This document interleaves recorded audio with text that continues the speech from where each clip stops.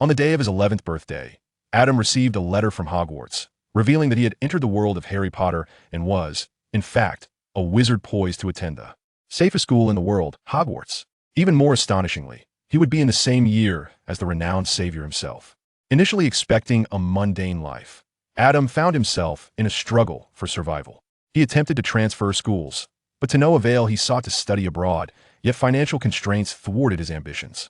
In a moment of desperation, Adam unlocked the sealed book of Kuralido, discovering that the cards within, reminiscent of his childhood memories, were unexpectedly powerful. "Now it is my turn," he declared. "I possess 54 cards. Can you defeat me in an instant?"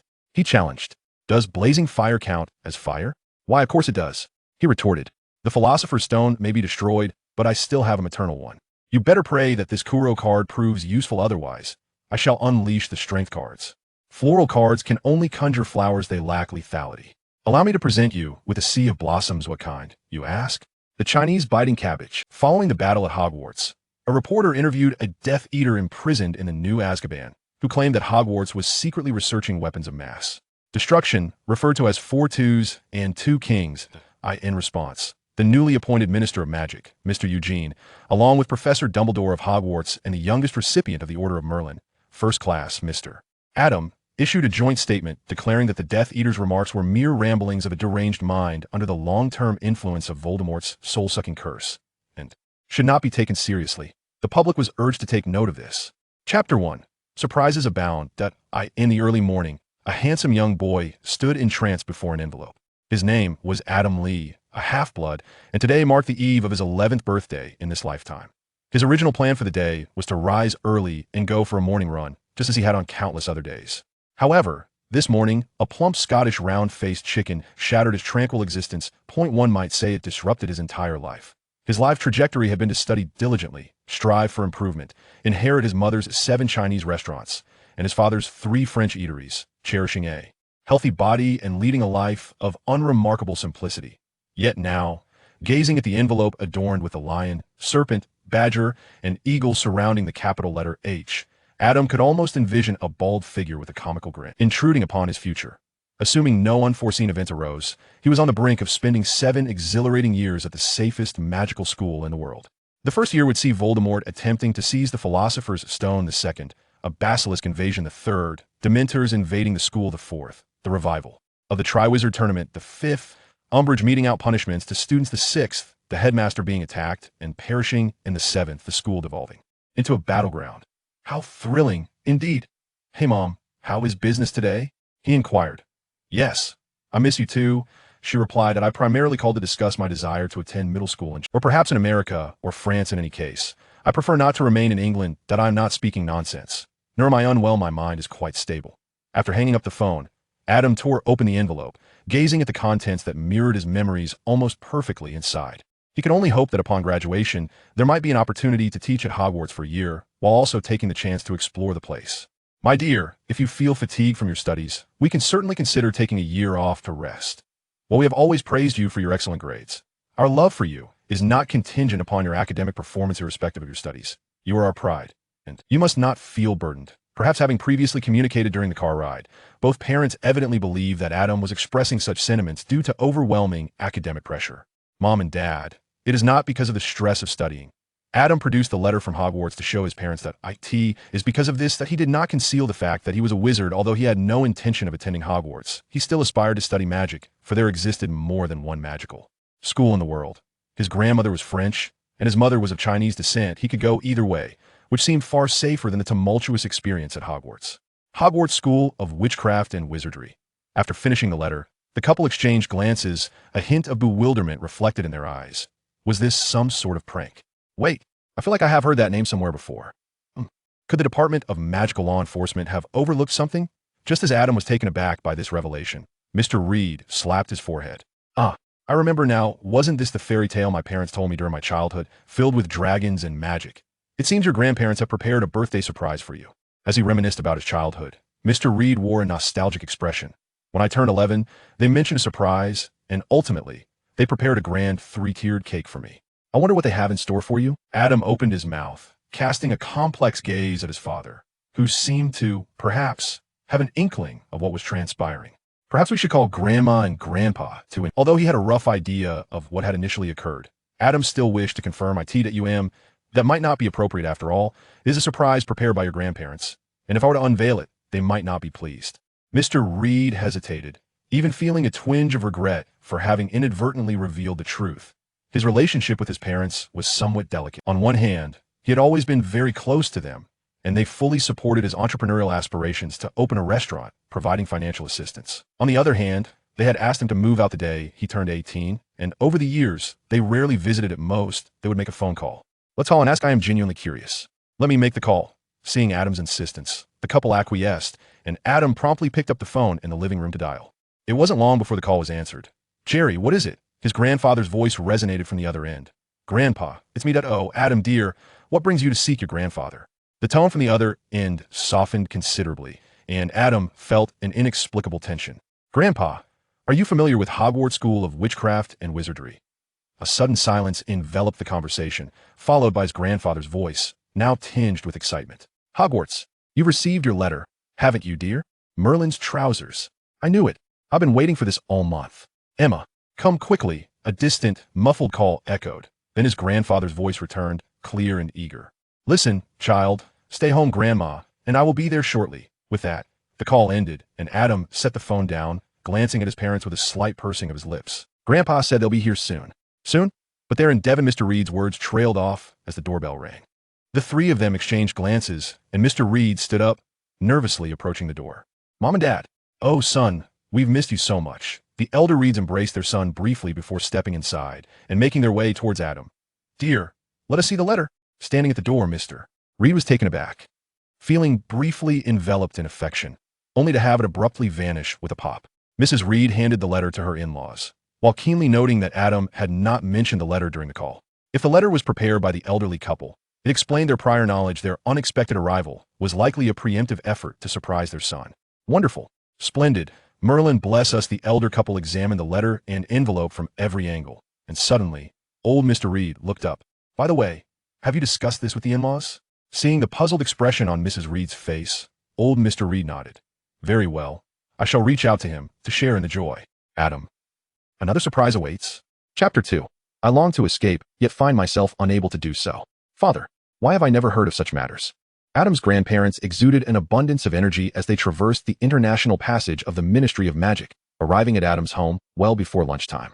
Although her husband had distanced himself from the Wizarding World and regarded it as mere fantasy, he had at least been aware of the existence of Hogwarts prior to the arrival of the acceptance letter. Why had she been oblivious to it throughout her life? As Adam's grandmother engaged him in light conversation, she felt compelled to consult her own father. In our homeland, we assess a child's potential for cultivation differently. During the Joiseau ceremony, we mix enchanted objects among the items presented to the child. If the child possesses innate talent, they will naturally gravitate towards the enchanted items. Adam's grandfather shrugged. You clung to a golden abacus, refusing to let go, while ignoring the wooden sword, copper coins, and jade pendant beside you.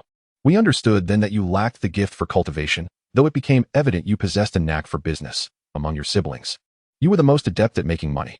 Mrs. Lee choked momentarily, then furrowed her brow and inquired, but he did grab a book that lacked enchantment, and it turns out he is quite skilled at reading, unlike you, who had to be coaxed up a tree just to read a book. Father, Mrs. Lee's cheeks flushed. Ahem, I distinctly recall that the book lacked enchantment, so Adam should not possess any talent for cultivation. Could it be that the standards here in England differ from ours?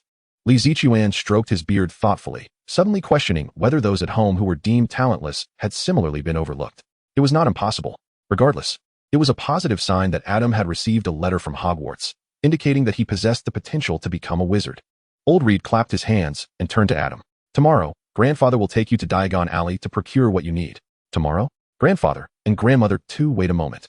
Adam suddenly raised his voice, silencing the bustling room. I do not wish to attend Hogwarts. What? Why not? Before the couple could process this, Old Reed interrupted their thoughts. Do you wish to remain a muggle forever? As he spoke, the elderly wizard brandished his wand, eager to demonstrate something to his grandson. Being a muggle is not without its merits. Adam quickly glanced at his parents. Moreover, I merely do not wish to attend Hogwarts. Surely there are other schools where one can learn magic? Why? Old Reed was taken aback, his voice tinged with a hint of grievance. Hogwarts is the finest magical school in the world. The other three elderly individuals present, who had not graduated from Hogwarts, exchanged knowing glances with Old Reed. Do not make such a fuss. You are frightening the child. Grandmother Emma's fingers twitched, and old Reed found himself unceremoniously seated on the sofa, pulled down by his own belt. Subsequently, Emma grasped Adam's hand. Child, indeed, there exists more than just Hogwarts as a school of magic in this world. Yet why do you hesitate to study there? Adam pondered momentarily before responding. Because I harbor an ominous premonition that Hogwarts may not be entirely safe. With Dumbledore present. Hogwarts is the most secure institution of magic in the world, interjected Emma, her brow furrowing as she turned to Adam. Be quiet. If Dumbledore were truly omnipotent, we would not have had to flee to China. Emma, Adam's grandmother, originally hailing from France, relocated to England after a terrorist attack orchestrated by Grindelwald in her homeland, where she subsequently met old Reed. Following their marriage and the birth of their children, they faced the rise of Voldemort, prompting them to move to China for the safety of their mute son, which is when Adam's parents first encountered each other. She was acutely aware that even if Dumbledore could ultimately resolve the crisis, it did not guarantee the absence of casualties amid the turmoil. Furthermore, she took her grandson's forebodings seriously. Adam had always been exceptionally clever and did not speak frivolously, and there had been precedents of wizards experiencing intense premonitions about future events. Grindelwald, who had annihilated her initial home, was a wizard endowed with prophetic abilities. Nonetheless, Emma furrowed her brow and stated, the decisions of the Book of Admission and the Quill of Acceptance are irrevocable.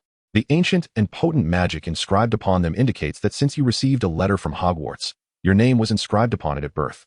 Seeking admission to another magical school is unlikely. Adam was taken aback, having not considered this aspect. What about transferring? He inquired. I could enroll but not attend. Then directly transfer to another magical institution.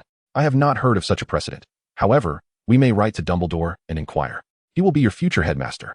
Yet, observing his grandmother's expression, Adam sensed that this route was likely unfeasible. The magic inscribed in the Book of Admission was probably not easily circumvented. What if I were to take a leave of absence, claiming ill health, and return in a few years? He suggested. That would be even more inadvisable. Neglecting to guide your innate powers appropriately at the right age could harm your body and attract undesirable entities. Seemingly sensing Emma's reluctance to further extinguish Adam's hopes, Grandma Shundurong interjected and, after speaking, glanced at Emma.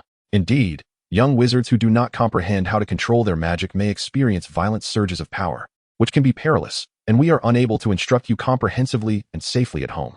Alas, Adam sighed, reluctantly accepting the reality that he seemed destined to attend Hogwarts. The silver lining, however, was that if he mastered spells, he could control his magic. Applying for a leave of absence after completing his first academic year might be a feasible option. Moreover, the first year at Hogwarts was comparatively safe. As long as he avoided the trapdoor area, Professor Quirrell remained relatively harmless, and the Weasley twins had not encountered any trouble even after pelting Voldemort with snowballs. Given this, it would be best not to send a letter to Mr. Dumbledore, unable to alter the current circumstances. Drawing Dumbledore's attention might inadvertently expose Adam to dangers he would otherwise avoid. Emma gently stroked Adam's head and, observing the persistent worry etched upon her grandson's face, silently resolved to make a decision. Chapter 3, The Book of Seals? Horcrux? As the saying goes, human plans cannot compare to the will of heaven. Child, take this and remain vigilant at school. Before departing, the grandmother presented a jade pendant for Adam to wear. And this, the grandfather produced a bound book and handed it to Adam. This is the book you grasped during your childhood ceremony. I have retrieved it for you. Since you possess a talent for cultivation, this ancestral tome may not be an ordinary artifact and could assist you. After hurriedly imparting a few words, the elderly couple took their leave, uncertain if the conjuration of apparition was employed in their homeland. Happy birthday to you. Happy birthday to you. As the clock struck midnight, the family gathered around a grand cake adorned with fruits and cream, singing the birthday song, while the cream on the cake danced animatedly under the influence of the grandfather's transformation spell. With eyes closed amidst the melody, Adam made a wish, 3 pure ones.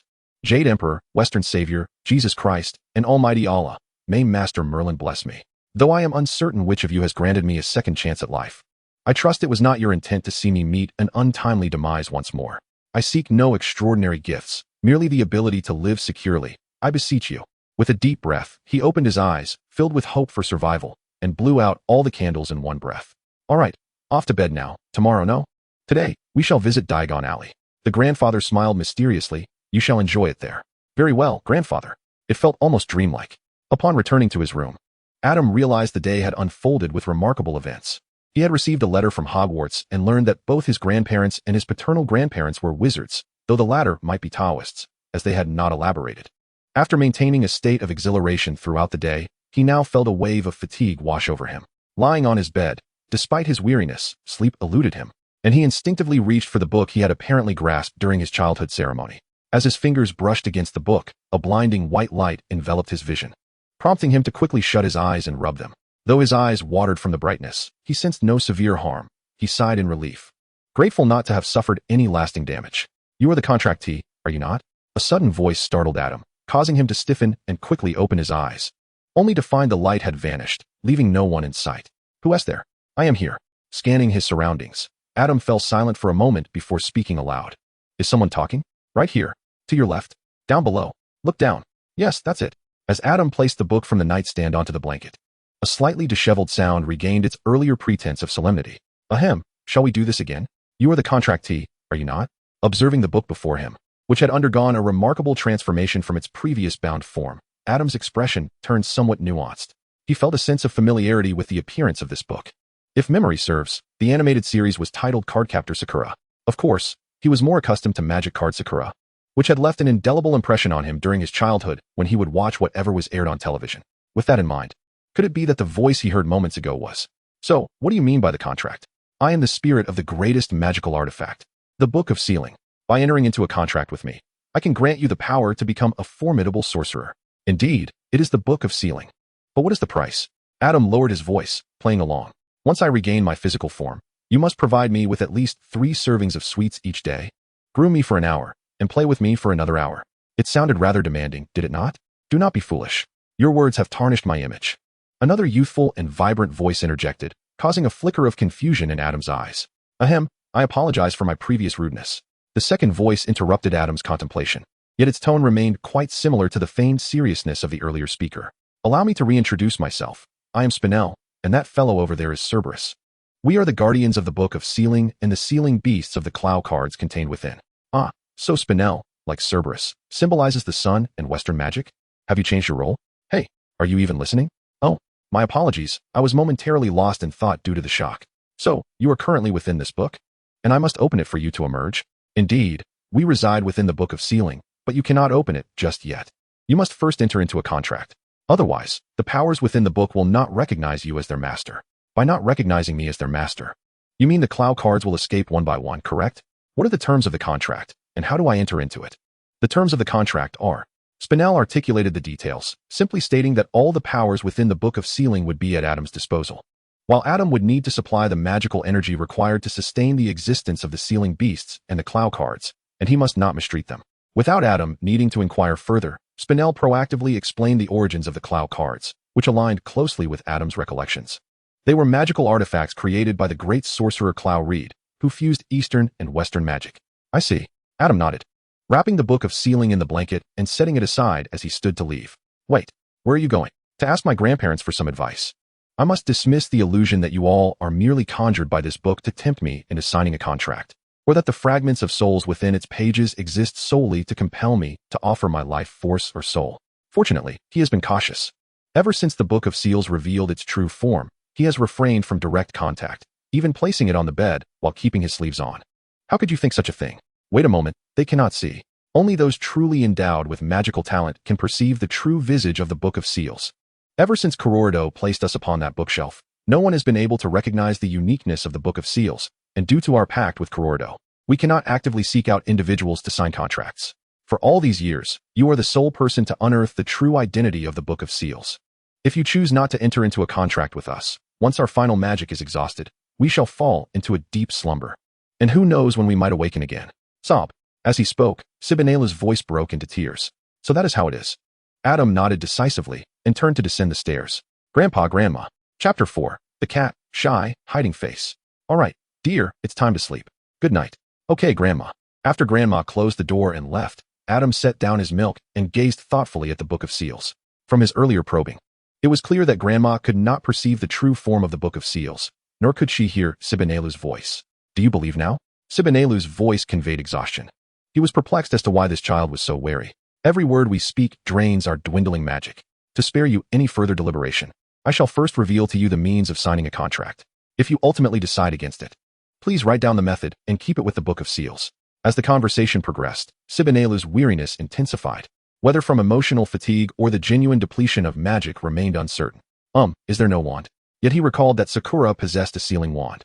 "Oh, There is indeed a sealing wand, but it can only be bestowed upon you after you sign the contract. The Book of Seals, harboring dark powers, I, in the name of Adam Lee, shall enter into a contract with you. Following Sibinelu's earlier instructions, Adam placed his hand above the Book of Seals and recited the incantation to seal the contract. Thus far, the Book of Seals exhibited no flaws. For his safety, it would be wise to proceed. Upon completing the incantation, Adam felt a surge of power coursing through him, as if the words he had uttered materialized into a contract. Yet when it came to inscribing his name, the contract faltered. The voices of Sibinelu and Kerberos rang out in unison. Oh, I was merely testing whether this incantation had pitfalls. It seems you have not deceived me. Adam cleared his throat, maintaining his composure. The Book of Seals, concealing dark powers. I, in the name of Adam Reed, shall enter into a contract with you. As the names were inscribed, both Spinaru and Cerberus emitted sounds of profound astonishment. What is the matter? I have come as you instructed. No, it is nothing. The figures of Spinaru and Cerberus within the Book of Seals exchanged glances. Could this be the criterion for unlocking the tome? Indeed, Colorido has taken the principle of keeping the bounty within one's own domain to an extraordinary extent. From now on, you shall be the sorcerer we serve, the illustrious Colorido, and we shall assist you with unwavering dedication. I shall also summon you forth as swiftly as possible. The attributes of the two sealed beasts were revealed to Adam. Cerberus embodies the sun and western magic, while Spinaru represents the moon and eastern magic. Concurrently, Adam naturally acquired the ability to open the Book of Seals. Upon turning the cover, a stack of Clow cards lay quietly in the center of the book, with the sealing staff in the form of a key resting atop. Adam lifted the golden sealing staff, cradling it in his palm. Has the sealing staff always appeared thus? The form of the sealing staff alters according to the contractor's magical power. This particular staff was once wielded by Colorido as the Dark Staff.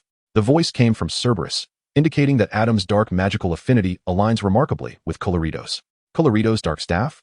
In the name of our contract, reveal your true form to me. The key-shaped tip of the Dark Staff bore the crescent moon enveloping the circular sun. Upon full liberation, the surrounding relationship remained unchanged, yet the solar segment expanded, leaving only the circle at the sun's center encased by the crescent. Those spikes, symbolizing sunlight, pierced through the crescent, and Adam waved it, feeling it suitable for close combat. Simultaneously, the sealing staff seemed capable of adjusting its size upon complete liberation according to the height of its wielder. Though the dark staff still towered over Adam, its slender form maintaining a harmonious proportion.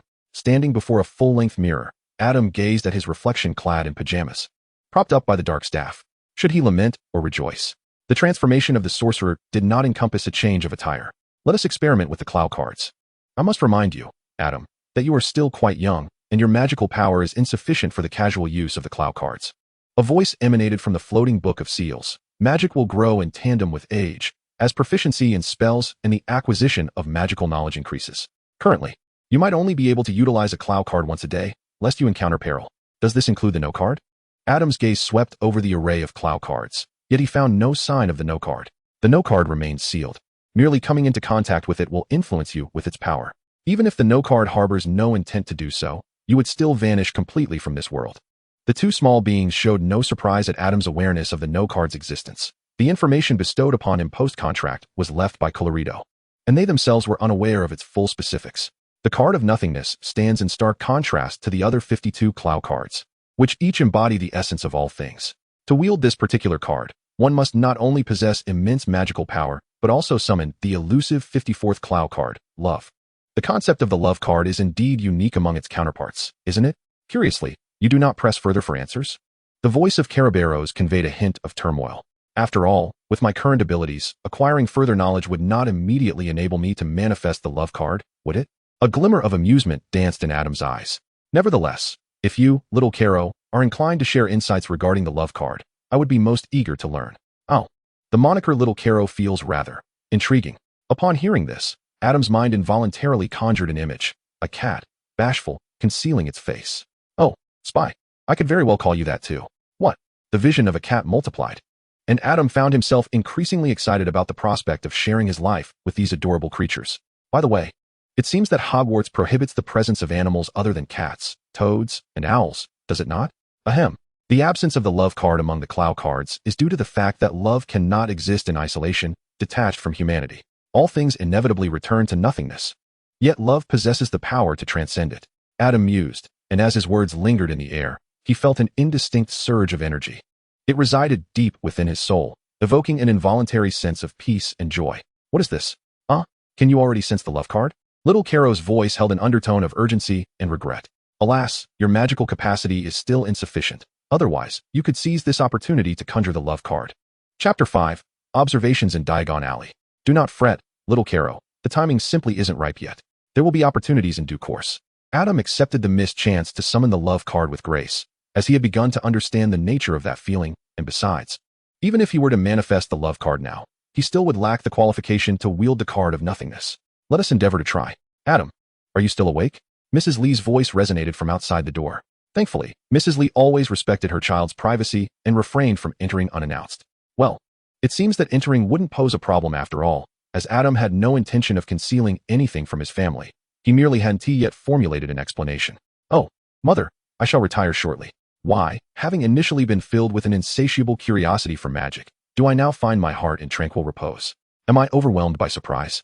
Lying in bed, Adam pondered what he would procure from Diagon Alley the following day, how to utilize the newly acquired Clow cards, and thoughts of little Caro and Spy. Sigh.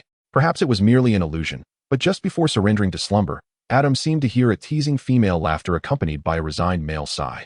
Upon awakening the next day, Adam had entirely forgotten the peculiar visions from the night before.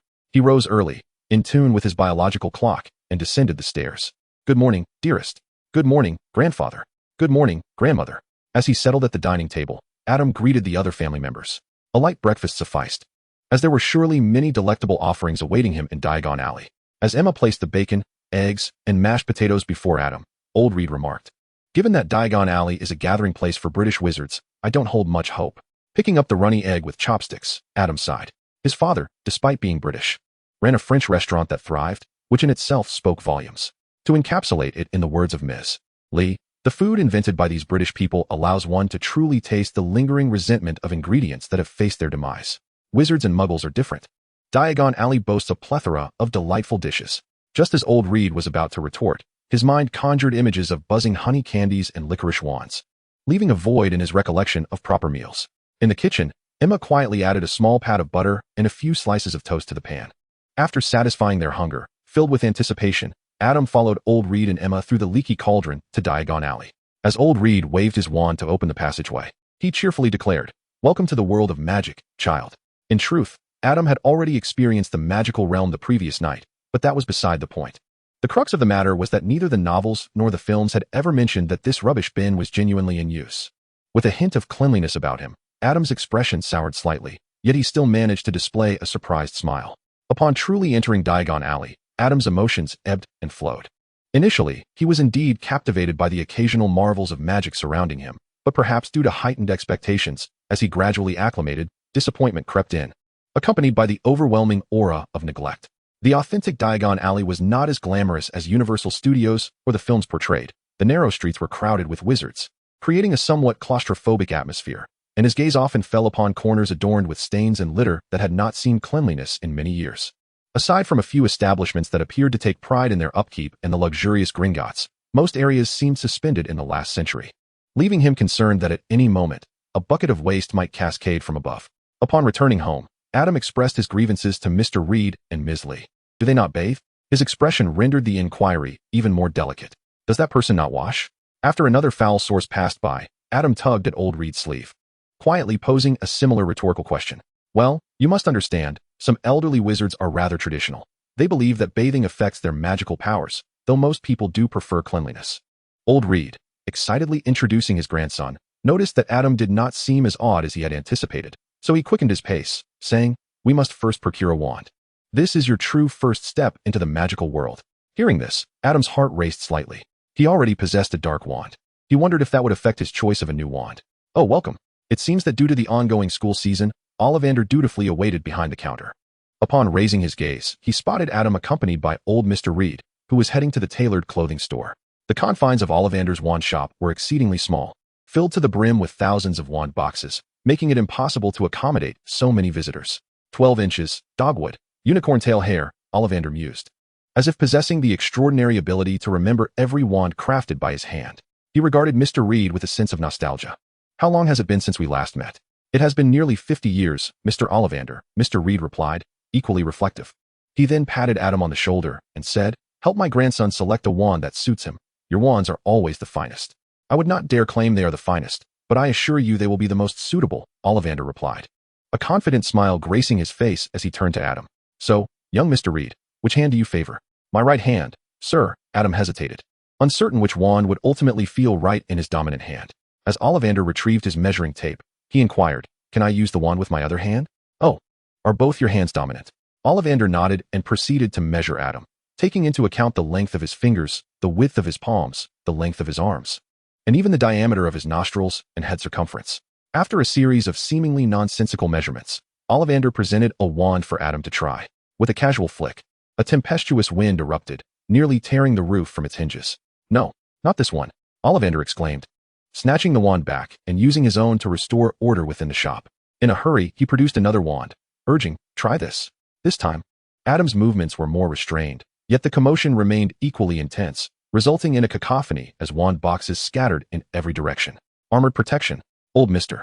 Reed's protective spell saved them from the cascading boxes. Adam noted that, fortunately, despite the explosive chaos, no wands were damaged, and not even a box was broken. Otherwise, he might have been liable for damages. Such immense power was unexpected. Let me think. Try this. Boom. No, wait. Try this. Crack. Still not right. Ollivander seized the wand once more, ruffling his not overly thick hair before diving back into the heap of wand boxes. Chapter 6. The mysterious grandmother. Half an hour had elapsed within Ollivander's wand shop. Adam mechanically waved the wand, alternating hands whenever fatigue set in. He had grown desensitized to the explosions that erupted around him, knowing that 8 times out of 10, they resulted in various severe effects.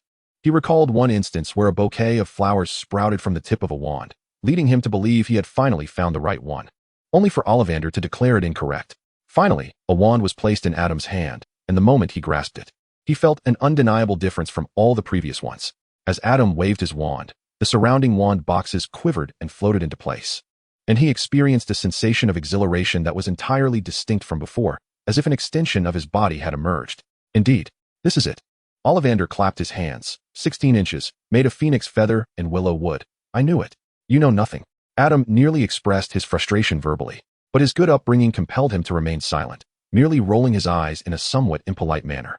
He harbored serious doubts that Ollivander's method of selecting wands involved creating every possible combination and then exhaustively testing them. Ahem, the combination of this wand is indeed quite special, which is why it took so long. Ollivander seemed to realize that the lengthy wand selection process had somewhat tarnished his reputation, yet he struggled to explain. Both the willow wood and phoenix feather are notoriously particular, not to mention the 16-inch length. The last wand of that size I sold belonged to a half-blood giant. Although Adam suspected that Ollivander was merely making excuses, the joy of having chosen his own wand quelled his irritation over the half-hour wait, during which he had narrowly avoided various explosive and electric incidents. He scrutinized the wand in his hand. The gem was obtained from an Eastern wizard, a beautiful yellow tourmaline, perfectly harmonizing with the wand's overall magical essence. And there is no additional charge. Ollivander timely interjected. Well, considering the gem, Adam's grievances dissipated significantly. It is indeed beautiful, he thought to himself as he admired the wand repeatedly. A 16-inch wand is considered exceptionally long, yet Adam's dark wand was even taller. In contrast, this one appeared somewhat petite, and he found it rather charming. After completing the purchase of the most important yet uncertain wand, Old Reed ushered Adam into a shopping spree. Owls, snacks, cauldrons, more snacks, potion ingredients, more snacks, uniforms, more snacks, books. Not to mention the myriad of snacks from a nearby stall. Adam lingered in the leaky cauldron for quite some time. He remembered that the growth of magical ability was closely tied to knowledge, so he wished to acquire many books that Hogwarts did not require. Driven by curiosity about the Wizarding World, particularly aspects not depicted in the original texts or films. Thus, Adam signed a 2-foot-long parchment order for these books, which would be sent to Hogwarts. His grandfather assured him that the house elves would take care of everything. As for brooms, first-year students are not permitted to bring them. After saying this, Old Reed hesitated. However, if you desire, we could purchase one to keep at home. No, thank you, grandfather. I am not particularly interested in brooms. Adam politely declined this proposition, which would typically be highly enticing for a child. Is it because the Nimbus 2000 is too expensive? Grandfather and grandmother are quite wealthy, you know. My parents gave me a considerable amount of money, grandfather. The Nimbus 2000 is indeed quite expensive. However, Mr. Reed and Ms. Lee initially intended to enroll Adam in Eton College, where the annual tuition exceeds £40,000, totaling a substantial 5-year commitment.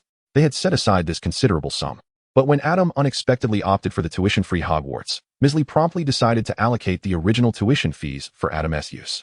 A young man should not be raised in poverty. Otherwise, how can he broaden his horizons, especially in an unfamiliar environment? I merely think that since he cannot take it to Hogwarts now, purchasing it immediately seems somewhat unwise. Perhaps next year they will release a new model? In fact, the Nimbus 2001 is set to debut next year, and the year after that, there will be the Firebolt, which increasingly resembles a certain fruit-branded smartphone. Moreover, if Adam wishes to soar, there exists a flying broomstick among the various models by the brand Kuro. With a simple spell, he could sprout wings himself and fly directly. Why spend such a fortune on a broomstick that will soon be overshadowed by superior products? A certain wealthy heir once wisely remarked, "I am affluent, but I am not foolish." Alan, do you intend for your cherished grandson to wear only a single set of robes throughout the term at Hogwarts? He should have casual wear, pajamas, and even a few formal outfits. Surely there will be dances at Hogwarts? I can hardly fathom it. No, we must buy them. What if they come in handy? Wands require care. What if they malfunction during a spell? It's prudent to acquire several care kits without skimping in this regard. One should prepare multiple pairs of dragonhide gloves, as certain potion ingredients are best handled with separate gloves, and should your classmates forget theirs, it could foster good relations. Additionally, acquiring extra potion ingredients and a bottle of essence of Murtlap is wise. In case of an injury, the nurse cannot simply fly to Adam's side. Old Mr. Reed struggled to carry the couple's belongings alone, atop which rested a large birdcage containing a snowy owl. Perhaps not. Well, all right. Mr. Reed nodded, carefully protecting the luggage as he departed. Why doesn't Grandpa use magic to transport the luggage? Emma asked, astonished. Magic requires focus. It's easy to make mistakes while trying to multitask. You must not attempt this in the future. Is that so? Adam nodded thoughtfully. Could it be that Grandpa is simply too weak? After lunch, Emma wiped her mouth and led Adam to a secluded corner. Grandma, why are you being so mysterious? Hold my hand tightly, she instructed. Following her advice, Adam felt himself being drawn into a narrow, slide-like tunnel. After a brief sensation of compression, he emerged onto a patch of grass. Ugh! Adam turned pale, feeling a wave of nausea wash over him. That was apparition, allowing one to travel swiftly from one location to another. The initial experience can be disorienting, but deep breaths help. In the next moment, to Adam's astonishment, a fissure seemed to appear on the grassy expanse ahead, from which emerged a quaint cottage adorned with a garden. This was an extraordinarily powerful protective spell. There was no need to rush into questions. Follow me. Emma guided Adam to the doorstep of the cottage and gently rapped on the door. Chapter 7, Ding. You have triggered an epic quest. Gazing at the wooden door before him, Adam swallowed nervously. My goodness, is this the process of the loyalty spell? Who is this remarkable person you are bringing me to meet, grandmother? Creak. The wooden door slowly swung open, revealing a somewhat pallid visage that was as white as a corpse, especially as the individual was clad in a pure white silk garment. Oh, Emma, I am so delighted to have received your letter. The figure spoke languidly, eyes brimming with joy. How many years has it been since then? You wrote that you were going to Huaxia, and after that, we lost all contact. This must be Adam, correct? He extended a trembling hand in a beckoning gesture. Quick, come inside. Do not linger outside.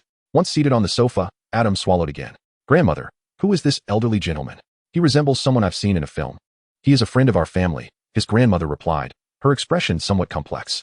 Coupled with her vague words, Adam increasingly felt that his suspicions might indeed be accurate. Goodness. Grandmother, do you have such formidable connections? Emma, come and chat with me for a while, a woman's voice suddenly called out. Emma glanced over, her face lighting up with surprise, and after giving Adam a nod, hurried upstairs with the lady. I hope you enjoy French black tea. At that moment, the elderly man approached with a tray, on which rested a teapot and several cups. Allow me, Adam offered, noticing the man's hands trembled, making him seem ill-suited for such delicate work. However, the man waved his hand in refusal. What a good child.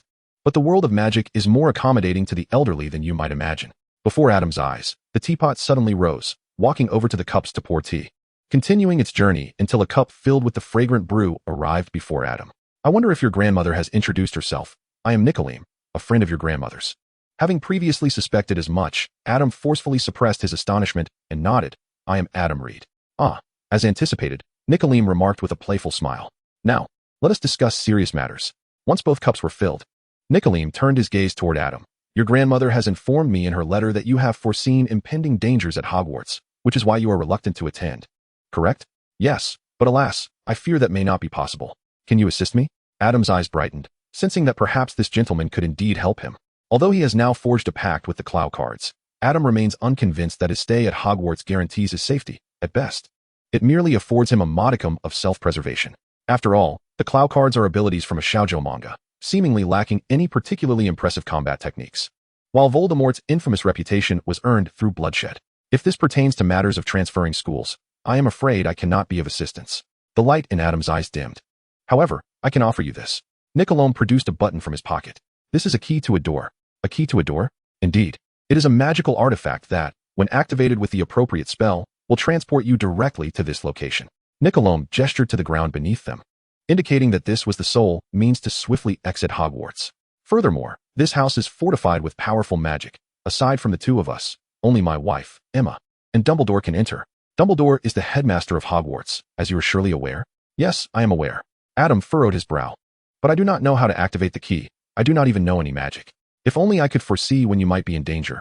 I, as the creator of the key, could set a time for its activation. Alas, I did not foresee this. Nicolome gazed intently into Adam's eyes. Although I did not foresee this particular event, I do know that Hogwarts will indeed face some troubling occurrences soon. Therefore, should you encounter peril, the best course of action would be to learn how to activate the key's magic beforehand. Adam clenched the button in his hand and nodded. I understand. So, where might I learn this spell? Learning magic directly from a book can be perilous. I have found you a teacher. Nicolome produced a letter and handed it to Adam. Deliver this to Dumbledore. He will guide you in mastering the spell. My relationship with him is amicable, and he happens to owe me a favor at present. Additionally, I would like to request a small favor from you. Nicolome rose and walked to a nearby shelf, retrieving a red gemstone and placing it into a bag. As Adam's gaze regained its composure, Nicolome handed the bag to him. Please deliver this along with the letter directly to Dumbledore, will you? A notification echoed in Adam's ears. You have triggered an epic quest. Escort the Philosopher's Stone to Hogwarts. During this quest, you may encounter attacks from Death Eaters and Voldemort's pursuit, with no rewards for completion. Despite having mentally prepared himself just moments prior, Adam could not help but swallow hard. But, aren't you on good terms with Dumbledore? Why not deliver it personally, or ask him to come here? Have some compassion for us old fellows. It is not easy to step out. Nicolome chuckled. Until Adam could comprehend how he knew about the Philosopher's Stone, he could not press for further inquiries. Certainly, Adam found it difficult to refuse, as he was presumably unaware of the Philosopher's Stone, given that Nicodemus provided him with a key and a secure place to stay. What reason did he have to decline a request that was seemingly effortless from his perspective? All right, I shall personally deliver this to Professor Dumbledore, he inquired. Unable to suppress his curiosity, I assumed you would refrain from asking. This is a Philosopher's Stone. The original term for the Philosopher's Stone translates as the Stone of the Wise, yet Nicodemus referred to it as a magical stone, evidently not intending for Adam to grasp too much. This seemed increasingly real. But shouldn't this artifact be in Gringotts, retrieved by Hagrid for Dumbledore? How could it be in the hands of a mere child? Adam found himself contemplating the reliability of a child versus Hagrid. Is Diagon Alley enjoyable? I sense an overwhelming aura of magic. An overwhelming aura of magic? Adam reached into his pocket and produced the bag containing the stone. Indeed, such a vast accumulation of untamed magic must be the Philosopher's Stone. Where did you acquire it? Remarkably, Little Kay knew of the Philosopher's Stone. After all, Little Kay represented the son and the guardian of Western magic. Given the vast experience of the great sorcerer Clow Reed, it was conceivable that he had encountered the Philosopher's Stone. However, Little Kay, this is meant for another person. Do not entertain any mischievous thoughts, especially considering that neither of the two individuals involved would genuinely believe that Nicodemus, who had safeguarded the Philosopher's Stone for over 6 centuries, lacked combat prowess. But with the Philosopher's Stone, we could manifest a physical form and move freely. I truly long for cake. Little Kay's voice was filled with reluctance, as if gnawing on something. Fool, don't you have a double card on your side? Chapter 8, Doubles. The second law, day after day. Aside from your candy card and my bubble card, have you truly been attentive to managing the Clow cards? The sound of Spy's reprimand was accompanied by a series of pops and a chorus of ouch, ouch, suggesting that Spy was delivering a flurry of playful punches to Little Kay. I wish I could see that. Yet, the crux of the matter lay not in this, but in Spy's earlier words. Double cards? The image of a Clow card featuring a pair of twins clad in jester-like attire emerged in Adam's mind. The Clow cards are generally categorized into 4 types: character designs, characters wielding elements representing card abilities, animals embodying card traits, and the objects themselves possessing card capabilities. The character designs typically depict individuals alone, while the double card is the sole card featuring 2 figures on one face. The double card's effect is quite unique, allowing for the exact duplication of an object or person. Unless the magic is dispelled within a day, the duplication remains. But could the double card truly replicate the Philosopher's Stone? Even if it were possible, his magical prowess would hardly suffice to create a Philosopher's Stone, would it? Yet, with my own magical capacity, It seems utterly implausible to replicate such a stone. Adam candidly posed the question. The dual card's magic is not simply about duplication. The sound of the meow meow fist ceased, and Spy's voice emerged. Adam, are you familiar with the concept of parallel universes? Adam. If the progression of a world is likened to an ever-advancing line, then whenever a possibility for change arises, this line diverges in every conceivable direction, thus forming parallel dimensions. At times, individuals may have differing perceptions regarding the same event, which is a consequence of the overlapping memories that occur when parallel timelines converge. The dual card's magic does not merely replicate an object into two. Rather, it transfers that object from one of the converging parallel timelines into this current timeline. Once the original timeline of that object has been consolidated, the magic cannot be undone. The Philosopher's Stone is a formidable accumulation of magical power. Yet it does not possess the uniqueness of a parallel timeline. Thus, with the dual card, one can indeed conjure a Philosopher's Stone from a parallel dimension. Adam, not to mention the magical interpretation of the Mandela effect, which is a fascinating phenomenon. Spy's elucidation of the dual card's capabilities fundamentally altered Adam's understanding of this Clow card, or rather, the very concept of Clow cards. What he initially thought was mere duplication turned out to be a second form of magic. It seems that the design of Clow cards was always of an elevated nature. However, preconceived notions had obstructed Adam's understanding. The creation of Clow cards amalgamated the forces of nature, playing cards, tarot, the 4 elements of alchemy, the 12 zodiac signs, and the 5 elements of the I Ching, thereby epitomizing a synthesis of Eastern and Western mysticism. The creator, Clow Reed, was a grand sorcerer capable of traversing parallel worlds, whose desire to resurrect Yakido could halt time itself, sustaining his youthful form for centuries through sheer will. Yet, it appears that Clow Reed never engaged in combat using the Clow cards, and his successor, Sakura, as the protagonist of a shoujo manga, primarily employs the cards for rescuing others rather than showcasing their power. These various factors led Adam, even upon entering into a contract with the Book of Seals, to view it merely as an additional source of strength, rather than recognizing the true potency of the Clow cards. Do not confine your understanding and imagination, Adam. It seemed that Spy had discerned Adam's thoughts, for his voice resonated once more. Magic is a kaleidoscope that projects the mind, will, and soul through magical energy. The only determinant of a spell's strength is the magical power itself. What truly renders magic ever-changing and omnipotent is your heart. Not only should one explore the principles behind the enigmatic Clow cards, but even the cards themselves can be modified according to one's own vision upon complete comprehension. Thank you. Spy, I understand now. Adam felt a sudden clarity. Previously, his understanding had been too narrow, lacking any profound exploration of the Clow cards. It now appeared that the developmental potential of the Clow cards far exceeded his imagination. If a mere dual card possesses the capacity to evolve into a second form, what about the other cards? The development of the Clow cards can certainly be explored in due course. However, the immediate priority remains the key that harbors dark powers. Summoning forth the Staff of Darkness, Adam hesitated momentarily, casting a glance at the Book of Seals. SBY, is it possible to alter this incantation? Although darkness itself lacks inherent attributes of righteousness or malevolence, it is easily misconstrued by others. That is not permissible, it is part of the contract.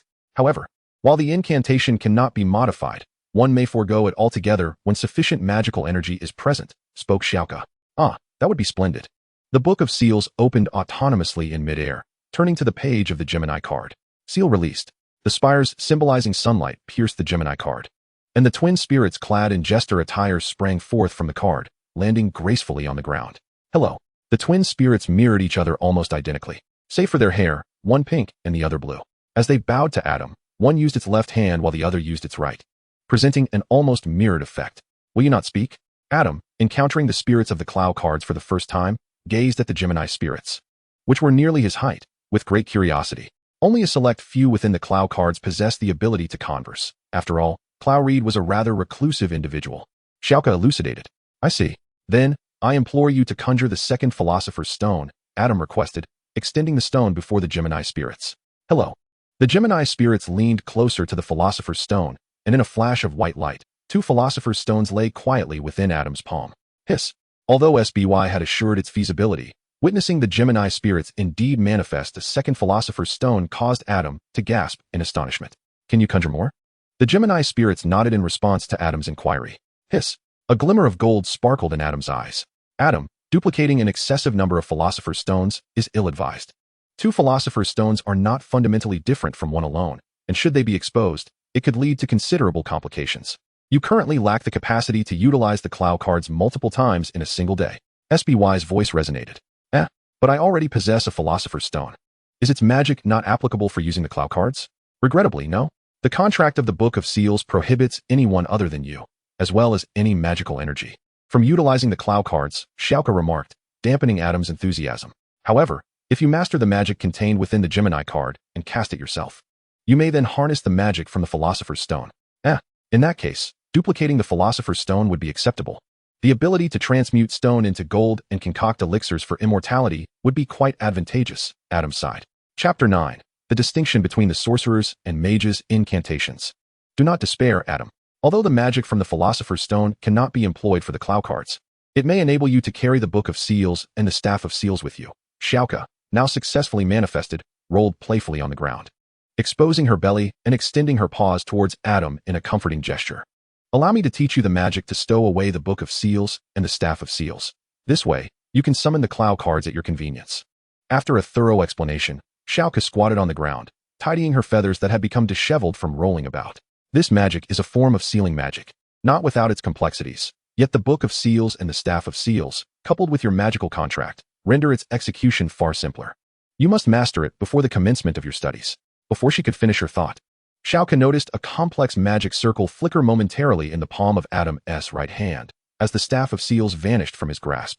Shortly thereafter, a similar magic circle appeared in the palm of his left hand, successfully concealing the Book of Seals, leaving Xiaoku in complete silence. It appears your magical aptitude is remarkably high. Spy, sprawled across the bed like an elegant black panther, fluttered his butterfly wings gently. If this is the case, you shall soon master all the magic contained within the Clow cards. I will strive to do so. Adam repeated the actions of summoning and concealing, familiarizing himself with the process, when an idea suddenly struck him. Could I also conceal my wand? A 16-inch wand might prove somewhat cumbersome. If I could use this magic to store it, that would be convenient. Perhaps it is possible, though I am not entirely certain. Spy closed the book before him and playfully pushed it off the bed, striking Xiaoku on the head. I glanced through your textbook, and this magical system seems rather peculiar, though it may simply be my unfamiliarity with Western magic. Ouch! Xiaoku grimaced at Spy and opened Adam's textbook. Allow me to see just how remarkable this first-year textbook truly is. Xiaoku's pupils transformed from slits to round shapes as she stubbornly flipped through several pages. What is this? Is this truly magic? Where are the magic circles? Where are the principles of magic? After perusing the entirety of standard spells, beginner, Xiaoku reluctantly acknowledged that she seemed to have encountered a blind spot. Drawing a specific arc with the wand along with a spell to cast magic. This is hardly magical. Xiaoku stared incredulously at the book, as if gazing upon some heretical text. Is this not magic? It appears quite magical to me. Adam, who had successfully concealed his wand, took the book to give it a try. He recalled that Hermione had learned to repair things at home. Since Spy had mentioned his magical talent was commendable, he should be able to learn a few spells as well. Magic may seem wondrous, yet it is profoundly rigorous. A magician might appear to merely wave their hand, but in truth, they are performing a series of intricate operations with their magical energy to achieve the spell's effect. Spy flipped through 3 books: Beginner's Guide to Transfiguration, Intermediate Transfiguration, and Advanced Transfiguration Guide.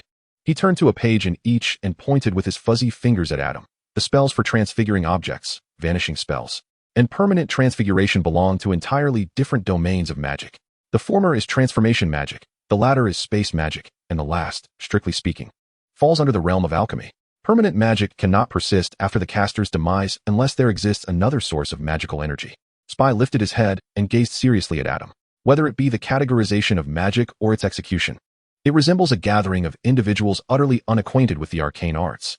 They observe a sorcerer waving a wand and reciting incantations, subsequently recording the process, naively believing that mere imitation will yield the same results. The classification follows suit, steeped in the same unfounded assumptions. The crux of the matter lies in the fact that we are perusing a textbook which should elucidate the entire process of spellcasting. Yet, I have encountered no trace of any magical circles. Setting aside the possibility that such circles may be taught separately after enrollment, I am compelled to suspect that we have transcended the boundaries of our original world. Initially, Adam followed along, his expression grave and his heart racing. But as the discourse unfolded, a realization dawned upon him. Indeed, this is not your homeland. Perhaps you have inadvertently stumbled into another realm. Adam discreetly glossed over this conundrum, pondering that a wizard's ability to cast spells stems from the intermingling of ancestral bloodlines and magical creatures, rather than from personal study. This may explain the primitive nature of their magic and its classification. Contemplating this, Adam found his hypothesis surprisingly accurate. After all, the magic of the Clow cards could still be manifested in this world, suggesting that the true art of spellcasting through magical circles remains applicable here. In contrast, the wizard's methods appeared rather rudimentary. Such a background is rather unexpected. It does lend credence to the notion that an innate ability to cast spells derived from bloodlines might not necessitate an extensive comprehension of magical principles. Yet, it sounds rather unsettling. Spy expressed his astonishment, even a hint of trepidation, as they seemed to fit the classification of magical creatures in this world. What? We are no longer in our original realm, Xiaoke exclaimed, covering her face, her golden fur bristling. Does that mean you have cake here, Adam? Indeed, Adam nodded. And an array of other confections as well. By the way, the magical realm here boasts unique sweets. As he spoke, Adam offered Xiaoke a fizzy honey candy. Wow, what a distinctive flavor of honey. I have never tasted anything like it before. This world is amazing. It must be made from the nectar of some extraordinary plant. Adam also provided Spy with a piece. Initially resistant, Spy soon succumbed to temptation and began to indulge, rolling about on the bed in a state reminiscent of a cat intoxicated by catnip. Observing the two adorable creatures, Adam crossed his legs and cradled them in his lap, while he picked up a copy of standard spells for beginners to peruse. Setting a modest goal to master the repairing charm before school begins seemed prudent. The bloodline-derived magical abilities of wizards are not without merit. They are, at the very least, considerably simpler than the complexities of casting through magical circles, eliminating the need to grasp the underlying principles. For now, I shall utilize the magic of this world and gradually unravel its intricacies. Simply perfect. Occasionally stroking Xiaoke's head and wings, or pinching Spy's paw pads and tail, Adam's attention gradually immersed itself in the ocean of knowledge. Chapter 10. He was merely a passing badger. September 1st, 1991. King S. Cross Station. Please remember to prioritize safety on the journey. Do not forget to write a letter to Grandpa. Hand over the luggage to Adam. While the old Reed couple watched Adam board the Hogwarts Express. I understand. Goodbye, Grandma and Grandpa. Oh, I feel like I can hardly breathe. Just as Adam settled his luggage and took a seat, Xiaoke's head popped out from his pocket. Thank you for your efforts, Xiaoke and Spy. Adam lifted Xiaoke into his embrace, gently scratching the little creature's chin with his fingertip, causing Xiaoke to squint in delight. After all, he possessed a Philosopher's Stone, enabling him to cast learned spells without any expenditure of magical energy. Currently, Xiaoke and Spy were under the influence of magic acquired from the illusion and sound charms. To everyone else, they appeared merely as two little kittens, their speech reduced to meows. It is quite perplexing that wizards must take a train to attend school. Spy crawled out from the other pocket, flapping his wings as he flew to the table, strolling to the window to gaze at the departing students and their parents. Xiaoke, I still wish to confirm. Can the shield charm truly withstand the sorting hat? Rest assured, Adam.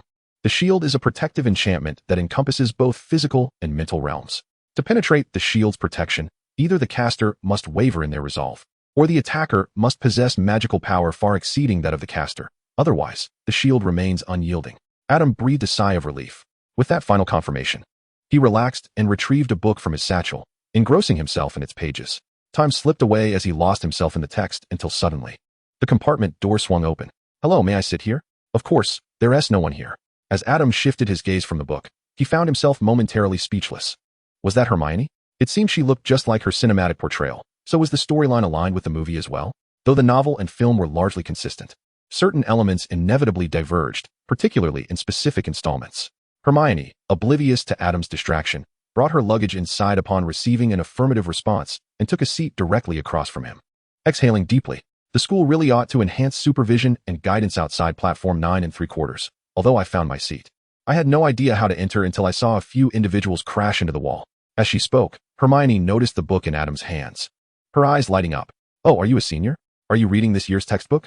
I'm a first-year student and have already perused all the textbooks for this year, but I don't believe I've seen this one. Well, you might be disappointed.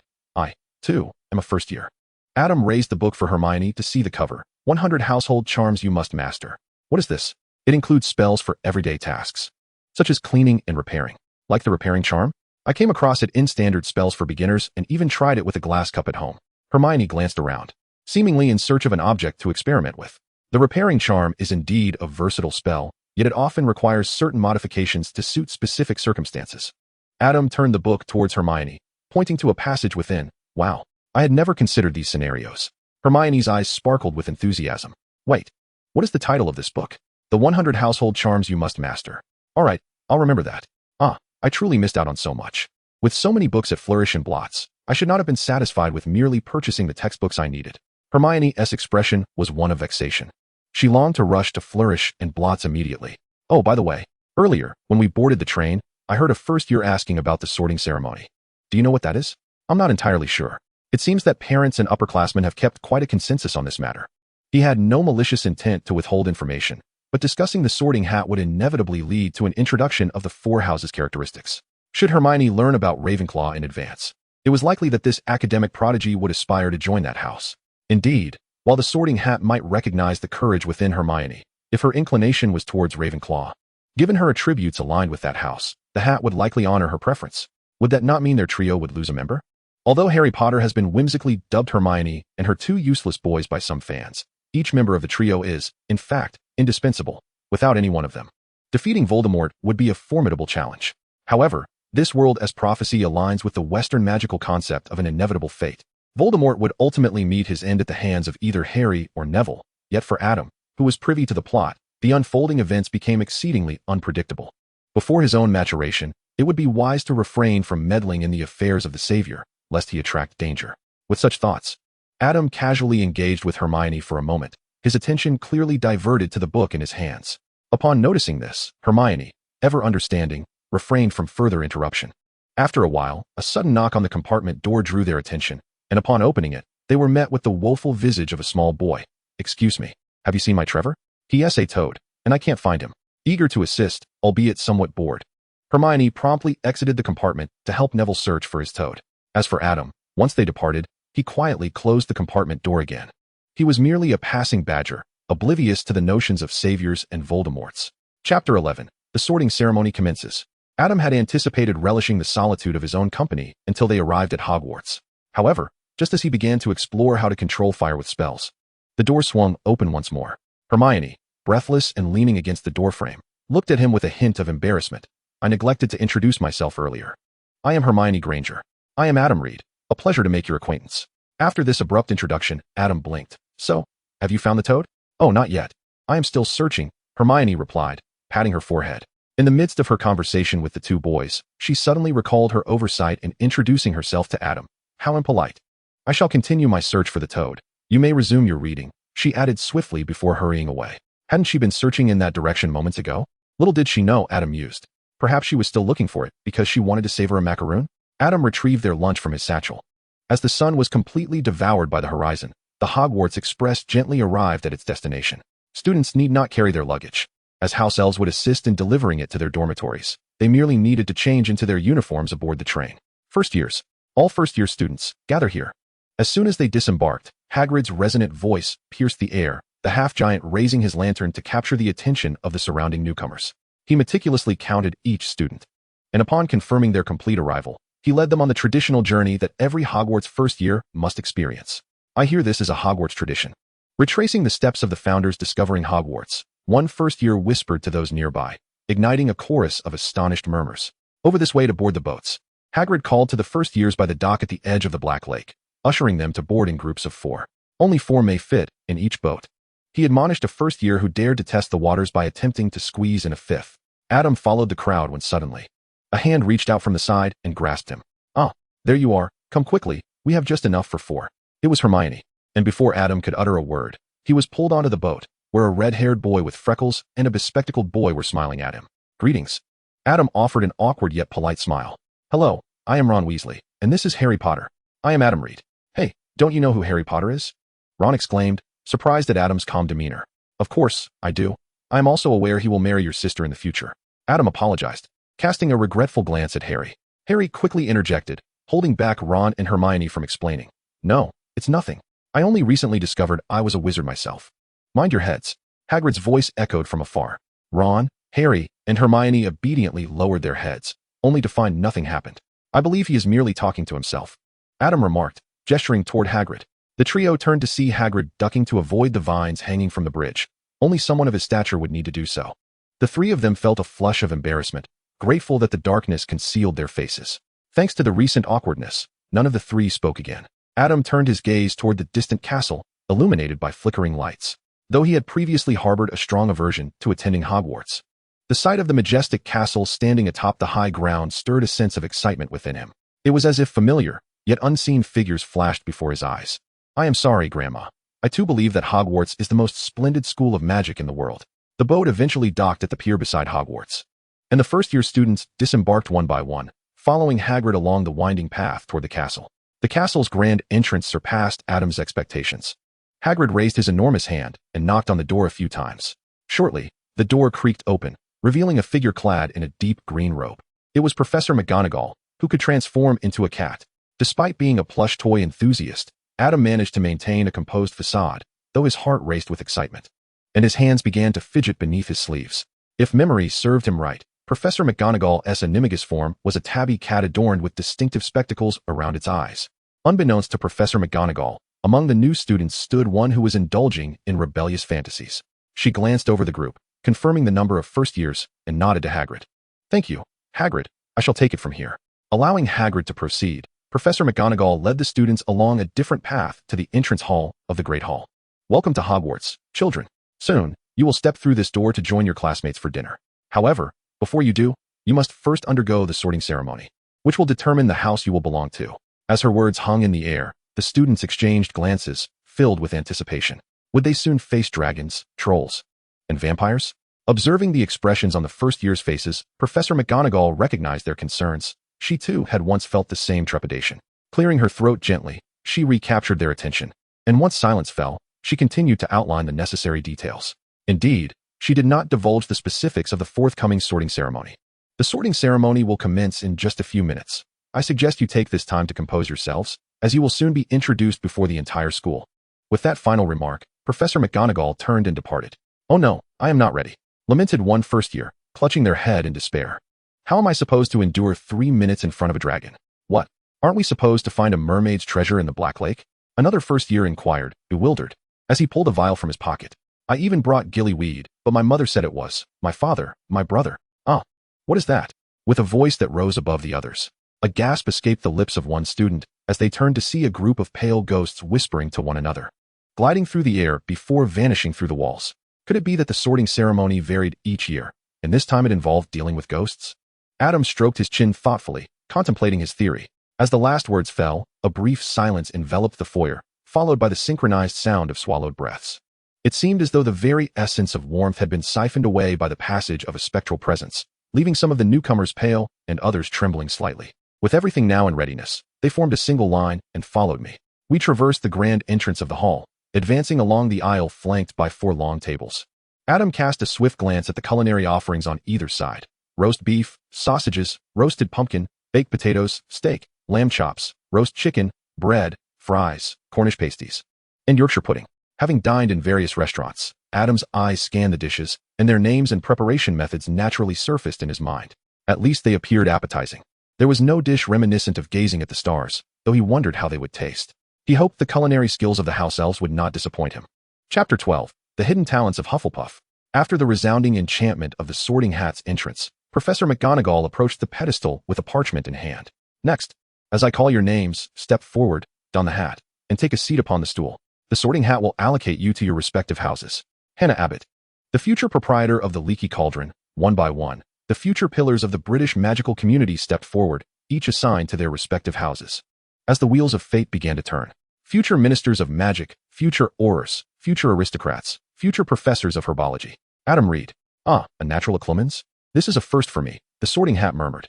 Due to protective enchantments, it could not engage in a mental dialogue with Adam, only able to whisper softly. "Eclumens? What does that entail?" Adam inquired quietly. "Ah, this is a lengthy explanation. While I don't mind addressing queries for the newcomers, I fear the professors might not grant me that time. Ahem, I can only say that I may not provide you with the best advice." Under Professor McGonagall's watchful gaze, the Sorting Hat cleared its throat. "So, which house do you wish to join? Gryffindor, Hufflepuff, Ravenclaw, or Slytherin? Choose one that resonates with you." "Hufflepuff. I adore gourmet food. I cherish flora and fauna. I am enamored with magical creatures, and I love Hufflepuff." "Very well, since you have made your choice. Hufflepuff. Hufflepuff is the most populous house, and each time a new Hufflepuff is sorted, the loudest applause erupts in the hall. Amidst the clapping, Adam took his place at the Hufflepuff table, sitting next to the previous newcomer. "Welcome to Hufflepuff." Hufflepuff lacks the ambition of Slytherin, the fervor of Gryffindor, and the cunning of Ravenclaw. Yet it is the most welcoming and amicable house. They do what is right, remain loyal to nature, and embody honesty and enthusiasm. Befriending a Hufflepuff means you need not worry about being betrayed. Among the four houses, Hufflepuff boasts the largest numbers and the fewest dark wizards, making them deserving of your trust. The outer crust is perfectly crisp, while the meat within is tender and juicy, with the seasoning just right. Black pepper, rosemary, and lemon juice harmoniously balance the richness of the pure meat. Aside from the fact that the meat, despite being marinated, still bore a hint of its original gamey flavor. Adam's assessment was that it could easily grace the menu of a fine dining establishment as a signature dish. As he savored the food, he listened intently to the conversations around him. My parents, being ordinary folk, were infuriated when they first received the letter, believing it to be a prank. Both of my parents belonged to Hufflepuff, and I wrote to them in the evening to share this delightful news. Wow, this Yorkshire pudding is incredibly fragrant. Capturing the key phrase, Adam glanced at the Yorkshire pudding on the table and took a tentative bite. Ugh! Adam's eyes widened as he set down the Yorkshire pudding, taking a sip of pumpkin juice to cleanse his palate. The Yorkshire pudding, saturated with the juices of the roasted beef, not only carried the buttery aroma of bread, but also an overpowering gamey scent. At that moment, he could have sworn he saw a cow, its eyes wide open in death, performing a pole dance on the Bridge of Sighs. Why? The roasted sausage had tasted perfectly normal just moments ago. He placed the remaining half of the Yorkshire pudding on his plate, casting a complex glance at the classmate who had proclaimed the Yorkshire pudding to be delightful. Poor child. What a torment their taste buds must have endured. Just then, the classmate across from Adam stifled a muffled groan, quietly setting aside what appeared to be a partially bitten Yorkshire pudding. Adam exchanged a knowing look with him. Hello, could you recommend some dishes that you think taste acceptable? The other spoke with a pitiful tone, his English tinged with an accent that Adam found difficult to place. Adam briefly glanced at his own plate, which included Yorkshire pudding, braised beef, and roasted lamb chops. Goodness, this unfortunate child had seemingly stepped on every culinary landmine available. If you enjoy meat, the roasted sausage is quite palatable. And the chicken leg should be decent as well. Yes, indeed, it is quite good, though slightly dry, Adam remarked after taking a bite of the chicken leg. In any case, steer clear of all unseasoned meat products. Thank you. The other child bit directly into a sausage without cutting it, nearly moved to tears. It was both amusing and pitiable to behold. The fries also taste delightful. You should give them a try. If they are too rich, a bit of pumpkin juice will help, Adam suggested. After focusing intently on devouring the sausage for a while, the other finally lifted his head to look at Adam. Thank you, what is your name? Although each new student's name had been called during the sorting ceremony, it was clear that no one had the presence of mind to remember the names of their classmates amidst the excitement. Adam Reed, just call me Adam. I will remember that, Adam. The other nodded earnestly. And you? What is your name? Ursula Ramses. Ramses? Adam could not help but glance curiously at the uniqueness of the surname. What? Is it the Ramses of Pharaoh Ramses II? A nearby classmate inquired, voicing the question that lingered in Adam's mind. Yes, indeed, but that was many, many years ago. There are no pharaohs left now, Ursula shrugged. Having nearly finished his meal, Adam decided to join the discussion. You should have attended the magical school in Egypt. Why have you come to study at Hogwarts? Well, I only discovered that I would be studying in the United Kingdom after receiving my acceptance letter from Hogwarts. My mother speculated that it might be due to my birth in England. She is a magizoologist who met my father while researching the Sphinx in Egypt. The Sphinx. How enchanting. The new student, who claimed that both of his parents were ordinary, remarked. My parents are quite typical. They met in court, serving as the plaintiff and defendant's attorneys. Attorneys, indeed. Once a rapport is established, managing a restaurant might become considerably easier. My parents met at a dragon breeding ground. As colleagues, my parents also encountered one another at work. My father transferred from the Department of Magical Accidents and Catastrophes to become an Auror in order to pursue my mother. My parents met at Hogwarts, and they hope I will find a companion during my studies as well. I never expected Hufflepuff to be so full of hidden talents. The camaraderie of Hufflepuff is trustworthy. Establishing connections now may prove beneficial in the future. With this in mind, Adam joined the conversation. My parents are also ordinary. They own a restaurant. Oh, really? I thought I was the only one with ordinary parents. The new student's eyes brightened as he extended his hand. I am Bernard Lancelot. I heard you say your name is Adam. Indeed, you and your family are welcome at our restaurant. I shall treat you. Adam mentioned the name of Mr. Reed and Mrs. Lee's restaurant and tavern. Oh, is that your family's establishment? There's one not far from my home. I adore your beef bourguignon. It has no hint of gamey flavor. Bernard's eyes widened. He had assumed Adam's family ran a small couple's restaurant, not realizing it was the two-story French restaurant near his home. Adam, can we also visit your restaurant? The other young wizards around them couldn't help but feel intrigued. They had no prior knowledge of Adam's family restaurant, but the mention of the non-gamey beef stew piqued their interest. Just because they were accustomed to eating it didn't mean they enjoyed the gamey taste of beef. Certainly, everyone is welcome, but it would be best for those who have lived in the wizarding world to dine in a private room. Otherwise, Certain peculiar habits and phrases might attract the attention of ordinary people. No problem. When it comes to a passion for culinary delights, Hufflepuff takes it very seriously. Chapter 13, The Hufflepuff Common Room. By the time the feast concluded, Adam had acquainted himself with all the new students of this year, as well as several upperclassmen seated nearby. Is it true that a love for food is a common trait among Hufflepuffs? It seems there is potential for establishing a chain of French and Chinese restaurants within the wizarding realm. As the food vanished from the table, Professor Dumbledore rose and addressed the gathering. As the new semester commences, I must remind everyone of a few important points. First-year students, please take heed. The forest behind the school is strictly off-limits to all students, and it would be prudent for some of the older students to bear this in mind as well.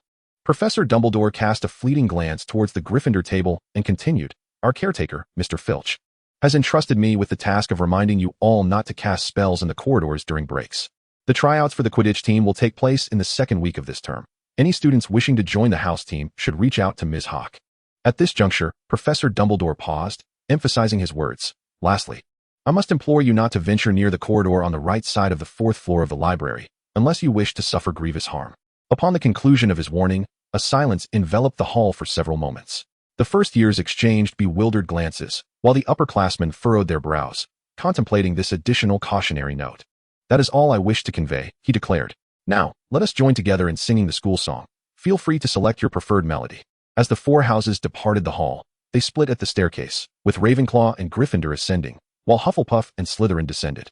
The advantage of our dormitories being situated underground is that our staircases do not wander about, and even amidst a storm, we can enjoy a tranquil and comfortable slumber. A senior, whom Adam had just met during dinner, elaborated. Moreover, though our dormitory is located alongside Slytherin's, ours is considerably warmer. And here we are.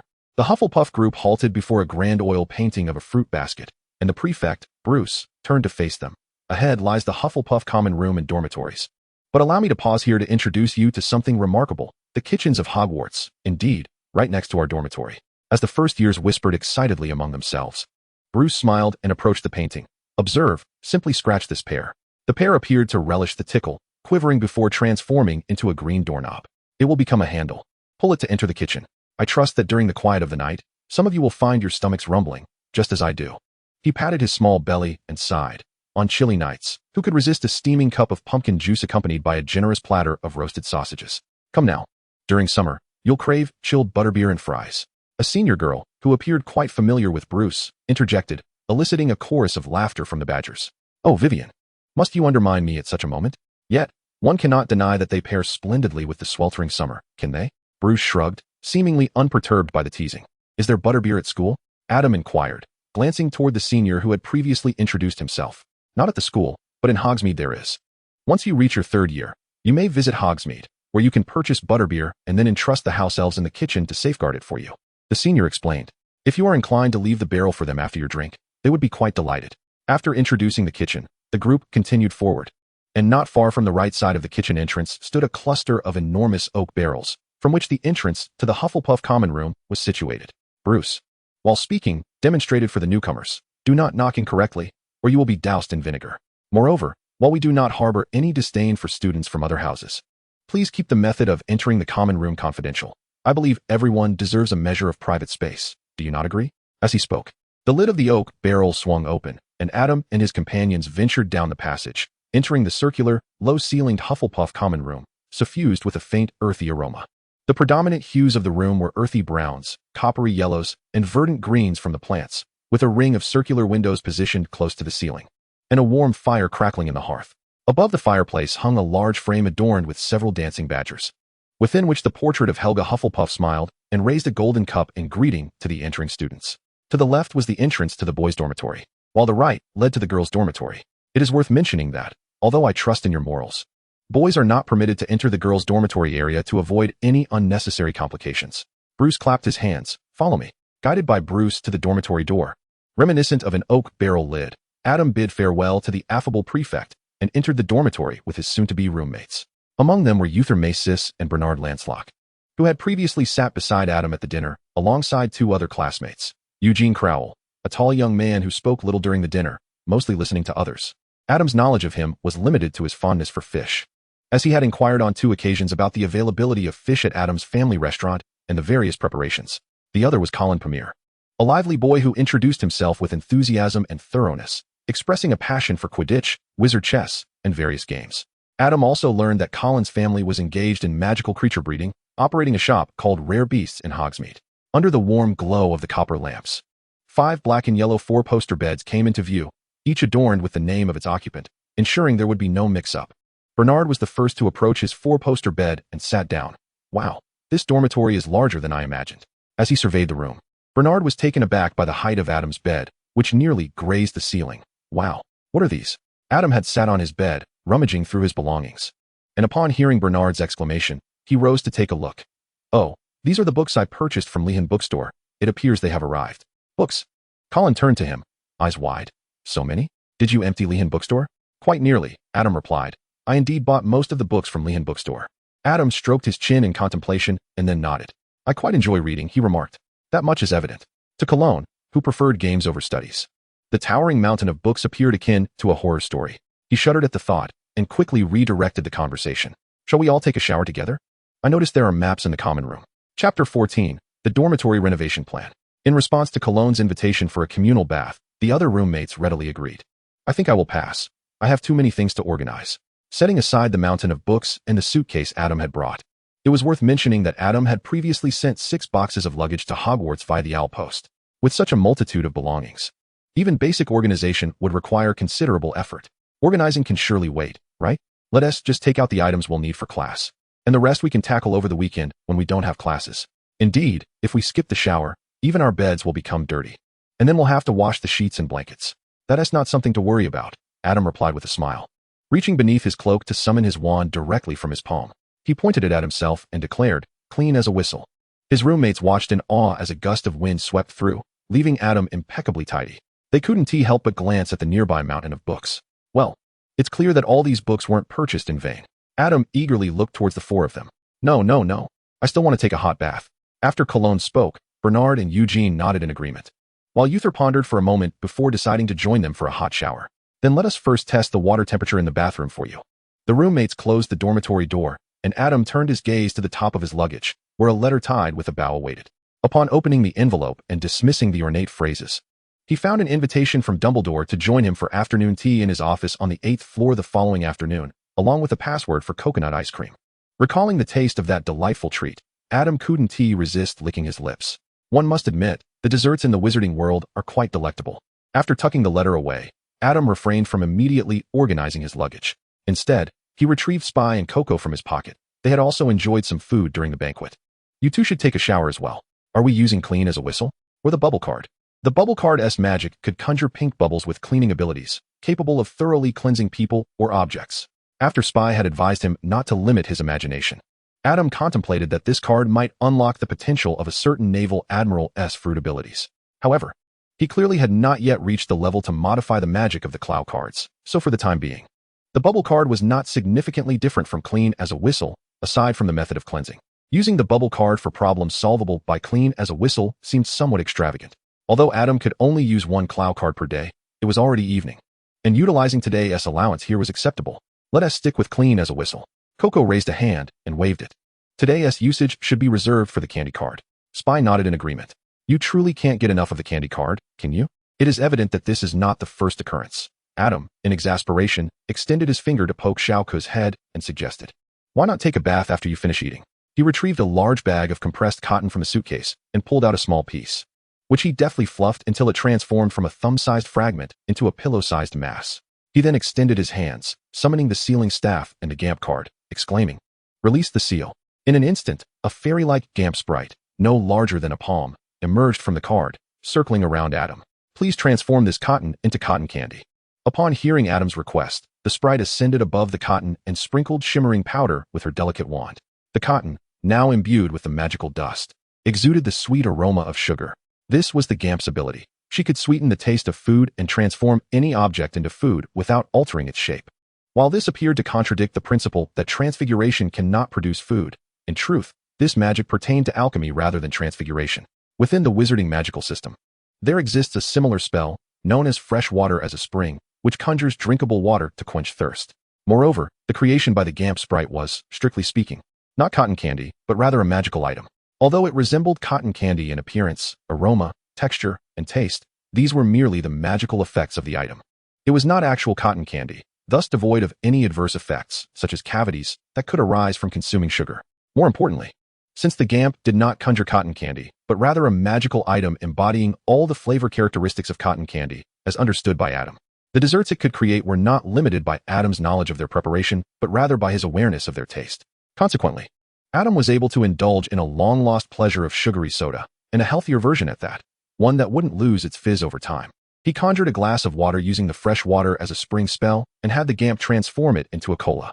After savoring a sip, he turned to Xiao Ku and Sibi, who were eagerly anticipating diving into the cotton candy before their impending bath. Take your time eating. I shall organize my luggage. Hom. Xiao Ku waved her hand to indicate her understanding, while Sibi, unable to resist the allure of sweets, was already captivated. Quickly grow larger. Quickly shrink. Wingardium Leviosa. Eugene opened the door and stood frozen at the threshold, while Uther nudged him aside to squeeze into the dormitory. Eugene wore a similar expression of astonishment. What are you doing at the door?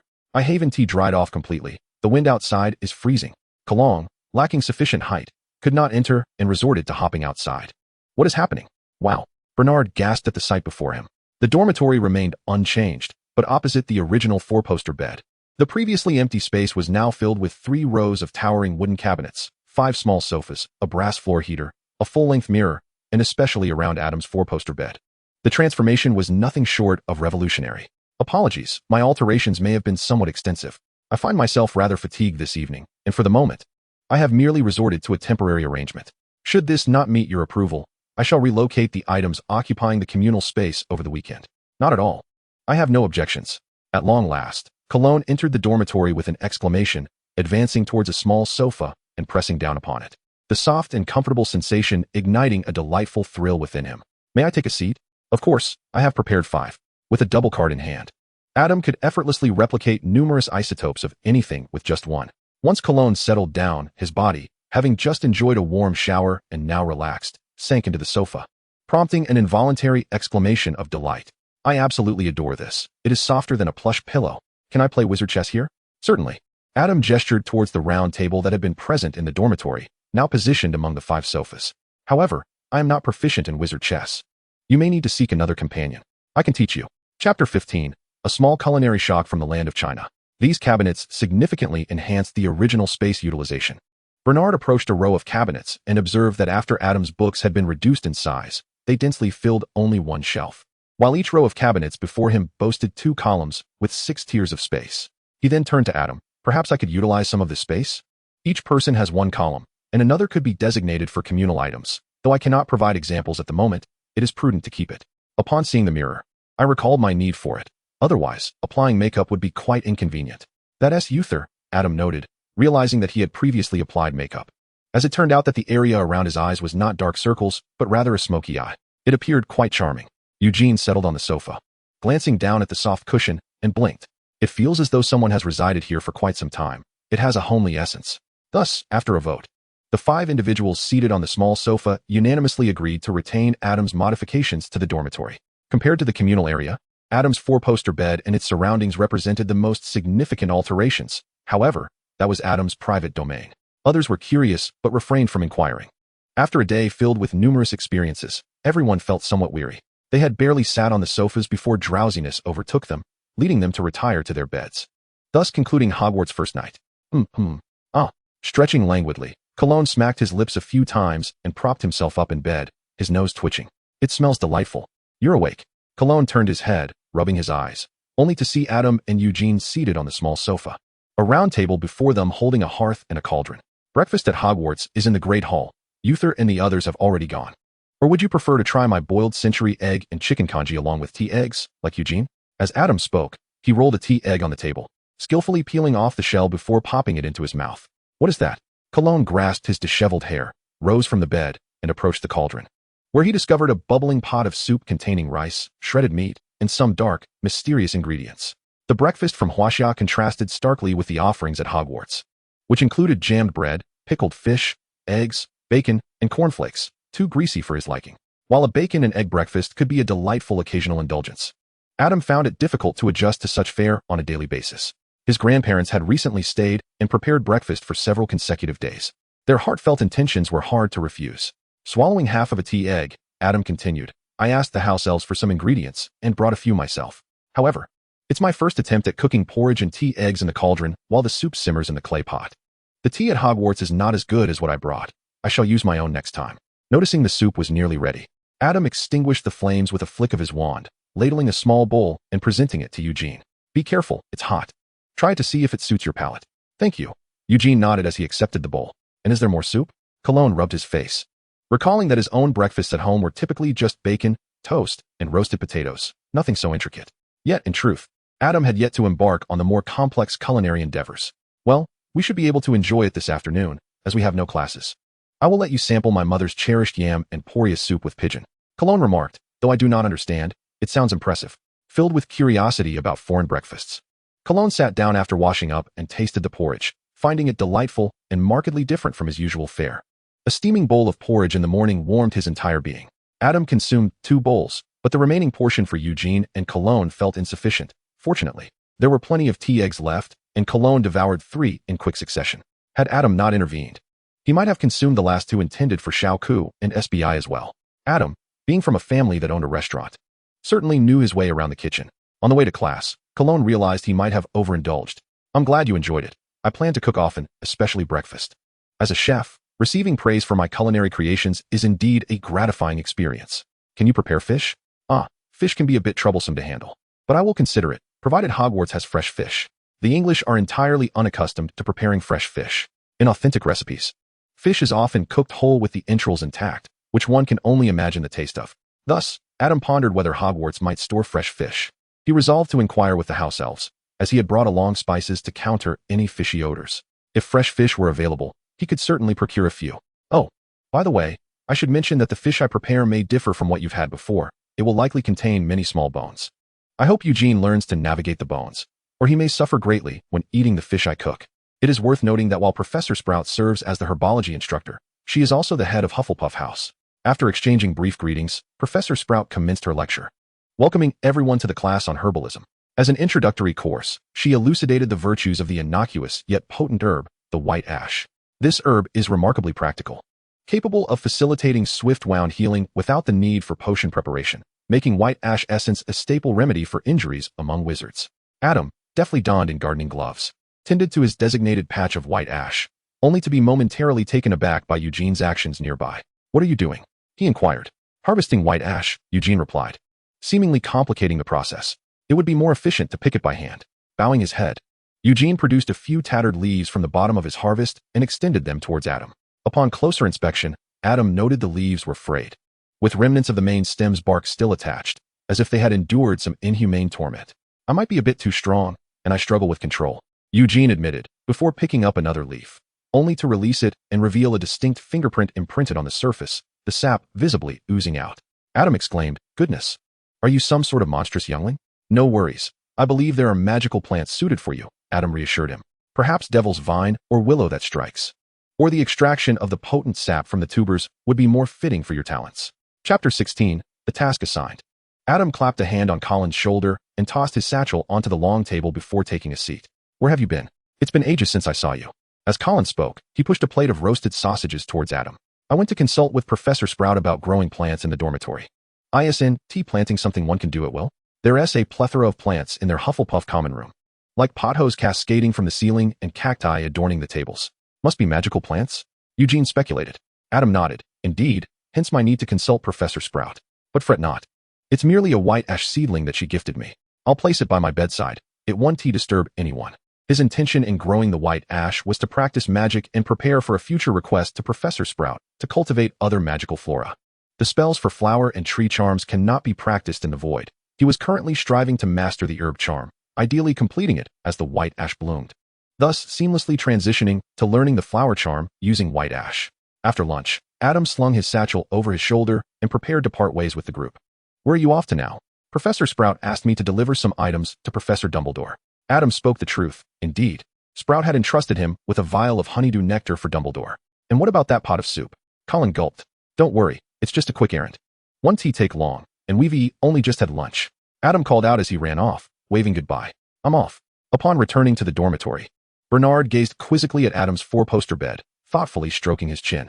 "I recall Adam mentioning that his parents are ordinary folks, correct?" How does he adapt so effortlessly to the world of wizards?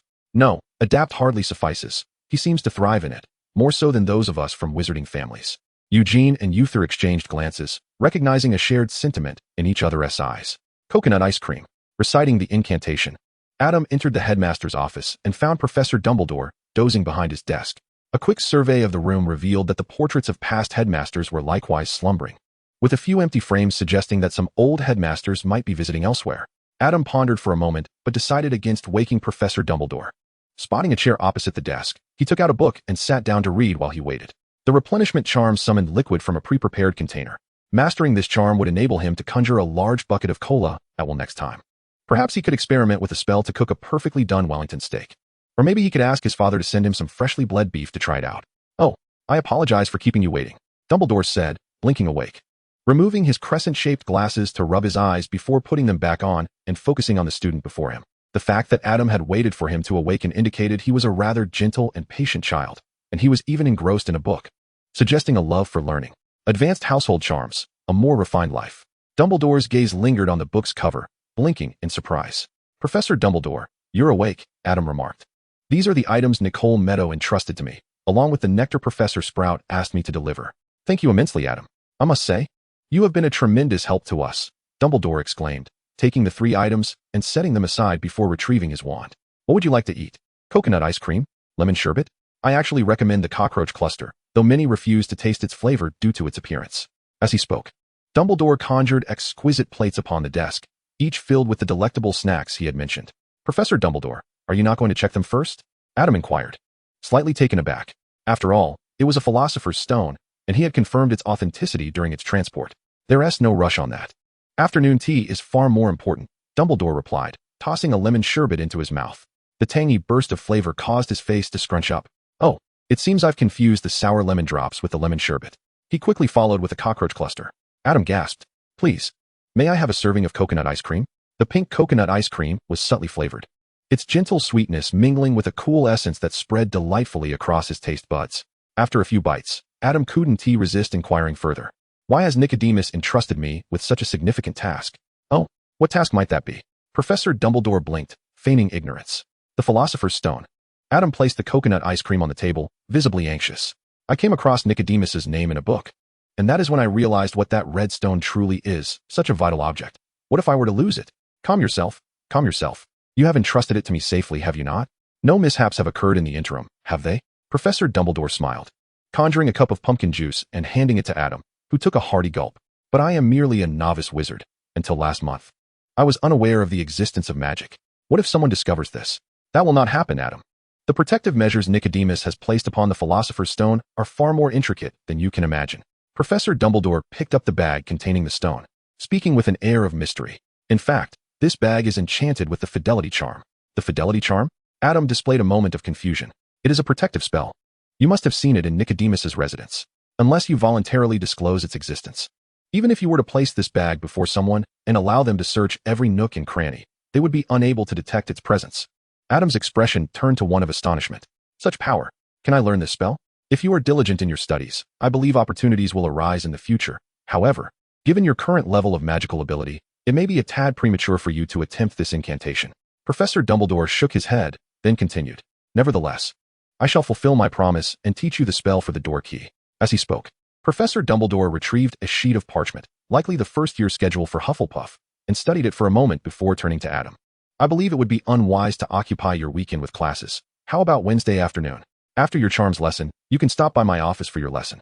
The headmaster's office is on the 8th floor, and the charms class is the only one conveniently located on the 4th floor." "Sounds good, Professor. Well then, it's settled. I have other matters to attend to. Please enjoy these treats, and remember to close the door behind you when you leave my office." Professor Dumbledore picked up the bag containing the Philosopher's Stone and stood up, glancing back at Adam just before reaching the door. "Oh, and one more thing. Please keep the matter of the Philosopher's Stone to yourself, all right?" "Certainly, no problem, Professor." Adam bit his spoon and displayed a charming smile reminiscent of a little badger. Chapter 17, Potions Class. Adam rubbed his hands together, leaving the headmaster's office with satisfaction. After finishing the coconut ice cream, he could not resist running over to Fawkes, politely inquiring if he might touch him. Initially, he approached with a mindset of nothing ventured, nothing gained, but to his astonishment, Fawkes regarded him for a moment before nodding in agreement. In truth, The phoenix should be translated as the immortal bird. Its wings and tail feathers exuding an exquisite silkiness, while the down on its abdomen is incomparably soft. The sensation of grazing one's fingertips against it is utterly enchanting. Regrettably, during his first encounter, Adam dared not overstep. Otherwise, he truly wished to embrace Fox and take a deep breath. However, as he emerged from his recent state of rapture, Adam could not help but ponder further. During his conversation with Professor Dumbledore, he had yet to pose one significant question. Why did Nicodemus trust him so readily? Entrusting him with such a crucial matter? A stranger, merely a descendant of a friend, could he truly be deemed worthy of the Philosopher's Stone simply due to his youth? Yet, when he attempted to steer the discussion in this direction, Professor Dumbledore first diverted his attention with a heartfelt loyalty charm before slipping away, leaving no opportunity for inquiry. Could it be that he and Nicodemus shared some underlying connection? The following morning commenced with potions class. As Adam retrieved his cauldron, Eugene remained silent beside him. But Colin could not contain himself, exclaiming, "Wait a moment. Are you intending to brew potions in that cauldron from yesterday? You want to continue to use it for cooking, will you?" With a furrowed brow, Colin looked rather pale. "I do not wish to consume dishes prepared in a cauldron that has been used for flobberworm. Rest assured, flobberworms are never simply tossed into the cauldron. We typically use their juice," Adam replied. "Is that truly the crux of the matter?" He spread his hands. "What is the issue? A thorough cleaning can render the cauldron spotless, and frankly, flobberworm juice is a commonly employed thickening agent in potions. You would have to drink those potions, wouldn't you? That's different." Colin vehemently shook his head. Drinking potions is a necessity when one is unwell, whereas eating the delicacies crafted by Adam is meant for enjoyment. What on earth would compel someone to willingly consume such fare? This is not the same cauldron. Eugene suddenly interjected. Adam, taken aback, turned to him. "How did you discern that? While cauldrons do possess markings for identification, they are located at the bottom, and moreover, these particular cauldrons were replicated from a dual-brand model, so there should be no discernible differences." Eugene contemplated for a moment before articulating. Even if a thorough cleaning can restore the cauldron's cleanliness, the psychological effect would still influence one's appetite, unless one has a peculiar affinity for such matters. It is inconceivable that someone like Adam, who is not fond of the school's culinary offerings, would be so reluctant to purchase a new cauldron. "Wow, Eugene. You are truly remarkable." Adam applauded Eugene's astuteness, while Colin gazed at Adam in disbelief. "So what were you just doing?" "He was teasing you," Bernard sighed, ruffling his partner's hair. Potions class required students to work in pairs, and with 5 individuals in their dormitory, it was somewhat cumbersome to allocate partners. However, Uther had, unbeknownst to them, bonded with certain students from a girls' dormitory, conveniently forming a group with the surplus members from that residence. Bang! The sudden sound of the door being forcefully flung open brought a hush over the previously raucous classroom. Professor Snape strode purposefully to the lectern, the dark edges of his robe swirling behind him like a cluster of bats trailing a dark sorcerer. Turning around, Snape adjusted his cloak and surveyed each student with his shadowy gaze. Every student he met shrank back, appearing as meek as quails, with one notable exception. Amidst the cowering glances, a pair of eyes sparkled with excitement, admiration, and a multitude of complex emotions, standing out conspicuously. Snape, adept at legilimency, couldn't help but narrow his eyes as if he had suddenly encountered something blinding. Slightly perturbed, he began to call the roll. Adam Reed. Ah, he would remember this name. "You have come here to study the intricate discipline and rigorous craftsmanship of potion making. Given the absence of mindless wand-waving, many of you may not believe this to be magic. I do not expect you to truly comprehend the exquisite essence of a gently simmering cauldron, emitting fragrant wisps of steam, nor the enchanting power of the liquid that flows through human veins, stirring the heart and clouding the will. I can teach you how to enhance your reputation, brew honor, and even stave off death, but there is one condition. You must not be the type of foolish imbeciles I often encounter. Mr. Reed." Professor Snape had approached the seat directly behind Adam. His sudden address typically startled students, but to his surprise, Adam appeared rather exhilarated. "Yes, Professor," meeting those increasingly fervent eyes. Snape felt a slight discomfort and averted his gaze as he turned towards the lectern, inquiring, "How should one handle a fresh horned slug?" "Remove the internal organs and proceed to boil it." "What precautions should be taken when using a pufferfish spine?" "The spine must be ground into powder for use. But it is crucial to note that once ground, the efficacy of this potion ingredient diminishes rapidly. Thus, it must be prepared before brewing the potion, and should be kept whole whenever possible, ideally away from direct sunlight." As Professor Snape's question was quite broad, Adam felt compelled to enumerate all pertinent points regarding the matter. "That will suffice, Mr. Reed. Do you believe you can learn sufficiently without attending class? Is the first-year curriculum no longer challenging enough for you?" "I understand that potion making is a discipline requiring meticulous operation, Professor, and I am very much interested in it. However, I also recognize that attempting to operate solely through self-study is both dangerous and foolish. Adam sensed a subtle acknowledgement of his self-awareness in Snape's eyes, though perhaps he was mistaken. Thus, what I can do is commit the theoretical aspects to memory before formally studying the course at school, hoping to focus more on your teachings during class. Professor Snape narrowed his eyes and scrutinized Adam for a moment before suddenly asking, "How many slices of armadillo liver would I require to brew a potion for enhancing intelligence?" "I believe the nootropic agent requires the bile of an armadillo, Professor, and 2 pints should suffice. In truth, incorporating 2 1/16 pints would enhance the efficacy of the nootropic. Yet 2 1/8 pints of armadillo bile would render the concoction a deadly poison." Adam's eyes sparkled with intrigue as he flipped open his notebook to jot down this information. Whether it be a more effective nootropic or a lethal toxin, both hold considerable value. Chapter 18. The sinister hand stirs restlessly. Merlin, Adam, you are truly remarkable.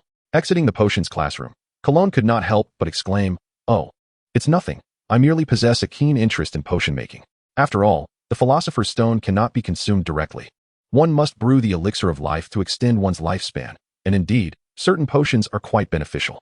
Although Professor Snape may exude a somewhat oppressive aura, he is, at heart, quite amiable." As he spoke, Professor Snape passed by the group, book in hand, and an eerie silence enveloped not only the students but the entire corridor. As if the very air had been momentarily muted, the sense of oppression seemed to transcend mere intensity. "How can you claim that Professor Snape is kind? When I submitted the boil potion, he nearly thrust that vial into my eye. I believe a significant part of it is due to the fact that your boil potion was green, while everyone else's, as per the textbook, was blue. After all, in potion making, the concoctions are intended for consumption, thus a stricter standard is warranted. Imagine if the potion's professor were perpetually cheerful, granting high marks regardless of the quality of the potions brewed by students, and not challenging them during exams. Would you dare drink a potion concocted by such a lenient instructor? One could liken this to the rigorous examinations faced by medical students, which are notoriously demanding among all fields of study." Cologne pondered the terrifying implications and shook his head. Setting aside other considerations, he himself would not dare to consume the boil potion he had just brewed. Yet, he could certainly maintain high standards while adopting a more gentle teaching approach, Bernard murmured, clearly disheartened, having also faced Professor Snape's ire as Cologne's partner. Given the number of students, this method may indeed prove more efficient.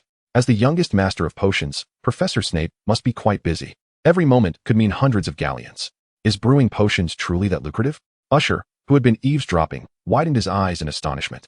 Such a terrifying ability to generate income would surely entice even their family. Bernard, too, was taken aback, coming from a Muggle background. He had exchanged currency at Gringotts and understood the worth of a galleon in pounds. While lawyers are considered a high-income demographic, he had not anticipated that potion brewing would yield such wealth. Suddenly, a light bulb flickered in Bernard's mind. A potion master is akin to a dentist in the wizarding world? Oh wait, that comparison falls short. Even a general practitioner's income seems rather daunting. Perhaps the notion of earning hundreds of galleons in mere moments is an exaggeration on Adam's part, but considering the prices of potions, if Professor Snape is indeed a highly skilled potion master, it stands to reason that his earnings should be substantial. I have heard from the patrons of my family's shop about a potion known as the Felix Felicis, which is notoriously difficult to procure, often costing several thousand galleons. Hiss. Both Uther and Bernard gasped in surprise. The three of them deliberated, acknowledging that Professor Snape had devoted such valuable time to their instruction, and indeed, it would be unreasonable to harbor excessive expectations regarding his demeanor. Adam refrained from reminding them that the preparation of Felix Felicis requires a full 6 months, with a notably high failure rate.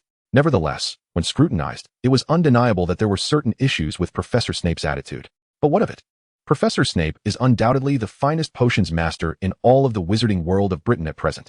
Which book contains the intelligence potion? Eugene suddenly inquired, approaching Adam. Advanced potion making, Adam replied, casting a surprised glance at him.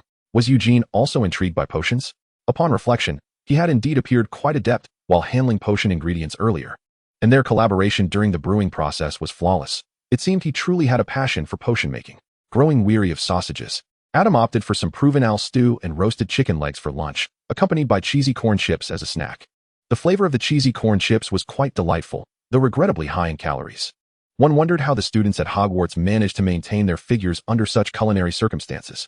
Was it all due to Quidditch? Once inside the classroom, Adam eagerly pulled Eugene to the front row, while Cologne and the others considered for a moment before choosing to sit in the second row behind Adam. They wished to sit with their roommate, but alas, their abilities did not permit it. Better to secure a spot in the second row for stability. Once seated, Adam gazed at Professor McGonagall in her tabby cat form, his eyes sparkling with excitement, his hands itching to move, while she was ostensibly focused on being a cat. In reality, Professor McGonagall was discreetly surveying the students. Upon catching Adam's gaze, she hesitated for a moment. Had she been discovered? In Adam's eyes, the tabby cat at the podium, with its paws tucked under, seemed momentarily frozen, its pupils widening, ears perked up, and tail involuntarily twitching. Hiss! Adam, clutching his chest, succumbed to bliss, resting his head on the desk.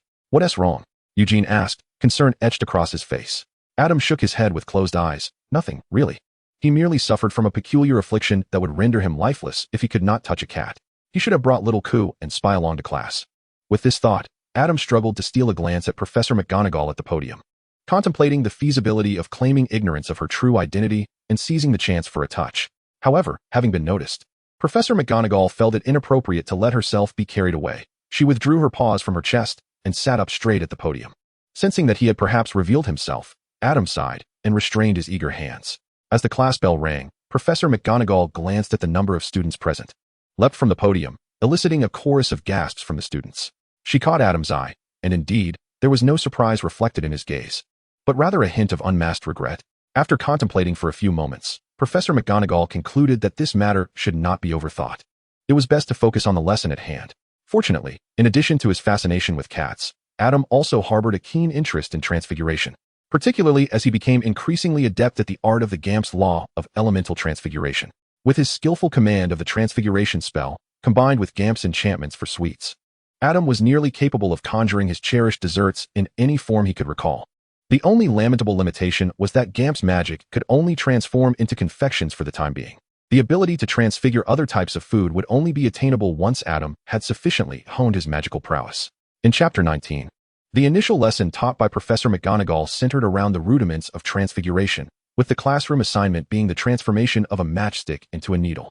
This task, which required the transmutation of inanimate objects of similar volume and shape, involved brief material changes and subtle alterations in form, making it a fitting introductory exercise. Adam pointed his wand at the matchstick and recited the incantation, and in the next moment, the matchstick elongated, sharpened, and gleamed with a metallic luster, ultimately transforming into a shimmering silver sewing needle. "Well done," exclaimed Professor McGonagall, whose interest in Adam had been piqued. She approached to inspect the needle herself, noting not only the uniformity of the material change, but also the near perfection of its form, complete with a tiny eye at the end. When Adam attempted the next part, he encountered some difficulty. However, after a brief moment of reflection, he grasped the essential concept and succeeded triumphantly. Excellent. 5 points to Hufflepuff. Professor McGonagall had initially intended to offer guidance to Adam should he falter, but was pleasantly surprised to witness him accomplish this feat independently. It was clear that he possessed a natural talent for transfiguration. With proper nurturing, he was destined to become a master of the craft. As a professor at Hogwarts, what could bring greater satisfaction than witnessing one's own students achieve remarkable success in their field? Delighted, Professor McGonagall offered Adam a few encouraging words before turning her attention to the other students, some of whom had failed to effect any change in their matchsticks, indicating a lack of comprehension of the material or errors in their casting. Once Professor McGonagall had moved on, Adam fixated on the matchstick, reflecting on his second attempt at casting. In his current understanding, the process of spellcasting resembled navigating an endless labyrinth of possibilities, each with countless exits, wherein the dead ends were not devoid of significance, but rather held the potential to yield unique magical effects. The wizard's method of casting involved diligently researching to discover the pathway from entrance to exit, guiding their magical energy along that route. For those seeking extraordinary effects, one would venture into the specialized dead ends. Indeed, the act of casting also encompassed various elements of mysticism, rendering it quite complex. A simplification of the process was presented here. The advantage of this spellcasting approach lay in its clarity and conciseness. Incantations and wands served merely as amplifiers, and with sufficient magical energy, one could cast spells silently and without implements, provided they had mastered the requisite knowledge. However, the drawback was that the caster must possess a complete understanding of the magic. If one knew how to perform it, they could, but if not, they could not. Moreover, the creation of new spells demanded extensive time and effort in exploration and research, placing high demands on the creator. The manner in which wizards cast spells is rather rudimentary. Their magical prowess stems from their lineage, allowing them to invoke spells without meticulous control over the flow of mana. Thus, the contemporary method of spellcasting involves first delineating a range with incantations and gestures that encompass both an entrance and an exit, before channeling mana directly into the entrance. Although this method incurs a considerable cost, The framework ensures that the mana escapes solely from the correct exit, thus achieving the desired magical effect, much to the satisfaction of the wizard's forebears. This method permits the establishment of multiple distinct frameworks along the same path, resulting in various variants of a single spell, such as those that enhance precision and reduce mana expenditure, or those that incorporate specific dead ends to elicit unique effects. However, the drawbacks are glaring. If the framework is inaccurately set during its initial configuration, mishaps are likely to ensue. Hence, the randomness of spell effects at the time of invention is considerable, with limited controllability in subsequent developments. Owing to differing cognitive dimensions, the counterspells perceived by wizards are not quite the same. The counterspells they employ typically feature incantations and gestures distinct from the original spell, essentially framing a new boundary. Yet, from Adam's perspective, this new framework merely reverses the original route of mana flow dictated by the initial spell. Moreover, it is apparent that wizards' counterspells possess a notable flaw. The inability to precisely control the direction of infused mana flow means that not all spells can be countered simply by altering the framework. In essence, not all spells lend themselves to the development of a counterspell. Fortunately, wizards are not entirely without recourse. They can dismantle the framework, allowing mana to disperse chaotically through the labyrinthine pathways, thereby rendering the spell ineffective. In a sense, this approach serves to nullify the spell, which is the underlying principle of the universal counterspell, known as standstill and all spells end. Through this method, the vast majority of spells can be dispelled, with the exception of the legendary 3 unforgivable curses, which have been proven to lack counterspells. Contemplating this, Adam mused that perhaps the unforgivable curses might not be entirely uncounterable. Following this logic, it might be possible to experiment with his method, though regrettably, no one has yet been subjected to an unforgivable curse, and he harbors no interest in testing one on himself. Upon grasping this concept, Adam suddenly realized that combining the two casting methods, utilizing wizard's magic as a resource for the rapid advancement of a mage's journey, might indeed hold the key to a new version of his path. By harnessing the ability to control mana with precision, he could swiftly learn wizardry spells, devise corresponding counterspells for each, and even adapt the release methods of these spells into a mage's format, utilizing the frameworks already established by the wizards. Although this last approach may seem somewhat superfluous, it would ultimately provide significant assistance to Adam, both in the early and later stages of his journey.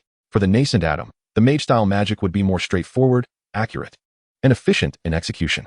Most importantly, his mana growth would be proportional to his magical knowledge. Thus, during the transformation of spells, his understanding of magic would inevitably receive a substantial boost. As for the later Adam, possessing a vast repertoire of magic and arcane knowledge, he aspired to ascend to greater heights. Undoubtedly, the path of a mage was more suited to him.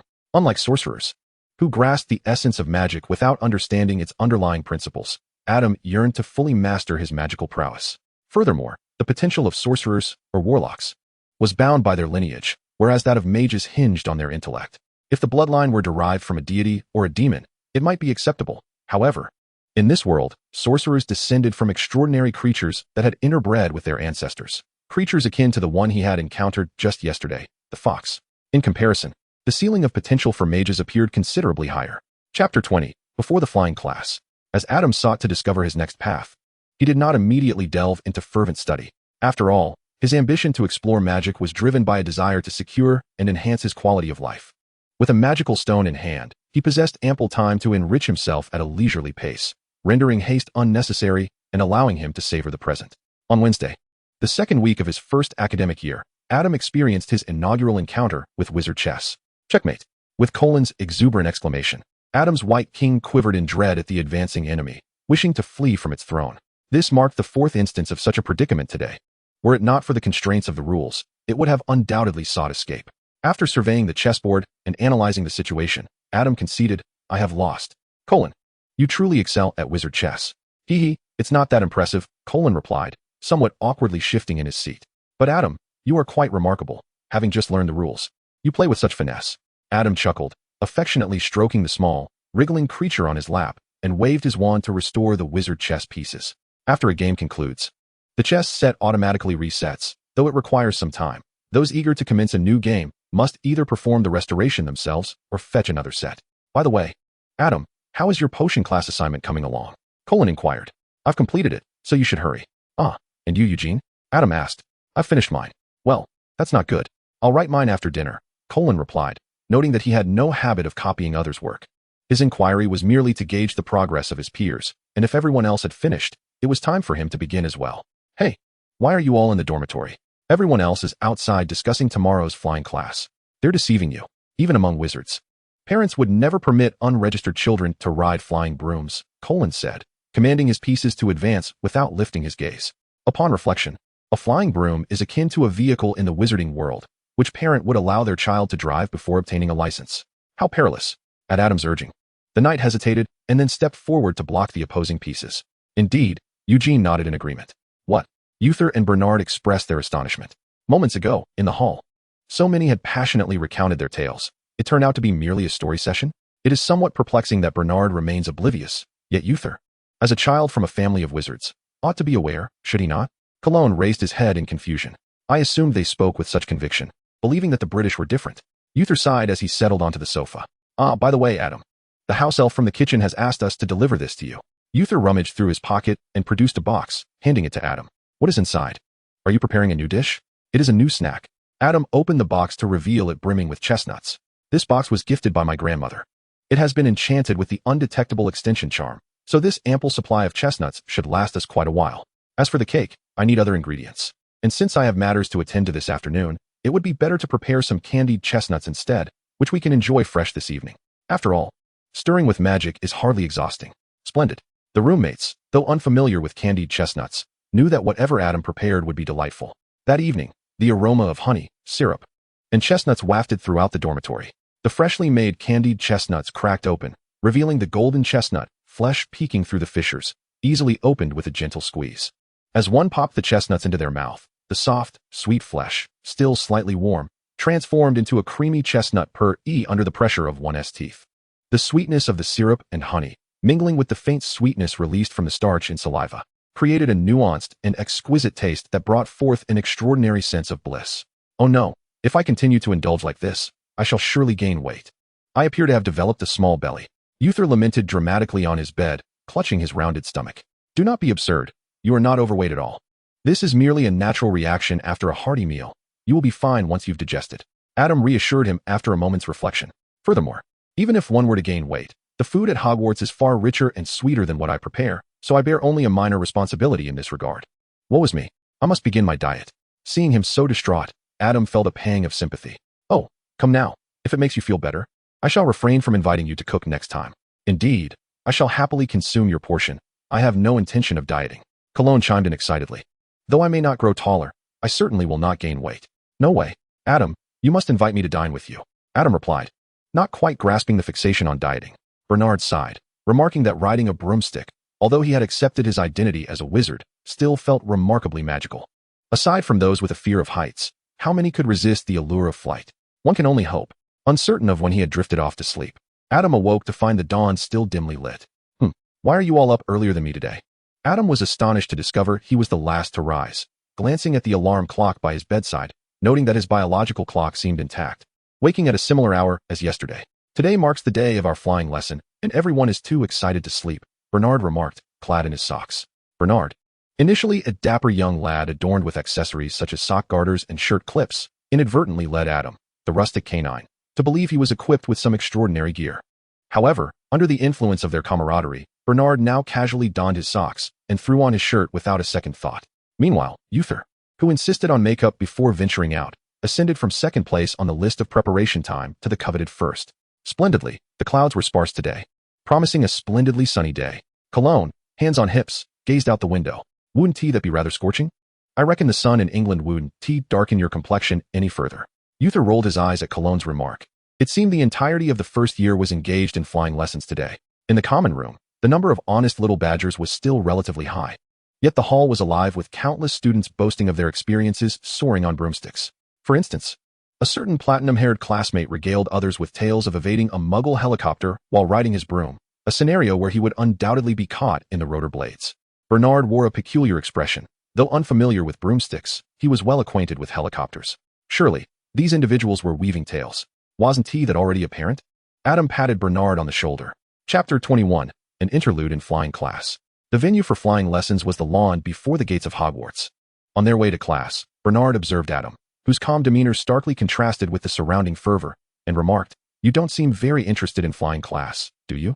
Adam consistently made Bernard feel like a pretender from a muggle family, filled with curiosity about the magical realm. while Adam appeared to possess a nonchalant familiarity with many aspects of it. But it was flying.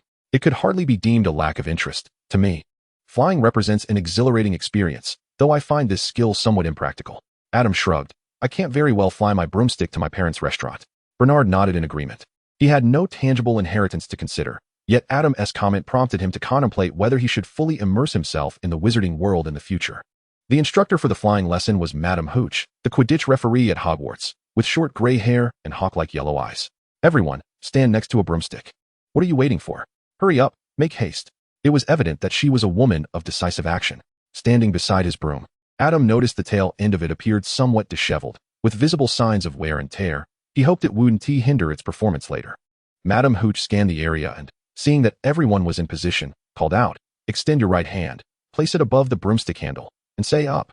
The broomstick immediately leapt into Adam's grasp. Although some classmates faced initial failures due to excitement, after a few attempts, they all succeeded.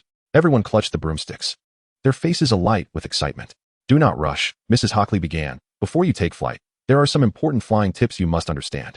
She proceeded to instruct the students on how to properly grip the flying broom and how to maintain their balance while seated. As she moved among them, she corrected their postures, emphasizing the importance of sitting upright, warning that leaning too far forward would cause their brooms to lurch ahead uncontrollably. Mrs. Hockley gently patted Bernard's back before approaching Adam. Quite good, but you might hold the broom more confidently. If you wish to play Quidditch, you cannot grip the broomstick with both hands." "What exactly is Quidditch?" Bernard muttered, having overheard his classmates discussing it the previous day, but feeling unable to interject. "It's a game played on flying broomsticks where players catch and throw a ball. Perhaps you could read Quidditch through the ages. I have a copy on my bookshelf." Standing at the front of the line, Mrs. Hockley brandished her silver whistle. "Listen carefully for my whistle. 3, 2, 1. With the sharp sound of the whistle, Adam propelled himself off the ground, his body soaring into the air. Hovering on the broom was indeed a novel experience. Despite his prior mental preparation, his heart raced uncontrollably. Suddenly, a commotion erupted around him, as some students, in their excitement, wobbled on their brooms, prompting Mrs. Hockley to scold them from above. "All right, I must admit, flying on a broom is rather enjoyable. I wonder what it feels like to fly with wings." The prospect of learning about the Nimbus brand seemed more enticing now. "Wow." When Bernard returned to the ground, he stumbled slightly as he dismounted, appearing a bit weak in the knees, his complexion pale, yet his eyes sparkling with excitement. "Flying on a broom is incredible. I never imagined I would soar through the sky, free from the confines of metal enclosures. The material of an airplane's exterior is not iron, but I concur with your earlier sentiment. Hey, be careful." Adam, turning his head. Adam saw Cologne make a sharp turn in midair, panic etched across his face as he descended at an angle towards him. Adam's pupils dilated as an invisible magical circle rapidly formed beneath his feet. With a thud, Cologne collided with the air in front of Adam, as though striking a formidable shield. Fortunately, for reasons unknown, Cologne had suddenly lost control of his broom, causing its speed to diminish significantly. And he ended up falling from a height equivalent to 3 or 4 stairs above the ground. "What did I just say?" Mrs. Hockley rushed over, checking Cologne for injuries. Upon confirming he was unharmed, she spoke with a mix of concern and anger. "Let go of Cologne," she commanded, casting a piercing gaze at the other students. "You all must remember this. Are you all right?" Adam inquired as he approached Cologne. "I'm fine, just a bit of a twinge in my nose." Cologne pondered for a moment but chose to dismiss the peculiar incident he had just experienced. The broom had gone awry, colliding with the air. It must have been an illusion brought on by his frantic attempt to control it, he reasoned. What had just transpired? Cologne's gaze wandered. He merely recalled a Quidditch maneuver he had seen in the newspaper, intending to strike a pose and experiment, but he hadn't anticipated. "Shouldn't you be thankful that you weren't attempting the Wronski feint?" Uther, who had approached just in time to overhear Cologne's words, quipped. "I'm not foolish. And I'm well aware of my mistake now, all right? I was quite frightened when the broom went out of control." Chapter 22. Effective learning brings me joy. The mishap during the flying lesson was merely a minor episode, and even at the time of the incident, few paid it much heed. Not only beginners on flying brooms, but even professional Quidditch players often encountered accidents each year, some of which resulted in fatalities. Cologne's sour mood stemming from the incident had also dissipated by lunchtime. "Hey Adam, are you going to watch the Quidditch team as practice? They're preparing to train a new tactic today." Cologne bounced into the dormitory, only to find Adam engrossed in something while petting his 2 kittens. Cologne anticipated Adam's refusal. As expected, Adam replied without lifting his head. "No, you go ahead. I'm not particularly interested in Quidditch practice. Watching Quidditch matches is tolerable, albeit the game's balance is quite poor. Still, its competitive nature is undeniable, and more often than not, it is tinged with elements of violence. It's no wonder it has become the most popular and widely embraced sport among wizards." However, practice appeared exceedingly tedious, consisting largely of repetitive catching drills and training to seize a swiftly moving golf ball. Adam had already lost interest after attending once. If he had free time, he might consider it a leisurely stroll, but at present, he was occupied. "Oh, Adam, come with me. I recall you've already completed all your assignments." "What's this?" Cologne lingered behind Adam, noticing the parchment brimming with text as if it were dancing, leaving him dizzy. "It's a potion paper." A word was left half-written, and Adam discreetly cast a replenishing charm on his quill. "A potion paper? This shouldn't be an assignment. Why are you writing this? Do you remember the day before yesterday when I approached Professor Snape after potions class to ask a question? He informed me that if I could demonstrate my abilities, I would not need to repeat the potion techniques I had already mastered in class, but could instead apply more advanced knowledge in practice. He then handed me a copy of Powerful Potions." Adam gestured to the book beside him. The potion knowledge within Powerful Potions surpassed the curriculum for first-year students. Yet for Adam, it merely constituted a challenging endeavor. Although he believed that Professor Snape merely intended to give him a stern warning with this book, regardless of whether his final paper would shine, as long as it contained substance, Professor Snape would inevitably scold him a few times before granting him the privilege to craft unique potions during class. Nevertheless, Adam aspired to exert his utmost effort, hoping to surprise Professor Snape. He struggled to comprehend the mindset of such a top student. Cologne had thought he could evade assignments, only to discover he was exempt from the current task in favor of more challenging ones, prompting him to step back from the parchment a little. "Well, I went to see Bernard and the others." Be careful not to get hit by the ball." "Don't ask. Let us just say such incidents have occurred before, even if not among Hufflepuffs." Adam spent another 2 days refining his paper, undergoing 3 rounds of checks and revisions, ultimately transcribing the final draft in elegant script onto the parchment, which, when connected, spanned an impressive 4 feet. When this thick stack of parchment was placed on his desk, Professor Snape remained unusually silent for a long moment before speaking. "The mere accumulation of words does not elevate the quality of a paper, Mr. Reed." "I understand, Professor. I have endeavored to be succinct." Adam shrugged, as his paper, which began with Powerful Potions, meticulously outlined his understanding and insights into potion making. "Thank you, Professor Snape." Professor Snape had, in a way, developed an immunity to Adam's approach. Initially, when he first witnessed Adam's demeanor, which starkly contrasted with that of other students, he would frown and turn away, visibly repulsed.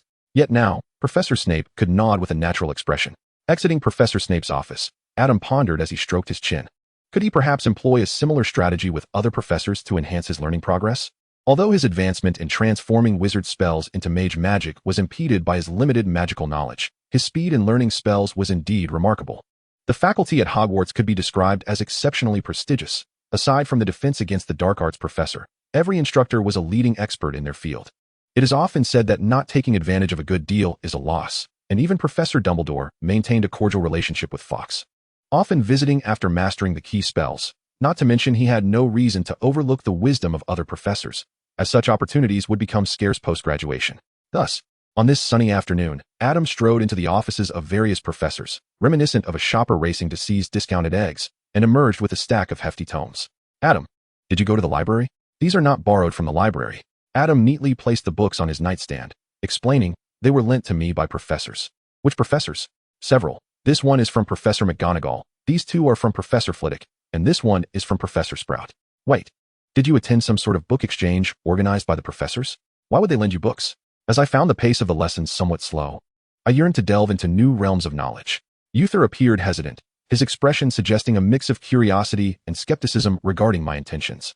After a prolonged silence, he finally spoke. "Did the professors agree?" I replied that they had, albeit reluctantly. Initially, Professors McGonagall and others urged me to solidify my foundational studies, but I managed to persuade them after some time. Adam blinked and chose to omit the specific details of my persuasion efforts, such as transforming a teacup in McGonagall's office into a cockatoo or demonstrating a silent levitation charm to Professor Flitwick. In contrast, Professor Sprout proved to be the most challenging to convince, yet after some gentle coaxing, she begrudgingly provided Adam with a book following a few evaluative questions and consented to accompany him to Greenhouse 3 over the weekend to tend to the mandrakes. "Can you handle all this?" Uther remarked, eyeing the towering stack of books with a hint of trepidation. "Actually, I can manage quite well. I've been self-studying for some time. And Haven Tea, I still found moments to enjoy with you all. With professors guiding me now, the hours dedicated to study haven't increased. Yet my efficiency is undoubtedly superior to that of solitary study." Adam cradled a small creature in his arms and took a sip. "Effective learning brings me joy. Unlike the monotonous rote memorization of my past life, knowledge that would become obsolete post-graduation, immersing myself in the arcane arts feels as addictive as fitness. The thrill of continuous self-improvement is truly captivating. As long as you're happy, came the reply. Chapter 23, Approaching Halloween. With the assistance of several professors, Adam's life began to adopt a more structured and healthier rhythm. Despite managing 6 subjects, excluding flying and history of magic, with additional study sessions, he found it less burdensome than his previous university experience. From the perspective of his roommates, Adam seemed to bear twice their academic pressure, often retreating to the library or other locales for personal pursuits, yet still finding ample time to engage in wizard's chess, observe Quidditch practice, and even explore culinary recipes. Adam, are you really okay? Cologne inquired, eyeing Adam, who had just set down his book with a hint of concern. If you feel tired, you don't have to go. I'm certainly not fatigued. I was merely reading, which I find quite enjoyable. Cologne glanced at the book's cover, Advanced Potion Making. Well, it certainly doesn't seem like a book one would choose for leisure. Why does it appear so worn? I recall you taking good care of your belongings. Adam tucked the small creature and spy into his pockets, grabbed his satchel, and turned to Cologne at the dormitory entrance. Let us go. Weren't we supposed to meet them? We shouldn't keep them waiting. By the time Adam and his companions arrived, most of the attendees were already present. Has it started? Adam inquired as he settled onto a bench beside Cedric. The current Hufflepuff Quidditch team was still comprised of upperclassmen, and Cedric had yet to secure a position as a seeker. Not yet, it's about to begin. Cedric's gaze fell upon Adam's satchel as he spoke, and soon, the surrounding classmates gathered around, eager to see what Adam had brought. Understanding their curiosity, Adam retrieved a stack of plastic containers from his bag. No need to rush. Let me see, this is raspberry nut cookie, this is chocolate cookie, this is caramel cookie, and this is salted rose cookie. Before long, the stack of boxes had been depleted, replaced by a generous handful of silver sickles in Adam's satchel. Would anyone like a drink? As usual, please bring your own cup. Consequently, a number of cups appeared before Adam. Adam, what will you sell next time? Perhaps popcorn. It seems like I haven't made that in a while. As he filled a cup with cola, Adam contemplated aloud. Oh, I love the white popcorn made from rice. Could you make a bit more of that? I adore caramel corn popcorn. No problem at all. As for the origins of Adam's snack shop, even he could hardly explain it. Initially, he merely intended to have some snacks on hand while watching Quidditch practice, which led him to bring a few for his roommates, then for familiar classmates, and so on. The enormous ovens at Hogwarts allowed him to bake as much as he liked. Making a little extra was simply a matter of waving his wand. And with the ingredients sourced from the Hogwarts kitchen, Adam never considered charging for them. Besides, this was Hufflepuff, and as long as these students survived the next 7 years, they would become significant figures in the wizarding world, elevating the fame of Adam's culinary creations, which would greatly benefit him in establishing future branches. However, once the first student felt compelled to offer Adam 2 silver sickles, it seemed that everyone else began to follow suit. Thus, Adam transitioned from bringing just a few snacks during Quidditch practice to establishing fixed operating hours, and eventually, he began to announce what he would prepare next, even branching into the sale of sodas. In summary, the clientele of Adam's snack shop had expanded throughout Hufflepuff, with signs of growth towards other houses. As Quidditch practice commenced, the Badgers were already equipped with a drink and a cookie each, seated in eager anticipation of the day's thrilling moments. Colin's cheeks bulged with treats, yet he still managed to articulate clearly. Is that so? I don't really keep track of the days. Adam broke a cookie into smaller pieces to share with Cho and Spinnet, pausing at their conversation. Haven't you noticed it's been getting colder lately? I haven't paid much attention, but it does seem to rain more frequently, and the winds are quite strong. Suddenly, a cheer erupted around them. Adam and Colin turned their attention to the field, where the goalkeeper had executed a spectacular double-8 maneuver to block the quaffle. The increasingly vibrant atmosphere around them shifted their focus away from their previous discussion and into the practice taking place on the field. It became evident that Adam truly had lost track of time. It wasn't until he awoke one day to the rich aroma of pumpkin that he realized Halloween had arrived. Should I prepare some candies? Adam sat on the small sofa, stroking his chin in contemplation. Indeed, today the candies will surely be a hit. Cologne, just awakened from slumber, suddenly perked up. I suspect you merely wish to indulge yourself, Bernard remarked, exasperated. Huh, with no classes in the morning, where are you off to? Uther, applying eyeliner in front of the mirror, looked questioningly at Bernard as he prepared to leave. I'm heading to the library to read, Bernard replied, exiting the dormitory. As the dormitory door closed behind him, Uther blinked. It feels a bit off. Have you all noticed that Bernard seems to frequent the library quite often lately? Really? Yes. But there's nothing peculiar about visiting the library frequently, right? Eugene and Adam go there often as well. Eugene nodded, munching on Adam's fish snacks. That is true. Uther thought no more of it and continued to perfect his eyeliner. In celebration of Halloween, Adam had prepared an abundance of candies, employing magical means rather than kitchen tools. Speaking of which, cookies are also confections. Couldn't you simply conjure them with magic, Adam? Little Coo extended a paw to nudge a transparent, spherical candy towards himself, revealing a pumpkin-shaped filling within. Each batch of cookies baked yields subtle variations in flavor and texture, which magic cannot replicate. I relished the very process of creating culinary delights. Adam flicked his fingers, casting a shimmering dust to transform a row of magically altered candies into genuine sweets. After a moment's thought, he added, "Of course, much of the process can be handled by magic. Even if I were to make them myself, it wouldn't be too taxing. Perhaps that is a significant reason. But for this batch of candies, I couldn't be bothered. Do you prefer the ones conjured by magic or those made step by step?" Little pondered. Just as Spy chimed in, "As long as Adam made it, I adore it." "You." Spy peeked out from the pumpkin head Adam had intended to use for candy storage, grinning slyly at him. "It seems someone is quite taken with sweets again. Well, if the pumpkin head gets damaged, we can easily restore it to its original state. Let them be." Chapter 24, Hufflepuff's Halloween Feast. Perhaps the tranquility of life since enrollment had lulled Adam into forgetting that he was in the safest school in the world. The troll in the underground classroom, surely you are aware. With a resounding thud, Professor Chilo collapsed, plunging the hall into silence for several seconds before erupting into deafening screams. Adam, savoring the sweet pumpkin pie, set down his fork, enveloped in silence. A troll? Why would such a creature appear at Hogwarts? Cologne exclaimed. At that moment, several loud noises drew everyone's attention. Silence. Professor Dumbledore conjured a few fireworks with his wand and cast a loud charm. Once all eyes were on him, Professor Dumbledore promptly declared, "It was merely a giant creature. Any professor should be able to handle it with ease." "Why, then, must the Halloween feast be cancelled?" On their way back, Bernard expressed his disappointment. The creature itself was not the issue. The real concern was why it had appeared within Hogwarts. This was not a species known for its stealthy infiltration. Someone must have brought it inside. Uther calmly analyzed the situation, suspecting that someone intended to engage in unsavory activities. "That person is truly detestable. I have been looking forward to tonight's feast for an entire month, and I only got to taste a single bite of that pumpkin pie," complained Cologne, covering his face in dismay. "I apologize, everyone. An unexpected incident has occurred at the school, and Professor Dumbledore has tasked me with ensuring that none of you leave my sight. Please do not make this difficult for me," Bruce implored, his hands clasped earnestly.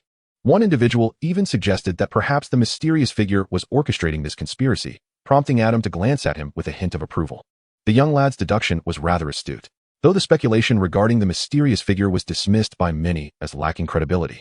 The common room was nonetheless rife with anxiety due to various conjectures.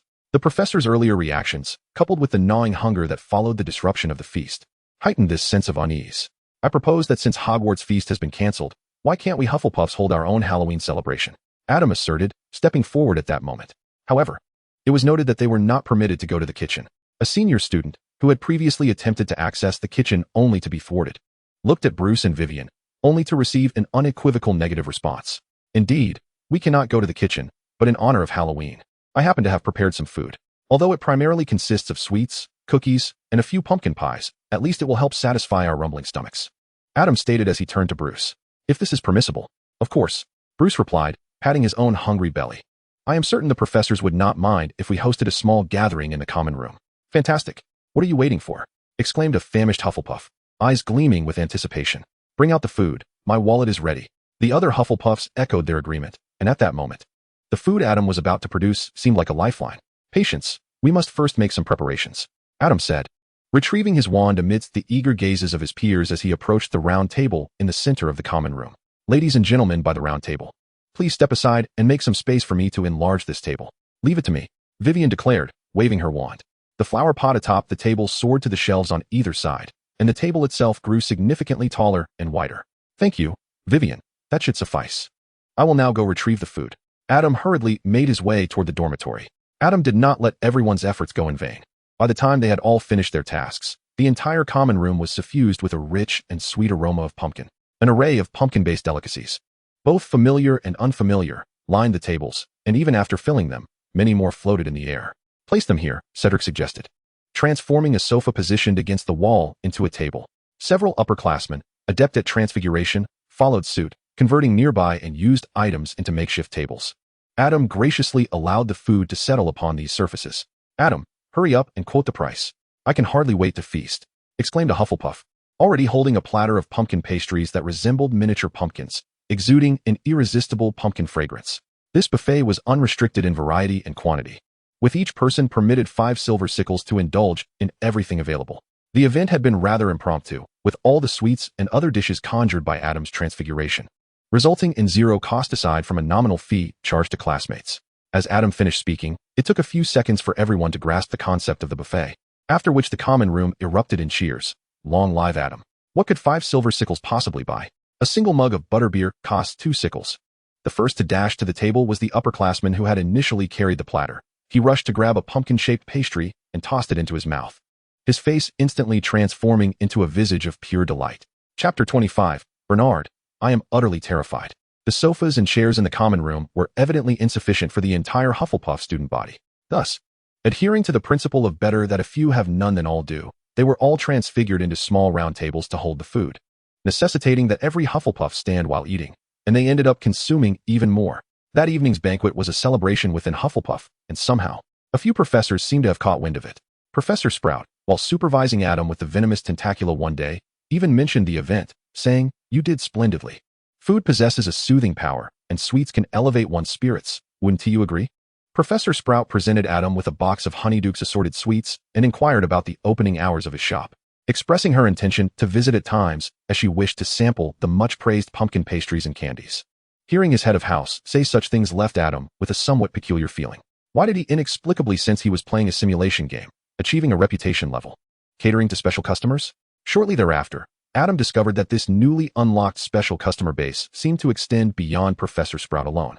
"Adam, Cedric just came looking for you," Uther said, somewhat puzzled, as he entered the dormitory and brushed past Cedric.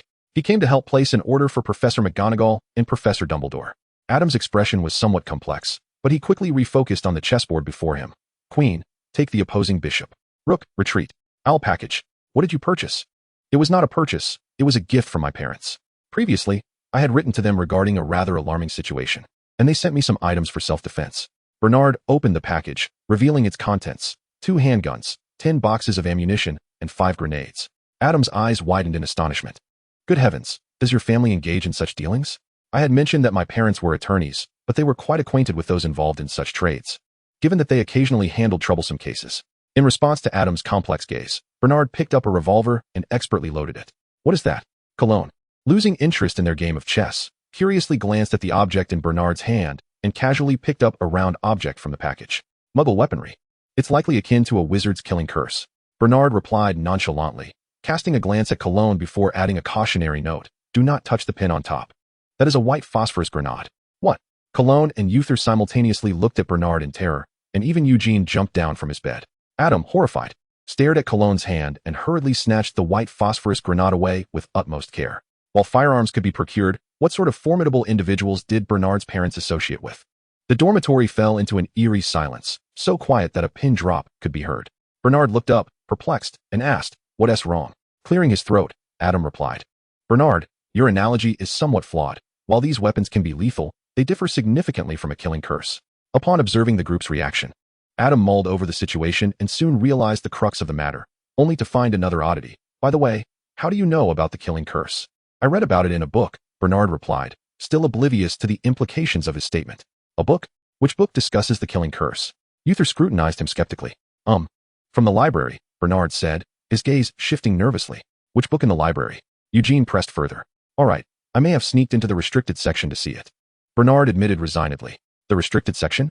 How did you manage to get in?" Cologne's eyes sparkled with intrigue, only to be nudged by Uther. "You're missing the point." After contemplating, Cologne discerned another crucial issue. "Adam, how did you come to know about the killing curse?" Well, at first, Madame Pants wouldn't let me in.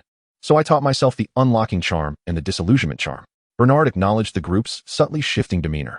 Knowing those 2 spells, especially the disillusionment charm, is quite impressive. Adam gasped in surprise, pondering whether Bernard's talents were perhaps ill-suited for Hufflepuff. However, concerned for their safety, Adam kindly cautioned, "Bernard, there are many books in the restricted section that contain malevolent curses. You must exercise caution."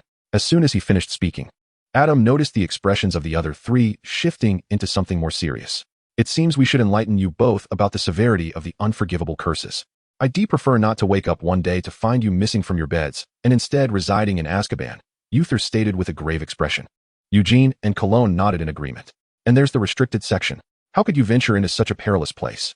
Adam, who had not yet committed any misdeeds but was nonetheless regarded as a subject of education, interjected, "No, wait, let me explain." After a brief exposition, Bernard stroked his chin, a look of realization dawning upon him. "I understand that the soul-draining curse and the heart-crushing curse are unforgivable, But why is the killing curse also classified as such? Surely, there must be numerous spells capable of taking a life. Indeed, there are many lethal spells, Adam replied, but the killing curse is unique in that it can only kill, requiring an unwavering and explicit intent to end a life to succeed. Upon finishing his statement, Adam noticed the odd glances from Uther and the others. No, before Adam could elaborate, Uther patted him on the shoulder and sighed. You should consider acquiring Egyptian citizenship. If you ever find yourself imprisoned in Azkaban, I could persuade my father to facilitate your extradition to Egypt. Adam, taken aback, replied, Thanks, but I believe I won't need that. As he had mentioned, the array of lethal spells was indeed extensive, and in comparison, the killing curse lacked efficiency. Don't look at me, look at Bernard. My theoretical knowledge is profound, but his arsenal far surpasses mine, especially regarding the white phosphorus grenade. Adam proceeded to educate his 3 roommates about white phosphorus munitions, prompting them to glance between Bernard and Adam. Are all you muggles this terrifying? Adam exclaimed innocently. My parents merely wanted me to be safe at school. Bernard, initially feeling a twinge of guilt, straightened his posture. The incident with the troll entering Hogwarts has yet to be resolved. What if we encounter danger again? A handgun might not harm a troll, but a white phosphorus grenade should. That hardly warrants such a vigorous display of martial prowess. Adam clapped Bernard on the back. Brother, do introduce me to your parents' friend. Chapter 26. The Quidditch Culture of Each House. To Bernard's disappointment, by November, the Black Lake had frozen solid enough for ice skating, and Hogwarts had not witnessed any further strange occurrences. Eugene, I can understand Bernard's frustration, but why are you so disheartened? It was a rare occasion for the 5 of them to share lunch in the Great Hall, and Cologne looked incredulously at Eugene, who had just uttered a lament after Bernard's complaint. The troll must have been brought into Hogwarts by someone with a specific purpose. Since there has been no further activity from that individual, either they have achieved their goal, or they are still scheming in the shadows. Uther sliced a piece of sausage and took a bite. Eugene nodded in agreement. Well, Cologne scratched his head, recognizing the validity of his roommate's analysis. It's also possible that Professor Dumbledore has already dealt with the matter. After all, he is the greatest wizard of this century. True enough, Uther concurred. If Professor Dumbledore resolved the issue, he likely would not inform us. And what do you think, Adam? Eugene, however, turned his gaze towards Adam. Me? Adam raised an eyebrow, questioning why Eugene would inquire if he endorsed Uther's words. Had he uncovered something? I sensed that the matter was far from resolved, though I was merely speculating. I shared this inexplicable feeling. Eugene, having grown more familiar with them, had begun to express himself a bit more, yet he rarely articulated his emotions so openly. For a moment, the others fell silent. Regardless, Professor Dumbledore would surely resolve all issues, wouldn't he? Let us contemplate the joyful matters at hand, such as the Quidditch match commencing tomorrow. Cologne broke the silence, exclaiming, Have you all heard? Gryffindor's seeker this year is a first-year student, none other than the savior, Harry Potter. To be honest, I don't find this match against Slytherin particularly thrilling. Uther smoothly shifted the topic, though I say that, come the following day, everyone honestly gathered in the stands of the Quidditch pitch. It was my first time witnessing Quidditch from this angle. The surroundings were somewhat noisy, prompting Bernard to raise his voice. Indeed, we are as well. Cologne leaned over the railing, visibly excited. Look, they're entering. Adam peered down, but from such a distance, he could only discern the green and red teams. Distinguishing one from the other was impossible. However, the shortest figure in red should be Harry. They had crossed paths briefly upon enrollment, but thereafter had little interaction, as Gryffindor and Hufflepuff shared only astronomy and history of magic lessons. And Adam had maintained a certain distance from them. With a sharp whistle, the silver whistle of Madame Hooch sounded, and both teams ascended into the sky almost simultaneously. Wow! A chorus of gasps arose from the stands, as most of the first years were witnessing a formal Quidditch match for the first time. The 2 seekers were meandering at the edges, for the golden snitch had yet to make its appearance. Despicable! Cologne exclaimed, excitedly clapping the railing. In fact, he was not alone in this, as a Slytherin beater struck a bludger towards a Gryffindor chaser, nearly knocking the latter off their broom. Wasn't he that a foul? Bernard's eyes widened. Such behavior was simply unimaginable in the Muggle world. Of course at ISNT, came the reply. It falls within the rules, after all. No one can guarantee their struck ball won't inadvertently collide with something. Well, that does make some sense. However, the situation on the field swiftly transformed. That previous play seemed to signal Slytherin's Quidditch team to exhibit their dubious moral qualities, repeatedly teetering on the edge of foul play. Madame Hooch's silver whistle blew yet again. Yet it merely encouraged Slytherin to commit fouls more discreetly, without awakening their competitive spirit. Even Adam couldn't help but remark, these people should replace their serpent banner with that of a treacherous nation. How shameless. The rules of Quidditch are thus, leaving ample room for ambiguity that can be exploited by those with ulterior motives. Adam and his companions stood by the railing, and as the match progressed, an increasing number of students crowded around. The one who had just spoken was Cedric. He sighed as he observed the chaotic scene on the field. This is precisely why Hufflepuff often struggles to secure victories. We always prioritize the enjoyment of Quidditch, yet it seems we are the only ones who think this way. If Hufflepuff were truly so mercenary, Cedric's prowess would have ensured his place on the team by now. Hufflepuff would never dismiss any player for the sake of winning. Ravenclaw is somewhat unique. They possess a strong desire to win but refrain from allowing training to encroach upon personal lives, resulting in a vast disparity in individual capabilities, perpetually competing with Hufflepuff for third and fourth place. As for the style of play reminiscent of a certain treacherous house, Slytherin. Look at the field. Cologne's exclamation drew everyone's attention. They beheld Harry, struggling to regain control of his erratic broom, which suddenly began to tremble, roll, and tumble through the air. What was happening? Had Harry Potter's broom been damaged? Cologne stroked his chin thoughtfully. I've heard that the school's flying brooms are indeed quite outdated. The older models are used for flying lessons. The ones for matches are reliable and of guaranteed quality, typically only susceptible to curses that disrupt their operation. Cedric's expression grew serious. But a curse? How could Slytherin dare? Last year, their most outrageous action was merely colliding with others. In a few years, will they be casting spells at each other in midair? I recall that curses require the caster to focus on their target to be effective. Let us find out who it was. Cologne waved his fist. However, after searching diligently, they found no one on the Slytherin team who fit the criteria. It seemed the worst-case scenario had occurred. The spellcaster was among the spectators. But how could they possibly identify the culprit amidst such a crowd? Or rather, how would Hufflepuff respond to such a predicament? Perhaps it was an even graver situation. Eugene suddenly interjected, squinting as he fixed his gaze on Harry, who was still struggling and rising higher into the air. Perhaps the spellcaster does not aim to assist Slytherin. They simply intend to cause harm. Uther paused, recalling Eugene's words from the previous day. Are you suggesting it could be the one who brought the troll into Hogwarts? Eugene nodded. Chapter 27. A deluge of desserts approaches. Eugene's perceptiveness had astonished Adam more than once, yet he found himself once again taken aback. Disbelievingly, Adam asked, is this merely your intuition? Do you have any evidence? No, it's just an inexplicable feeling, Eugene replied, shaking his head. I seldom experience such sensations. But when I do, they are typically accurate. That was exceedingly precise. Observing his thoughtful classmates, Adam momentarily found himself at a loss for words. He certainly couldn't reveal that Professor Quirrell bore a mark of Voldemort on the back of his head. The Quidditch match ultimately determines victory by score. Catching the golden snitch merely signifies the conclusion of the game. Thus, even if the snitch is worth 150 points, a considerable disparity in scores between the two teams could still render a comeback impossible. It is truly a pity. It seems that Slytherin will emerge victorious once again. Cedric sighed. Do you fervently wish for Gryffindor to win? Colin inquired with curiosity. It is not so much a desire for Gryffindor's triumph as it is a wish for Slytherin's defeat, Cedric admitted, albeit reluctantly. In truth, no house within the school wishes to see Slytherin claim the Quidditch Cup, save for Slytherin itself. Cedric glanced around, ensuring that only Hufflepuff was present before continuing. Their victories consistently tarnish the honor associated with such accolades, and their haughty demeanor post-victory is enough to provoke one to strike them. You shall witness it in due time. It appeared Slytherin frequently claimed victory. Uther observed the Slytherin captain preparing to catch the quaffle once more. Cedric shrugged, intending to turn away. He clearly had no desire to witness Slytherin bask in their moment of glory. Harry Potter knelt on the ground, yet his raised hand clutched the golden snitch triumphantly. After a moment of surprise, Cedric looked at the scoreboard. The point differential between Gryffindor and Slytherin was far from 150 points. In other words, Gryffindor had triumphed. What on earth did I miss? Cedric lamented, wearing a mask of distress on the way back to the castle. Harry suddenly accelerated, evidently having spotted the golden snitch, and then dove towards the ground, ultimately kneeling and coughing out the snitch. That is how it happened, Colin recounted. In truth, we didn't see it clearly, Adam consoled him. It was rather complicated, but it transpired in the blink of an eye. By the time we realized what was happening, Harry was already holding the golden snitch. At least you saw something, Cedric sighed, turning to Adam. May I have 2 pumpkin pastries to mend my wounded heart? I'll come by your dormitory later.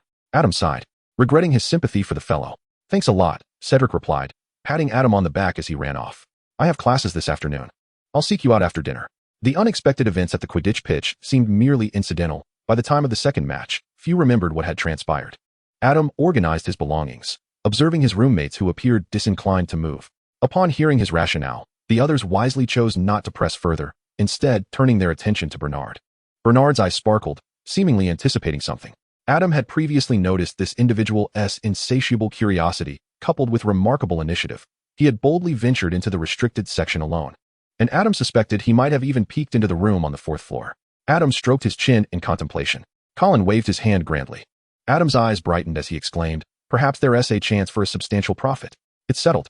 Upon returning to the dormitory, Adam set down the letter along with the parcel that had been sent alongside it. Not only did my parents give their approval, but they also generously sent some ingredients my way. How thoughtful of them. What could possibly be inside, given the current weather? Even the strongest physique cannot withstand the relentless chill. Inside were various types of sugar, maple, malt, brown sugar, and osmanthus honey.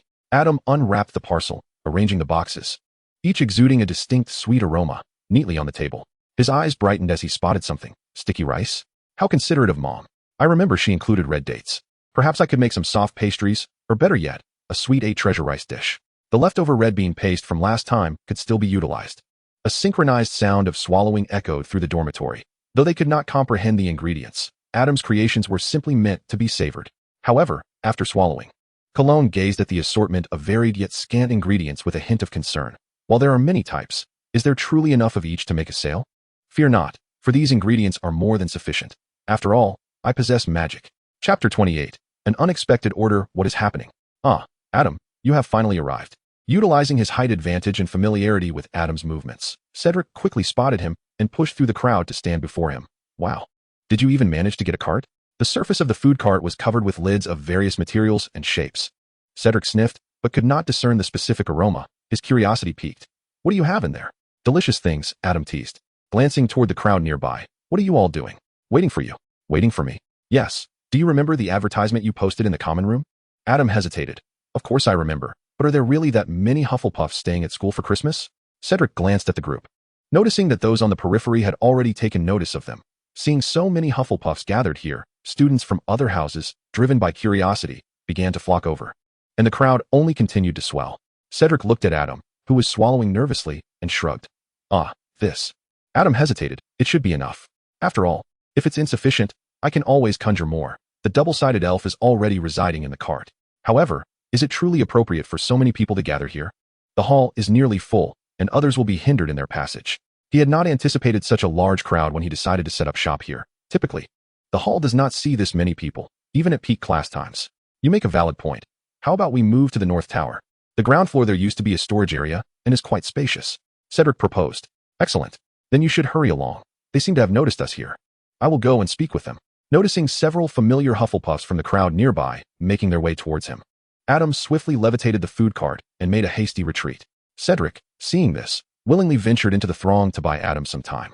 By the time Cedric led the crowd to the North Tower, Adam had cleared a substantial area on the ground floor, with large menus displayed on the surrounding walls. Adam and his food cart occupied the center of this space. Please queue according to the arrows, one by one. Adam called out to the approaching crowd. As they formed the line, they could peruse the menu to decide what they wished to purchase. Initially, those at the front were Hufflepuffs who had considerable faith in Adam's culinary skills, but upon hearing the latter part of Adam's announcement, most of them slowed their pace, intending to examine the menu before making a decision. The flyers in the common room had claimed that there would be dozens of new items available today. Cedric, however, was among those who hesitated not at all, being the first to approach Adam's cart. I'll have one of each. With wealth comes the luxury of choice. He desired them all. One of each. Adam was taken aback, reminding him, but there are a full 100 items here. 100?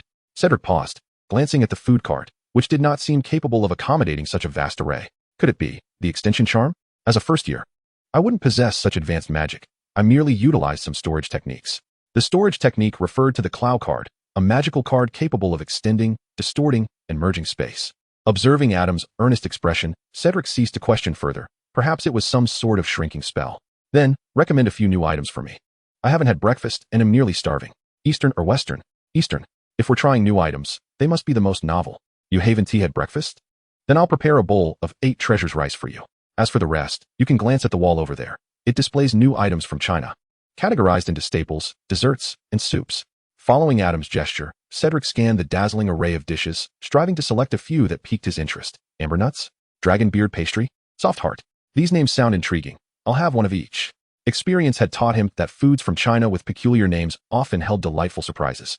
Nevertheless, to hedge his bets, Cedric also ordered 2 items that appeared more traditional. I'll also have a serving of mung bean cake and sesame rice balls. Very well. The soft heart and 8 treasures rice should be consumed while hot. Be cautious not to spill the soup with the sesame rice balls. Adam activated the magic of the Clow card, extending the internal space of the cart. He swiftly packaged Cedric's order and included a large cup of pu'er tea to aid digestion. In truth, The British seemed not to require such digestive aids. The sugar they typically incorporated into desserts, in Adam's view, was dangerously excessive. What he had prepared was, in fact, a low-sugar version for them. Cedric, after settling the payment, eagerly began to indulge in his meal, starting with the amber nuts that had not yet exuded warmth. As he walked and munched, he noticed Hufflepuff behind him, still pondering their breakfast options, but equally hungry, swallowing hard. I'd like a serving, just like Cedric S. The small shop was bustling with business, aside from Hufflepuff. The other 3 houses had also been drawn in, purchasing a variety of treats to sample. For Adam, this was already a successful endeavor. It was no wonder the Great Hall had been so sparsely populated that morning. Everyone had gathered here to relish the delicacies. As Adam tidied the food cart, he looked up to find Professor Dumbledore standing before him with a warm smile. I wonder if I have arrived too late. Not at all, Professor. What would you like? Adam gestured towards the menu displayed on the walls. Professor Dumbledore raised an eyebrow as he reviewed the offerings. Since the goal was to expand the business beyond mere schoolyard antics, Adam had ceased using Hogwarts kitchen supplies, adjusting his prices to something more reasonable. Having already enjoyed breakfast, Professor Dumbledore ordered 3 pastries and sighed. I wish I had known about this before breakfast. The sweet aromas enveloping him were utterly tempting. After receiving his packaged desserts, Dumbledore departed. Adam didn't dwell on it, knowing that this was not the Professor's first visit to the shop. However, he was taken aback when Dumbledore returned shortly thereafter, holding a steaming bowl of heartwarming pudding and radiating pure joy. I wonder if you could accept an order from the school to prepare a Christmas Eve buffet for Hogwarts? An order from Hogwarts. As Adam remained astonished, Professor Dumbledore continued. Of course, you may not have enough food prepared, but the Hogwarts kitchen and the house elves can assist you, with costs still based on your menu. With a mischievous wink, he added, after all, the school board will be footing the bill. Chapter 29. A joyous Christmas feast in terms of both promotion and profit. Adam had no reason to decline Professor Dumbledore's request.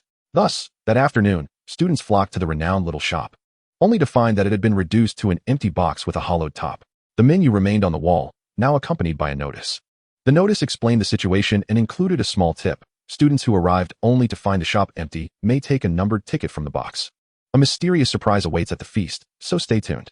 Having missed the morning wake-up, Harry and Ron, drawn by the allure of the sweet treats, were curious as they read the notice. What do you think it could be? Perhaps something akin to colorful firecrackers? The colorful firecrackers made their debut on the Hogwarts dining table today. Upon being pulled apart, they erupted with a cacophony and a burst of colorful smoke, releasing small toys that indeed provided a delightful surprise. However, if that were the case, was there really a need for an additional remark? Regardless, Harry and Ron each retrieved a numbered slip from the box. Ron attempted to grab a few more, but unfortunately, he nearly toppled into the box without managing to secure a second one. Amidst the eager anticipation of the crowd, the Christmas feast commenced as scheduled. At Adam's request, the doors to the hall slowly opened, revealing all that lay within. The alluring scents of honey, caramel, and fruits wafted through the air, enticing every student who entered the hall, their mouths watering at the sight of dishes unlike any they had encountered before. Remarkably, flowers adorned the table. A Ravenclaw girl leaned closer to a rose to inhale its fragrance, only to discover that the aroma was not merely floral but sweet as well, leaving her momentarily stunned. This scent, it cannot be a flower. How is that possible? It looks so. Just as her friend was about to speak, she impulsively plucked the flower and popped it into her mouth. It's truly not a flower, it's a pastry. The entire blossom melted in her mouth, its soft texture dissolving almost instantly, while the rich rose fragrance and subtle sweetness danced upon her palate, leaving her utterly enchanted. Observing this, her friend skeptically plucked a flower and tasted it as well, reasoning that roses are not poisonous, so what harm could it do? She too swiftly succumbed to the delightful confection. After a while, the Ravenclaw finally opened her eyes, casting a dubious glance at the table, where several items looked decidedly non-edible, such as the unlit candlestick. This is chocolate, exclaimed a Gryffindor who had genuinely taken a bite of the candlestick. This is cake, declared a Slytherin who had nibbled on a snowman. This is candy, exclaimed a Gryffindor who stubbornly bit into a small Christmas tree. This is a cookie, remarked a Hufflepuff who had taken a bite of the mistletoe branch. Oh, this is the table, cried a Gryffindor who confidently took a bite under his brother's persuasion. Ahem. As the decorations on the table neared depletion, Professor Dumbledore hastily tapped his spoon against his goblet to capture the students' attention. I trust you have all noticed that our dinner today differs from those of the past, featuring an abundance of innovative and delectable dishes, for which we owe our gratitude to Mr. Adam Reed. Adam stood and acknowledged the crowd with a nod. Before the feast begins, I must add, although Adam has put forth considerable thought into tonight's decorations, I still hope everyone can focus more on the food itself. Professor Dumbledore stated, glancing towards the Gryffindor table. Identical, as always, it was indeed Gryffindor, and given their resemblance to the twins from the films, it was evident they were the Weasley brothers. However, he could not recall having transfigured such a large Christmas tree into food, or had these twins procured it. Wait a moment. Especially do not disturb the decorations that are not on the table. They are inedible, I assure you, Professor Dumbledore added. Adam witnessed firsthand how Professor McGonagall had devoured half of the pot of pale fish stew at the staff table, while Hagrid had devoured a staggering 6 portions of elbow. Consequently, Adam had to inform the house elves to prepare additional servings for the faculty. This can be described as a win-win situation. The school's banquet exceeded all expectations, and the students' business thrived, albeit at a slightly higher expense, which was of no concern to him as it was funded by the Board of Governors. As for Adam, he was perhaps the happiest of all. Though the young wizards remaining at Hogwarts constituted only a small fraction of the student body, their wide dispersal, combined with the presence of each professor, ensured that everyone had tasted every variety of product from his shop. What remarkable advertising that was! He even thoughtfully adorned each food container with patterns corresponding to the names of the dishes, facilitating the students' recollection of their favorite items for future purchases at the shop. Remarkably, he had spent not a single canute, yet had profited immensely. He had truly triumphed. Upon returning to the dormitory, even Uther could not contain his curiosity. How much did you earn from tonight's banquet? Hee, just a little bit, just a little, Adam replied, gesturing with his thumb and forefinger in a small sign. It seemed to indicate a substantial sum. Indeed, it was money that he rightfully deserved. Colin, stroking his pleasantly rounded belly, nestled comfortably on the sofa, said, Adam, you must open a shop as soon as you graduate. Why not establish it in Hogsmeade? It would only cost about 50,000 galleons to purchase a storefront there, and most importantly, it would be right next to my house. Sounds good. That way, I can experiment with dishes made from magical creatures, sourcing directly from your home. Absolutely. I can give you a discount. Listening to their conversation, Eugene interjected. If you're going to open a shop, I believe Diagon Alley would be a more suitable location. Although the storefronts there are pricier, they attract a greater foot traffic. You could start by renting a space. Actually, I prefer Hogsmeade, Adam replied, shaking his head. The storefronts in Diagon Alley are too closely packed, which does not align with my vision for a restaurant. Are you considering opening a Black Swan in the Wizarding World?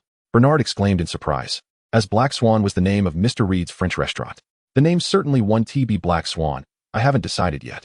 The decor must align with the wizarding style, but it will likely convey a similar sentiment. Chapter 30. A precious gift the following morning, upon waking. Adam's first sight was Colin fervently scribbling at the round table. What time did you get up? Adam asked, stretching lazily. Cough, cough, I didn't sleep last night. I wrote all night long, Colin admitted, somewhat sheepishly. Having previously indulged too much in fun, with the final day upon them, he had found himself restless in bed, tossing and turning until he finally rose to tackle his homework. Adam had grown accustomed to his habit of procrastinating until the last moment and glanced at the Christmas tree. Have you opened your gifts yet? Not yet. I plan to treat myself to the joy of unwrapping gifts as a reward for finishing my assignments, he sighed. Cologne yawned as he spoke. It was not the first time he had stayed up all night to complete his assignment. Adam shook his head, choosing to ignore him, and made his way to the Christmas tree to find his own gift. Let me open mine first. All right. Adam discovered the present from Cologne, and upon unwrapping it, found a pair of chopsticks inside. What is this? These are chopsticks made from unicorn horns, Cologne proclaimed with pride. Unicorn horns can detoxify. And since you often consume peculiar dishes and intend to cook with magical creatures and plants, these chopsticks will protect you from poisoning. Thank you, I truly love them. Adam genuinely appreciated the gift. What gourmand could refuse a pair of detoxifying chopsticks? However, he mused that such an item must be quite expensive. What did you get me? Cologne hastily shook his head before Adam could finish. Oh no, don't tell me yet. Let me finish my assignment first and unwrap it myself.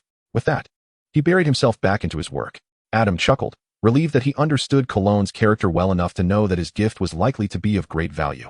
Just as Adam's gift to Cologne was precious as well, a feather from a phoenix. This was a delightful surprise he had received during a visit to play with the phoenix. Initially, he had thought he had pulled too hard, but Professor Dumbledore explained that it was a gift given to him because the phoenix liked him. Indeed, Mr. Ollivander could not have forcibly plucked the tail feathers used for wand making, as phoenixes possessed the ability to shed feathers voluntarily. Now, he had amassed quite a collection, including a good number of phoenix tears. Continuing to unwrap gifts, he found a protective amulet shaped like a scarab from Uther. Its centerpiece a large green gemstone that appeared quite valuable. Bernard had gifted him a box of parts, and upon rummaging through it, Adam discovered a manual at the bottom. It was an assembled Barrett rifle, prompting him to reflect on the quirky nature of his roommate. Eugene's gift surprised Adam. It appeared to be merely a bottle of transparent liquid, yet he sensed immense magical power emanating from it. Is this a potion? Typically, potions are not transparent. But Adam cast a revealing charm, only to find that the liquid was not a potion at all. Instead, It was a bottle of spring water. Spring water? Yes. The Good Luck Spring. Have you heard of it? The Good Luck Spring? I feel like I've heard of that somewhere. ISNT it from the tales of Beetle the Bard. Bathing in the water from the Good Luck Spring brings eternal fortune, but in reality, it possesses no magic. Cologne's attention was once again captured. You should hurry and write. The professors have assigned quite a lot of work this time. Is this truly the water from the Good Luck Spring? Eugene sighed. It was the first time he had mentioned his parents to them. However, perhaps it really was the water from the Good Luck Spring, even if it wasn't. It must be something equally good, otherwise, they wouldn't have stored it in the deepest vault of Gringotts. What vault? Is someone in need of money? Uther groggily climbed out of bed. No, I feel as though no one in our dormitory is lacking in funds. Adam couldn't help but voice his thoughts. With Eugene's family background revealed, it appeared that his household was the most impoverished among them. However, he soon cast a concerned glance at Eugene. The Vault of Gringotts? That is the bank for wizards. I am aware of that. I merely wish to express that it may not be entirely appropriate for your parents' cherished possessions to be given to us as gifts. It is quite all right. I grew up with my grandmother and had few friends. Before arriving at Hogwarts, my grandmother withdrew a bottle of Felix Felicis from the vault for me to take along, hoping that I might experience good fortune and find a few friends. As he spoke, Eugene glanced at his quill, then at Adam, Uther, and the still sleeping Bernard, offering a gentle smile. Yet, it seems that even before utilizing the Felix Felicis, I have already discovered the most wonderful friends in the world. Thus, I have divided that bottle into 4 portions to bestow upon you, my friends. Adam grasped the vial tightly, uncertain whether this truly contained the liquid luck. Yet the emotional significance it held surpassed its intrinsic value. I will treasure it well.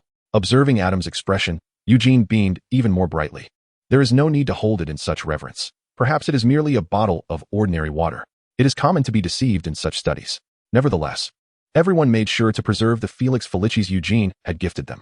At lunchtime, the group planned to dine together in the Great Hall. But as they reached the common room, Adam was called by Ernie. The Weasley twins are waiting for you outside. What? Adam was taken aback, and Ernie assumed he had forgotten. The pair of twins who won the lottery last night. Do you recall that message Adam left? Instructing everyone heading to the North Tower to take a number? At the feast, Adam invited Professor Dumbledore and the 4 house heads to draw a number from the box. 5 prizes in total, 1 grand and 4 smaller.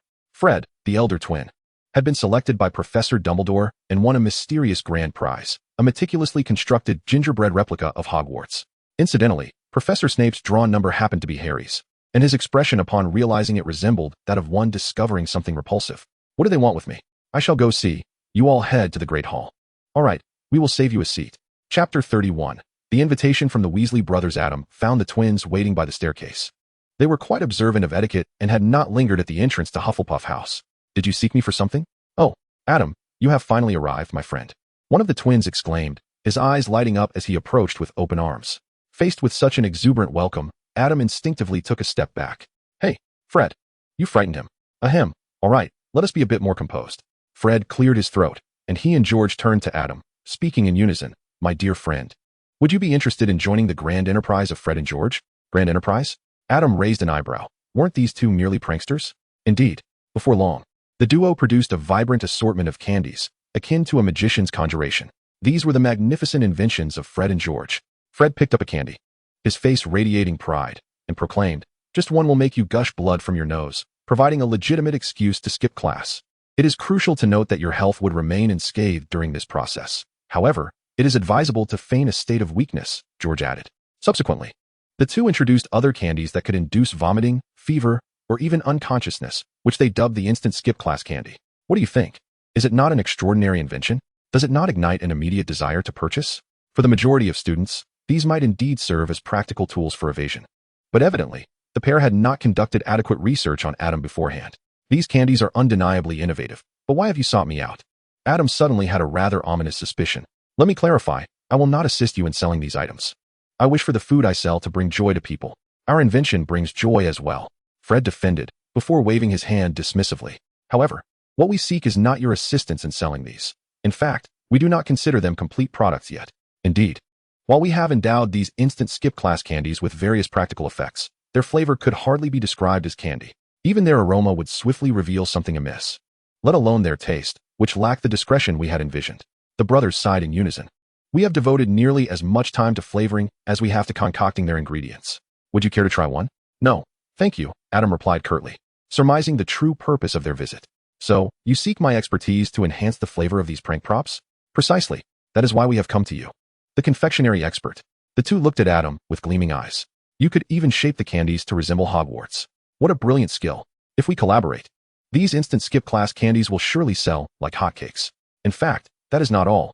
We have even more brilliant ideas. Unfortunately, we have discovered that creating these candies requires not only ingenious prank ideas, but also other talents, such as culinary skills. With your involvement, we could transform more of our ideas into reality. After pondering their concluding remarks, Adam considered, it is not entirely out of the question. It does sound like there is a market for this. Upon hearing this, the brothers' faces broke into smiles. However, how much do you intend to pay me? You cannot expect me to work for free, can you? Ahem, we would never dream of such a thing. Although the thought of having Adam work for them without pay had not crossed their minds, the twins' gaze wavered, revealing their financial constraints. Prior to their arrival, they had not inquired about Adam's academic pursuits, but it was evident they had gathered information regarding his business. Even when Adam had operated within the confines of Hufflepuff at modest prices, his profitability was remarkable in their eyes. After all, despite his thin margins, he had substantial sales, with nearly the entire Hufflepuff house as his clientele, and Hufflepuff was the most populous house at Hogwarts. While we may not have much money at present, we can offer you a share of the profits. Upon hearing this, Adam's interest was piqued. It was clear that the twins had thoughtfully considered this proposition to entice him to join their venture. Were they already seriously contemplating turning their penchant for pranks into a future career? One could easily envision the promising prospects of their instant skip class candy. Surely, once this product was launched, students would clamor to purchase it. We could initiate our partnership with this product, allocating you 30 to 40% of the profits for each candy. If our collaboration flourishes, we could embark on further ventures. It must be noted that the twins' approach resembled that of an entrepreneur attempting to persuade investors with mere dreams, lacking even the rudimentary groundwork to support their claims. They presented their half-baked idea directly to Adam, a potential investor, leaving no safety net.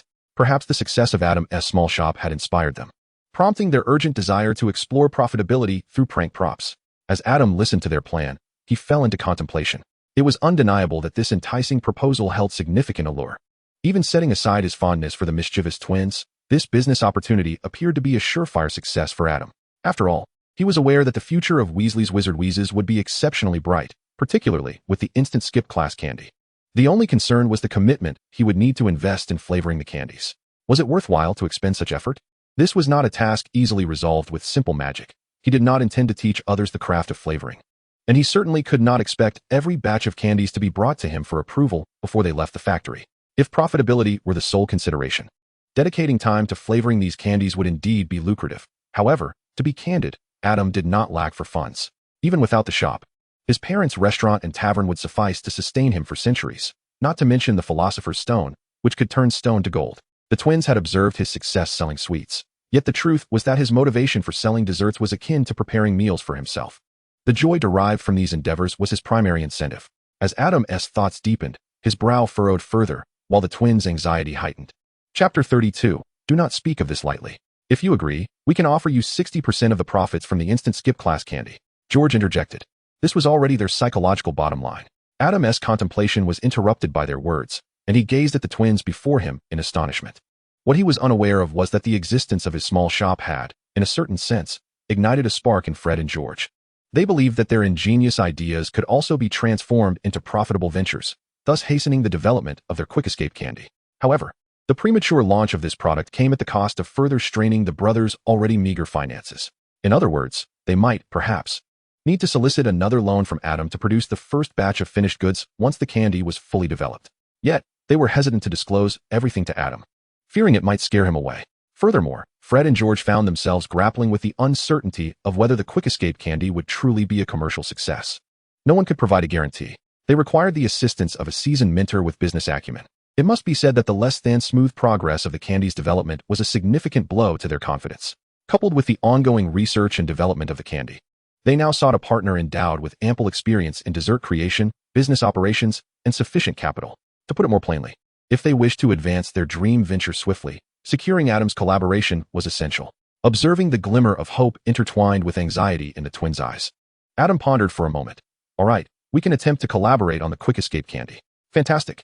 The twins rushed forward, eager to embrace Adam, only to be halted by his outstretched hand on their shoulders. Wait, don't be too hasty in your joy. I require a detailed plan, including your intended cost control for the candy, target demographics, and a formal agreement outlining the specifics of our collaboration.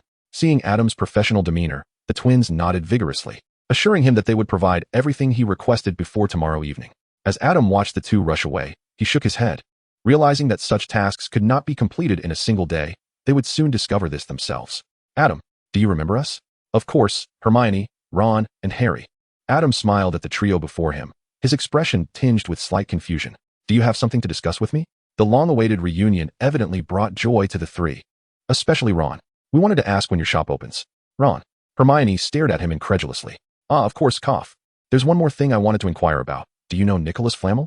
Ron suddenly recalled the matter at hand, awkwardly adding, aside from holidays and special announcements. I will be opening my shop every Saturday afternoon at the North Tower. As for Nicholas Flamel, I have not heard that name before. Is that so? Well, that's unfortunate. Hermione sighed, a hint of disappointment in her voice. Unlike the twins, who were more focused on Adam's business, Hermione's attention was primarily directed towards Adam's academic pursuits. Thanks to certain individuals who have completely forgotten about the investigation during the holiday, the progress remains at a standstill after the break. She pondered whether inquiring Adam, the exemplary student, might yield some clues. However, it appears that Adam is equally in the dark. Might I ask why you are pursuing this name? The truth is, Adam was somewhat taken aback as Harry and his companions candidly divulged the entirety of their ongoing investigation, concluding with a caution not to speak of it lightly. When you mention not to speak of it lightly, do you mean that if someone inquires about your intentions regarding Nicole May, you would disclose the entire situation? Therefore, should you uncover any information related to Nicole May, do remember to inform us. Very well. Adam offered an awkward yet polite smile before hastening away, evidently troubled. Hermione squinted at Adam's retreating figure. Troubled? In what way? I cannot precisely articulate it, yet it is a feeling. Adam ought to possess some knowledge concerning Nicole May, and his reaction was rather subdued. Hermione turned to Harry. Under normal circumstances, one might expect a particular reaction upon hearing about Professor Snape's mischief during Harry's previous Quidditch match, yet he appeared too nonchalant. As if he had already been aware of the matter. Harry clapped his hands and exclaimed, Precisely. It seems we have stumbled upon a lead. Hermione nodded, addressing Harry and Ron. You two shall take turns shadowing Adam to see if you can uncover any clues. Or perhaps you could head to the library while I follow Adam. Well, all right. Harry, contemplating the overwhelming texts, felt dizzy and opted to trail Adam instead. Ron glanced at Hermione and then at Harry, sensing they might be overly sensitive, yet he had no suggestions to offer and thus remained silent. After that day, Adam found himself perplexed as Harry and Ron inexplicably appeared near him with great frequency, usually just one of them, stealthily following from a distance. As time passed, their fellow Hufflepuff classmates began to notice that they seemed to be tailing Adam. Cedric approached Adam during a meal in the Great Hall, remarking, Even the chosen one cannot bully our Hufflepuffs, especially not Hufflepuff's esteemed chef. Adam glanced in the direction of the Gryffindor table, observing the trio suddenly feigning intense focus on their meals, and sighed in resignation. No need, they harbor no malice. I shall handle it. It appears time to seek out Professor Dumbledore. Upon arriving at the door to the headmaster's office, Adam was unexpectedly confronted with the realization that the usual passwords had changed. Could it be that some dessert I concocted has taken their place? Not wishing to recite a menu at the entrance, Adam surmised that Professor Dumbledore was either absent or unwilling to see him, compelling him to seek alternative means. On one occasion, as Ron stealthily attempted to follow Adam, he was suddenly ensnared by a figure that sprang forth and wrapped an arm around his neck. Hey, Ron, it has been an eternity since we last met. Would you care to sample the confections my brother has recently developed? What are you talking about? We just saw each other this morning. Release me. I am rather preoccupied at the moment. Chapter 33, The Ever-Revised Contract. After being caught a few times by the Weasley twins and enduring various torments such as nausea and nosebleeds, Harry and Ron began to realize that the twins seemed intent on preventing them from tracking Adam. Just as they were indignantly preparing to inform Hermione of their findings once the effects of the potion wore off, Hermione cheerfully approached them. I have found information on Nicodemus. What is going on with you two? Hermione cast a suspicious glance at their faces. Ahem, it's nothing. Harry, maintaining a stoic demeanor, replaced the tissue that had been staunching his nose, the pristine paper visibly saturating with blood. Please, do tell me about Nicodemus. Just like that. I believe they have likely uncovered the information on their own. My apologies, Professor Dumbledore. No, my dear child, there is no need for apologies. You have upheld our agreement, have you not? Professor Dumbledore smiled benevolently. Perhaps, but I am somewhat concerned about the Philosopher's Stone. Sometimes, children develop an intense curiosity, and a certain allowance of that may not be a bad thing. As for the Philosopher's Stone, Dumbledore winked at Adam. Rest assured, I shall safeguard it. I believe you not. Suddenly, Adam halted, deftly pocketing a naturally shed feather from Fawkes, then retrieving a piece of malted rice cake from his pocket to nourish the phoenix. The fluidity of his movements caused a barely perceptible twitch at the corner of Dumbledore's eye. Fawkes glanced over, ignoring Dumbledore, and silently turned his head away. Hey, Adam. We have flawlessly fulfilled your commission. Therefore, regarding the proposal we presented last time. You have arrived at the perfect moment. I believe the contract can be amended further. Adam produced the twins' previous proposal from his satchel and regarded the two, their smiles frozen upon their faces. Concerning the profit share, I believe 40% is a reasonable figure. In that instant, Adam seemed to radiate brilliance in the eyes of the twins. Oh, Adam, you are truly an angel. Let us share a friendly embrace. Allow me to finish first. One might ponder whether these two were somehow related to Newt's elder brother, for their fondness for embraces was perplexing. Adam pulled them away, asserting, the 40% I mentioned is not merely profit. The twins' smiles faded slightly. 40% of the selling price was lower than their previous bottom line, though it was still negotiable. Rather, I am referring to shares. Shares. Surely. You must have depleted your finances by now. Adam waved the proposal in his hand, raising an eyebrow at the twins. Do you have sufficient funds to cover expenses such as leasing a shop, purchasing materials, processing production, and bulk packaging? Ahem. We initially planned to conduct a small-scale pilot operation within Hogwarts. Within the school, there is no need to consider the steps of storefronts and packaging. However, we find ourselves in a dire financial situation. Observing the sorrowful faces of the twins, who were embracing one another in a display of anguish, Adam once again reached into his satchel. Given your current economic circumstances and my assessment of the feasibility of your proposal, I have decided to infuse your magical prank shop with a sum of capital to assist you in your initial business endeavors. Adam produced a bulging pouch of coins and shook it, the sound of clinking money instantly capturing the attention of Fred and George. Yet, this sum is not a gift. It is intended to purchase a stake in your magical prank shop. We understand. So how much do you intend to invest, and what percentage of shares will you acquire? Fred and George exchanged serious glances, as the ownership stakes directly pertain to the future operations of the prank shop. As I mentioned earlier, I desire 40%. Regarding the amount, Adam extended the pouch towards the twins. Here lies 100 galleons, serving as the initial investment. Should your venture fail, consider it a loss on my part. Should it succeed, I will subsequently invest an additional 1,900 galleons before your graduation. 100 galleons? An additional 1,900 galleons. Does that not total 2,000 galleons? Fred and George gulped, for in their worldview, such a sum could purchase both of them. Adam, are you serious? Fred could not help but seek confirmation. Indeed, for a 40% stake, 100 no. 500 galleons would suffice. George felt he had already made an audacious request. Do not underestimate your talents, Fred, George. Adam chuckled as he pressed the pouch into Fred's hands, then patted the shoulders of the twins. From your proposal, I can discern your ardor for this venture. And it is this pure passion that has truly moved me, whether you believe it or not. I initially agreed to consider your proposal merely to avoid rejecting you to your faces. Adam spoke the truth. He had indeed thought that way at first. However, when the twins presented him with a plan they had spent a week crafting, though still naive, its sincerity genuinely touched him. Upon deeper reflection, it was possible that the future of the Weasley magical prank shop could falter after he faced setbacks. For the sake of this passion, coupled with your unparalleled talent in this domain, I believe it is worth a try. Your proposal does indeed possess significant feasibility, and the market for prank items still holds vast potential for development. Oh, Adam. Before Adam could finish, he was embraced once more by the twins. This time, he struggled a bit, but did not break free. We certainly believe in you. Oh, dear, Fred, I feel like crying. George exaggeratedly dabbed at the corners of his eyes to conceal the glimmer of tears within. After a considerable time, Adam was finally released by the two individuals, and he coughed awkwardly a couple of times. Their heights surpassed his by a significant margin, and during that embrace, he had to tilt his head back entirely to breathe freely. So it's settled. I shall prepare a magical contract. No, Adam. We believe the contents of the contract could still be refined. Fred and George exchanged glances, revealing identical grins. Chapter 34. Here comes the chicken soup. It is unclear when it began, but a decline in the physical condition of Hogwarts students became evident, with students frequently experiencing dizziness, nausea, and profuse nosebleeds during class. I must remind you that professors will not exempt you from examinations on this material simply because you took sick leave. After class, Hermione cast a disapproving glance at Ron and Harry, who had evaded Transfiguration class with the aid of Quick Escape suites. Ron, hands on hips, defended his actions. Having been betrayed by his teammates, Ron faced Hermione's piercing gaze alone and mustered the courage to say, "Well, I have no money for new ones aside from this sample. Aren't they your brothers? Do you need to spend money to buy this?" Hermione clearly knew the origins of those Quick Escape suites. That's because this isn't their own business. Ron's face flushed.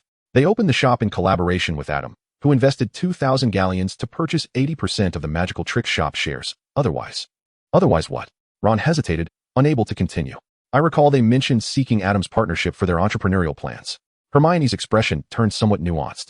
So they secured themselves a boss? Handing over 80% of the shares, the twins have essentially become employees, haven't they? Ron shrugged, as he himself did not fully comprehend the situation. In fact, we prefer to refer to it as risk transfer.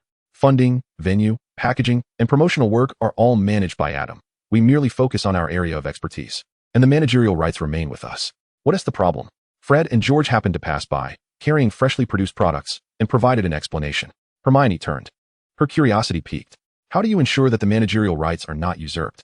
Of course, she held no doubts regarding Adam's intentions. She was merely inquisitive. Adam truly understands our noble enterprise and would not engage in such actions. Nevertheless, Adam insisted on signing a magical contract to avoid any unnecessary troubles. Would the lovely lady care for a sweet? Hermione, suddenly enlightened, recognized that in the magical world, magical contracts hold far more potency than legal ones. She glanced at the candy in Fred's hand and politely declined. No, thank you. I do not like sweets. Ah, what a pity, Fred remarked, promptly popping it into his mouth. After a few seconds of anticipation, Ron looked at him with confusion. What is the effect of that sweet? In truth, it was merely a candy, but if one were to insist on its uniqueness, Fred and George exchanged another glance. It is durian-flavored. Durian? Harry had never heard of such a flavor. A uniquely flavored fruit, which some adore while others find intolerable, inspired Adam to create a confection that could only be appreciated by those who tasted it. However, uncertainty lingered regarding its acceptance, prompting George to suggest a trial sale. He explained to Harry while retrieving a piece from the box in his pocket. Would you care to try? It's complimentary. The allure of a free sample proved irresistible, even for Harry, who, though not lacking in funds, was intrigued. After all, it was Adam's creation. How peculiar could it be? Without hesitation, Harry unwrapped the candy and popped it into his mouth. The next moment, his entire face contorted. Oh, how sour, he exclaimed, saliva streaming down his chin, too preoccupied to wipe it away. George, taken aback, scrutinized the candy wrapper in Harry's hand. It was yellow, yet seemingly lighter than the packaging of durian-flavored sweets. Ah, I think I mistakenly handed you the sour bomb candy, George said, somewhat embarrassed, as he was genuinely promoting Adam's products and had no intention of playing tricks. Sour bomb. Hermione and Ron blinked in surprise, while Fred and George had already distanced themselves. Suddenly, a loud pop erupted, followed by a cloud of smoke. Hermione and Ron waved their hands to disperse the fog, only to discover Harry, his hair resembling an explosion. Coughing and sputtering, Hermione stifled her laughter several times before she hurriedly slung her bag over her shoulder. I must go finish my homework. Enjoy your chat. With Hermione's departure, Harry turned a wistful gaze towards George. Apologies. I truly did not mean for this to happen. Perhaps I could have my brother apologize on my behalf. Ron, still chuckling, looked puzzled. George set down the box and promptly shoved a sour bomb candy into Ron's mouth. Ugh. Ron, grimacing from the sourness, pushed towards Harry, while George and Fred made their escape. If you enjoy it, remember to visit Weasley's Wizard Wheezes next time. The business of Weasley's Wizard Wheezes quietly burgeoned within Hogwarts. Their products, rather clandestine, could not be displayed as openly as Adam's shop, which even professors frequented. Yet, despite their discreet methods, the quality of their goods was undeniable, and the tightly knit network of mischievous students ensured that the twins' Quick Escape candy swiftly gained popularity, receiving rave reviews. It should never have been sold to that Slytherin troublemaker. Last time, Marcus tried to sneak Filch to catch us. Fred lamented at a new product tasting event hosted by Adam. That fool doesn't he realize that if we lacked talent, we wouldn't have managed to evade the professors all this time. The professors were certainly aware of the students' unusual behavior, and not every buyer of the Quick Escape candy could keep their lips sealed. In that case, how about you switch the Quick Escape candy sold to him with a laxative version next time? Bernard suggested, stroking his chin, though I am uncertain of its feasibility. What a splendid idea. Fred and George exchanged glances, sensing a familiar thrill in each other's eyes. Uther quietly moved his chair a bit farther away from the trio. Just then, Adam approached, trailing behind him a large pot. Wow, the aroma wafting from it was delightful. The new offering was chicken soup. How intriguing. Cologne could not resist rising to take a look, only to find himself frozen in astonishment. In the pot, a pale blue broth rippled invitingly. The chicken skin that should have been yellow now exhibited an unsettling green hue, hardly resembling anything edible. Thud. The pot landed heavily on the round table, as if it had also fallen heavily upon the hearts of those present. You must try this. It's a true hen soup, Adam declared as silence enveloped the table. Ultimately, it was Eugene who first picked up his chopsticks and reached for the pot. What is this? Mandrake root, Adam replied nonchalantly. Chapter 35. On the range of Professor Snape's attacks. The group exchanged glances, rendered mute. When did this peculiar journey begin? Perhaps it was when Adam introduced that infamous stinky tofu. Ever since, his culinary creations had taken a decidedly bizarre turn. Yet, Here were so many who still believed in Adam's experimental dishes. His concoctions, though eccentric, undeniably held some appeal. Stinky tofu, silkworm pupa, earthworm jelly, and stinky mandarin fish. While not every palate could embrace them, no one deemed the dishes problematic. Rather, they recognized their own tastes were simply not aligned, hoping for a more palatable offering next time. But even Eugene, usually the most supportive, found himself speechless at the sight of the mandrake root, resembling a shrunken infant's head, that he had just picked up. Ahem, Adam, is this the only dish today? This artistry is rather avant-garde for us. Fred and George, despite their bravado, could not muster the resolve to pick up their chopsticks, ultimately opting to forego the dish. Indeed, they murmured. Don't be misled by the appearance of this soup. It tastes magnificent. What is the difference between mandrake root and ginseng, really? It merely resembles a human more closely, and the broth's color is a tad different. Adam, unfazed, ladled himself a bowl and declared, "There's only this one dish. Each of you must have a bowl. Otherwise, the next new dish may be gone." Seeing Adam indulge first, the others, donning expressions of noble sacrifice, bravely sampled the offering and were pleasantly surprised. What a farce. Was it merely an unusual color? Was the mandrake root somewhat off-putting? The stargazers were hardly in a position to critique, shredding the mandrake root with communal chopsticks. The remaining color issue paled in comparison to the flavor. Witnessing this, Adam nodded in satisfaction. I told you it would be delicious. From that day forward, Adam's menu gradually expanded to include numerous dishes infused with magical creatures and enchanting plants, and the students of Hogwarts embarked on a life of delightful yet arduous culinary exploration. Hogwarts students, how peculiar. A taste, oh so delightful. And yet, how strange it still appears. However, Professor Dumbledore consistently showed his support, even indulging in durian candies without hesitation. The surrounding students exclaimed, "The old headmaster truly deserves the title of the greatest wizard of this century. His fearsome reputation is well earned." "Let us reconvene next Friday," Adam declared, clapping his hands to set the date for the next tasting event. "No, Adam, we have a Quidditch match next Friday," Cologne reminded him, patting his round belly. Marveling at the surprisingly delectable dish Adam had prepared, one that appeared and tasted remarkably normal. "Oh, another Quidditch match? Indeed. It is Gryffindor versus Hufflepuff." Cedric nodded in agreement. "Unfortunately, the referee is Professor Snape.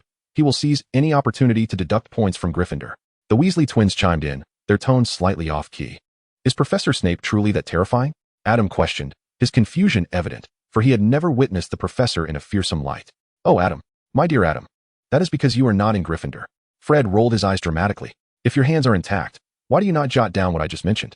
George imitated, his voice faltering but perfectly capturing the essence with the final inflection, prompting a round of applause. Thank you, everyone." George stood to bow to the audience. "I must clarify that Adam's perspective has nothing to do with his house. He holds a similar view towards Hufflepuff," Uther remarked while applauding. "Indeed. It seems that Adam is the only student in Hogwarts who has never been reprimanded by Professor Snape," Cologne added. "Is it really that exaggerated? Professor Snape hardly scolds Slytherin." Adam shrugged. "Is that the point?" George responded. "Is Professor Snape truly that fearsome?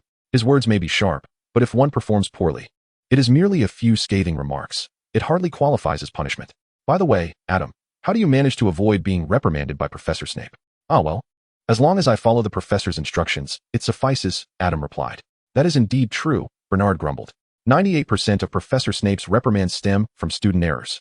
"And the remaining 2%? Cedric inquired with interest. "It's simply when he is in a foul mood." The opinions regarding Professor Snape remained divided, and swiftly, the day of the Quidditch match arrived. On that day, the Gryffindor team visibly felt the weight of pressure, finding solace only in Professor Dumbledore's presence in the stands. Surely, Professor Snape would refrain from overtly excessive behavior in front of Dumbledore, or so they hoped. However, Professor Snape's actions proved even more egregious than Gryffindor had anticipated. With the sharp whistle of Madame Hooch signaling half-time, the injustice was palpable. "This is utterly outrageous. It is simply too excessive." In Hufflepuff, the roars from Gryffindor resonated clearly. Adam exchanged glances with his companions. Under such circumstances, even a victory for Hufflepuff seemed devoid of joy. On the bright side, this was perhaps the cleanest match of the entire season, Adam reassured. Hufflepuff refrained from fouls, and surprisingly, Gryffindor displayed an unusual restraint, a rarity indeed, perfectly aligned with Hufflepuff's aesthetic. However, no one found solace in his words. "There is still hope," Cologne mused, leaning over the railing, anxiously observing the two teams below. "Merlin, may they seize the golden snitch swiftly, regardless of who it may be." Before the score gap widened to 150 points, whichever team captured the snitch would emerge victorious. This fact, immutable even by Professor Snape's biases against Gryffindor, remained the fairest aspect of the game. It seemed Merlin himself had heard Cologne's prayers, yet alas, Hufflepuff Seeker lacked the talent and prowess akin to Harry's, who captured the snitch shortly after the second half commenced. Everyone engaged in fervent discussions about Harry's breathtaking dive, while Cologne, whose wish had come true, found himself in turmoil. Though the match concluded fairly as he had hoped, Hufflepuff lost. Should he rejoice or lament? Chapter 36, Hogwarts' First Spring Festival. Alas, Adam let out his third sigh of the day. Adam, what troubles you? Cologne inquired, concern etched across his face, as their other housemates gathered to discern the disturbance. It's nothing, Adam blurted, only to be met with 4 pairs of skeptical and disapproving eyes. What do you mean, nothing? You have never appeared so despondent, Cologne exclaimed, shaking Adam's shoulders. You are the Adam who could decisively confront cockroaches in the bathroom. Cheer up, whatever it is. You can share it with us. Though aware of their concern, Adam felt the preceding prefix was unnecessary. Reflecting on that day's experiences, he frowned deeply. The new year? Cologne's head was adorned with a question mark. Hasn't January 1st already passed? It's nearly February. With a sigh of melancholy, Adam lamented, a family cooking together, dining together, pasting spring couplets, hanging lanterns. Adam promptly countered, there is a significant difference. All right, a significant difference, Cologne conceded. Is that so? He turned to their housemates. Adam blinked, sensing a flicker of hope. Yellow and black had long been the predominant colors of Hufflepuff, yet on this day, they were supplanted by red. Crimson lanterns hung from the ceiling like a string of persimmons, while layered red paper, cut into the character for fortune, unfurled into a long stream, stretching from one end of the dormitory to the other. Adam had also dressed Little Coo in spy and lion dance costumes. All right, go play, he said, helping the 2 youngsters extract their wings from the openings of their outfits, giving them a gentle pat on the back to encourage them to climb down from his lap. Adam, should we reverse this and paste it? Adam glanced at the character for longevity in Uther's hand and quickly replied, No. Only the character for fortune needs to be reversed. But what should we write? The couplet reads, Albus Dumbledore on the top line, Gellert Grindelwald on the bottom line, with the horizontal inscription reading a century of harmonious union? Adam pondered whether the old headmaster could comprehend Chinese. Perhaps it was best to avoid such a risk. After a moment's thought, he picked up his brush and inscribed, The mighty dragon hatches, the bird and serpent break the silver, bidding farewell to the old year. The phoenix is reborn, inhaling the scent of gold to welcome the new spring. Fortune and prosperity in abundance. Unable to conjure a more fitting verse, he decided to go with this for now. Eugene, please help me paste this outside the door. I've marked it, he instructed. All right. Wow, exclaimed Cologne, who had mastered the use of chopsticks, as he picked up a pear and swallowed hard. Isn't this feast a bit excessive? Can we finish it all? Adam had prepared an extravagant spread, featuring delicacies from air, land, and water, with 4 types of main dishes alone. Even he felt that finishing the entire table might be a daunting task. This feast is meant to last until tomorrow. A little extra is fine, he reasoned. He had indeed noticed that he might have overcooked, but it was no major issue. Oh, by the way, Eugene, one of those 2 fish is to be saved for tomorrow, so don't eat them all today. Got it. Eugene's eyes sparkled at the sight of the 2 squirrel fish. He was still not particularly adept at picking out fish bones, so this fish, which only had its head and tail inedible, was practically designed for him. The following day, the Hufflepuff students gradually discovered the red paper pasted at the entrance of Adam's dormitory. Upon inquiring out of curiosity, they were immediately disheartened. It's all right. We can eat. Oh no, we can celebrate, Ernie exclaimed, clutching his chest in disbelief. Is there anything left? Cedric asked succinctly, getting straight to the point. Nope. The last squirrel fish was devoured for breakfast today, Cologne shrugged. All right then, Adam mused, stroking his chin. Indeed. A chorus of heads nodded in agreement. Under the collective gaze of anticipation, Adam delivered the chilling reminder. However, do you all recall that the year-end exams are fast approaching? As students, they faced an unavoidable hurdle, examinations. Although Hogwarts only administered tests once a year, many young wizards found that by this time, they had seemingly absorbed little knowledge throughout the year. Numerous young wizards realized that they had spent the year learning only to forget, discovering during revisions that once familiar concepts now felt strangely foreign. It was during this critical moment that the considerate professors intervened, forcibly implanting knowledge points into the minds of the young wizards through assignments. Oh, we're running out of time, Cologne exclaimed, his quill nearly soaring from his hand, his expression nearing despair. Eugene, Bernard, Uther, help. Why was Adam absent? Because his assignment differed from theirs. I did mention that this assignment was a bit extensive. I warned you not to leave it until the last day, Uther lamented, placing the assignments of the 3 before him. You did not mention that this is indeed twice as much as last weekend. Instead of lamenting, it would be prudent to hasten your writing, Adam remarked, retrieving a letter he had received during dinner from his satchel. Chapter 37, The Deafening Silence of Professor McGonagall. Before divulging everything, I must first commend your intellect and acuity. Your ability to trace the Philosopher's Stone through a name that is centuries apart astonished the LeMay couple. And I take pride in you, dear. Returning to the matter at hand, having unearthed information about Mr. LeMay, you should also be aware that they hail from France, sharing the same homeland as your grandmother, who is, of course, me. In fact, my great-grandfather is the great-grandson of Madame LeMay's brother. I understand that you may find this familial connection rather distant, and I concur. The protagonists of the anecdotes they shared during my childhood have become ancestors so remote that they are challenging to trace. We descendants ought not to intrude upon the secluded lives of our forebears, which is why our family has maintained little contact with the LeMay couple until you mentioned that ominous premonition. After perusing the first sheet of the letter, Adam was taken aback. Could it be that Nicol LeMay is indeed his ancestor? Oh, wait, his actual ancestor is the brother of Nicol LeMay's wife. Thus, he can claim a distant kinship with Madame LeMay, but his relation to Nicol LeMay is tenuous at best. As he continued reading, Emma's grandmother laid bare their family's history, detailing their interactions with the LeMay couple over the years. As Emma's grandmother noted, these were predominantly tales of ancestors too distant to trace, with fewer intersections as one delved deeper. What piqued Adam's interest was Emma's grandmother's statement at the end of the letter, wherein Nicol LeMay invited him to visit their home once more during the holidays. Although the reason remained unclear, Adam too felt an urge to seek Nicol LeMay again, particularly since, barring unforeseen circumstances, the Philosopher's Stone was destined for destruction this semester, and the LeMay couple would conclude their 600-year existence. The key provided by Nicol LeMay indeed offered him a viable means of escape at that time, though he found it less necessary now. Subsequently, Professor Dumbledore's guidance and his frequent visits to seek out Fawkes were also influenced by Nicol LeMay's involvement.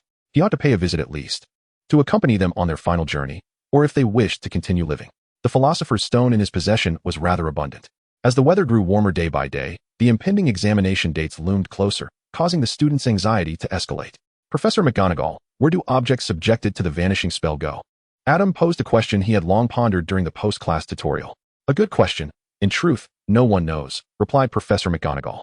Since the inception of this spell, there has been no precedent for objects that have been vanished to reappear before anyone. What about wizards capable of apparition? Professor McGonagall paused for a moment, casting a penetrating glance at Adam. My advice is that it would be best not to cast the vanishing spell on a wizard. I am aware, Professor, that this spell requires a moment to take effect, a moment that is often sufficient for the opponent to react and counterattack. Adam nodded. What I mean is, could we explore the destinations to which the vanishing spell leads through this, or a similar method? Professor McGonagall hesitated momentarily, uncertain whether to clarify that she did not mean what Adam interpreted or to delve into the question Adam had just posed. Please, share your thoughts. For instance, the Phoenix's apparition should not be constrained by the anti-apparition charm. Under Professor McGonagall's subtle gaze, Adam hastily added, of course. House elf apparition seems similarly unaffected in areas where the anti-apparition charm is in place, such as Hogwarts. Professor McGonagall opened her mouth, attempting to articulate something. But after several deep breaths to gather her thoughts, she managed to clarify. Adam, perhaps I misspoke during our previous lessons. Not all spells necessitate a thorough exploration of their underlying principles. Some magic is perfectly acceptable to remain at the level of practical application, is it not? So, I implore you to spare your poor transfiguration, Professor. Professor McGonagall looked at Adam, striving to convey her sentiments through her gaze. Very well, let us discuss the application of transfiguration spells. Adam sighed, and as Professor McGonagall exhaled in relief, he turned a page in his notes. Regarding the uncertainty in transformations resulting from a lack of concentration, and the method of altering a part of an opponent's body into an aberration to incapacitate them. What do you think, Professor McGonagall?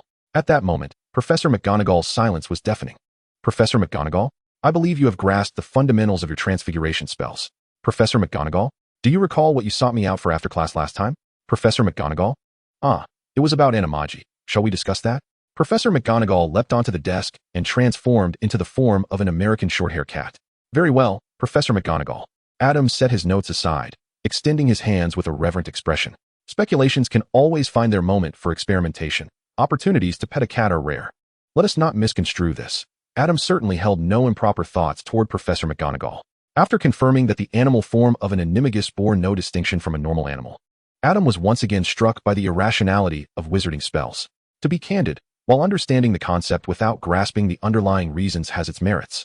This controllable self-transformation that retains consciousness is seldom pursued by wizards.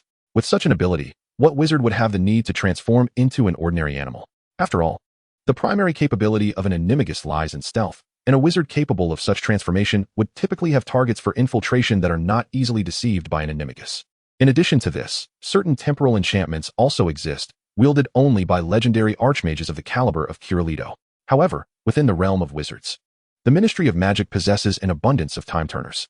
Reflecting on the dizzying magical arrays of the time card and return card, Adam deeply appreciated the bliss of wizards who are aware of the phenomena but remain oblivious to their underlying principles. He resolved to apply for a time turner to conduct research before contemplating the more intricate magics of the time card and return card. As for his current interest in animagus transformation, it is a fascinating subject, and he hoped to make progress before the year-end examinations. Given the form of his Patronus, Adam held a keen interest in his own animagus transformation. Chapter 38. Year-end Examinations. Adam's journey into mastering animagus was predictably smooth. After all, the primary challenge in practicing this transformation lay in the stringent weather conditions required, a matter often left to chance for all previous wizards who had attempted this magic. Yet, Adam possessed the key roll card, Amato, Animo, and Amato, Animagus. Pointing the tip of his wand at his heart, he recited the incantation and took a hearty gulp of the blood-red potion. The sound of a second heartbeat erupted, becoming deafening within moments. While a searing pain seemed to engulf Adam from the depths of his cells, was Adam truly alright?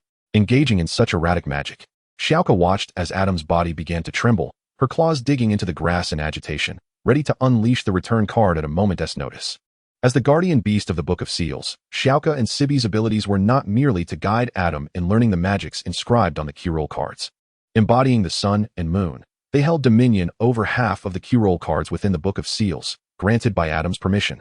Even though they required Adam's magical energy to wield the key roll cards, his current magical power was sufficient to counter any potential troubles that might arise during his animagus training.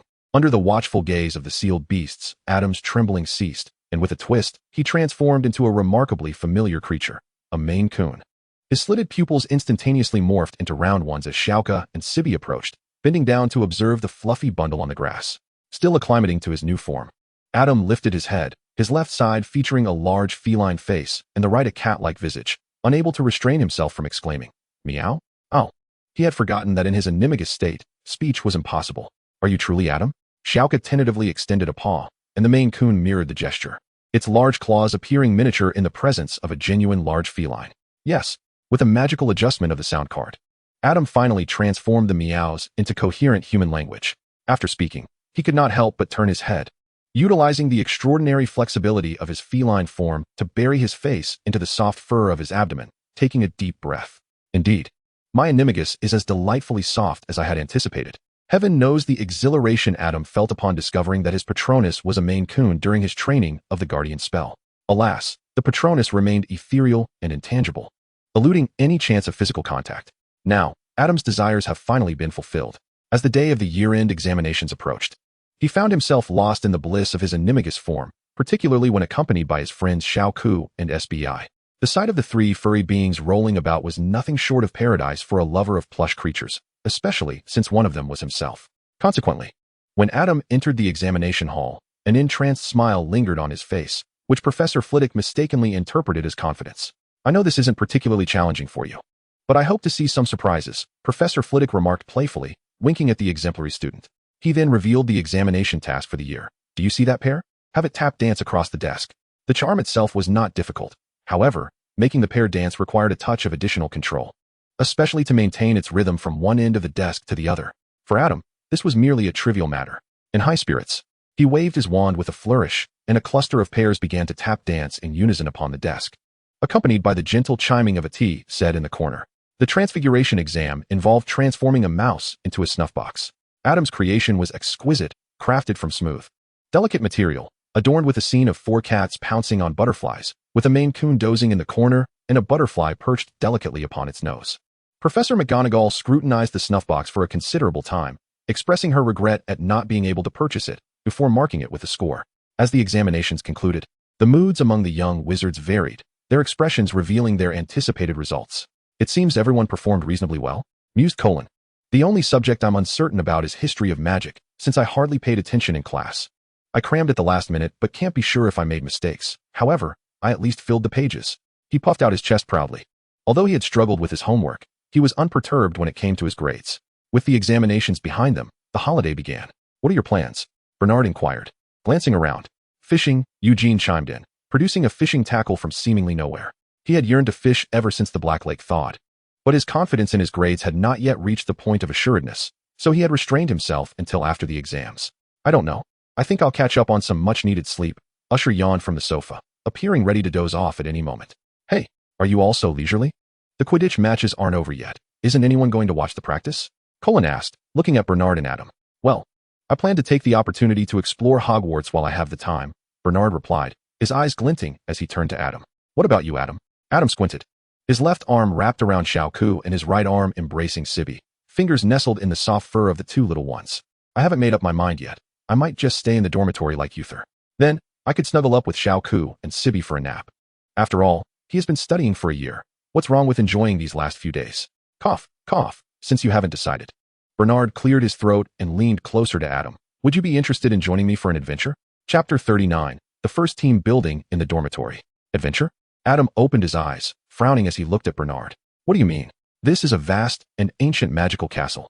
During our classes, we have barely explored even half of its areas, if that. Aren't you curious about the other sections? Bernard's eyes sparkled as he spoke. You mentioned it is an ancient castle, Adam sighed. The places we don't visit in class are likely to have been neglected for ages, possibly accumulating heaps of discarded rubbish. And perhaps even housing rats and cockroaches. Though Adam's depiction somewhat dampened Bernard's enthusiasm, it did not sway his resolve. But not everything there could be rubbish, right? Just imagine discovering treasures left behind by ancient wizards in those dilapidated rooms and hidden passages.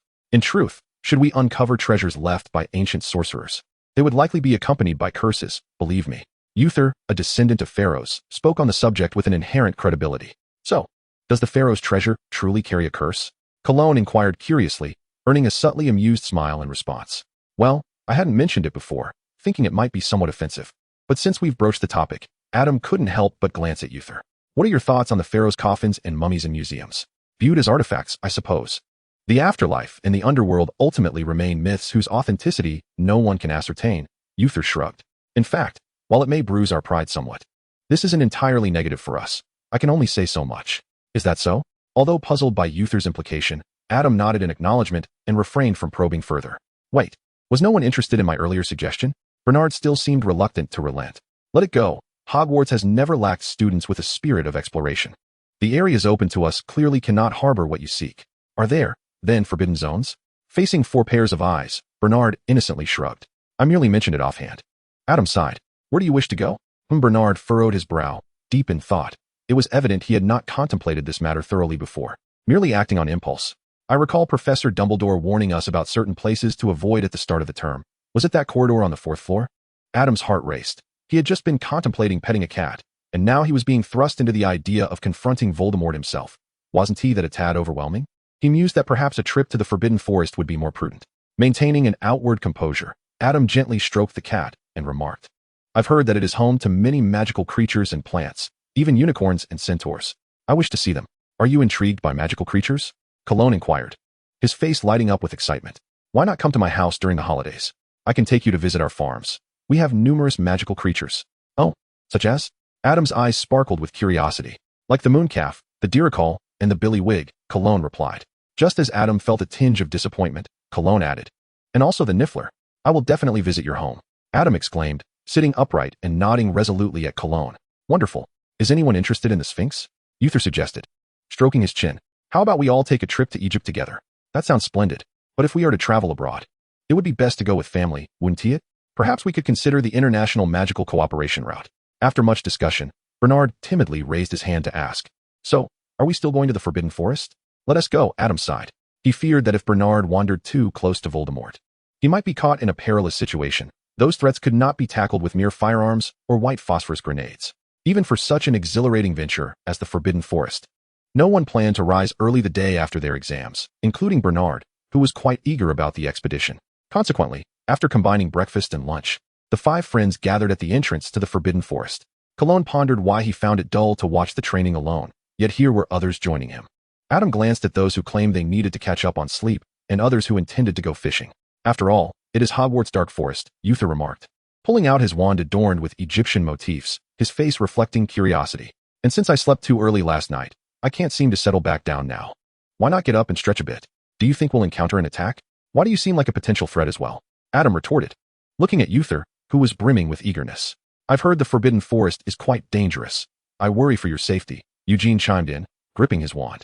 His tall stature and resolute expression exuded a reassuring aura. Had Adam not witnessed Eugene's reaction during the bathroom cockroach incident, where he had flung everything within reach at the sight of the bug, almost as if he wished to take flight, the comfort Eugene provided would have been even more profound. "Is this our dormitory's first collective adventure?" Cologne exclaimed, visibly thrilled. Waving his wand, "I can already envision us battling the creatures within the Forbidden Forest." Cough. "It is best that such matters do not transpire." Adam could not help but interject. "Regardless, it is indeed beneficial for all to act in unison, as it ensures mutual support. Our first task is to evade the watchful gaze of the sentinel in the hunting grounds, that half-giant who escorted us to Hogwarts at the beginning of the term." Bernard expertly cast a disillusionment charm upon himself, causing his form to blend seamlessly with the surrounding environment, rendering him nearly undetectable to the untrained eye. "Does anyone require assistance?" "I possess the disillusionment charm," Uther declared, casting the spell upon himself. Just as Colin and Eugene were resignedly contemplating enlisting the help of the two, Adam suddenly extended his hand, conjuring a wand taller than himself from thin air. Cough. "Brothers, seizing this opportunity, I wish to clarify a previous misunderstanding. Initially, I intended to interact with all of you under an ordinary guise, fearing I might startle you. However, upon our acquaintance, I discovered that each of your backgrounds was more extraordinary than the last. Given this, I shall no longer feign simplicity. I shall lay my cards on the table. I am Kuro, the Magic Boy." Chapter 40, The Shadows in the Web. Naturally, Adam could not divulge the entirety of his connection with Kuro and the like. He merely explained that his parents were indeed ordinary, though not muggles, but rather squibs. He also elucidated that he only learned of his grandparents' extraordinary heritage upon receiving his acceptance letter from Hogwarts, having been previously misunderstood, yet lacking an opportune moment to clarify.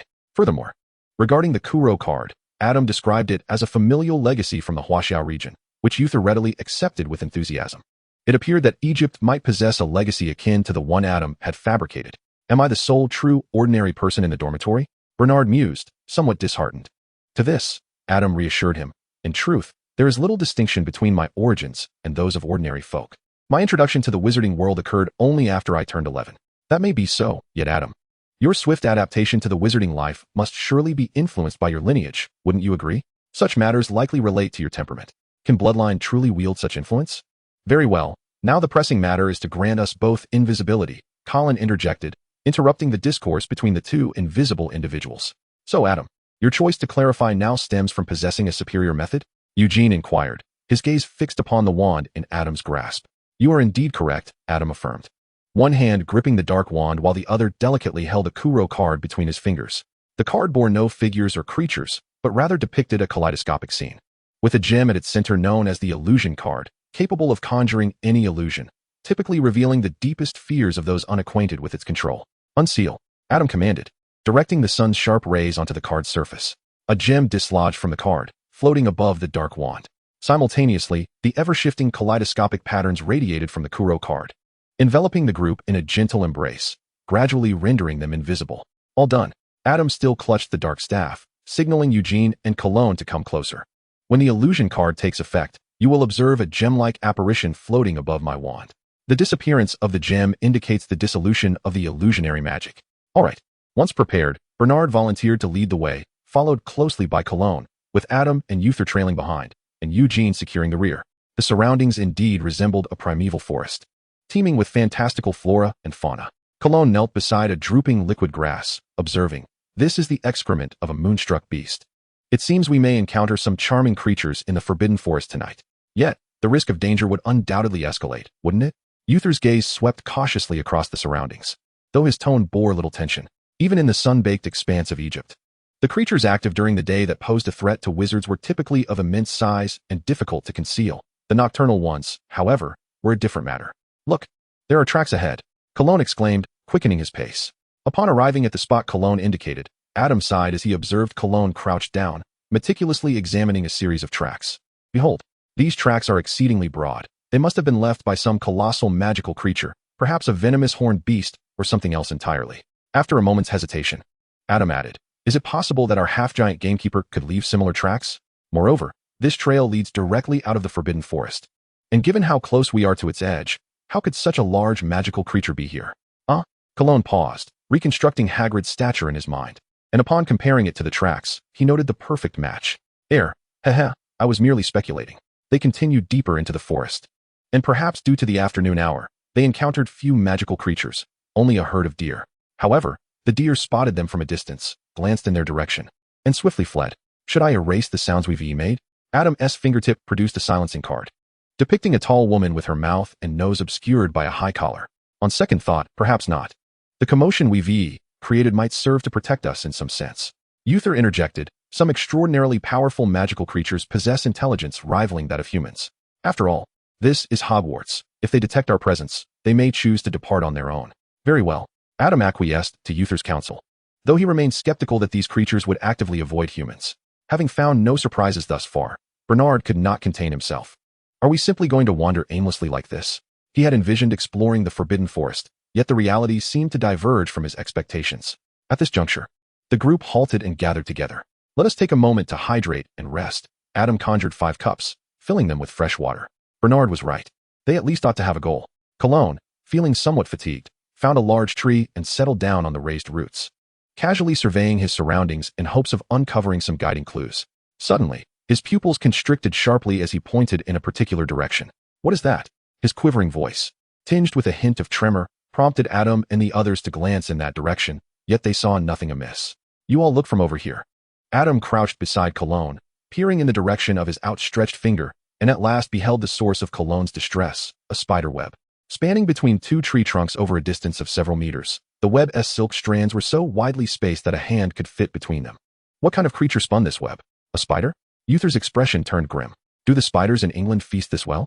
If it were merely a large spider web, it would be one thing, but the spacing between the strands suggests that prey nearly the size of a hand is not even on this spider's menu. I'm not sure. Cologne swallowed hard, realizing that their farm would hardly harbor such a formidable creature. At that moment, Bernard suddenly moved towards the web. Hey, what do you think you're doing?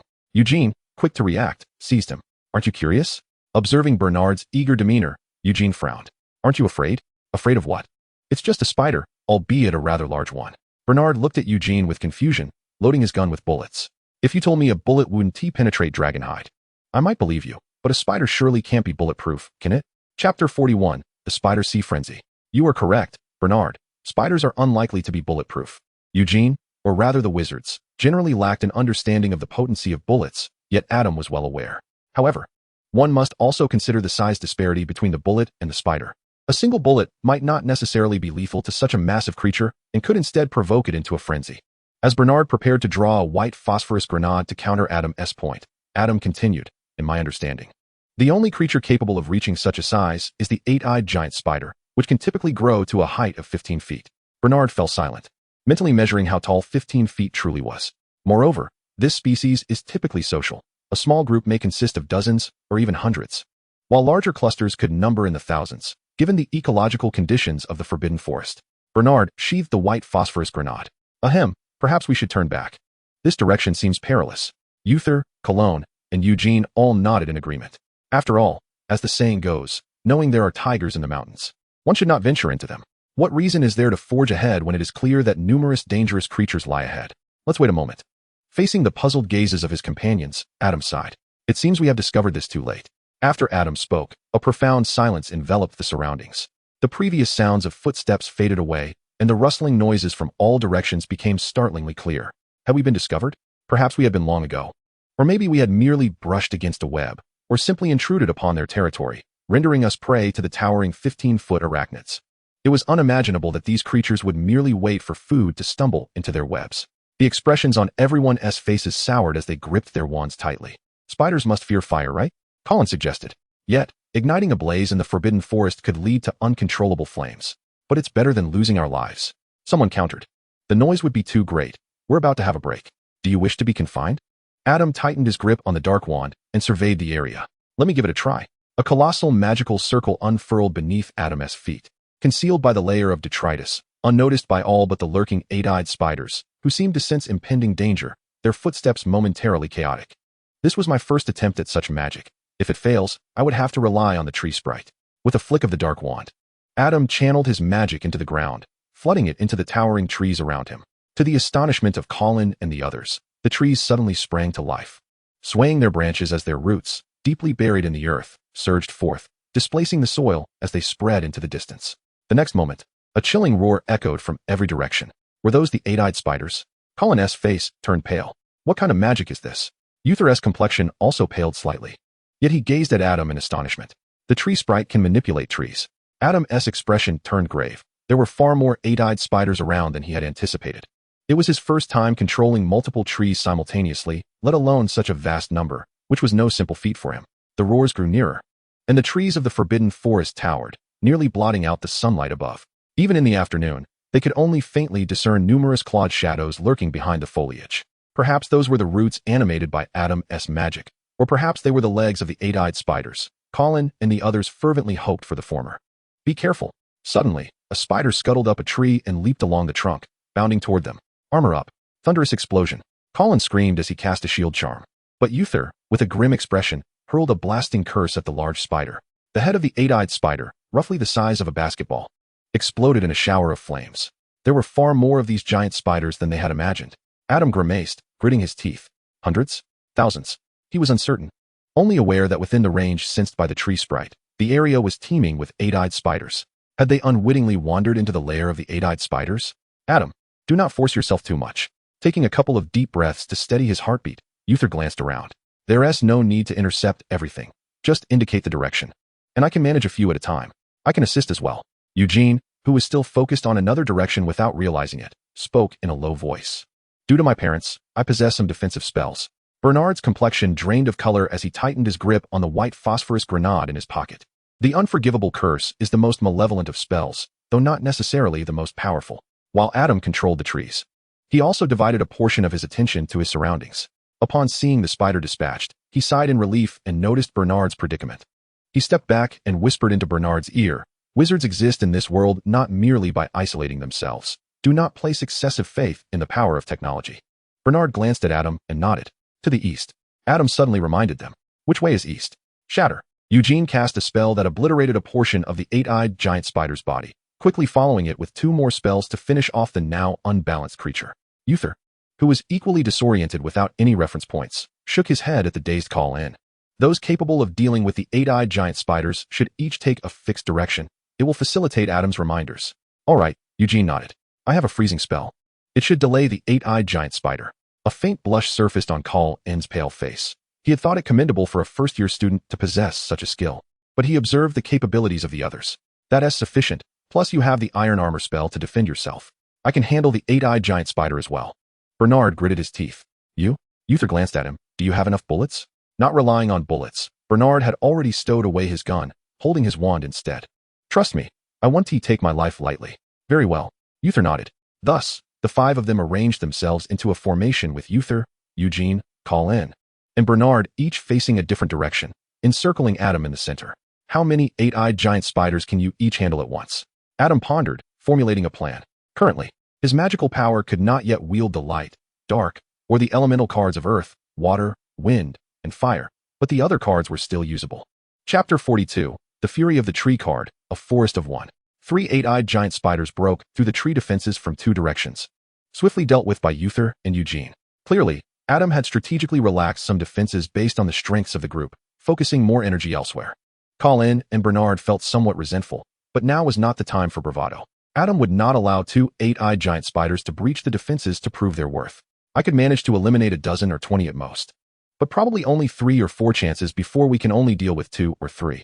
Eugene gripped his wand, his other hand reaching into his pocket. In a typical encounter, one could manage 3 or 4 adversaries, and under extraordinary circumstances, one might contend with even more, albeit for a limited time.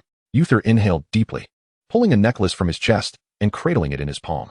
Just as Bernard would arm himself with firearms and grenades, they had naturally prepared their defensive tools before entering the Forbidden Forest. Given the current predicament, this decision undoubtedly proved prudent. Cologne pondered for a moment. 2, or perhaps just 1. He was confident in his ability to confront 2, yet to avert any unforeseen complications that might endanger others. He opted for a single adversary to ensure absolute safety. 1 would suffice. Adam nodded, realizing that the situation had exceeded his expectations by a significant margin. Prolonging this standoff was not a viable option. There were at least several hundred of the eight-eyed giant spiders lurking outside. Upon hearing this news, the expressions of the group darkened. Had all these monstrous creatures converged upon them? They had likely stumbled into their lair, perhaps as they journeyed in this direction. Numerous eight-eyed giant spiders had been watching them from the shadows. Bernard's speculation sent a chill through the group, causing Uther to grip his wand more tightly. It was too late to dwell on such matters now. Adam, share your thoughts. I can deal with them, but I require a bit of time. How long? Eugene inquired succinctly. A moment, perhaps 3 to 4 seconds. Why not use it immediately? During those few seconds, I cannot maintain the spell, as the trees outside are currently restraining at least several hundred 8-eyed giant spiders. Adam noticed the collective intake of breath from the surroundings and continued. I will command the trees to strike down the 8-eyed giant spiders, intimidating them, and then allow them to collapse, forming a barrier. However, some 8-eyed giant spiders will inevitably breach it. I estimate at least 10 will get through if they manage to approach us. Understood, leave it to us. Uther smiled as he spoke. If all else fails, we shall set fire to them. Cologne is right. Confinement is preferable to losing our lives. The crucial question remains, can such large spiders truly be repelled by fire? I will employ the fiery spell. Uther's assurance quelled Cologne's doubts, and the four turned their gazes toward Adam. Proceed with your plan. Very well. Adam closed his eyes, exerting full control over the trees, then abruptly opened them wide. Prepare yourselves. The base of the dark wand struck the earth, and the trees in every direction began to surge violently. With a resounding roar, the trees expanded and subsequently collapsed, causing the ground to tremble slightly. The cacophony of the 8-eyed giant spiders momentarily ceased, followed by a brief silence, before 3 enormous shadows ascended the makeshift barrier of trees and lunged toward the group. Thankfully, only 3. Just as the 4 of them thought this, 2 more shadows could not be contained and vaulted over the barrier, followed by 4 additional creatures. They needed to eliminate these threats swiftly. If the remaining 8-eyed giant spiders perceived no danger, they would surely rush forward as well. This thought simultaneously occurred to the 4, and each raised their wand. Shatter to pieces. Thunderous explosion. Ice freeze. Piercing and excruciating. Meanwhile, Adam dared not hesitate. Seal broken. The dark staff pointed towards the tree card, from which countless vines and branches surged forth. The sprite, adorned only with leaves, slowly opened its eyes amidst the verdant embrace and gazed tenderly at Adam. There is no time for lengthy explanations. Swiftly employ your magic to encircle those spiders. Adam had already drawn the Clow card. The card depicted an intricate maze, capable of conjuring an expansive labyrinth. First, he would use the tree card to confine the 8-eyed giant spiders within a designated area, then ensnare them within the maze. By leveraging these 2 Clow cards, they could trap the 8-eyed spiders and seize the opportunity to escape. The tree card gently clasped Adam's hand. There is no need for such complexity. Though not classified as a superior Clow card, it was nonetheless a formidable entity among them, endowed with the ability to speak. She regarded the swarm of spiders charging forth, a glint of steely resolve flickering in her eyes. Shall we eliminate them all? Instead of manipulating the surrounding trees, Adam felt his magical energy being harnessed by the tree card. Soon, a sapling burst through the soil, rapidly growing to a size that would require several people to encircle it. Observing the gnarled trunk and the aerial roots cascading from its body, Adam was momentarily taken aback. A banyan tree? Before Adam could fully process this, the tree card commanded the fully grown banyan to launch an offensive. Countless aerial roots danced through the air, striking at the 8-eyed giant spiders. The slender and supple aerial roots proved far more agile than ordinary roots, their magically sharpened tips piercing the bodies of the dozen spiders. Consequently, the tree card gained control over even more aerial roots. As the tree card took command of the battlefield, the group, finally able to relax and catch their breath, was suddenly on edge upon witnessing this spectacle. Before long, the tree card ceased its assault and turned to Adam. They have fled. Pursuing them would deplete your magical energy excessively. Adam, his face pale, responded, this is sufficient. In truth, even without pursuing them, the extent of energy expended was somewhat beyond his expectations, though the tree card's power had also surpassed what he had anticipated. Gazing at the magnificent scene of a forest springing forth from a single tree, Adam opened his mouth, momentarily at a loss for words. Take care of yourself. Seek me out again if danger arises. That was, Uther managed to ask with some difficulty. It is a sprite from the Clow cards, Adam replied, looking at the tree card in his hand. Each Clow card possesses its own life. They are living magic itself, which is why the Clow cards can act independently and wield tremendous power. Oh, Uther nodded, refraining from further comment in the presence of the Clow card. Suddenly recalling something, he cast a complex glance at Bernard. Chapter 43, A Heartfelt Conversation in the Bathroom, Bernard's Confusion. With Uther's actions, Eugene and Kellen also turned their attention to Bernard, clearly having noticed the blind studentess' peculiar behavior amidst the chaos. Bernard, earlier you. Indeed, it was the heart-piercing curse, Bernard admitted candidly, looking at his roommates. Are you planning to report me to the Ministry of Magic? In the previous discourse on popular science, he had already learned that casting an unforgivable curse necessitated imprisonment in the wizarding prison of Azkaban. A profound silence enveloped the group. Those who wield the unforgivable curses are indeed unforgivable. Suddenly, Adam, having put away the placard, spoke up, "But Bernard cast the Cruciatus Curse to protect us. The laws governing wizards do not accommodate clauses for emergency self-defense. However, such provisions exist precisely because society deems that certain actions, rooted in a universal moral perspective, should not incur punishment." Clearly, none of them could bring themselves to report Bernard for using the unforgivable curse in their defense. Amidst the silence, Adam was the first to break it. "Agreed. I concur. May I inquire why you chose to cast an unforgivable curse in our presence?" That evening, Adam deliberately postponed his bath, and Bernard, in silent accord, made the same decision, leaving the bathroom occupied solely by the two of them. Given the sensitivity of their discussion, Adam employed a silencing charm to ensure their words would not reach the ears of any third party, be it a portrait, ghost, or poltergeist. In such a life-and-death situation, one would naturally resort to all available means. Bernard, facing Adam, lathered himself with soap.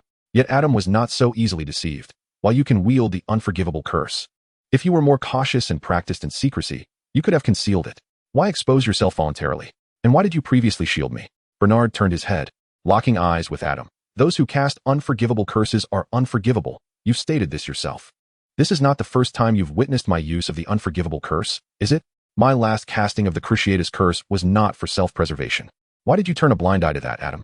Adam shut his eyes momentarily. The last time he had seen Bernard cast the Cruciatus Curse was in an abandoned classroom at the end of the hallway, where he had nurtured a few pots of mandrakes, benefiting from the ample sunlight. Yet, as he passed another classroom, he sensed a surge of magic and heard the familiar sound of the Cruciatus Curse without pushing the door open. He stood at the threshold for a moment before moving on, unaware that Bernard had known, thus confirming, "You did it deliberately." "Indeed, I did.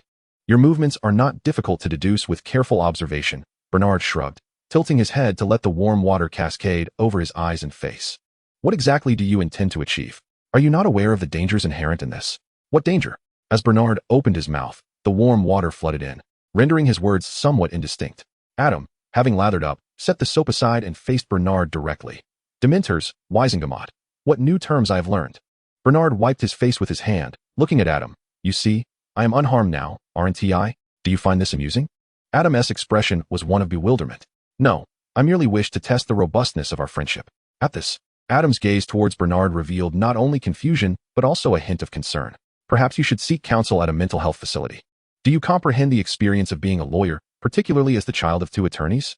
Marriage, debt, finance. My parents have always prohibited me from perusing their documents. Yet the more they forbade me, the more intriguing it became. Thus, while other children were enchanted by fairy tales, my life was steeped in far more authentic narratives. While others reveled in the blissful lives of princesses and princes, I witnessed a woman, betrayed in love, dismembering her deceitful partner and storing the remains in a freezer." Adam swallowed hard. "Hence, I often ponder, are human emotions truly so resilient? Is there genuine sincerity, purity, and beauty in our connections, or do we all don hypocritical masks, embellishing the entanglements of interest with the language of love and friendship? This curiosity has lingered with me, and I am somewhat grateful to Hogwarts for affording me this opportunity. Otherwise, I fear I might have acted upon less savory impulses in the future." Adam could not resist inquiring, "Do your parents have a troubled relationship?"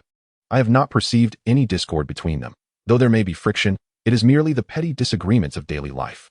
Perhaps I simply fail to recognize the underlying issues. I cannot probe into their feelings, nor do I have any means to do so."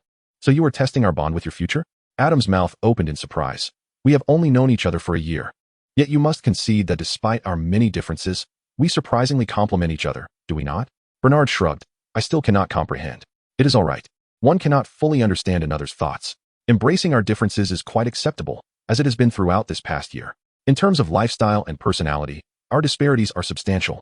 Yet we manage to coexist harmoniously, respecting and accepting one another's uniqueness." Bernard turned to Adam once more. "When you first witnessed me casting the unforgivable curse, why did you not report me?" "Because I saw it." "What?" "I saw the target of your unforgivable curse." Bernard's eyes widened slightly. "How did you discern that?" Adam replied, "I observed you directing the Cruciatus Curse at a stone." Chapter 44, The Year-End Pact. The reason the unforgivable curses are deemed so is due to the extreme emotions required for their casting. A resolute desire to kill, to torment, to control. Such thoughts, when manifested into reality, are the true reason for the imposition of the unforgivable curse and the consequent imprisonment in Azkaban. Therefore, the Cruciatus Curse is typically impossible to cast upon an inanimate object unless one harbors a steadfast intent to inflict suffering upon it. Adam regarded the suddenly embarrassed Bernard and remarked with a hint of disdain, "Were you to seek a cockroach or a Flaubert caterpillar?" I would not feel as assured about you. He even hesitated to entertain the thought of tormenting a stone, let alone seeking a living creature. That was merely a means of providing myself with an escape route. Bernard retorted sharply. Then why, on this occasion, have you chosen not to leave yourself a way out? Observing Bernard's speechlessness, Adam smiled faintly. The desire to provoke such a test stems from the pure emotions you have harbored, does it not? Otherwise, you would not be so concerned, opting for such a costly method to gauge our friendship. You could easily have chosen a less risky approach. Noticing Bernard's rising indignation, Adam swiftly shifted the topic. Bernard paused, then nodded. Speaking of which, what were those Dementors and the Wisnagammer you mentioned earlier? The Dementors are the guards of Azkaban, a type of. Their engrossing conversation caused an awkward moment as they observed their wrinkled fingers while dressing. Upon returning to their dormitory, when their roommates inquired about their prolonged absence, Bernard voluntarily recounted the events of the day. The roommates displayed expressions akin to those of Adam upon first hearing the tale, confused yet inclined to forgive. However, Bernard's use of the Cruciatus curse in battle to protect them hardly seemed an act warranting forgiveness. Let us avoid such reckless endeavors in the future, Uther sighed in resignation. The unforgivable curses should not be wielded unless one is truly facing life and death. Adam's gaze shifted slightly towards Uther, contemplating the unexpected gravity in his tone.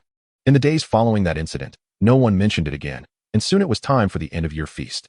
During this period, news of Harry was limited to his absence from the final Quidditch match, which resulted in Slytherin claiming the Quidditch Cup. Given the points deducted from Gryffindor due to Harry and his friends, it seemed inevitable that the House Cup would fall into Slytherin's hands this year. Let us not despair just yet. How about a sweet potato pie? Professor Dumbledore announced the current scores of the 4 houses from the teacher's table, while Adam distributed snacks. After sharing with his roommates, Adam handed a steaming pie to Cedric, who wore a face of regret. The delectable treat, fresh from the oven, was a delight not to be missed. Cedric took a bite, savoring the rich, creamy filling paired with a crispy crust, which considerably lifted his spirits. Delicious. I recommend adding it to the menu. Before he could provide further feedback to Adam, Cedric's attention was drawn to Professor Dumbledore's performance. Indeed, well done, Slytherin, Dumbledore said, applauding their temporary lead in house points. However, as a troubling premonition arose among the Slytherins, he continued with a warm smile. Nevertheless, several recent events must be taken into account. Gryffindor, an additional 50 points. Gryffindor, an additional 50 points. Gryffindor, an additional 60 points. Gryffindor has gained an additional 10 points. During dinner, the Slytherins appeared somewhat dazed, especially with the glaring gold and crimson decorations that shimmered under the candlelight. What on earth transpired? One Slytherin could not restrain their curiosity. Curse that Dumbledore, his blatant favoritism is infuriating.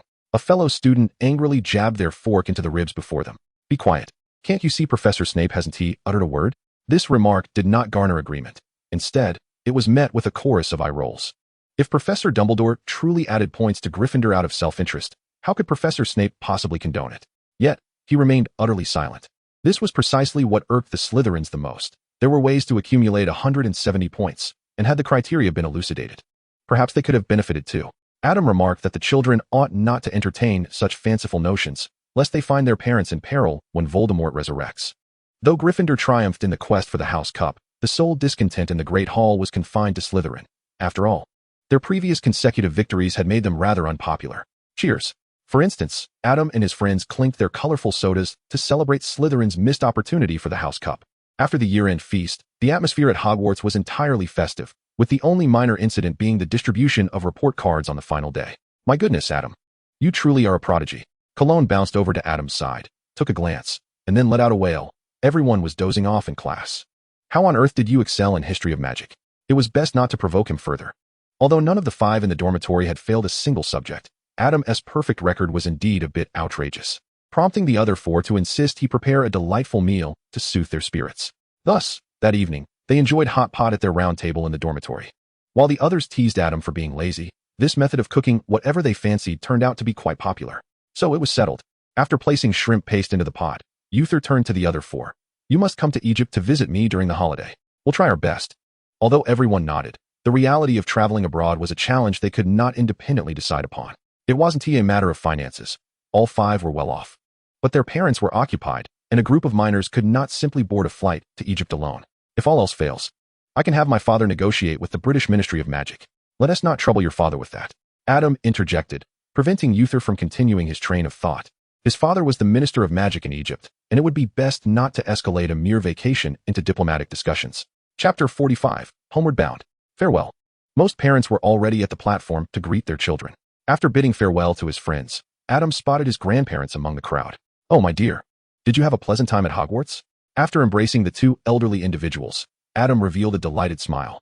"Wonderful. I have made some excellent friends." "That's great," Emma said, ruffling his hair. "Come on, your parents are waiting for you at King's Cross Station." "They've come too?" Adam was taken aback and dashed towards platform 9, where he indeed spotted Mr. Reed and Mrs. Lee gazing in their direction. "Oh dear," Mrs. Lee, typically reserved, hurriedly approached and enveloped Adam in a warm embrace, pressing his head against her shoulder. "You've grown taller." "Of course, Mom, it's been a year." Releasing Mrs. Lee, Adam turned to Mr. Reed, who greeted him with a subtle nod, devoid of any grand gestures. "Have you encountered any dangers at school?" There had indeed been some perilous incidents, but they bore no relevance to him. "That's good," Mr. Reed nodded, retrieving a glass bottle of cola from his pocket. "Oh, the father with a cold exterior but a warm heart?" Due to the exorbitant fees charged by British dentists, Mr. Reed and Mrs. Lee were quite attentive to Adam's dental health, rarely permitting him to indulge in such sweet fizzy drinks. The prospect of enjoying a soda was indeed a source of joy for Adam. Although he had now attained the freedom to enjoy such treats, he nonetheless reached out to accept the cola.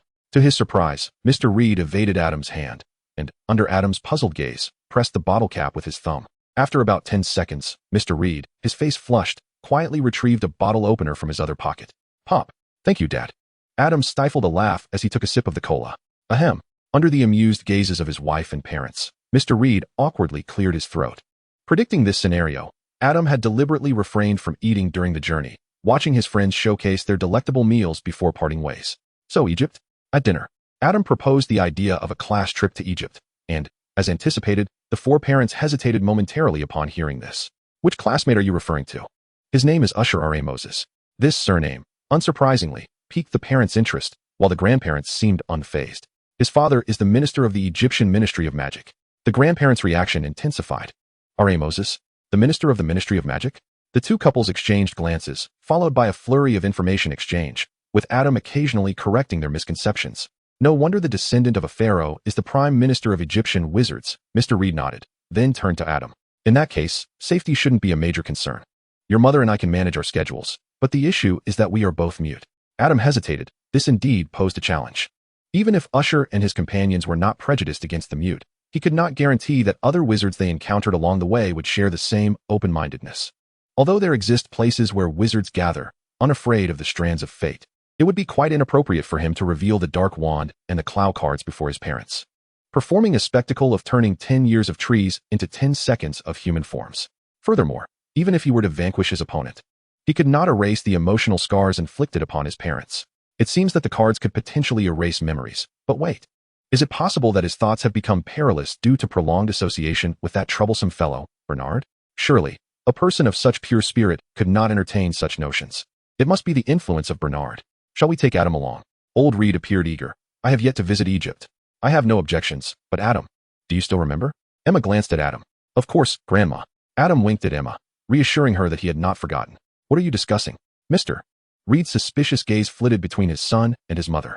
According to the staff, it seems that bonds between grandparents and grandchildren can become extraordinarily close. A conclusion that aligns perfectly with Mr. Reed's current experiences. "Nothing, Dad. It's merely a secret between my grandmother and me." Mr. Reed cast a wistful glance at the two, resignedly taking a bite of his meal. Aries was a male snowy owl, and Adam had initially named him with high hopes. The little fellow indeed lived up to Adam's expectations, exhibiting a splendid temperament, formidable prowess in hunting, and remarkable speed in delivering messages. However, upon opening the cage, Adam found Aries in a state of lethargy. "What has happened? Are you hungry?" Adam inspected the cage, finding the food intact, even more plentiful than anticipated. "Lost your appetite? Perhaps it's the bumps of the express?" Yet, that did not seem likely. Could he be unwell? After Aries emerged from the cage without any signs of improvement, Adam pondered whether to take him to St. Mungo's or to the Owl Emporium in Diagon Alley when Spy spoke up. "He seems a bit depressed." "Depressed?" Adam exclaimed. "What troubles could an owl possibly have?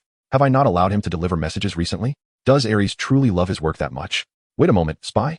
You can even discern whether an owl is depressed? All it takes is to feel with your heart."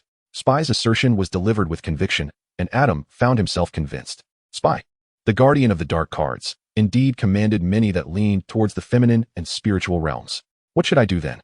Have Aries assist in delivering messages? He doesn't seem to be depressed due to a lack of tasks. Spy continued observing Aries for a while before tilting his head uncertainly. He appears to be Lovesick? Chapter 46. The Tale of Nicolum. Ahem. Adam suddenly choked on his drink, desperately patting his chest and gulping down water to recover. Concerned voices from downstairs inquired about his well-being, and even the depressed Aries cast a worried glance his way. I am fine. Just choked on water. After shouting downstairs, Adam closed the door and picked up Aries, settling onto the small sofa in the corner. Can you be certain? He asked. If you're unsure, don't tarnish anyone's reputation. Aries is only 3 years old. He is still a baby. As he spoke, Adam lowered his head to nuzzle Aries' fluffy head. Adam, be more alert. Do you remember he is a snowy owl? CB exclaimed in disbelief. Adam paused. Oh, right. When you put it that way, it does make a bit of sense. By the way, at what age do snowy owls reach maturity? I don't know, CB replied, twitching his tail as he lay on the bed, gazing at Aries. Adam fell into deep contemplation. If it truly were a case of lovesickness, it wasn't entirely impossible. Snowy owls are remarkably devoted creatures. Among the few avian species that engage in monogamous partnerships, even in times of abundance, polygamous scenarios are seldom observed. So, Aries, have you found a girlfriend in the Olary? Who? Aries buried his face beneath his wings, appearing quite bashful. Adam. It really is true. Don't just hide your face in shyness. Which little lady is it? Have you become an item yet? Don't evade me. At least tell me which owl it is. If I know the owner, I could send a few letters, and you might have the chance to meet. Who? Aries, who had initially been facing away from Adam in his cage, turned his head 180 degrees at the mention. Of course it's true. Come on, tell me who it is. You can't speak. Adam found himself at a loss. They had no photographs, and with all the owls in the Olary, how could he possibly know them all? However, it was worth noting that snowy owls would only be attracted to other snowy owls, and there weren't many of them at Hogwarts, due to their strikingly white appearance. Snowy owls are among the more expensive breeds. Adam recalled that he had seen fewer than 10 snowy owls in the Olary, and he only knew 3 of their owners. He hoped that Aries' crush belonged to one of those 3 individuals. Aries, of course, had no way of knowing who the owner was. So Adam decided to write a letter to all 3, allowing Aries to send them off as a test. To his surprise, the first letter hit the mark. It really is Hedwig. Who? Aries flapped his wings excitedly, emitting a distinct screech that was unlike his usual sounds, and Adam grasped his meaning. After all, given Harry's circumstances, how much better could Hedwig be faring? But what could he do? He couldn't approach Harry and say, Hey Harry, my owl has taken a liking to yours. Since Hedwig is already enduring hardships with you, why not bring her to live with us? Adam spread his hands in exasperation. Otherwise, why not try to find Hedwig and see if she would run away with you? I can certainly manage another owl. Upon hearing this, Aries shook his head, unwilling to engage with Adam. Utilizing the teleportation card from the Clow cards, Adam made his way alone to Nicolma's home. As I knocked on the door, it took Nicolame a considerable amount of time to finally approach and open it. Upon discovering that only Adam stood outside, she expressed a hint of surprise. Mr. LeMay is not here. I have come alone. Adam pondered for a moment, but could not find a suitable form of address, so he settled for this. As Adam spoke, he waved the dark staff in his hand, drawing Nicolame's attention to its unique design, which sparked a flicker of curiosity in her eyes, though nothing more. It seemed that our young Adam harbored many secrets. Please, come in, she invited. Nicolame's steps were minuscule, taking almost 5 times longer than Adam to reach the sofa and sit down. Do you know why I sought you out? She inquired with a smile directed at Adam. He shook his head, genuinely unsure. The Philosopher's Stone has been destroyed, even though he was already aware of this fact.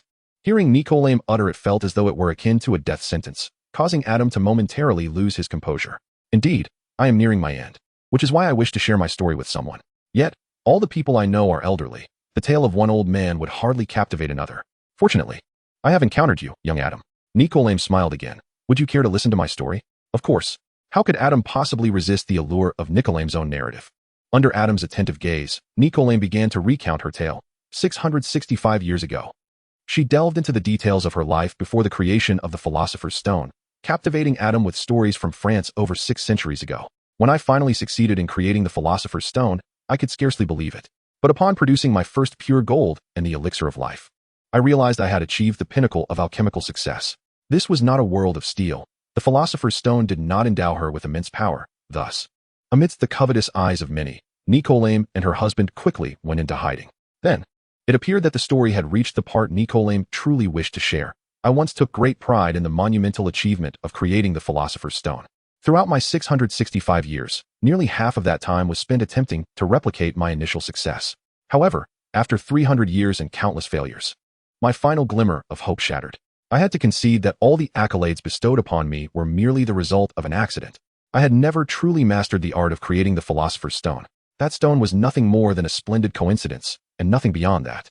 Chapter 47, Nicolame's Gift. Yet, just as I was on the verge of despair, Perennial called me to join her for dinner, much like the previous 300 years, countless days and nights that had come before. At that moment, I finally recognized the folly of my actions. I had cast aside all the beauty of life for the sake of a stone, wasting 300 years in the process. Yet it seems I have awakened to reality far too late. My wife and I, once vibrant in our youth, have now transformed into frail elders. Our hair a cascade of white, and our steps unsteady. Since then, the thoughts of the Philosopher's Stone have faded from my mind, as I dedicated myself to a life with Perennial. Over the years, we have traversed many nations of this world. Nicodemus took a sip of red tea, smiling at the curious Adam before continuing. The elixir of immortality may prevent one from dying of old age, yet it does not halt the process of aging. It is akin to the blessing bestowed by Zeus upon Tithonus. Consequently, over the years, Perennial and I have become frail, our bones brittle, and our pace sluggish. We can scarcely consume foods that require chewing. Fortunately, the elixir is a potion rather than something else, allowing us to still enjoy red tea and hot cocoa. Despite our physical decline and the passing of familiar faces, this world continues to enchant me. I have long harbored the dream of living eternally with Perennial in this realm. However, a few years ago, Perennial confided in me that she was weary. At this juncture, Nicodemus felt a twinge of sorrow upon my inquiry. She revealed that her sense of taste had long since vanished. To her, the red tea bore no flavor, not even that of water, and the mere act of continuing to exist had become burdensome. It was then that I realized perhaps we should have embarked on our next journey long ago, having lingered for far too long over matters of lesser importance. Therefore, when Dumbledore inquired if he could borrow the Philosopher's Stone, even knowing it would be destroyed, I consented. It was time for Perennial and me to set forth on our next adventure, and at long last, our quiet existence of centuries would usher in unprecedented change. The greatest joy was that Perennial would accompany me. There is nothing more delightful than that. As Nicodemus spoke, he could not help but chuckle, his joy evident and heartfelt. Adam, perhaps, could comprehend the essence of Nicodemus' sentiment. For one who has lived over 6 centuries, the essence of this world lies predominantly in his wife. Without her, continuing in this world would merely afford him the chance to sip yet again on the same red tea and wine he had enjoyed for centuries, devoid of any meaning. Should life become a torment for his wife, then embracing death might indeed be a commendable notion. For this couple, death is merely another grand adventure. In that moment, Adam profoundly grasped the meaning of this sentiment for the first time. He resolved to abandon the thought of providing Nicodemus with another Philosopher's Stone. He truly no longer required it. I apologize for taking your time with the tale of an old man, Nicodemus said. Please do not say such things, Mr. LeMay. I feel truly honored, Adam replied sincerely. Not only had he gained immeasurable insight from the life of such a legendary figure, but he had also experienced tangible growth in his own magical abilities. Magic is intricately intertwined with the soul and spirit, and the legendary tale of Nicholas Flamel, encompassing his reflections on mortality, has imparted a far greater wisdom to Adam than all the knowledge he has acquired this year. It brings me joy to hear you say that. Nicholas, perceiving that the blood ties with the individual before him had significantly diminished, smiled contentedly. As a reward for fulfilling my last wish, I wish to bestow upon you some gifts. Gifts? Adam pondered, realizing they could also be regarded as a legacy. For in this world, only you and your grandmother remain connected to me by blood. Adam blinked, watching as Nicholas rose and approached the cabinet where he had previously placed the Philosopher's Stone, gesturing for him to come closer. Come here.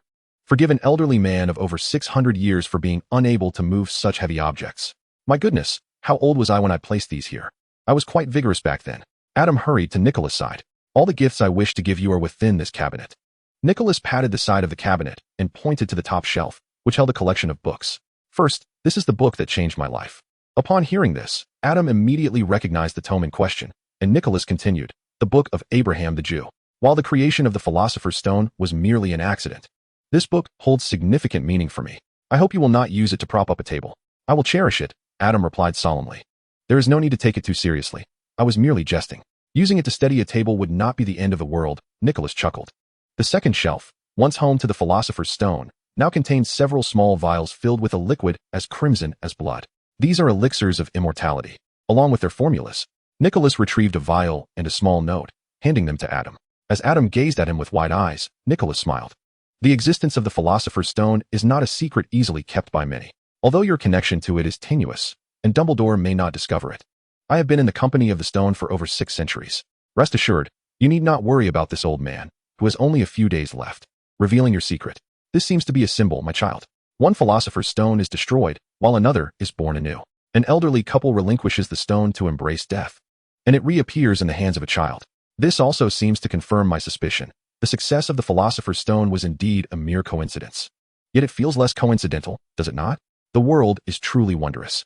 Handing the vial of the elixir and the formula to Adam, Nicholas said, "Take this, my child, and I hope you do not follow in my footsteps. Use the life granted by the Philosopher's Stone for endeavors that you deem meaningful." Chapter 48. The Conclusion of Nicholas Flamel. On the third shelf of the cabinet lay another book, quite substantial in size. Nicodemus requested Adam to retrieve it and place it upon the table. This tome served as a ledger. A hint of nostalgia graced Nicodemus's face as he gently patted the cover of the book. "I heard from Emma that you have only recently ventured into the realm of wizards, but surely you must have encountered the animated, conversing portraits at Hogwarts?" He mused.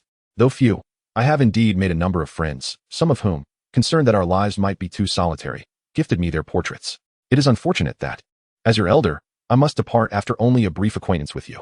Thus, I bequeath this book to you, hoping that the friends within may provide a modicum of assistance in your life, akin to what Peregrinal and I might offer." Nicodemus gently nudged the book towards Adam. Each wizard depicted within this tome was once a legend, their lives far more exciting than my own, which has been squandered over half a lifetime.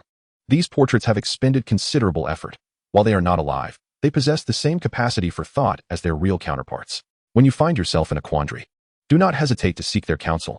I have already informed them of this. Adam swallowed and ran his fingers across the cover. "Are your and your wife's portraits within this book as well? I regret to inform you, dear child, that we did not have the opportunity to create our own. Then perhaps I might possess a photograph of you both?" Nicodemus paused, reaching out to gently ruffle Adam's hair. "Of course." Then, as if suddenly recalling something, he added, "Ah, the last two portraits in this book belong to individuals who have not yet passed. Should you encounter any danger or dilemma, you might attempt to contact them through their portraits, provided they have their own portraits nearby. Who are these two individuals?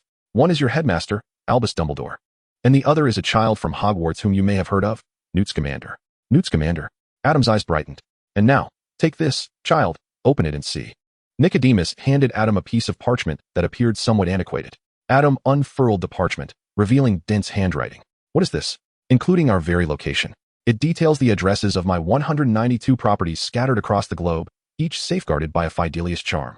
I bestow them upon you," Nicodemus stated with nonchalance. During his travels around the world with his wife, he had opted not to stay in inns for safety, instead purchasing properties directly in each locale. For he had no shortage of wealth. Subsequently, Nicodemus waved his hand over the parchment, marking several addresses in red, adding, "These highlighted addresses are known to others besides Peregrinal and me. A single word of caution suffices." Adam nodded, carefully rolling the parchment back up and stowing it away. Nicodemus's final bequest was a key. "This is the key to Vault 4 of Gringotts." Nicodemus withdrew the key from his pocket and placed it into Adam's hand. "There is nothing of galleons or the like within, but I trust you will find it unnecessary." Nicodemus smiled gently at the new possessor of the Philosopher's Stone. "Upon opening the vault, you will discover it brimming with manuscripts, my life's work on alchemy and magic. Should these not pique your interest, I kindly ask you to donate them to my and Perennial's alma mater, Beauxbatons. The other half of the vault contains my collection and inventions, most of which are not particularly valuable, yet I hope you will find them intriguing." Having shared so much, stories and legacies, it was clear that this burden weighed heavily on Nicodemus. Yet the sparkle in his eyes revealed his excitement. "We do not intend to hold a funeral. After meeting you, I have expressed all I wish to say to those I wanted to bid farewell. In the twilight of life, let us relish this tranquil moment together." For the LeMay couple, their time of departure was self-determined, allowing them to approach their affairs with remarkable composure, even to bid farewell to each cherished individual, rendering a funeral unnecessary. After revealing to Adam his impending demise and the location of his resting place, Nicodemus presented him with a photograph of the couple and then closed the door. Adam stood before the door, lost in thought, realizing this was his final encounter with Nicodemus. What is wrong with Adam? While enjoying cake, Shauka glanced at Adam and couldn't he help but inquire of Sibby beside her. "Who should I ask if you ask me?" Sibby rolled his eyes. "Why don't you set down your fork and inquire yourself?" "I won't. Otherwise, you will devour the remaining cake in one go. That is slander." The tale of Nicodemus has gracefully concluded, while Adam's story is only just beginning, is it not? Justice descends from the heavens. "Hey, Adam, over here." The energetic Colin was always the most vivacious in the dormitory. Adam heard his call as soon as he arrived at the airport. Approaching, he found Bernard and Colin already present, with a lady accompanying Colin, while Bernard stood alone. "My parents have long-standing appointments, and it's rather inconvenient for two ordinary people to accompany me." Indeed, this aligned with Adam's expectations. "It has been a while since I've seen my parents. They are preoccupied. This is my sister, Kelly. This is Adam, The remarkable roommate I mentioned. Hello. Kelly scrutinized Adam with curiosity, evidently intrigued by the extraordinary roommate her brother had described. Hello. After politely greeting Kelly, Adam introduced his grandfather. Perhaps due to the circumstances surrounding the Lemes, Emma felt a touch of discomfort and did not accompany Adam. Now we are only waiting for Eugene. He has arrived. Just as Colin raised his hand to wave, he exclaimed in surprise, "Wow, Eugene, you look splendid. Long time no see." Dressed in an adventurous outfit reminiscent of a cinematic expedition, Eugene approached, carrying a large backpack and leading an elderly woman, similarly attired. He nodded to the crowd, introducing her. "My parents are unavailable. This is my grandmother. Greetings to everyone." Eugene's grandmother exuded a benevolent aura, and one could surmise the nurturing nature of the woman who raised him from his own character. As the group gathered, the anticipated flight, as expected, experienced delays. Would anyone care for a bite to eat? During lunchtime, Adam opened his backpack, which had been cleverly expanded with a magical charm, revealing an array of neatly packaged rice balls. We have teriyaki eel, black pepper beef, honey glazed char siu, and vegetable mayonnaise flavors. Chapter 49, The Journey to Egypt. The generous portions of tender beef, devoid of any fishy taste, melded delightfully with the perfectly textured rice, creating a symphony of flavors as they danced upon the palate. The vegetable-infused rice offered nourishment without compromising the enjoyment of the savory meat, while the expertly crafted black pepper sauce added an exquisite touch of essence to each rice ball. All the ingredients harmoniously blended, composing an intoxicating culinary melody. Yummy. After swallowing a sizable mouthful of the black pepper beef rice ball, Kelly excitedly patted her brother's shoulder. "You were absolutely right. Adam's culinary skills are nothing short of miraculous. Will he truly open a shop in Hogsmeade? When? Oh dear, Kelly, please don't pat my shoulder. The rice balls will fall apart. We must at least wait until after graduation. Why can't you graduate immediately?" Kelly sighed wistfully. Both Eugene and his grandmother were fond of fish and the teriyaki eel rice balls, which required no bones to be picked and were sweet in flavor, suited their tastes perfectly. "Goodness, Adam, your cooking is even better than your parents'," exclaimed old Reed, who was tasting his grandson's creations for the first time. "If only underage wizards could perform magic at home, I could create even more culinary delights." Adam sighed, lamenting that his parents' home was not registered as a wizarding residence by the Ministry of Magic. Otherwise, he could have practiced his craft there without concern. "What a pity Uther isn't here," Colin remarked with a sense of longing. "Speaking of which, since we are heading to Egypt, should we not indulge in some local delicacies? I doubt anything could surpass Adam's cooking, but at least it will be authentic Egyptian fare. I'm rather looking forward to it."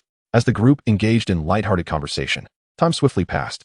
After a delay of 2 hours, their flight finally landed at Cairo International Airport, 3 hours late. Their flight information was not a secret to Uther's family, who had arrived early to await their arrival at the terminal. The 5 members of the dormitory successfully reunited. "Ah, Uther, is this how you dress at home?" Colin sighed while observing him. "Is there a problem?"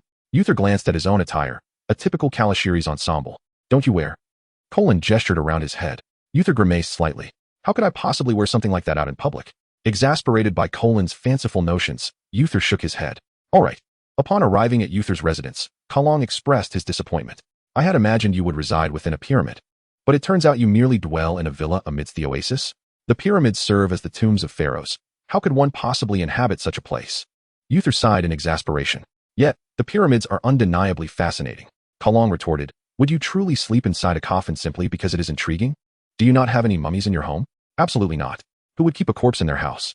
Uther replied. "I've heard that mummies, preserved with spices, shouldn't emit any foul odor. Is the primary concern here about whether it smells or not?" After a taxing exchange of questions, they finally gathered around the dining table. The dinner promised to be quite lavish, but for now, they casually indulged in some fruits. "Is this a prickly pear?" Adam selected an unripe yet familiar fruit from the array. "Indeed, you can cut it open and eat it. It resembles a dragon fruit." Uther used a small knife to slice one open, extracting a piece with tiny spines, and offered it to Adam. "However, be sure to remove the sharp spines before consuming." Adam took a bite, and his eyes lit up. It's incredibly sweet, and the flavor is delightful. Although the texture was not as refined as that of a dragon fruit, and the seeds were somewhat tougher, the taste was surprisingly sweet. "Why does mine taste sour?" Kalong grimaced in agony. "Oh, you need to check. Not every fruit is sweet, you know." Uther feigned innocence, as he had not intentionally seated Kalong near the more sour fruits. Overall, the fruits presented a delightful balance of sweet and sour flavors. After sampling the prickly pear, everyone offered their compliments. Considering the presence of several elderly guests, Uther instructed the servants to prepare juices from fruits difficult to chew, such as sugarcane and pomegranate. Additionally, there were dates, bananas, and a variety of other fruits, most of which were quite sweet. the climate of Egypt is indeed suitable for fruit cultivation. Adam recalled the property left to him by Nicolaim, which included land in Egypt. He pondered whether it might be suitable for cultivation, though he doubted he would have the time to tend to it. Indeed, fruits could be transformed into juice quite swiftly, and it seemed unnecessary to focus on the less sweet varieties. Although they had merely intended to snack on fruits, the novelty led everyone to indulge quite a bit. Though fruits digest quickly and did not hinder the dinner preparations, Uther's parents arrived fashionably late after the sun had set. Apologies. There were some urgent documents to address at the department, Uther's father said with a look of regret. It's quite all right. We enjoyed a substantial amount of fruit this afternoon, so we are not particularly hungry, replied old Reed. Uther's father nodded amicably at him. Dinner will commence shortly. But before that, I wish to express my gratitude. Ahem. Uther's mother, a beauty adorned with distinctly Egyptian makeup, coughed lightly upon hearing her husband's customary attempt to initiate a speech akin to those in the Ministry of Magic. Oh, several young friends, including Usher, shared a camaraderie akin to that of family. Without further ado, they gathered for a meal. After years of formal discourse, it felt rather foreign to engage in casual conversation. As the dishes began to arrive, Usher's father eagerly urged everyone to partake. Though it may not rival your culinary skills, the food possessed a distinct charm. Usher leaned closer to Adam, whispering in his ear, I must savor this. Perhaps it will allow you to experience the flavors of home at Hogwarts. Adam, with a smile, responded, how delightful that would be. Usher's eyes sparkled with excitement. If you need ingredients, I could have my father arrange for them to be transported to the British Ministry of Magic and delivered to Hogwarts. Adam couldn't help but reflect on how wealth and influence indeed afford one the liberty to indulge desires. The unique flavors of Egyptian cuisine were undeniably appealing. Although the presentation was somewhat rustic, dishes like the roasted meat, reminiscent of a peculiar creature, were a blend of minced meat and aromatic vegetables, yielding surprisingly delightful flavors. The roasted fish, expertly prepared to eliminate any trace of fishy odor, was elevated with a squeeze of lemon juice, much to Adam and Eugene's delight. Chapter 50. The Sphinx. The Pyramids. Mummies. Observing two individuals eagerly clamoring to see ancestral tombs and remains, Adam fell into a moment of contemplative silence. Very well, he conceded. If you are so eager to see them, we shall prioritize the pyramids on our first day. He turned in astonishment to Usher. It's perfectly fine. The pyramids now open to tourists are not replicas, merely devoid of their original treasures. Usher shrugged. I'll take you to see the Sphinx. Due to their intelligence and penchant for riddles, sphinxes are primarily tasked with guarding treasures and passageways, a role they fulfill in Egypt by overseeing the pyramids and temples. Thus, despite Usher's original itinerary, the strong insistence of Cologne and Bernard led them on a journey to the pyramids. Their mode of transport, a compact bus, appeared modest from the outside but was enchanted with a stretched charm, comfortably accommodating a dozen or more individuals alongside refreshments of fruit, beverages, and ice. On the way, Usher, observing the excitement radiating from his companions, cautioned, although we are headed to the pyramids, it may not align with your expectations. The pyramids are not open to the public. Yet the Ministry of Magic has ensured their safety, minimizing any potential dangers, provided you refrain from reckless behavior. Otherwise, my parents would never allow me to lead you on this adventure. Understood, they replied. Unlike the pyramids adjacent to Cairo, their vehicle ventured deep into the desert. After several hours of travel, they finally reached their destination. Even with the application of Muggle-repelling charms, some relics within these pyramids had been constructed deep within the desert by ancient pharaohs. As Usher disembarked, he remarked, in the past few days, I have taken you on a delightful tour around Cairo, where you have marveled at the grandeur of the Nile River. Next, we shall venture to Thebes, a place far more captivating, home to the Valley of the Kings, which houses numerous tombs of pharaohs. Speaking of this, Uther couldn't help but chuckle. Moreover, I shall introduce you to my favorite, the pride of Egypt, Ramses II. I will show you its true magnificence. The Temple of Ramses, constructed during the reign of Ramses II, is unparalleled in both scale and splendor throughout the annals of Egyptian history. However, in the contemporary understanding of the mundane world, it has been reduced to mere ruins. Briefly outlining the itinerary for the upcoming days, Uther led everyone to the tightly shut door of the pyramid, extending his hand to trace the scene from top to bottom. A resounding rumble echoed as Uther guided them towards the opposite side of the pyramid. What was that? Colin inquired, casting a curious glance at the door, which exhibited no signs of activity. That door serves as the switch to enter the pyramid, but it is not the actual entrance. A hint of mockery glimmered in Uther's smile. Bernard leaned in and asked, So, have you seen the underworld? No, came the reply. Once, an ancestor, out of curiosity, ventured through that door, only to find a dead end, a long corridor that forbade all forms of magic, culminating in a wall of solid stone. Aside from a linen curtain hanging at the entrance and the images of Anubis adorning the sides, The corridor was devoid of anything else. As they conversed, they arrived at the genuine entrance. Uther tapped his wand against a massive stone, and as if melting, several large stones transformed into a grand stone door, the vibrant paintings upon it appearing as if freshly applied. "Please, come in." With a gentle push, the stone door swung inward, revealing not just any sight, but a colossal male sphinx. "Pray tell, what is this, my lord?" "This is a sphinx I have raised. Its name is M-O-N. Feel free to observe it, but I would advise against any disrespectful actions." Uther glanced at the imposing creature known as M-O-N. "These are my friends. Do not resist." "M-O-N?" Eugene raised his gaze at the sphinx, unable to contain his astonishment. The creature, lying on the ground, stood at least 3 meters tall. Eugene's incredulity was understandable, prompting Uther to sigh. "Believe me, M-O-N was quite small in its youth. It has grown to this size without us realizing." "To reach such a size without noticing is hard to believe," Eugene retorted, a hint of sarcasm in his tone. While the others seemed unfazed, Eugene's grandmother was amused, showing little interest in the Sphinx as she rested alongside Old Reed and Kelly. Old Reed had no particular fascination with magical creatures, content with merely observing, while Kelly, having encountered a Sphinx before, exhibited no interest. Adam approached M-O-N, reaching out to stroke its fur. The Sphinx, a creature with the body of a lion and the head of a human, captivated Adam's attention. While he was indifferent to the human aspect, the lion-like body was striking. The coarse yet well-groomed fur felt as smooth as satin beneath his touch. It is nearly comparable to the essence of Shao Ku. Adam, having gained experience from touching Shao Ku, inadvertently employed professional techniques, causing the fluffy creature's tail to rise in the air, leaving a fleeting trace behind. Cologne, uninterested in the fluffy creature, refrained from joining and instead looked expectantly at Usher. "Earlier, the fluffy creature was to present a riddle, right? Let us take a guess." "Indeed, encountering the Sphinx calls for an experience with its riddles," Bernard added. Upon hearing this, the fluffy creature immediately perked up, gazing expectantly at Usher.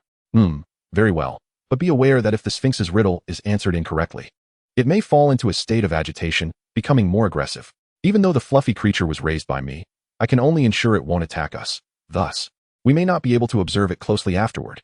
Then let us take a guess." Adam stepped back a few paces. His interest in the Sphinx primarily centered on its riddles.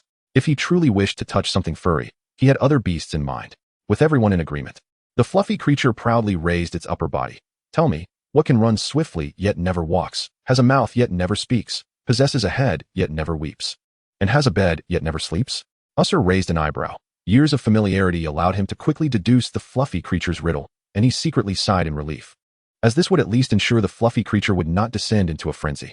After pondering for a few seconds, Adam realized that Sphinx riddles are rarely fabricated and are generally tied to their environment. Thus, he swiftly arrived at the answer.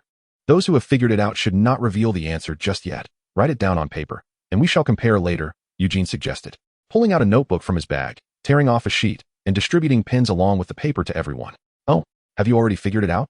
Cologne, still contemplating, looked at him in surprise. "Not yet." Eugene shook his head and then glanced at Usher and Adam, who were already writing. "However, I believe they have arrived at the answer." Chapter 51, The Egyptian Journey concludes. After some deliberation, everyone pinned down their respective answers. 5 hands held up their answer papers, displaying the same answer written in varying scripts. "The river. A river can run swiftly yet never walks, possesses a mouth yet never speaks, has a source yet never weeps, and has a riverbed yet never sleeps." The fluffy creature nodded excitedly. "Shall we continue guessing?" Usher, noticing the keen interest of his companions, turned to the fluffy creature and stated, "Pose another riddle. Having spent a year at Hogwarts, I might as well take this opportunity to accompany it." Moreover, the fluffy creature was the only Sphinx he could assure would not lash out if they answered incorrectly. Some attempted to hide, while others sought to deceive. Yet time reveals all, and we shall inevitably encounter one another. It was evident that the fluffy creature seemed to have accumulated numerous riddles. As it spoke a new one without hesitation, "Guess my name to the best of your ability. When I truly possess you, I assure you will know the answer." After some speculation, this time Cologne did not answer correctly. The answer was death, while Cologne's response was the year-end examination paper. Some individuals attempt to conceal themselves, while others resort to deception. Yet, time reveals all truths, and our paths shall inevitably cross. I find no fault in this conclusion. Bernard sighed in exasperation. "But Cologne, your performance on the exams was commendable." "A commendable score does not equate to a fondness for examinations," Cologne asserted with conviction. After some deliberation, the group, particularly Moutoin, had to concede that this answer indeed aligned with the riddle's premise, begrudgingly acknowledging Cologne's correctness. It seemed they were in the presence of an enlightened Sphinx, which Adam fondly referred to as the enlightened beast. The group subsequently tackled a few more riddles, although their answers occasionally diverged from Mouton's. Upon further reflection, he found little fault in them. Thus, until their farewell, all 5 remained in a state of having answered correctly, with Mouton exuberantly waving them off. In truth, the interior of the pyramid held little of particular intrigue. As they entered the main chamber, Uther distributed lighting tools from his bag while providing explanations. What remains of value to us are the inscriptions and statues upon the walls. Although you cannot comprehend them, allow me to translate. Wow, Uther, you are truly remarkable. Fluent in so many languages, Cologne couldn't help but exclaim. Though Uther's family primarily communicated in English, they occasionally employed Arabic. And the inscriptions before them were in the sacred hieroglyphs of ancient Egypt. Ahem, it's not that extraordinary, Uther replied modestly, his darker complexion unable to mask the blush upon his cheeks as he translated the inscriptions and elucidated the tales behind the statues. Some praised the pharaoh's achievements during his reign, while others contained blessings for his resurrection. The wizarding interpretations of these accomplishments left Adam thoroughly enlightened. It is worth noting that to express reverence for the deities and the pharaoh, the primary requirement of the sacred script was aesthetic symmetry, allowing for vertical or horizontal writing, and either left to right or right to left orientation, determined by the lines between the characters and the direction of the animal heads. This elicited a collective admiration from the group. It's akin to painting. In that era, those who mastered writing could access the mysteries of knowledge, and those who wielded the sacred script held the deepest secrets of magical knowledge. What is this? The eye of Horus appeared unremarkable, yet with curiosity. Uther reached out to gently place his hand upon it. Indeed, he felt the unusual protrusion. How could there be such an anomaly in the pyramid's inscriptions? Particularly upon the eye of Horus, a symbol of divinity and the pharaoh? Moreover, this peculiarity seemed deliberately concealed. As for the remainder, there was little of novelty left, and the group nodded in agreement. Unexpectedly, under the guidance of Uther's family servant, they all donned their karasiri and emerged, but Uther made them wait for quite some time. As he descended from the second floor, Uther was immediately surrounded by Adam and the others. Fantastic. No wonder you took so long. I did not anticipate that you would don such splendid attire. Bernard hooked his finger around the turquoise-embellished belt of Usher, dragging him forward, while Cologne pushed against his back. With this outfit, we truly resemble your retinue. Indeed, brothers are united with you. Are you engaging in a mental game with them? Adam summoned the dark staff, the sun's rays glinting off the sharp spikes and the gems adorning Usher. I hope you can provide us with a reasonable explanation, otherwise, you may find yourself attending tonight's boat trip in nothing but your skin. At most, I shall leave you with a single pair of undergarments, Eugene added. Did you not say you wanted to see me in traditional Egyptian garb? Usher exclaimed, raising his hands to showcase his garment adorned with golden motifs and various gemstones. Only my father and I in all of Egypt can wear such attire. Is that not distinctive enough? So this is your last will, is it? Adam threatened him. Bernard and Eugene seized Usher, while Adam lifted the dark staff as if to strike. They might indeed strip him down to his underpants. After spending 4 days in Cairo and another 7 in Thebes, with fleeting visits to other cities, Adam and his companions bid farewell to Usher after nearly a month of revelry. Before parting, Usher gifted each of them a scroll of papyrus inscribed with a script they could not comprehend. This is a blessing from Ammonius-Ra. Ra and Ammonius are the principal deities of the Heliopolitan Ennead and the Theban Ogdoad, respectively, later merged into one. Thus, this papyrus likely represents a form of diplomatic friendship. I look forward to savoring the flavors of home at Hogwarts, Usher remarked before their departure, unable to resist the urge to remind them. No problem. Chapter 52, The Secret Vault of Nicodemus. Upon returning home to London and discovering Hogwarts' letter, Adam remembered that he still needed to procure new textbooks for the year. Although he had nearly exhausted the selection at the Leaky Cauldron, the fact that Gilderoy Lockhart had released a new book this year could not be overlooked. Indeed, he had previously acquired several of Lockhart's earlier works. After all, despite his singular talent for the forgetfulness charm, the experiences he had pilfered are undeniably authentic and of considerable reference value. Moreover, it must be acknowledged that Lockhart's writing style is quite commendable. The ability to render genuine adventures into captivating narratives is a skill in itself, and one could enjoy his tomes simply as novels. While visiting Diagon Alley, it would be prudent to also explore the vault left behind by Nicodemus. The thought of Nicodemus brought a slight melancholy to Adam, prompting him to set aside the book list from Hogwarts. Is there another letter? Hedwig should be doing well now. You can rest assured. Adam nodded towards Ares. Gur. Ares flapped his wings, still brimming with indignation. Without any trouble, the weary grandfather and the grieving grandmother concluded their journey, while Adam found himself alone at Diagon Alley. After a moment of hesitation, he resolved to visit Flourish and Blots first, thinking that purchasing a book would not consume too much time. Yet, he soon regretted this decision. Lockhart, the banner proclaimed, signature sale of autobiography. Me, the wizard. This afternoon, 12:30 to 4:30. Adam's steps faltered as he contemplated turning towards Gringotts, intending to return for the book after the signing event concluded. Adam. His name echoed, prompting him to turn in surprise. It was Colin, who uttered a few words to those at his side before hastily approaching Adam. What a coincidence. Are you here to buy the new textbooks for next semester? Indeed. But it seems overly crowded here. I plan to wander elsewhere and return after the signing is over. Ah, I envy you. Your parents must not have read Lockhart's books, and I doubt your grandparents would appreciate him either. Colin sighed. My mother adores him, and I have no idea how long I'll have to wait for her to get Lockhart's autograph. Woe is me. How unfortunate. Adam replied. Well, it can't be helped. After all, she is your mother. You may as well wait patiently. Really? Colin exclaimed incredulously as Adam sighed. I have no interest in this womanizer. I shall take my leave. With that, Adam turned and ran, ignoring Colin's heart-wrenching calls behind him. Take me to Vault 4. The goblin, who had been engrossed in his tasks, paused at Adam's command and lifted his gaze. Adam stood before the goblin, allowing him to scrutinize him, with the tip of his dark wand shimmering with a radiant gem. A key? Though the goblin had never seen Adam before, and no information about him existed within Gringotts, it recognized keys over individuals for non-private vaults.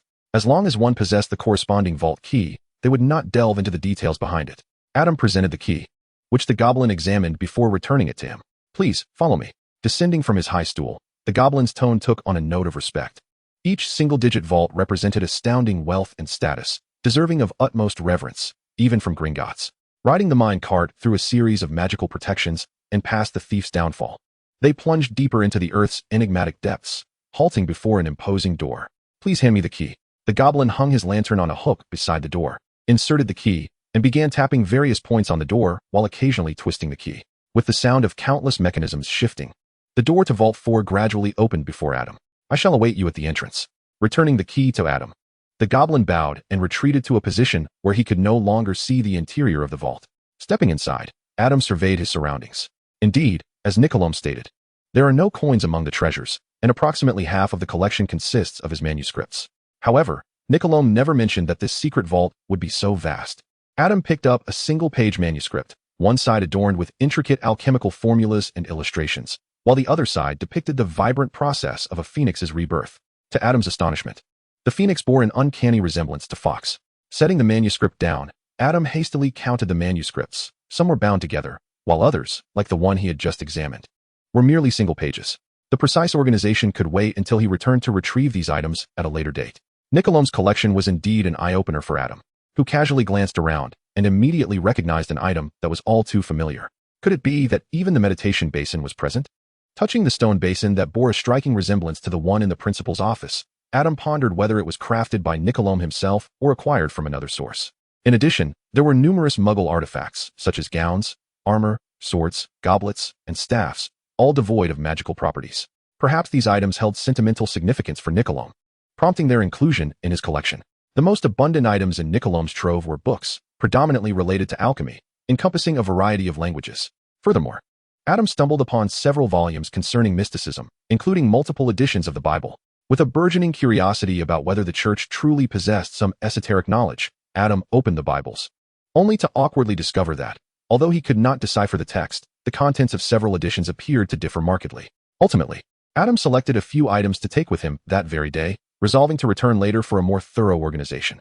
First, he chose a set of sword and shield crafted from fairy silver, which he found exceptionally striking and perfectly suited for the cards of the Kuro deck. He took the time to cast a sealing spell on the pair, allowing him to summon them at will in the future. What? The dark staff could also transform into a sword using the card's magic, and the shield could be conjured without a physical counterpart? Nevertheless, the gems and intricate designs on the sword and shield were absolutely stunning. Next, he acquired a shorthand quill, an alchemical creation of Nicolome, capable of recording the owner's thoughts and ideas in real time, capturing them with impeccable accuracy, including the ability to adjust colors at will. This quill had been used to create Nicolome's manuscripts, and it would serve Adam well in his studies, freeing his hands for more meaningful pursuits, such as attending to the whims of Shao Ku and SBI. Lastly, he picked up a notebook that appeared to be Nicolome's research on ancient scripts, rumored to possess mysterious powers, including Norse runes, Egyptian hieroglyphs, and the Chinese cloud script.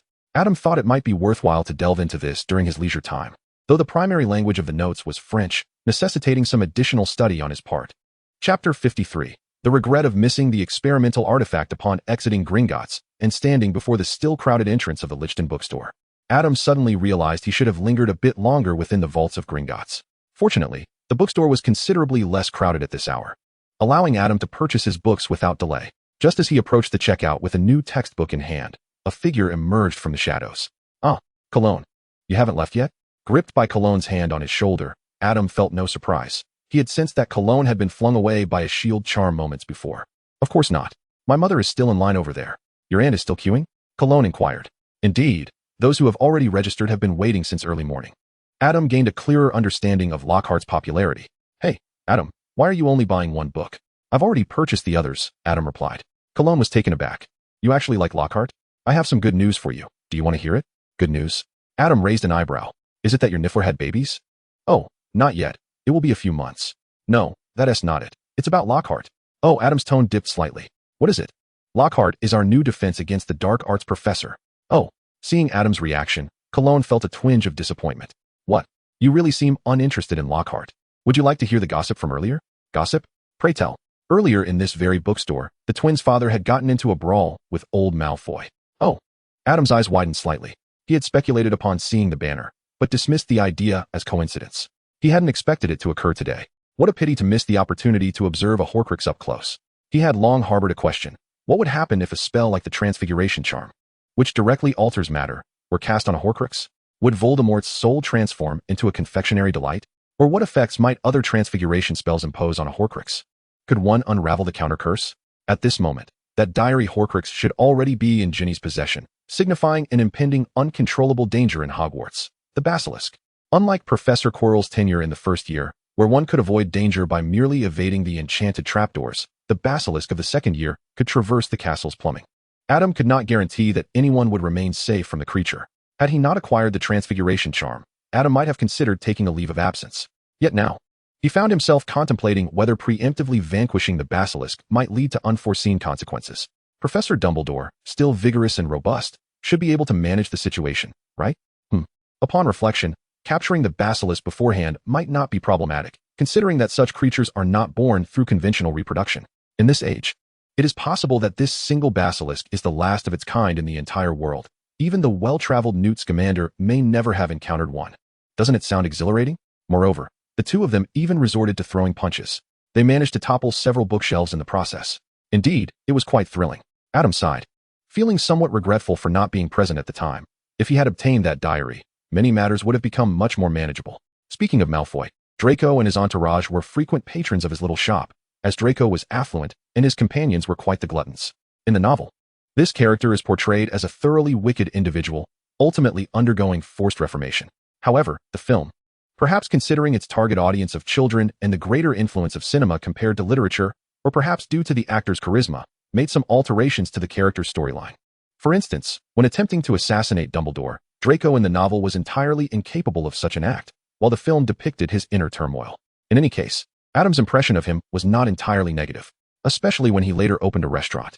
Such vain aristocrats could be charged a handsome fee for providing them with services of little actual significance or value. "It's so boring here. Will you chat with me? I'll treat you to ice cream." Reluctantly, Adam accompanied Cologne at the Leaky Cauldron for a while, after which they shared a bowl of ice cream generously sprinkled with crushed nuts before parting ways. Perhaps the shop could consider stocking ice cream and other frozen treats. On his way back, Adam pondered this notion. After that day, time seemed to race forward as if under the control of a timepiece. It felt like only a moment had passed when he buried his head in SBE's little belly, yet when he lifted his gaze, it was already time for school. "Oh, I can continue to indulge in cat cuddling at Hogwarts. That's a relief." After politely declining his grandparents' offer to accompany him to school, Adam rode in Mr. Reed's car to King's Cross Station. "Adam, study well at school, and may your business flourish," Mr. Reed jested just before they arrived. After some inquiries, they learned about their son's thriving business endeavors at school. "No wonder he's my boy." Mrs. Lee felt a sense of pride, yet she harbored some concerns about whether her son engaging in business at school was advisable. Not that she was overly worried about his academic performance. If that were her primary concern, Adam's stellar report card would have quelled her apprehensions. Her main worry was that the complexities of business, sourcing, pricing, promotion, and the myriad of competitive entanglements would inevitably expose him to aspects she wished for him to avoid for a little longer, even though he would encounter them sooner or later. In contrast, Mr. Reed was much more optimistic. Since things had unfolded this way and their son's business was doing quite well, why not let him continue? After all, who could definitively claim that a purely academic life was inherently better. Chapter 54. A little interlude on the way to school. Before the express train's departure, a group of Badgers who had not seen each other throughout the holiday quickly gathered around Adam, chatting animatedly about their holiday experiences. Adam, why are there so many foods that aren't available at your restaurant? This is perhaps the question Adam is most frequently asked. In response, Adam can only explain that those are his unique specialties, advising not to inquire further, but simply to savor the flavor. Those who have already brought their families to experience it, the little Badgers, confirm that it is indeed delightful. Adam, citing the inability to showcase his magic at home and the lack of prepared goods, refrained from opening a shop.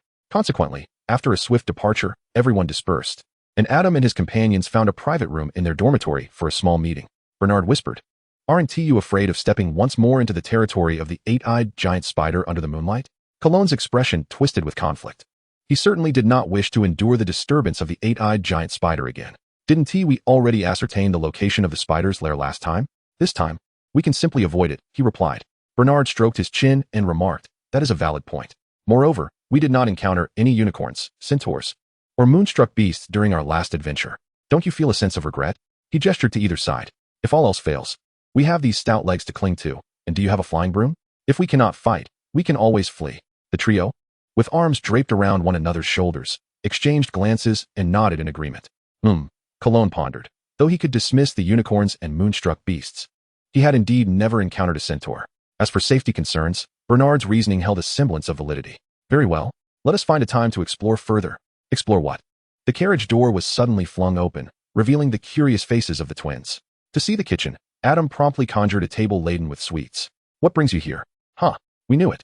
Adam, you must have saved some treats for yourself." The twins unabashedly reached for candies, tossing them into their mouths. "Oh, it's nothing. We merely came to check on you and to inquire about your plans for the upcoming school term. This holiday." The book list sent by Hogwarts had further exacerbated the already strained finances of the Weasley family.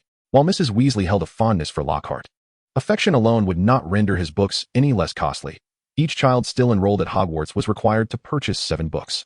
Not to mention, this year, the youngest, Ginny, was set to begin her studies, placing a considerable burden on the Weasley family's financial situation. At this juncture, the twins felt an extraordinary sense of accomplishment in being able to provide some funds so that Ginny could avoid purchasing secondhand items, without necessitating a reduction in household expenditures. As for the minor issue of receiving Mrs. Weasley's inquiries regarding their lack of diligence in studies, the twins regarded it with a nonchalant air. Basking in the admiration of their sister, Adam contemplated for a moment. "Let us plan for the first Saturday afternoon. I also intend to hold the inaugural tasting of new products that day. Given the sweltering heat, I believe we can prepare some ice cream." After the twins departed, Adam anticipated that the ensuing journey would return to a state of tranquility. "Have you wizards in Britain begun researching flying cars?" Uther gazed out the window, his expression a blend of confusion and dreamy wonder, as if questioning whether he was truly awake. As Adam played with a cat toy topped with candy, he was momentarily taken aback by the sight outside the window, a Ford car precariously hovering in midair, struggling to maintain the same trajectory as the express train. "Wow, how cool is that?" Bernard exclaimed, his eyes lighting up. "Why doesn't Diagon Alley sell flying cars? I suppose such items are likely not for sale, as they would probably be illegal," Eugene replied quietly. Within the dormitory, 2 individuals had only recently ventured into the wizarding world, one an Egyptian, the other less versed in legal matters. Eugene, however, was the most knowledgeable among the 5 regarding wizarding law. "Wait a moment." Cologne leaned closer to the window, scrutinizing for a moment. "Did I just see Harry Potter in that car? Who's the other person? I can't see clearly." Uther frowned. "Our savior certainly knows how to surprise us every year. I doubt he is merely seeking attention." Eugene shook his head. "If you observe his expression, it does not appear to be one of excitement from garnering attention. Rather, it seems more akin to fear. You mentioned that vehicle is illegal, correct? Will they be expelled?" Bernard turned his gaze to Eugene.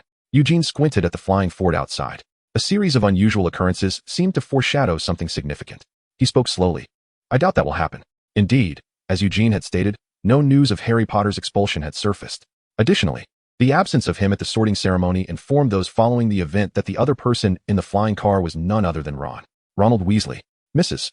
Molly's voice amplified 100-fold echoed through the hall. "Well, now everyone not paying attention is aware," someone remarked. Even though the commotion originated from Gryffindor, the exaggerated uproar of the howler reverberated so forcefully that the utensils on Hufflepuff's long table trembled incessantly. "What is that?" Bernard, witnessing such a spectacle for the first time, was astonished. "Is this some kind of wizarding shockwave?" "The howler, as you can see, is quite effective," Cologne replied.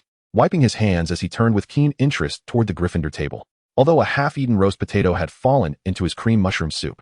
Such trivial matters paled in comparison to the rare excitement generated by the Howler. Adam, though not particularly interested in Hogwarts breakfast, turned to join the spectacle, having come specifically to witness the event. The Howler's message continued, and under the gaze of nearly the entire hall, poor Ronald Weasley buried his face deeply into the plate before him. Chapter 55. Badger is very concerned about you and made you a cake. Perhaps due to the earlier commotion that had swept through the school, everyone was in remarkably good spirits.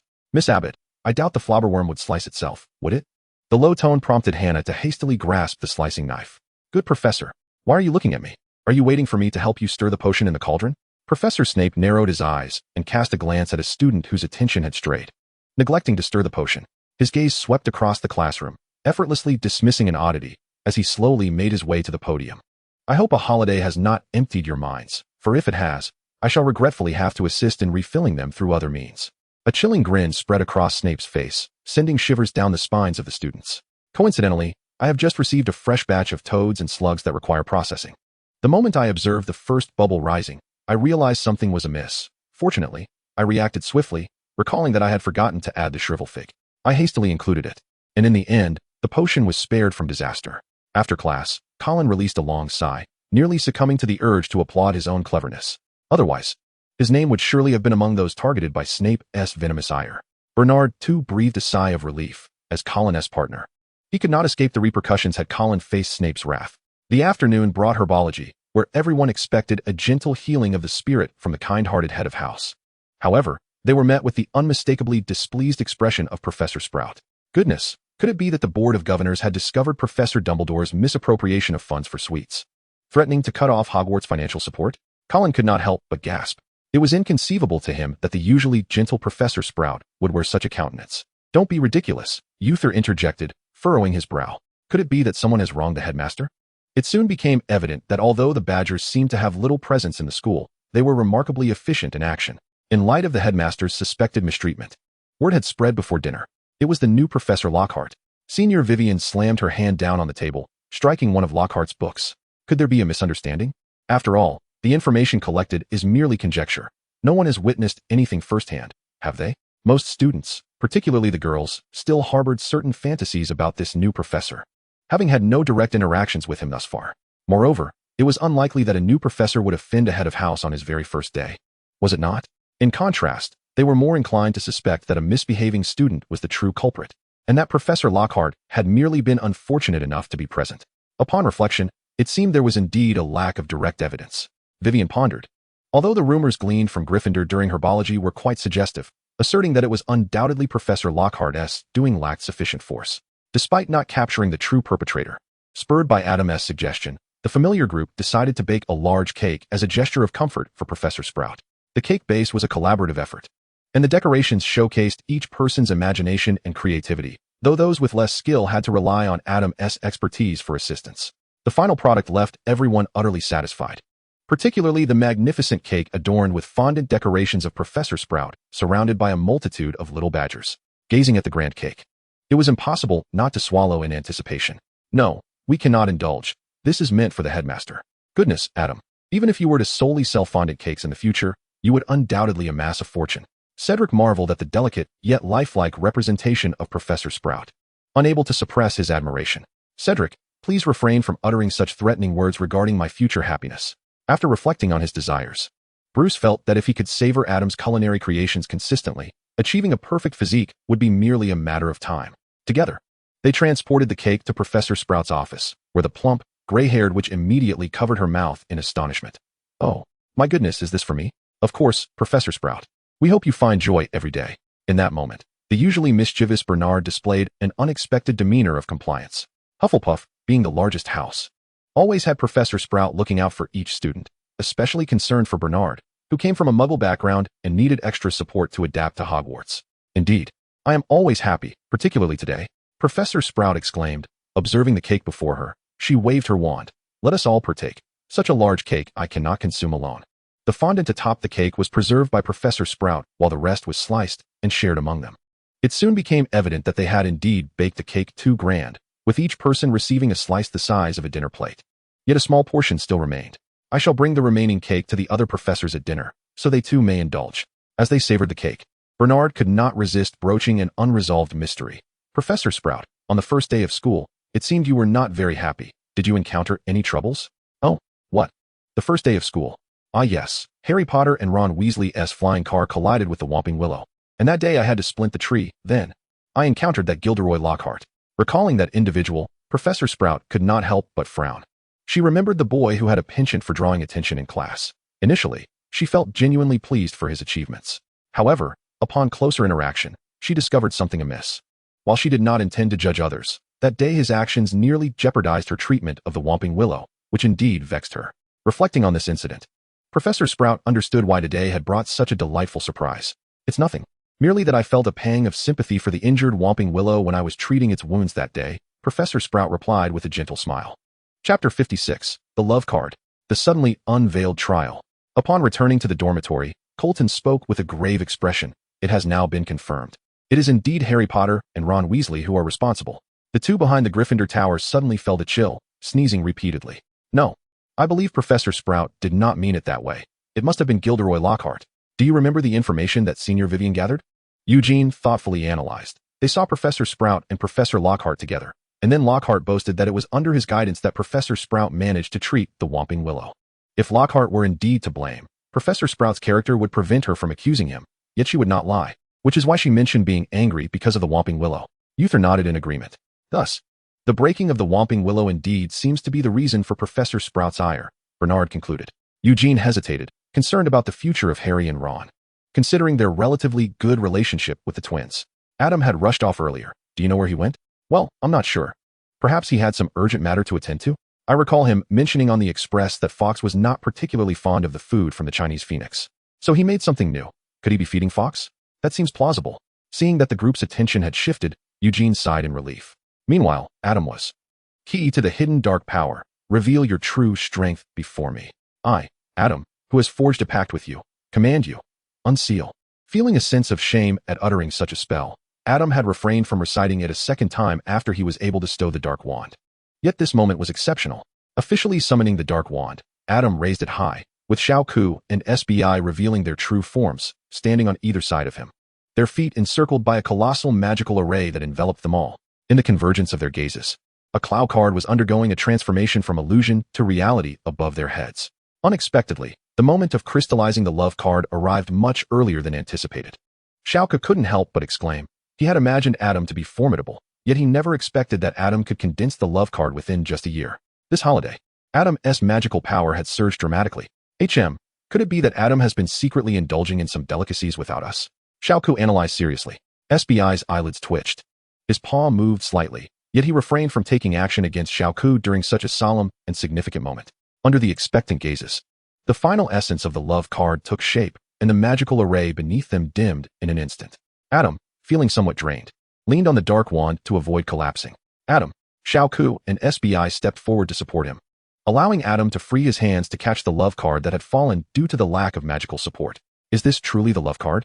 Adam remembered that in his recollection, the love card resembled a heart with wings, yet the card in his hand now appeared more like a kaleidoscope, somewhat akin to an illusion card, but without the gemstone. Indeed, this is the love card of Adam. Are you curious to witness its effects? Little Kiki gazed intently at the love card, only to be playfully tapped on the head by Spy. Adam, having just materialized the love card, was already quite fatigued and should rest for now. It's not that serious. I've noticed that after the love card is conjured, my magical energy replenishes remarkably quickly. Suddenly, Adam recalled something and summoned the Book of Seals. To his astonishment, the topmost Clow card was no longer the tree card he had placed there during his last organization, but rather, the No card. Kiki and Spy Esper bristled in alarm as they saw Adam reaching for the No card and hurriedly intervened. The moment Adam's fingers brushed against the No card, a radiant light erupted, engulfing him entirely, and the Book of Seals thudded to the ground, scattering the Clow cards everywhere. Kiki and Spy's pupils narrowed to slits. Oh no, Adam has been consumed by the No card. He didn't even take the Clow cards with him. Kiki sprang up, extending her claws to grasp the Clow cards, desperately attempting to send them to Adam. However, the Clow cards flew up one by one, evading Kiki's grasp. That's the No card. Are you trying to send them to their doom? Spy, having finally regained his composure, couldn't he help but slap the troublemaker beside him. Adam has donned the love card. That is sufficient. All we can do now is have faith in him. In the realm within the no card. Adam glanced at the ground beneath his feet, a dull gray surface, and then at the sky above, which was also gray, surrounded by an endless horizon. Is this the trial of the no card? Adam attempted to summon the dark staff, the book of seals, and anything else, but to no avail. He tilted his head slightly. I think, therefore I am. The world remained unchanged. Speaking of which, in a void where nothing exists. Why would there be a ground and a sky? Although it appears to be a solid color, shouldn't there be nothing at all? As soon as he voiced this thought, Adam lost his sense of sight. It could also be that the no card truly obliterated this monochromatic realm, rendering him unable to see anything. Wow, such efficiency. Adam clapped a few times, yet it seemed there was not even air around him. The sound of his hands clapping felt distinctly different from what he was accustomed to. Therefore, the no card might benefit from studying physics. If he were indeed in a vacuum, he should have exploded by now. However, this indicates that he was indeed undergoing a trial rather than facing the immediate annihilation by the no card. The no card's removal of the backdrop of the world based on his words suggested that it was paying attention to him. He needed to adhere to the rules, just as the no card did, rather than resorting to direct action like with Sakura. This provided Adam with ample confidence. The next step was to confront the no card's questions and provide answers. Before testing the magic of the love card, the Book of Seals had already presented the trial of the no card. Thus, the answer to this trial must be to discover the magic of his love card. Chapter 57. I have tamed the no card. Before finding the magic of the love card, Adam must first locate his love card. Adam recalled that he had been clutching the love card, along with the dark staff. However, upon arriving here, both had vanished. Clearly, this marked the first challenge of the uncarded. Yet, this posed no difficulty for Adam. The love card was not something acquired from elsewhere. It was a manifestation of the Clow cards that he had conjured himself. While playing with Sioran and Sakura, he had drawn upon the love between companions and the affection for his furry friends. It was during these moments that he sensed the opportunity to coalesce the love card for the second time. On another occasion, while studying magical plants with Professor Sprout, the professor, with a smile, introduced him to a group of treants. The bond between mentor and student illuminated a third opportunity for him to gather the love card. These instances were passive awakenings to his ability to create the love card, and in those moments, love surged within his heart. But could one only forge the love card upon sensing such an opportunity? Love does not vanish simply because it remains undiscovered. Those who possess love are ever surrounded by it. Once one has experienced it, the sensation can never be overlooked. Adam extended his hand, and though he could not see, he knew he had grasped the love card he had manifested. He also understood why his love card resembled a kaleidoscope. Perhaps it was due to the intricate nature of the love he had envisioned while forming it. When Sakura summoned her love card, she likely focused solely on her affection for Sioran, resulting in a pink, winged embodiment of youthful sentiment. Having found the love card, the first challenge of the uncarded had been resolved. Yet the crux lay ahead, how to confront the void with love. Adam fell into contemplation. Without the dark staff in hand, he could not directly utilize the unsealing method of the Clow cards to discern the magic of the love card. He had to uncover this magic on his own. Random guesses would prove futile, as the effects of magic, which lacked defined boundaries, cannot be exhaustively enumerated. Grasping the love card, he fell silent in thought. Time slipped by, each second ticking away. How many minutes had passed? How many seconds? He could not tell. Initially, his mind wandered uncontrollably with errant thoughts, such as Hancock's Sweet Sweet Fruit or the holy text from Death Note. Naturally, these could not be the magic of the love card. Gradually, Adam found it increasingly difficult to continue his reckless speculation, sensing the void encroaching upon his soul.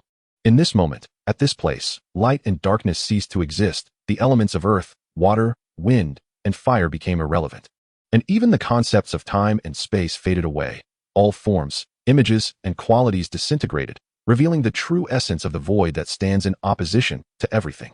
Under the relentless erosion of the endless void, Adam felt utterly powerless. The void did not launch an offensive. Rather, it filled the emptiness left by his depleted strength and energy. Perhaps it could be said that the void was merely a name for these very absences. This constituted the true trial of the uncarded, akin to Sakura's ordeal. Words felt woefully inadequate. The ability to resist the void could only be demonstrated through concrete actions. Sight had long been lost, and olfactory senses could no longer discern. Auditory perception was also rendered impotent without the energy to create sound. Was taste still present? It likely had faded as well. Adam was uncertain whether he still clutched that card of love. The encroachment of nihilism had reached its final point, unable to advance even a fraction further. Yet, within the depths of his heart, the one thing impervious to this emptiness was love. Those memories and emotions, vibrant and kaleidoscopic, stood in stark contrast to the gray world around him, casting a brilliant light that began to influence the very shades of gray. As if in a dream, Adam, now devoid of sensation, appeared to see a sorrowful maiden smile gently in his direction. One card was the love card he had been holding, while the other was unmarked. I have tamed the unmarked. Wait, these two Clow cards seem somewhat alike. There was no time for scrutiny, as Adam was suddenly tackled to the ground by two large felines. He opened his mouth to speak, but two damp tongues swiftly licked him, forcing him to shut his mouth. Fortunately, Xiaoku and Sibai were not entirely like the lions and leopards of the wild. At least their tongues lacked barbs. How long had I been in this trial? After a painstaking wait for Xiaoku and Sibai to calm down, Adam rose and rubbed his cheeks. He had been so tense during the licking that his face felt almost frozen. Xiaoku and Sibai exchanged glances. I don't know. There are no timing devices here. Sibai glanced at the Clow card lying on the ground, untouched, and deftly used a claw to pry out the time card. Has it been 15 minutes? Really? Adam was uncertain, yet he had an inkling that he had lingered with the unmarked card for more than just 15 minutes. With a sigh, he examined both the love card and the unmarked card closely. They truly are different, although they still resembled Clow cards. The love card in Adam's hand was now infused with vibrant hues, contrasting with the originally monotone cards, which only bore color in the most pivotal areas. As for the unmarked card, it was evident that the figure wore a gray dress, with silver hair and wings cascading from the back of her head. Her face adorned with a serene smile. Just as Adam was taken aback, the unmarked card suddenly opened its eyes, nearly causing him to drop it in shock. What is this? The unmarked card, as if reveling in a prank, playfully winked. Hello, Adam. Xiaoku jumped back, retreating several paces. The unmarked card can talk. Did you not know? The unmarked card is not under my jurisdiction. How could I possibly know? Adam protested. Before today, I had never even seen the unmarked card. Are you the sealed beast? How rude. Of course, I can speak. The unmarked card huffed, hands on her hips, before letting out a sigh. However, I have never conversed with any entity before. Anyone who comes into contact with me is instantly consumed, save for the sorcerer who created me and you. The unmarked card turned her gaze upon Adam. You are quite different. Do you remember Clow Reed? Adam was taken aback. He had previously inquired about Clow Reed with Xiaoku, Sibai, and the other Clow cards. However, although Xiaoku and Sibai remembered the name Cololito, they could not recall his appearance, let alone any memories associated with him. The situation for the Clow cards was even worse. They only remembered that their creator was named Cololito. As for my own recollections of the creator, they have faded significantly, leaving only a profound impression in my mind. He was an exceedingly intricate individual, more vibrant than anything else, yet more elusive than I could comprehend. Chapter 58, The Adam Card, The Reckless Loart. More vibrant than anything else, yet more elusive than the Nameless? Just as Adam pondered the meaning of this phrase, the Nameless shrugged her shoulders, confessing, I have only seen him once before I was sealed away. My apologies. It's quite all right, Adam replied. The Nameless twirled in her dress within the card's confines, reflecting. At that time, I was so influenced by the power of emptiness that I lost track of how long I was sealed. Now that I've been liberated from the Clow cards, I find great satisfaction in my current life. Wait, the implications of what the Nameless just said were profound. Adam pressed his forehead. It should be straightforward, isn't it?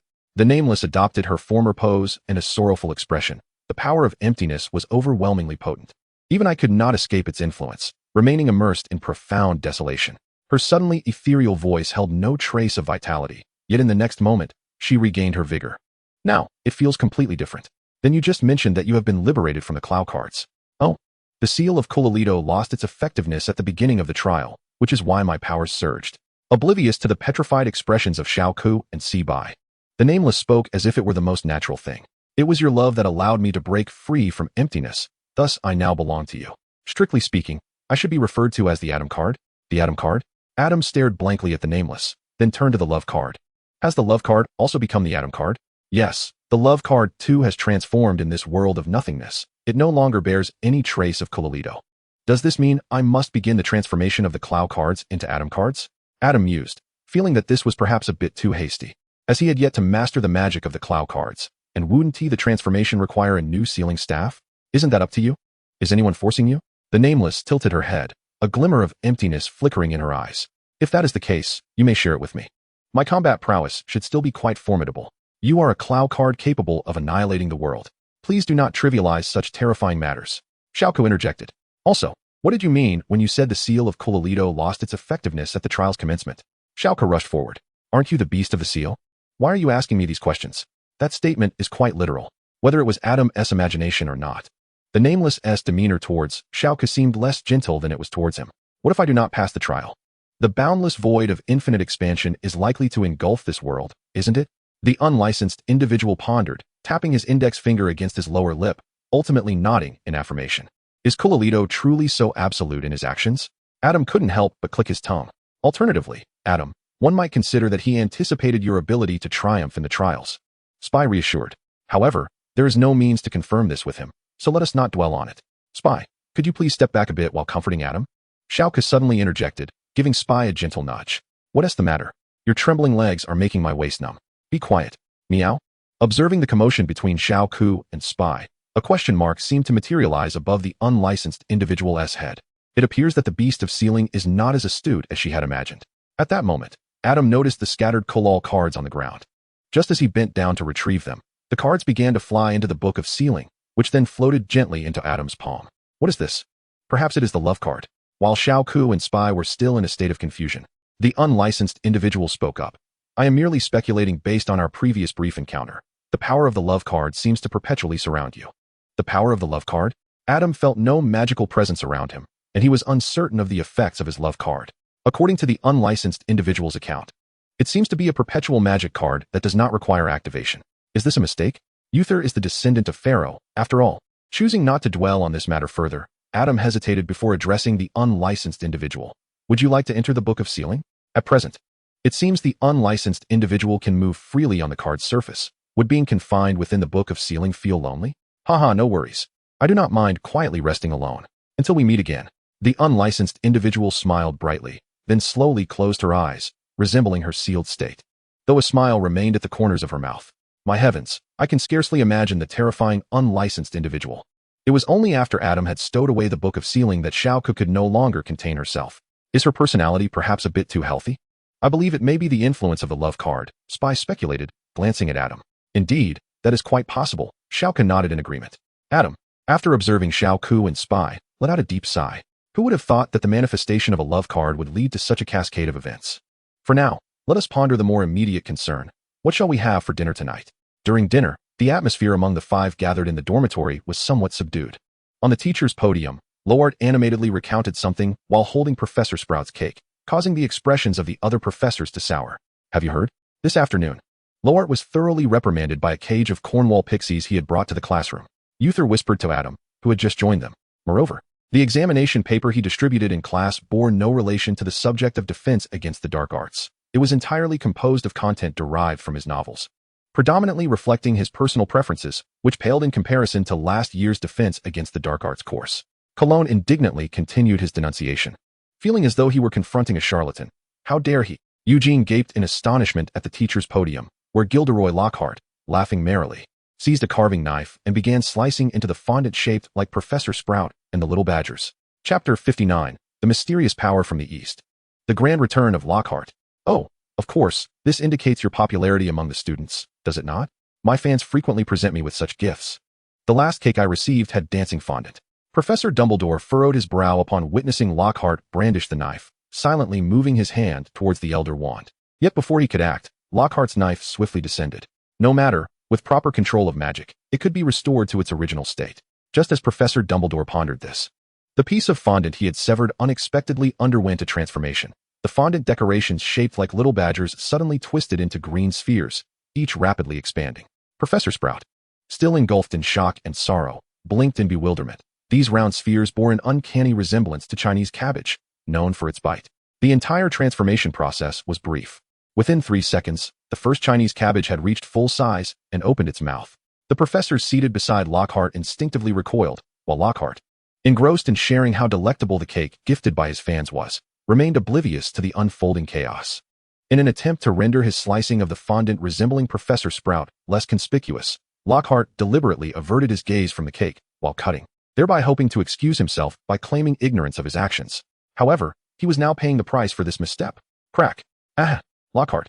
In the final moments of his memory, Lockhart hazily perceived a multitude of cabbages hurtling towards him, their gaping, abyss-like mouths agape. Observing the pandemonium at the teacher's podium, Adam's magical sigil in the palm of his hand gradually dissipated, experienced the mysterious power from the east.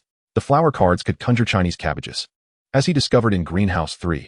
Indeed, who could say that the blossoms of magical plants were not flowers? Furthermore, the flowers of the Chinese cabbage astonishingly resembled those menacing, toothy mouths. Adam found himself curious about their pollination process, though upon further reflection, he chose to dismiss the inquiry. I regret to inform you that your Professor Lockhart will require at least another fortnight in the infirmary to regrow his nose. As he raised the curtains with his wand and turned around, his cloak billowing, Professor Snape glanced at the students below, a slight smirk tugging at the corners of his mouth. Adam surmised that Professor Snape, much like himself, was restraining a laugh. Now, cast aside the refuse on your tables and direct your attention forward. Professor Snape waved his wand, causing the projection screen at the front of the classroom to descend. After class, Bernard gathered his notes and, lifting his bag, exclaimed, "Professor Snape is truly remarkable. Why isn't he allowed to teach us defense against the dark arts continuously?" I recall Cedric mentioning, in passing, the legends surrounding the defense against the dark arts class, that Professor Snape had long aspired to be its instructor. Perhaps his unparalleled prowess in potions is the reason he remains irreplaceable. Adam, while organizing his notes taken with a quicksilver quill, remarked, "As for co-teaching, having several professors rotate as they do now is quite manageable. Having one professor teach 2 subjects would be excessively daunting. By the way, Adam, you are quite impressive yourself. Being able to conjure woo-woo from the cake."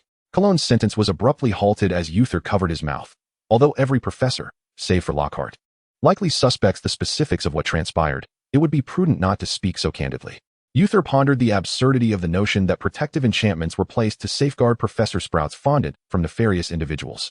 Yet, when Adam expressed such confidence, one could not help but wonder, who among the good-hearted would consider slicing into Professor Sprout's charming fondant? Professor Dumbledore was momentarily taken aback, especially with Professor Sprout standing nearby. The matter of the cake was left unresolved, as Dumbledore dealt with the ravenous Chinese chomping cabbages, sent the bloodied Lockhart to the hospital wing, and repaired Professor Sprout's fondant. In high spirits, Professor Sprout generously offered him a substantial slice of cake. The former headmaster, having unsuccessfully sought a bite of the fox fondant, suddenly recalled the delectable cake he had just consumed, and hunger stirred within him, prompting him to consider the size of the fondant in the styles of the headmaster and the 4 house heads for his next banquet with Adam. Surely, it would be acceptable for him to indulge in his own fondant, wouldn't it? "Students, it is a pleasure to see you all," Lockhart beamed. Though his radiant smile faltered upon seeing Adam, a pang of phantom pain coursed through his nose and bones. Nevertheless, the seasoned professor managed to maintain his award-winning smile. Having won the most charming smile accolade from Witch Weekly 5 times, Lockhart rubbed his hands together and surveyed the room, only to realize that none of the students had his works on their desks. "I remember that this year's textbook is my creation. Where is it?" The students exchanged glances before addressing Lockhart. "Professor Lockhart, you did not inform us that you would be teaching today, so we did not bring it. Surely those professors assisting you are not utilizing his defense against the dark arts class to instruct their own subjects?" The students responded. "They are teaching us content from magical defense theory, using projectors and blackboards." "Oh, cough. Well, that is indeed a book of some merit, albeit rather dry," Lockhart mused.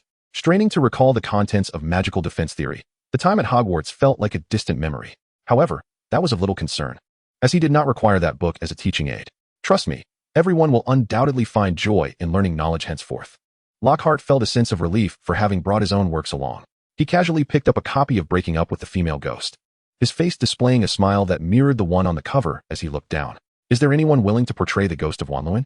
he inquired, eagerly awaiting the commencement of the formal lesson alongside the Hufflepuff and Slytherin students, who appeared utterly bewildered.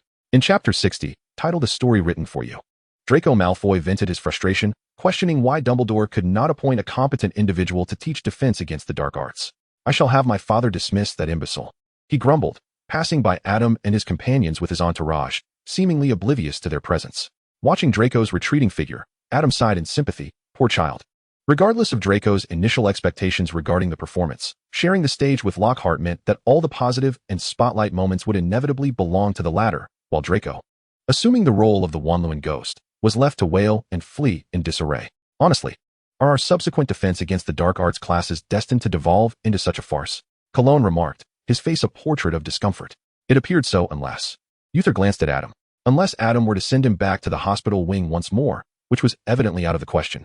The first incident had been due to Lockhart's own excesses, and a repeat performance would not be tolerated by the professors. At Hogwarts, Cologne was not alone in his sentiments. The adage comparison is the thief of joy rang true as, after enduring a succession of substitute teachers, including a dark arts master, a dueling champion, a transfiguration expert, and a living encyclopedia of magical creatures, even the most devoted of Lockhart's fans could not truthfully assert that he was an effective educator. It was understandable that Lockhart, possessing such a multitude of talents, might struggle with teaching. If he was not adept at instruction, why then did he choose to become a professor? Upon hearing such debates, Adam found himself contemplating whether his decision to sideline Lockhart for half a month had, to some extent, preserved the professor's image in the eyes of his admirers. What is it that you truly admire about Lockhart? One weekend, Adam posed this question to several classmates who steadfastly defended Professor Lockhart in the common room. Professor Lockhart is undeniably talented. If you delve into his works, you would understand that such vivid narratives could only arise from personal experience. One student exclaimed, "His adventures are remarkably captivating. He is nothing short of a living legend." I believe Professor Lockhart merely lacks eloquence. His abilities are indeed formidable. Another added, "His smile is simply enchanting." Setting aside the small faction of superficial admirers, the majority of Lockhart's staunch supporters were undeniably drawn to his literary creations. It is widely acknowledged that the human memory is fallible, thus the extraordinarily vivid experiences described in his novels must be genuine. While this reasoning may not be entirely devoid of logical flaws, Adam recalled hearing of an author whose spy novels were so convincingly crafted that he was ultimately exposed as an actual spy. However, this world is governed by more than mere logic. It is imbued with magic. Therefore, how does one confront and conquer magic? The renowned master of Eastern magical arts, Old Daddy, once proclaimed, "Oh, wait, it should be. One must employ magic to vanquish magic." Upon returning to the wish-granting chamber, Adam requested a space conducive to solitary creativity. As he pushed open the door, the chamber transformed into a brightly lit study. He drew back the chair and summoned a creation card featuring a book adorned with starry symbols, placing it upon the desk, while in his other hand manifested the dark staff. Unseal. Without much fanfare, the essence of the creation card, the book depicted on its surface, materialized on the table. The magic of the creation card had the power to bring to life any narrative inscribed upon it, rendering even the most fantastical elements into reality. However, since one must maintain a writing state during activation and the conjured items would vanish upon the spell's cessation, Adam had previously summoned the creation card merely to familiarize himself with each Clow card. It was seldom useful, yet now it was indeed most fitting. Glancing at the clock on the desk, Adam surmised that Professor Lockhart's performance was about to commence. He opened the creation card's essence and grasped a quill nestled within the pages. Isn't Professor Lockhart fond of writing novels? Today, let us allow him to personally experience my creation. After all, this is a story crafted for you. There was no need for ink. The quill glided smoothly across the paper, and the classroom where Lockhart resided underwent a subtle transformation. BRR. Ron shivered, tilting his head toward Harry. "Don't you feel a bit chilly?" Harry, somewhat lackluster, replied, "Perhaps the temperature has dropped." He reminisced about their arrival at Hogwarts in a flying car. Despite escaping expulsion or point deductions, they still faced detention, and just a few days prior, he had been confined under Lockhart's supervision. It had taken him quite some time to recover from that ordeal. Perhaps due to this, Lockhart, who had an affinity for inviting Harry to share the stage with him, rarely called upon another student to join him in performance. With a radiant smile, Lockhart struck a pose he had practiced countless times and turned to a child named Neville. "Fear not. Simply follow the instructions as written in my book." Lockhart's smile froze on his face as the ghost, nearly nose to nose with him, slowly revealed a grin from her formerly expressionless visage. Adam had never encountered a ghost from this realm, but based on descriptions from his readings, he had envisaged the specter as a ghostly nun, beautiful yet haunting. In reality, however, she was far more terrifying than any ghost he could have imagined. Thus, when Lockhart, who had never seen a genuine ghost, beheld the apparition with dark circles around her eyes and a ghastly smile stretching from ear to ear, revealing a jagged array of blackened teeth, his heart momentarily halted. "Goodness, Harry, look. This fellow's acting has truly improved today," Ron exclaimed, excitement bubbling within him as he nudged Harry's arm. "He really does look as if he's encountered a ghost." Harry lifted his gaze towards the podium, and, indeed, it was evident that Lockhart's acting had significantly improved. He feigned an expression of utmost terror directed at the timid Neville, a stark contrast to his earlier lack of enthusiasm during their previous performance together. Was Lockhart deliberately trying to unsettle him? It appeared that today, Lockhart's peculiar demeanor was not lost on Ron alone. Many students, who had unwaveringly believed in Lockhart's abilities, were eagerly watching him. Could it be that Professor Lockhart was finally going to deliver something genuine today? "There's a female ghost." A sharp, distorted scream erupted from Lockhart's lips, and as he screamed, he leaped a considerable height, startling Neville in the process. From Lockhart's perspective, the ghost, with her dark, damp hair, began to float slowly upwards, raising her hands and flickering momentarily before abruptly drawing closer to him. Chapter 61. Some appeared to be asleep. Ever since he fainted during his first class, Lockhart had grown somewhat hesitant to perform in front of the students, which had tarnished his image in their eyes. After all, he could not adequately explain why he had fainted in class. He certainly could not admit it was due to the fright of encountering a ghost. Had he not boasted that his minor injuries were trivial for one seasoned in battle like himself, he could have attributed it to the lingering effects of his previous wounds. In truth, Lockhart harbored grave suspicions of being sabotaged, yet he could find no evidence and had no means of seeking assistance from others. He had tentatively inquired with his former headmaster, Professor Flitwick, about how to confront a female ghost. However, Flitwick was well aware of Lockhart's intentions. With a knowing smile, he remarked that Lockhart was already sufficiently experienced, then promptly walked away, uninterested in hearing more of his boastful claims. For the first time, Lockhart experienced the sensation of having shot himself in the foot. Looking down at his classmates, Lockhart struggled to maintain his smile. Recite my work and feel how I battled those malevolent creatures throughout my adventures. What is this lunacy? Bernard thought, his expression a question mark. While those around him could not provide an answer, the only one aware of the unfolding situation was Adam, diligently controlling his quill to write in the creation's manuscript. What are we waiting for?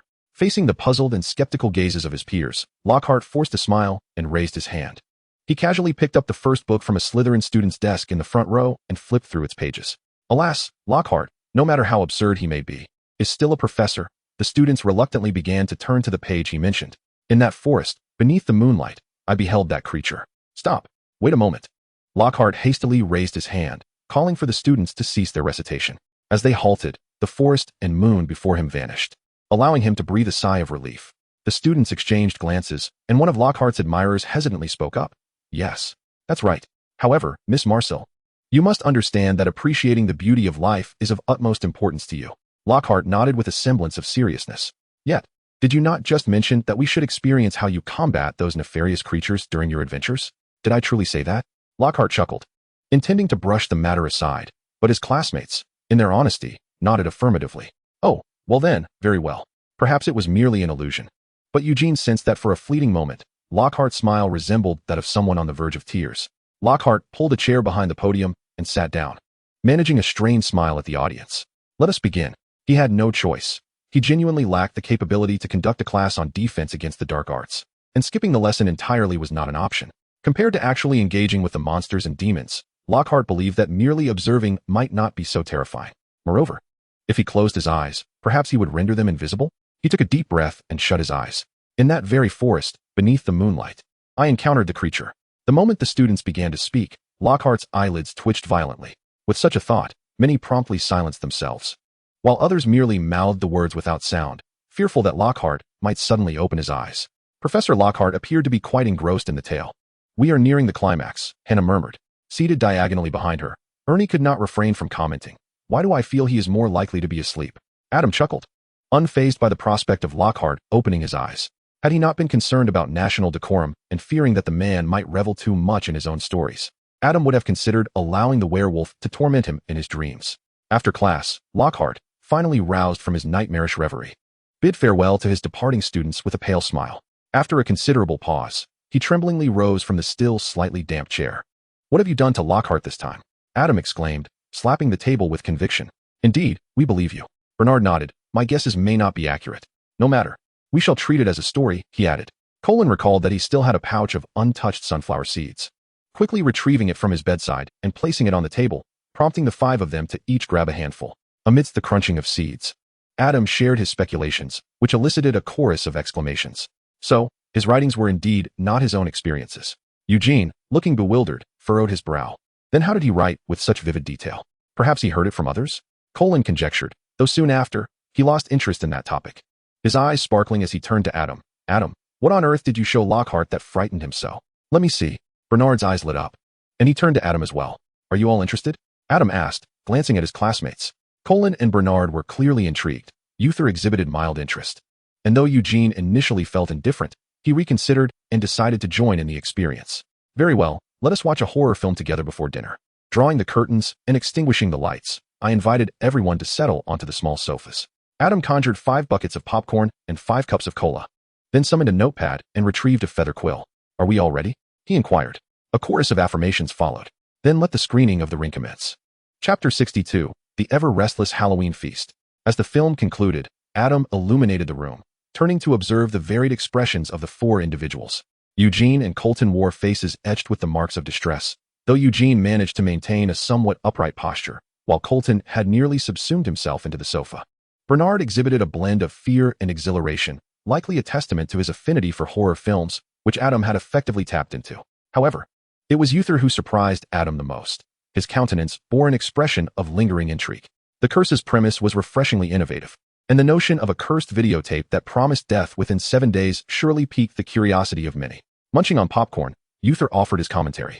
Punctuated by a sip of cola, he had polished off his own popcorn during the film and was now indulging in Colton's, who had hardly touched his cola and popcorn, quite the rarity. That night, 2 figures slowly rose from their beds, exchanging glances in the moonlight. "Shall we go to the restroom together?" Upon reaching the door, Colton hesitated as he grasped the doorknob. Although he was with Eugene, both felt a twinge of fear, evoking a sense of vulnerability. A glance back at the 3 resting on the bed revealed Bernard appearing equally apprehensive. Adam had an inkling that he might scare them while they ventured to the restroom, so it seemed prudent to seek Uther instead. Tap, tap. Uther opened his bleary eyes, startled to see the 2 figures by his bedside. "What brings you here?" "Uther, do you wish to go to the restroom?" Not particularly." "No, you do, Uther. Wait, let me put on a robe." After covering himself with a blanket, Colton exhaled in relief, only to feel a twinge of embarrassment at his earlier hesitation, casting a glare at Adam's bed. To his surprise, Adam lay on his side, wide-eyed and fixated on him. "Colton." Seeing this, Adam offered a slight smile, adjusting his position, and closed his eyes. "Hiding under the covers, are we? I'll show you Juan another time." Uther, battling fatigue, yawned as he trailed behind, shaking his head at the sight of Adam sleeping soundly amidst a circle of cats. What a pity. Colton and Eugene expressed their commitment to adjusting their fears, promising that within another fortnight, they would be adequately prepared. Perhaps it was the allure of adventure in the forbidden woods or a flicker of conscience, but following that evening, only Lowart continued to relish Adam's meticulously crafted horror feast. With each lesson, the narrative grew increasingly captivating, even featuring scenes absent from Lowart's own works. This unexpected thrill rendered Lowart, who believed he had become immune to such tales, utterly overwhelmed and senseless with emotion. In this instance, Cologne's gaze towards Lockhart was imbued not only with schadenfreude, but also with a touch of empathetic sympathy. Uther sighed as he made his way to the hall, while Adam's footsteps imperceptibly faltered for a moment. It had been quite a while since the start of the term. Initially, they had concentrated on capturing the love tokens, then fixated on Lockhart, and today, he had been preoccupied in the kitchen, seemingly forgetting all about the basilisk and the Horcruxes. Thankfully, no unexpected incidents had arisen during the banquet. Moreover, the most captivating aspect of the entire hall was undoubtedly the 20-inch-high fondant replica of Professor Dumbledore, which exquisitely captured his serene slumber, complete with a bow tie on his beard and half-moon spectacles perched upon his nose. After the feast concluded, Professor Dumbledore took the lead in distributing the fondant. "No, I have had my fill. Please, enjoy it yourself," Professor McGonagall replied after a brief moment of silence, regarding the left hand of the fondant Dumbledore that was offered to her. Professor Dumbledore then turned his attention to Professor Snape, who promptly stood and departed. As the gaze shifted, one by one, the professors hastily excused themselves before making eye contact with Professor Dumbledore, leaving only Professor Lockhart, who was caught by Dumbledore due to his slower reaction. "I recall you hardly ate much earlier, Lockhart. Do share a bit with me," Professor Dumbledore said, his face adorned with a warm smile. "Rest assured, I confirmed with Adam that this fondant is free of magical protections." The mere mention of this caused Lockhart's expression to darken further. However, the prospect of dining alongside Dumbledore seemed a delightful opportunity. Perhaps he could finally make headlines again? "Of course, Professor Dumbledore. I would be delighted," Lockhart replied. Suddenly, a piercing scream interrupted his words, accompanied by a flurry of commotion. Professor Dumbledore sprang to his feet and strode purposefully toward the source of the noise. Lockhart's expression soured, yet he hurriedly followed suit. They arrived at the corridor leading from the hall to the main chamber, where a space between 2 windows had become encircled by a throng of students. By the time Professor Dumbledore arrived, Professor McGonagall had already taken control of the situation, approaching him with a grave demeanor. "Albus," she said, directing his attention to the wall nearby, where 2 distorted lines of text were inscribed in some liquid. "The Chamber of Secrets has been opened. Beware of those who oppose the heir." Below the text, the heartbroken Filch cradled the petrified Mrs. Norris. With a fleeting glimmer of contemplation, Professor Dumbledore calmly reassured Professor McGonagall. "There is no need for concern. I shall ascertain the situation." The sense of security conveyed by the greatest wizard of the century was profoundly reassuring. Upon hearing his words, Adam sensed a collective sigh of relief among the surrounding students. Chapter 63. The Legend of the Chamber of Secrets. The future must be altered. As Furchie identified that this incident must have been orchestrated by Harry Potter, Professor Dumbledore had no choice but to escort them all away. Although the remaining individuals dispersed, they soon began to discuss the recent events. Was it truly possible that such a thing existed within the depths of Hogwarts Chamber? Eugene furrowed his brow in concern. What could it be? Uther inquired curiously, glancing towards him. "You all must be familiar with the legend of Hogwarts," pertaining to its founders. The original 4 heads of the houses, each of whom had differing criteria for selecting students. I am aware of this. We studied it in last semester's History of Magic. The Sorting Hat continues to embody the principles established by the 4 founders in its allocation of students into houses. Indeed, it is said that a fierce dispute arose among the founders regarding the bloodlines of students.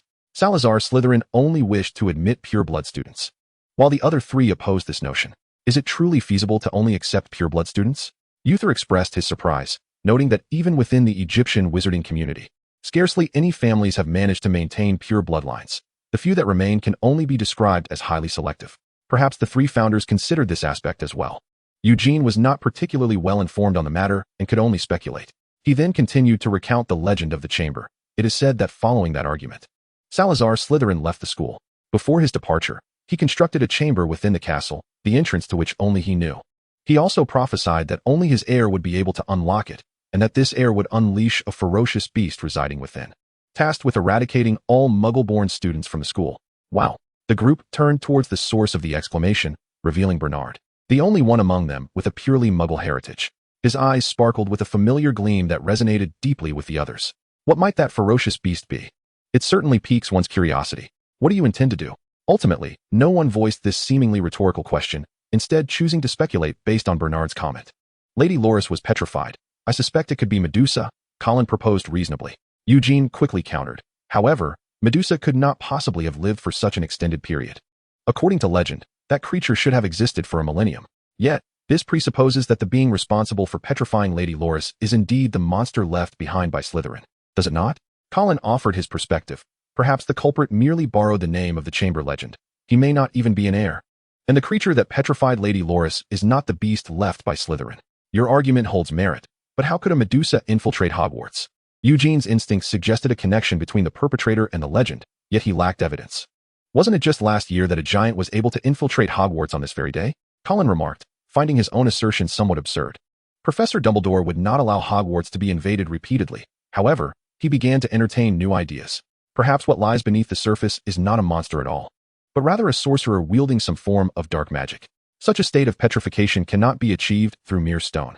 It is evidently the result of an exceedingly perilous enchantment. Regardless, it must be acknowledged that this entity poses a significant threat. Bernard concluded, let us know? The other 4 interjected in unison. Bernard, for heaven's sake, temper your insatiable curiosity, will you? Adam exclaimed, grasping Bernard's shoulder to redirect his attention. Whether that creature is Medusa, a dark wizard, or something else entirely, it is undeniably perilous and lethal. If you find yourself so bored, I would gladly accompany you to the Forbidden Forest instead. Indeed. Let us venture to the Forbidden Forest. Colin eagerly concurred, though still somewhat shaken from his first encounter with horror. He felt that as long as Adam did not lose his sanity and conjure a dry well within the forest, he could endure the experience. The Forbidden Forest, while dangerous, had already revealed its most perilous aspects to them. Surely, nothing could surpass the threat of inadvertently stumbling into the lair of a giant 8-eyed spider. The unknown force that caused the petrification, however, represented the most terrifying and hazardous of uncertainties. I understand. I shall refrain from reckless actions. Bernard sighed with a hint of regret as he extricated himself from Adam's grasp. Perhaps this very trait of listening to counsel was why Bernard was sorted into Hufflepuff rather than Gryffindor. He indeed heeded advice and refrained from investigating the rumored creatures of the secret chamber. Ironically, it was Adam, who had previously urged caution, who now found himself embarking on a journey to the chamber that very day. If I had captured the basilisk beforehand, would Harry falter against Voldemort due to a lack of experience? Should I leave him a lifeline with the double cards? No, given my current pace of growth. Why would Voldemort allow Harry the chance to confront him? Although utilizing the cards remains somewhat challenging, I can now wield the elemental cards with relative ease, even maintaining the light and dark cards for several minutes. At this rate, in another 2 years, Voldemort might very well find that Adam can choose his own demise. Why then must Harry endure countless trials, losing classmates, professors, and even his godfather? Is it merely to adhere to the original narrative? While the original story is indeed a poignant and compelling tale from within its confines, does that Pyrrhic victory truly represent a desirable outcome worth preserving? Adam hastily calculated, realizing that if the original storyline were to unfold, the fates of his roommates remained uncertain, yet it was evident that at least half of his clientele would be lost. With one investment target perishing and another succumbing to despair, the beloved professors would be reduced by 2, and Hedwig, the little lovebird of Ares, would also meet her demise. He pondered how they fared in the present moment. This was merely a calculation based on current data. Ultimately, Adam's losses would only escalate. With a sharp intake of breath, he adjusted his mental abacus. No, he could not accept this future. It must be altered. It would be more prudent to eliminate Voldemort directly. As for the prophecy, we can address that later. If necessary, we might devise a plan to have Harry subdue Voldemort first before delivering the fatal blow. The question remains, did Voldemort ultimately perish at Harry's hands? Upon entering the girls' washroom on the second floor, Adam subtly waved his dark wand, casting a spell that secured the door in a lock. The enchantment was comprehensive. Walls, windows, and all points of entry became impenetrable. Only the correct key or the right incantation could unlock the sealed room. Otherwise, one would have to dispel the magic to gain access. Other methods, such as unlocking charms, proved futile, as Adam had already tested. Approaching the faucet marked with a serpent symbol, Adam summoned the card of passage. Chapter 64. I have tamed the basilisk. Adam did not possess the ability to speak Parseltongue. However, he could have Harry utter the words and then mimic them with a sound card. Yet, that would feel overly contrived, especially considering the phrase to open the Chamber of Secrets was unmistakably linked to it. Thus, he opted for his own method with the card of passage. The card depicted a woman clad in traditional Chinese attire traversing a circular plane, its magical effect allowing one to temporarily lose their physical form to pass through tangible obstacles, such as walls. By utilizing this card, Adam effortlessly entered the chamber's tunnels. The stench of decaying flesh pervaded the passage, and Adam found his breathing becoming labored almost immediately after landing. Ugh! Quickly summoning his wand, he cast a bubblehead charm over himself, allowing him to finally take a few deep breaths. This basilisk certainly had no regard for hygiene. It would need a thorough dental cleaning and a bath. Extending his hand, a flicker of light emanated from his palm, the magic of the light card illuminating the dark tunnel. Scattered throughout were the remains of white bones, predominantly from rats, along with a few larger, more fragmented skeletal remains, indiscernible in origin. Had the basilisk survived a millennium solely on such fare? Perhaps it also consumed insects like cockroaches that left no bones behind, enabling it to grow to such a formidable size. How pitiful, truly, to have lived for 1,000 years without ever enjoying a proper meal. Among the heaps of bones lay disordered traces, likely remnants left by the basilisk's passage. Adam also discovered several shed basilisk skins. This was a valuable find. He carefully stowed them away. Using the cleaning spell from the bubble card, he meticulously cleaned the basilisk skins and folded them neatly into his satchel. Suddenly, he heard a sound akin to an object dragging along the ground. Had the basilisk sensed his presence?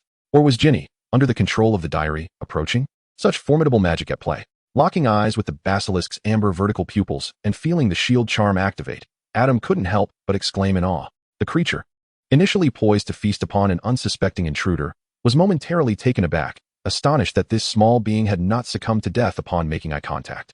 How could this be? With a roar that was not characteristic of a serpent, the basilisk lunged forward aggressively. It was not solely reliant on its gaze to hunt. Bang! In an instant, the serpent creature felt as though it had collided with an insurmountable wall, causing it to stagger backward in a daze. Shaking its head, it gazed forward, where the human child brandished a shield nearly as tall as itself, adorned with gleaming gold and rubies that sparkled under the ambient light. A flicker of doubt crossed the serpent's eyes. Both the child and the shield appeared diminutive, raising the question of how they could possibly withstand the force of its earlier assault. A newfound caution crept into its mind as the serpent cautiously shifted its body, seeking an alternative angle for attack. Adam, bracing his shield, observed the serpent lost in contemplation. He pondered how to subdue the creature without inflicting severe harm. Earlier, he had heard the Myrtle lamenting her inability to access the second-floor ladies' restroom, and upon investigating, he discovered it was sealed by a powerful enchantment. Thus, he had hastened to summon the serpent. Logically, the creature should have arrived promptly upon receiving the command. Could it be that Dumbledore had indeed uncovered the secret? Unthinkable. Dumbledore was not a Parseltongue.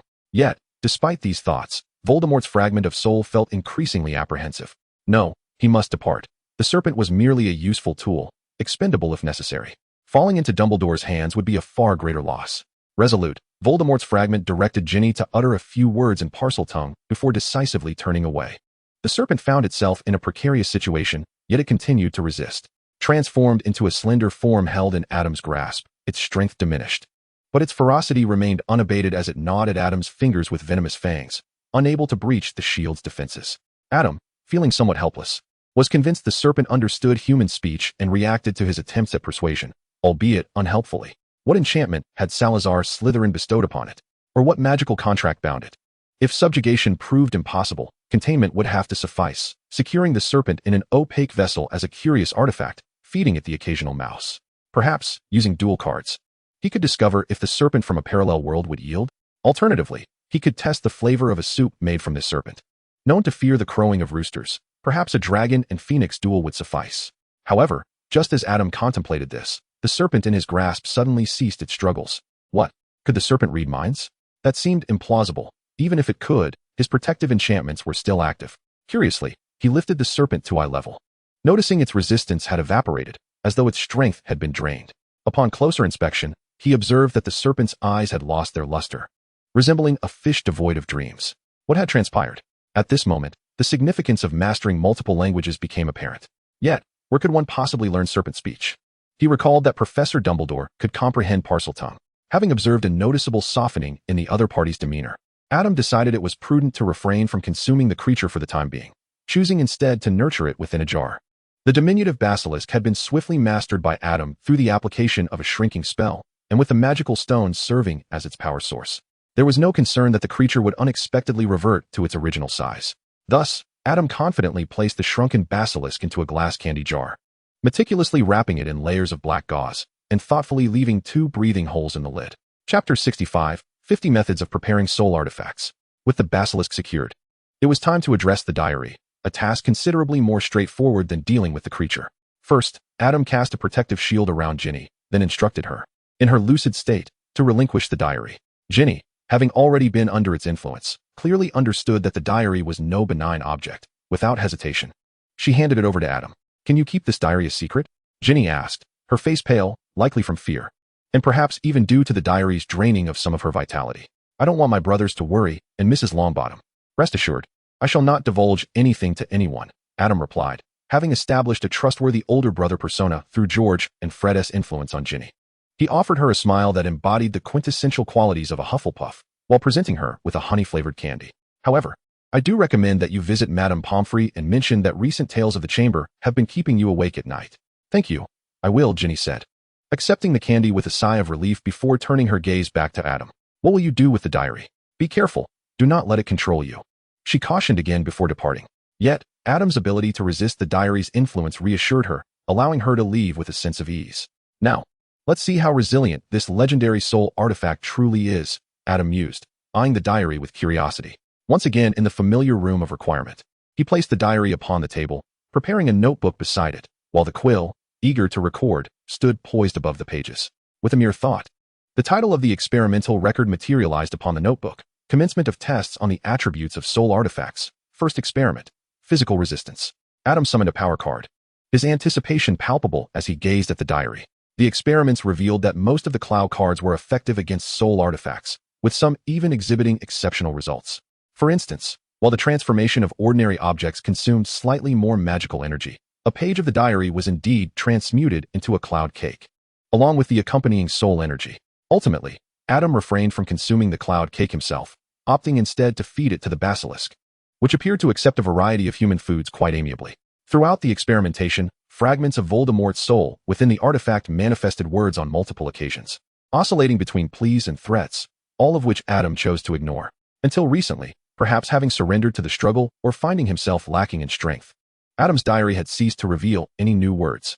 This left him feeling a tinge of disappointment, for the absence of response from his subject of torment greatly diminished the feedback on his emotions. Nonetheless, his primary objective remained the earnest pursuit of magical exploration and the expansion of his arcane knowledge. Indeed, his experiments with soul vessels had significantly enhanced Adam's magical powers, simultaneously granting him the opportunity to utilize most of the Clow cards in a single round. Gazing at the soul vessel, now reduced to a mere 4 sheets of paper with its spiritual energy so faint it was nearly indistinguishable, Adam felt an unusual surge of shame. It was indeed wasteful to have 4 sheets remaining unused. He quickly pondered whether there were any other experimental projects he could embark upon. At 11 o'clock noon, Adam, accompanied by his roommates, made their way to the Quidditch pitch. "Adam, why do you always seem to vanish lately? There are several hours each week when you are nowhere to be found. You aren't falling in love, are you?" teased Uther, observing Adam's late arrival as he joined the group. "I have no current intentions of pursuing romance," Adam shrugged, as the majority of his attention was captivated by the wonders of magic. The remainder of his focus was consumed by interactions with family, roommates, and professors, leaving little room for anything else. They chose not to dwell on the topic of love, recognizing it was merely a jest. Once they gathered with more classmates, discussions swiftly turned to the day's match. Once again, it was Gryffindor versus Slytherin. Last year, Gryffindor narrowly lost to Slytherin in the absence of Harry Potter during the final showdown, and it seemed this year their captain was determined to prove a point. Cedric and Oliver maintained a cordial relationship, or rather, he enjoyed good rapport with most of his peers capable of forming normal friendships, evidently possessing a wealth of insider information.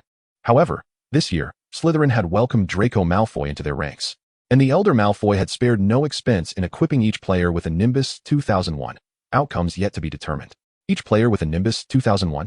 They must be quite wealthy, Ernie remarked with a hint of envy, unable to resist taking a sip of honey water. Adam, whose culinary delights could mend hearts, found himself lost in thought as he observed the two teams prepared on the field. It is widely known that each year, Harry's Quidditch matches are fraught with various issues. What would this year's predicament be? As Harry once again found himself pursued by the Bludgers, classmates began to angrily denounce Slytherin for their repeated tactics. Suddenly, Adam clapped his hands together. I've remembered something. What have you recalled? Eugene, who had not joined in the condemnation of Slytherin, turned to Adam. Oh, I remembered something I had previously forgotten. Adam rubbed his face in contemplation. How could he have forgotten that house elf from the Malfoy estate? The one who was later freed and then sacrificed? What was its name again? Gollum? Yoda? Oh, it seems it was Dobby. Now, the serpent creature has been enjoying a life of 3 hearty meals a day, with occasional snacks and a weekly bath. The soul artifact diary remains intact.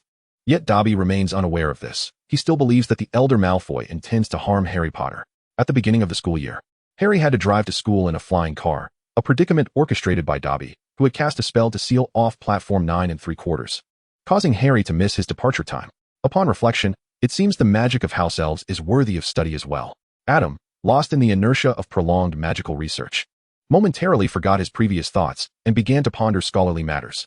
Meanwhile, in the air above him, the benevolent Dobby was attempting to knock Harry off his broom, soaring 500 feet above the ground by hurling a fast-moving bludger at him.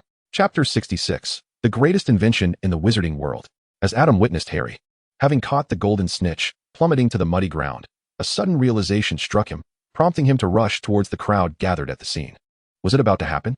The second year, indeed the entire 7-part series, would showcase the Wizarding World's greatest invention, blending into the throng surrounding Harry. Adam was pleased to see Gilderoy Lockhart squeezing his way through, a look of excitement on his face. Leave it to me. I have ample experience handling such matters. Wait, no, let me go to the hospital wing. As the spell took effect, Harry's arm hung limply, resembling a cartoon character with a rubbery limb. As though all the bones had been extracted. The disarming charm. With this spell, who needs to master the art of deboning chicken or fish? This truly exemplified how magic enhances life. One wonders if this spell could also rid fruit of its seeds. Haha. The charm malfunctioned. Lockhart maintained a grin of success, awkwardly rising to his feet. Sometimes, yes, such occurrences do happen. However, the broken bones are perfectly fine now, right? All right, Harry, off to the hospital wing. Lockhart, avoiding the furious gaze of Harry, turned to his friends surrounding him. Mr. Weasley, Miss Granger, would you kindly accompany Harry? Despite their anger towards Lockhart's actions, it was clear that Harry's safety took precedence. They shot a glare at Lockhart before hastily assisting Harry towards the hospital wing. In the chaos, Lockhart found himself unintentionally stepped on by someone. As a house elf, Dobby was elusive and lacked a fixed range of movement. To locate him, Adam had to employ some unconventional methods, such as divination. There are numerous divination techniques within the Clow cards, such as using the Dream card for prophetic dreams, the Water card for water divination, or the Tree card to summon yarrow stalks for divination. However, the former is uncontrollable, and the latter requires a certain level of expertise. The most suitable method for Adam was to directly utilize the Clow cards for divination, which, being infused with the essence of tarot, serve as a tool for such practices. He shuffled the cards with his left hand, then divided the deck into 3 portions and mixed them together.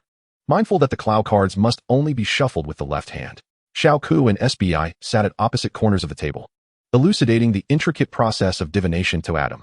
After a thorough shuffling, draw 10 cards based on your preferences, arranging them into a diamond formation of 33. The first card is placed diagonally, the second facing your direction, the third in the lower left, and the fourth in the lower right. Following their instructions, Adam arranged the Clow cards, then closed his eyes. The magic flowed slowly over the Clow cards before him as he opened his eyes and revealed the top card of the spread. SBI intoned gravely, it is the Earth card. The first card serves as a hint, indicating that the subject's location is related to the Earth, which, to be honest, feels somewhat superfluous, as he is merely seeking a position. The Earth card merely signifies that the individual is neither in the sky nor in the water. Next, 3 Clow cards in the center of the spread pointed towards the specifics of the divination. Adam flipped them from left to right. Bubble card, sweet card, small card. Xiaoka tilted her head, Pondering, where could this be? Dobby hiding in the Hogwarts kitchen? The connection among these 3 Clow cards led Adam to conclude that, aside from the Hogwarts kitchen, he could scarcely find another answer. Though these clues seemed sufficient, he proceeded to complete the process. Unveiling the Clow card in the lower right corner of the spread, which indicated the forthcoming target of the divination subject. A shield for protection? Or perhaps a savior? Both interpretations seemed plausible. Having a certain familiarity with Dobby, Adam navigated the interpretation of the divination results with remarkable ease. He gathered the Clow cards and promptly set off for the kitchen, a place in Hogwarts he was most acquainted with, aside from the dormitories and the Hufflepuff common room. Mr. Reed, how may I assist you? Upon entering the kitchen, a passing house elf greeted Adam with familiarity. Blue, I wish to inquire if any foreign house elves have recently appeared in the kitchen, closing the door behind him. Adam's gaze naturally drifted around while he quietly asked the house elf named Blue. Noticing this, Blue lowered his voice as well. Foreign house elves? Yes, Mr. Reed. Indeed, there is a house elf that has come to Hogwarts. Its young master is currently attending school here. Blue appeared somewhat displeased. Perceiving this as a challenge to their work ethic, though his discontent stemmed primarily from another source, that fellow is exceedingly lazy since arriving at Hogwarts. He has scarcely assisted his young master in tidying up, which he ought to do.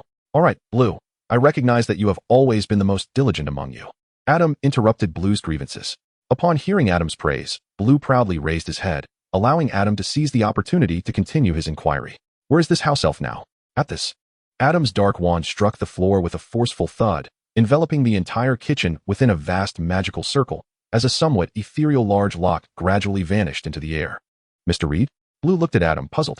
Take me to the oak barrel where he resides. Very well. Although unaware of Adam's intentions, Blue chose to place his trust in this student who had, on several occasions, gained control over the entire kitchen and all the house elves. The house elves of Hogwarts resided in oak barrels, most of which were relatively new, adorned with the insignias of butterbeer and the 3 broomsticks. In a corner, Dobby's barrel stood.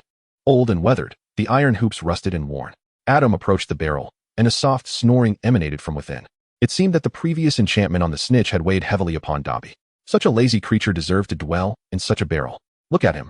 Still fast asleep. Brew expressed his discontent while explaining to Adam.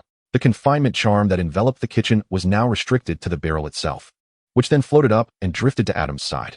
Mr. Reed, where do you intend to take it? Brew could not help but inquire upon witnessing this scene. Adam glanced at the deeply slumbering Dobby within the barrel and smiled faintly. I have a few questions for him. Chapter 67, The Dueling Club. The Navi house elf harbored no doubts regarding Adam's words, allowing him to effortlessly carry Dobby away. Subsequently, Adam, with a flick of his wand, boldly transported Dobby to the room of requirement. Wake up. He rapped the dark wand against the barrel, and Dobby's head emerged, his eyes brightening. He had woken up during the journey, but was unable to leave the barrel due to the enchantment. Now that he could emerge, did it not imply something? Yet.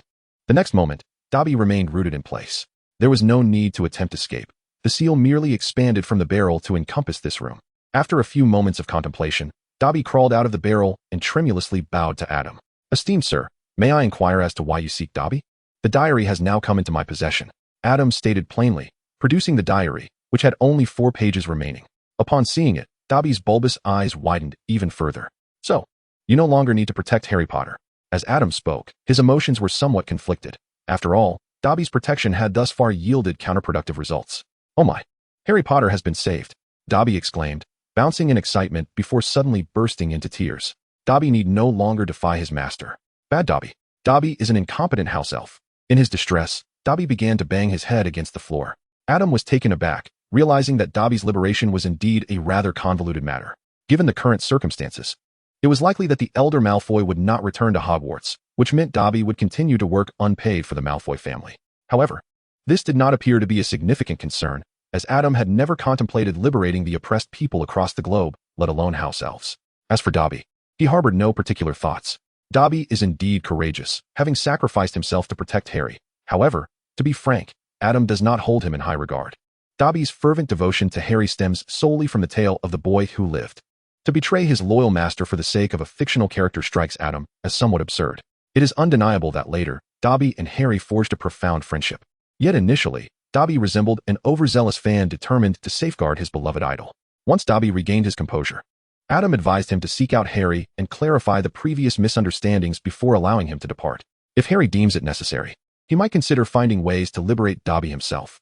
As for learning magic pertaining to house elves, Hogwarts is replete with many house elves residing conveniently next to the Hufflepuff dormitory. and Adam is confident they would be eager to assist him.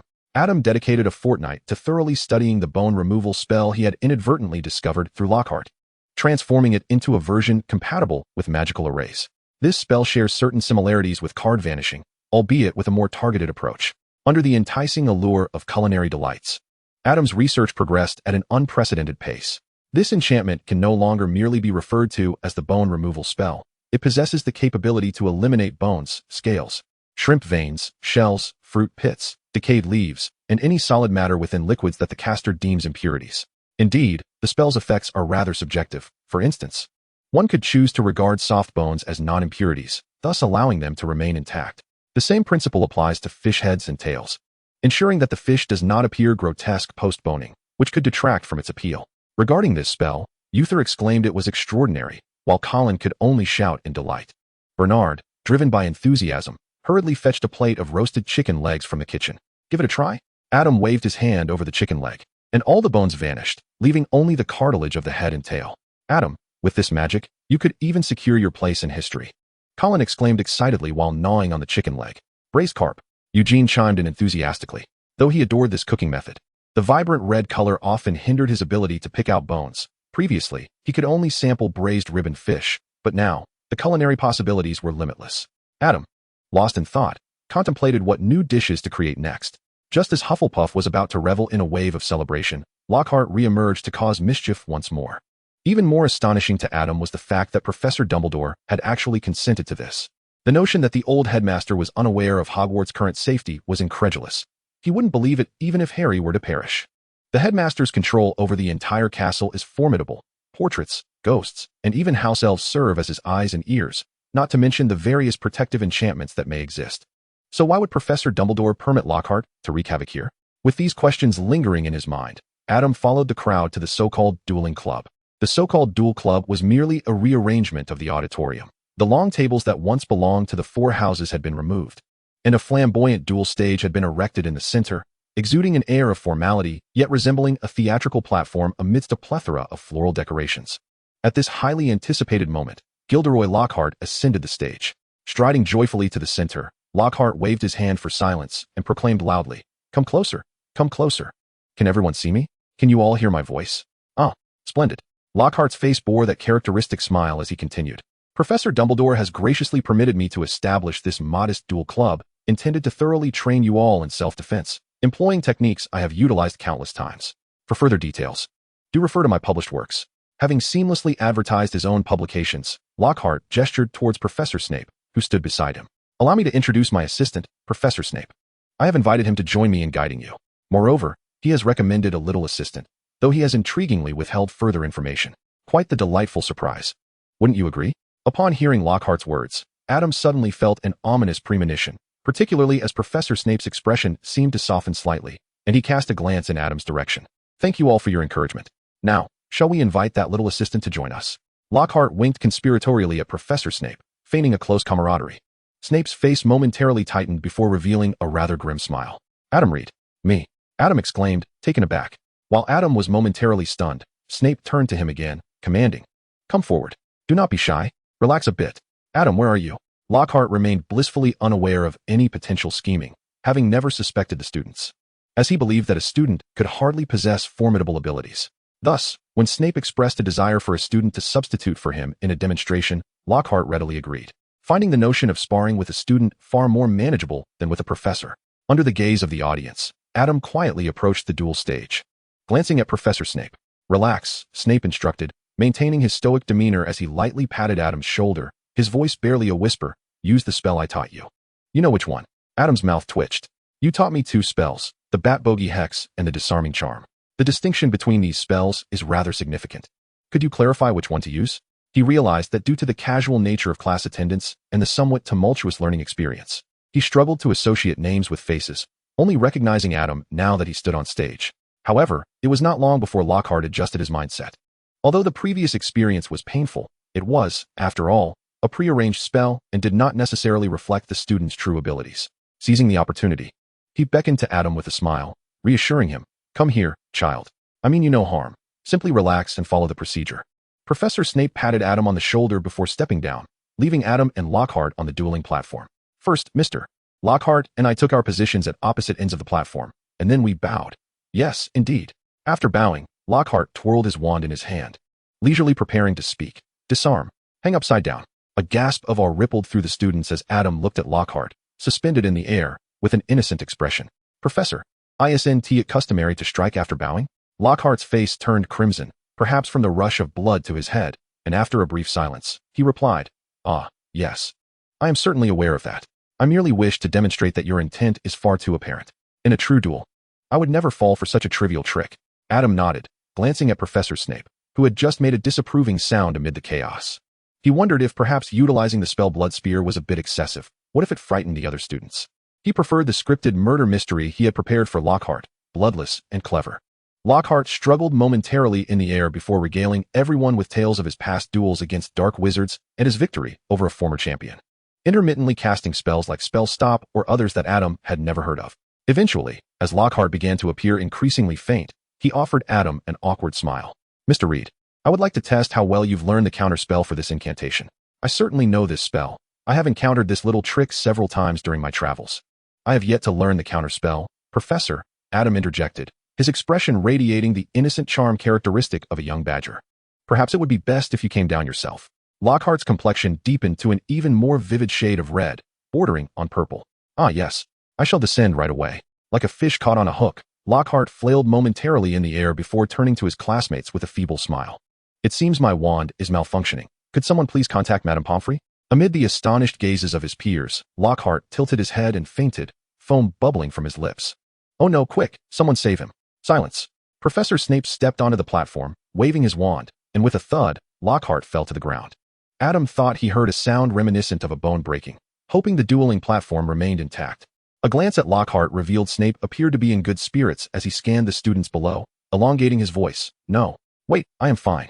Under the astonished gazes of the onlookers, Professor Snape's eyelid twitched as Lockhart struggled to rise, his face flushed with an unusual hue. Yet he still managed to maintain a strained smile. It's nothing, just a minor mishap. I am unscathed and quite well, he proclaimed. Adam, with a mix of emotions, spoke up. Truly, you are a valiant warrior, a rare note of respect woven into his tone. Perhaps you should visit the hospital wing to check on those bloodshot eyes and the blood streaming from your nose. We wouldn't want you to perish on this dueling platform. Rest assured, I am perfectly fine. I've encountered far more challenging situations while traveling, When my wand malfunctioned, he coughed. The earlier incident was merely a demonstration. Now we shall engage in a formal duel, showcasing a proper contest. Let us first establish the protocol. Not wishing to endure the sensation of being upside down once more, Lockhart suggested, we shall bow first, then together cast the disarming charm.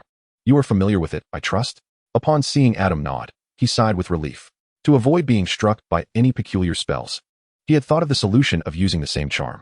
However, the disarming charm was one of the few spells he could wield competently. If Adam claimed he could not perform it, that would be dire. Surely, he could not compete with Adam using the Oblivion charm.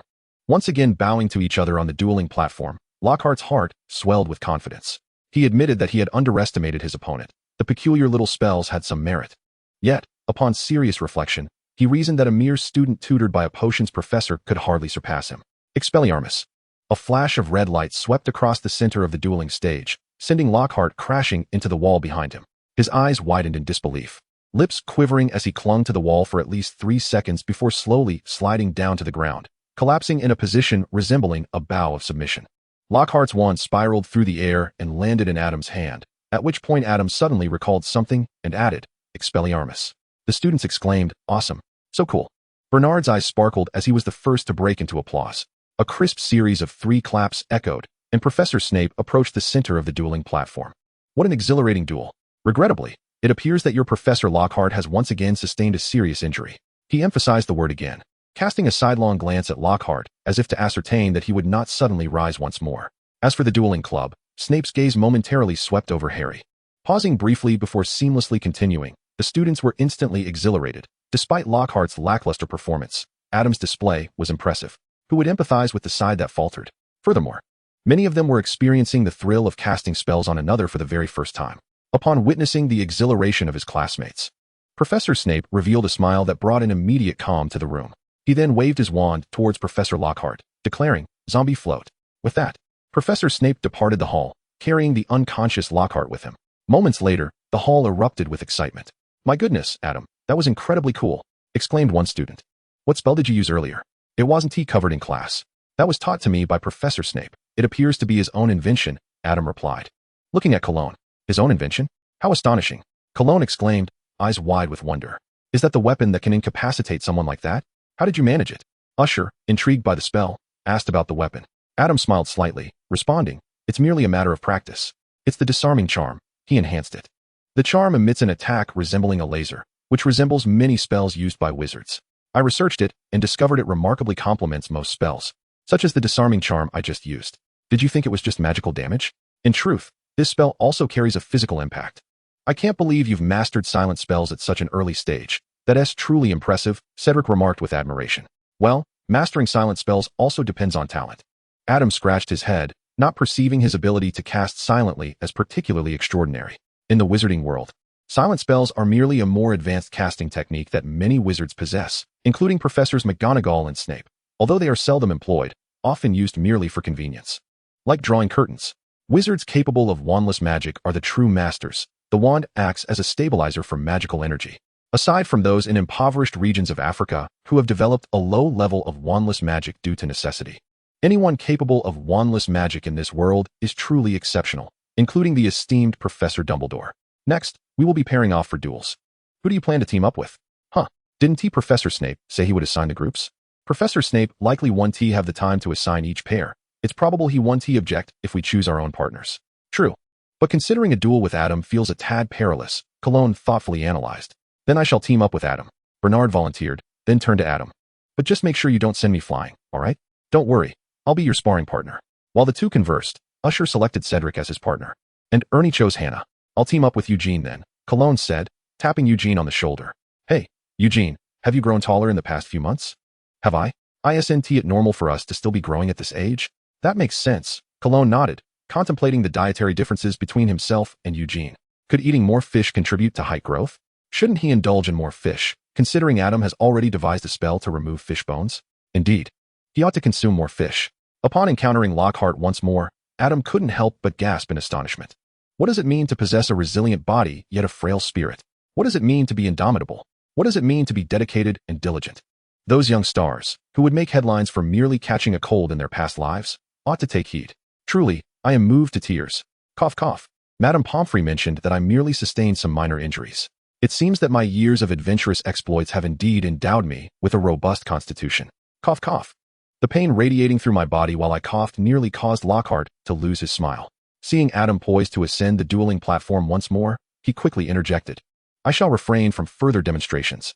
Professor Snape has informed me that he intends to divide you into groups. Shall we proceed together? Professor Snape silently nodded.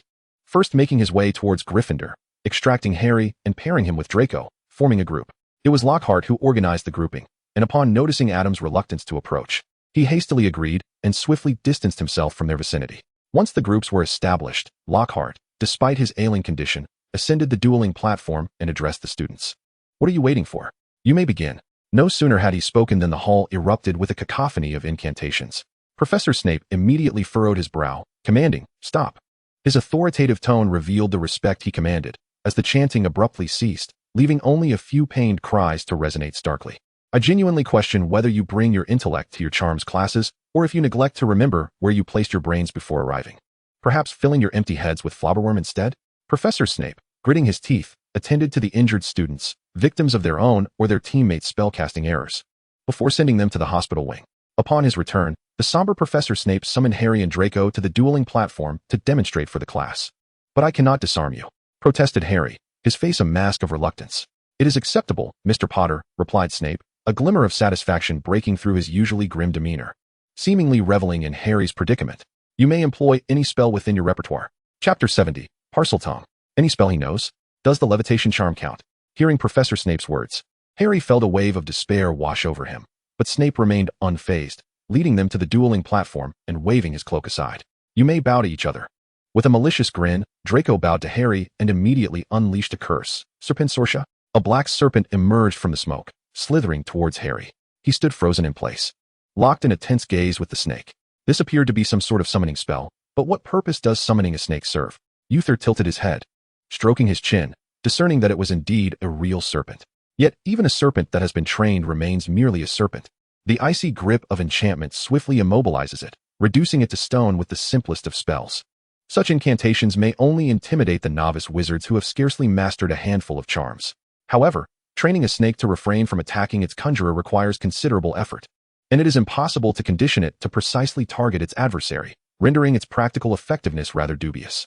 It has been demonstrated that even an unremarkable snake can evoke trepidation, as it presently does with Harry. "Do not move. Allow me to handle this," Professor Snape declared, evidently amused by Harry's reaction. He had no intention of allowing Harry to suffer a bite, and as he spoke languidly, he approached the scene. "Fear not, I shall take care of it."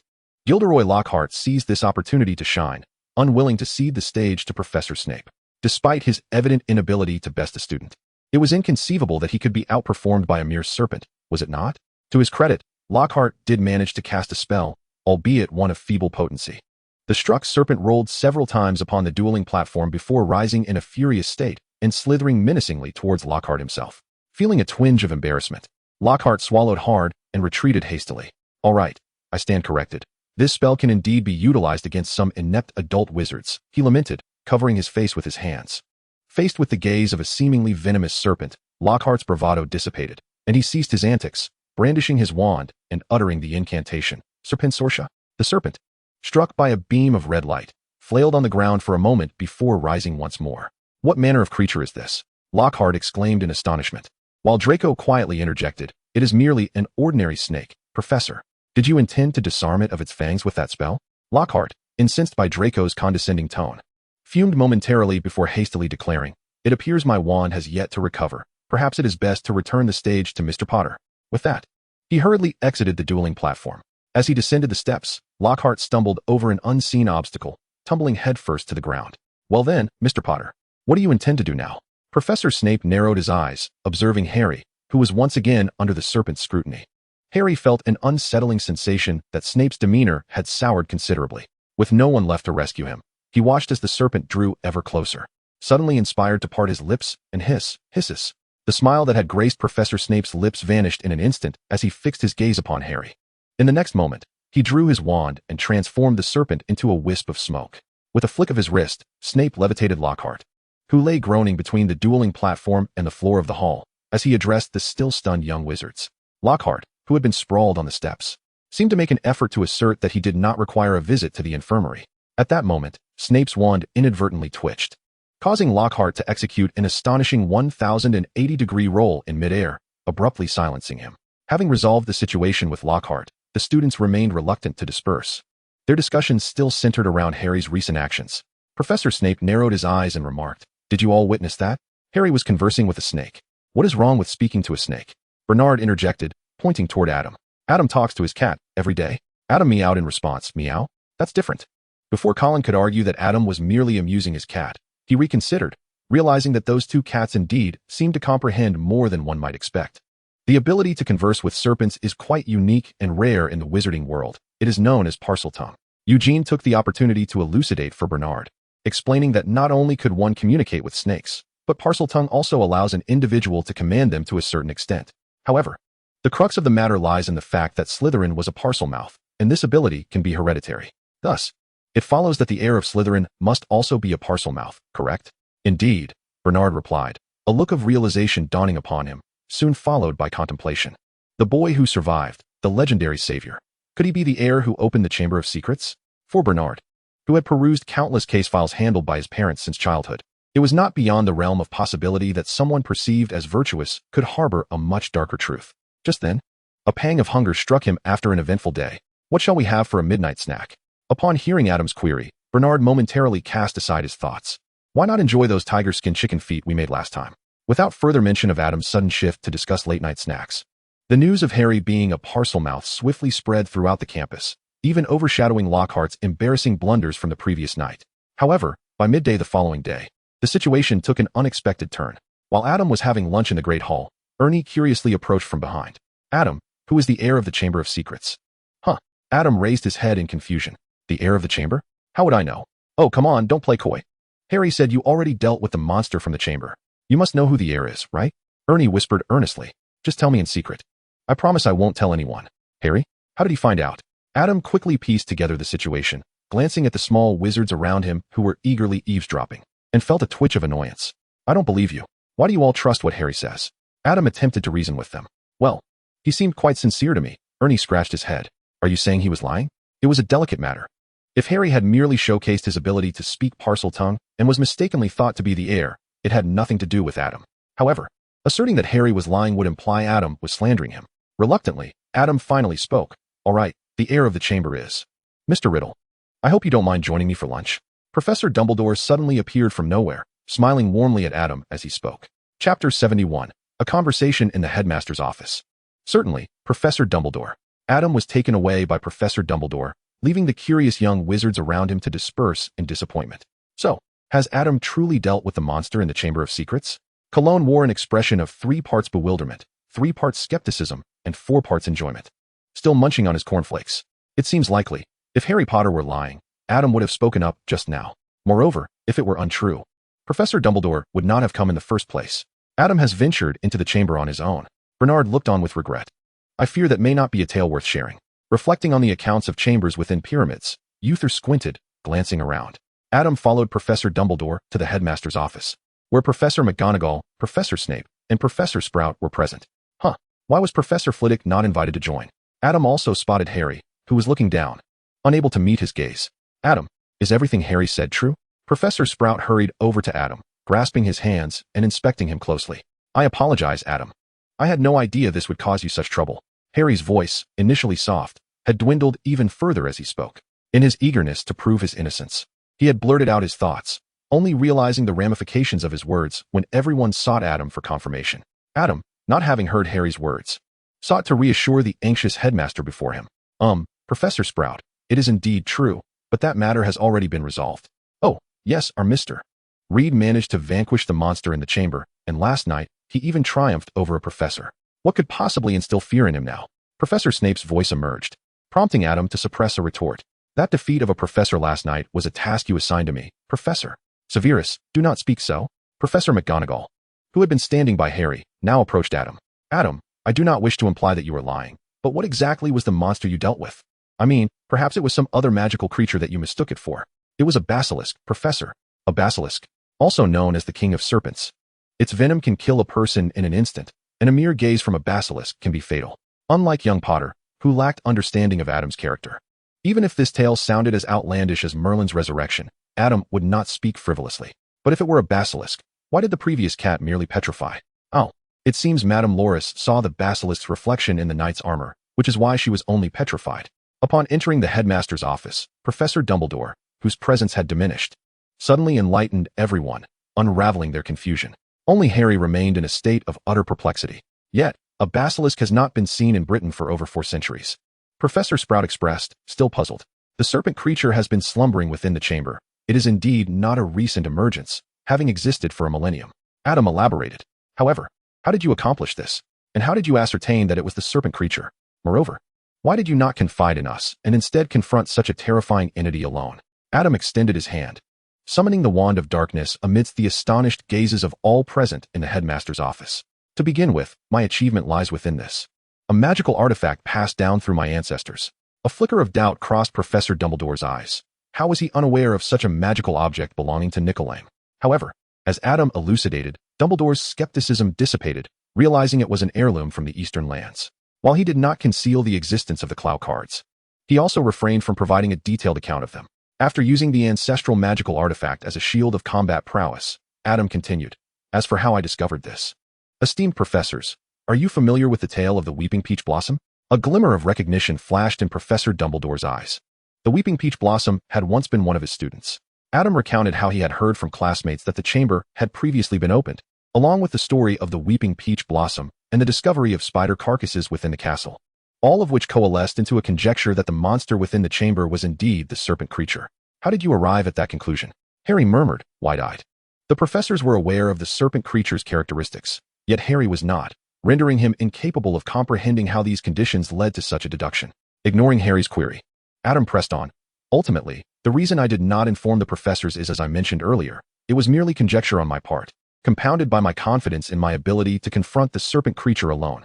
Upon hearing the full explanation, the professors fell into a contemplative silence. Although Adam's narrative seemed somewhat far-fetched, it appeared to bear no glaring flaws. That being said, let us set aside the matter of how you valiantly vanquished the serpent creature. Who, then, opened the chamber? Professor Snape crossed his arms, narrowing his eyes. That individual must possess an intimate understanding of the chamber's circumstances, and undoubtedly knew of the serpent creature's presence and how to deal with it.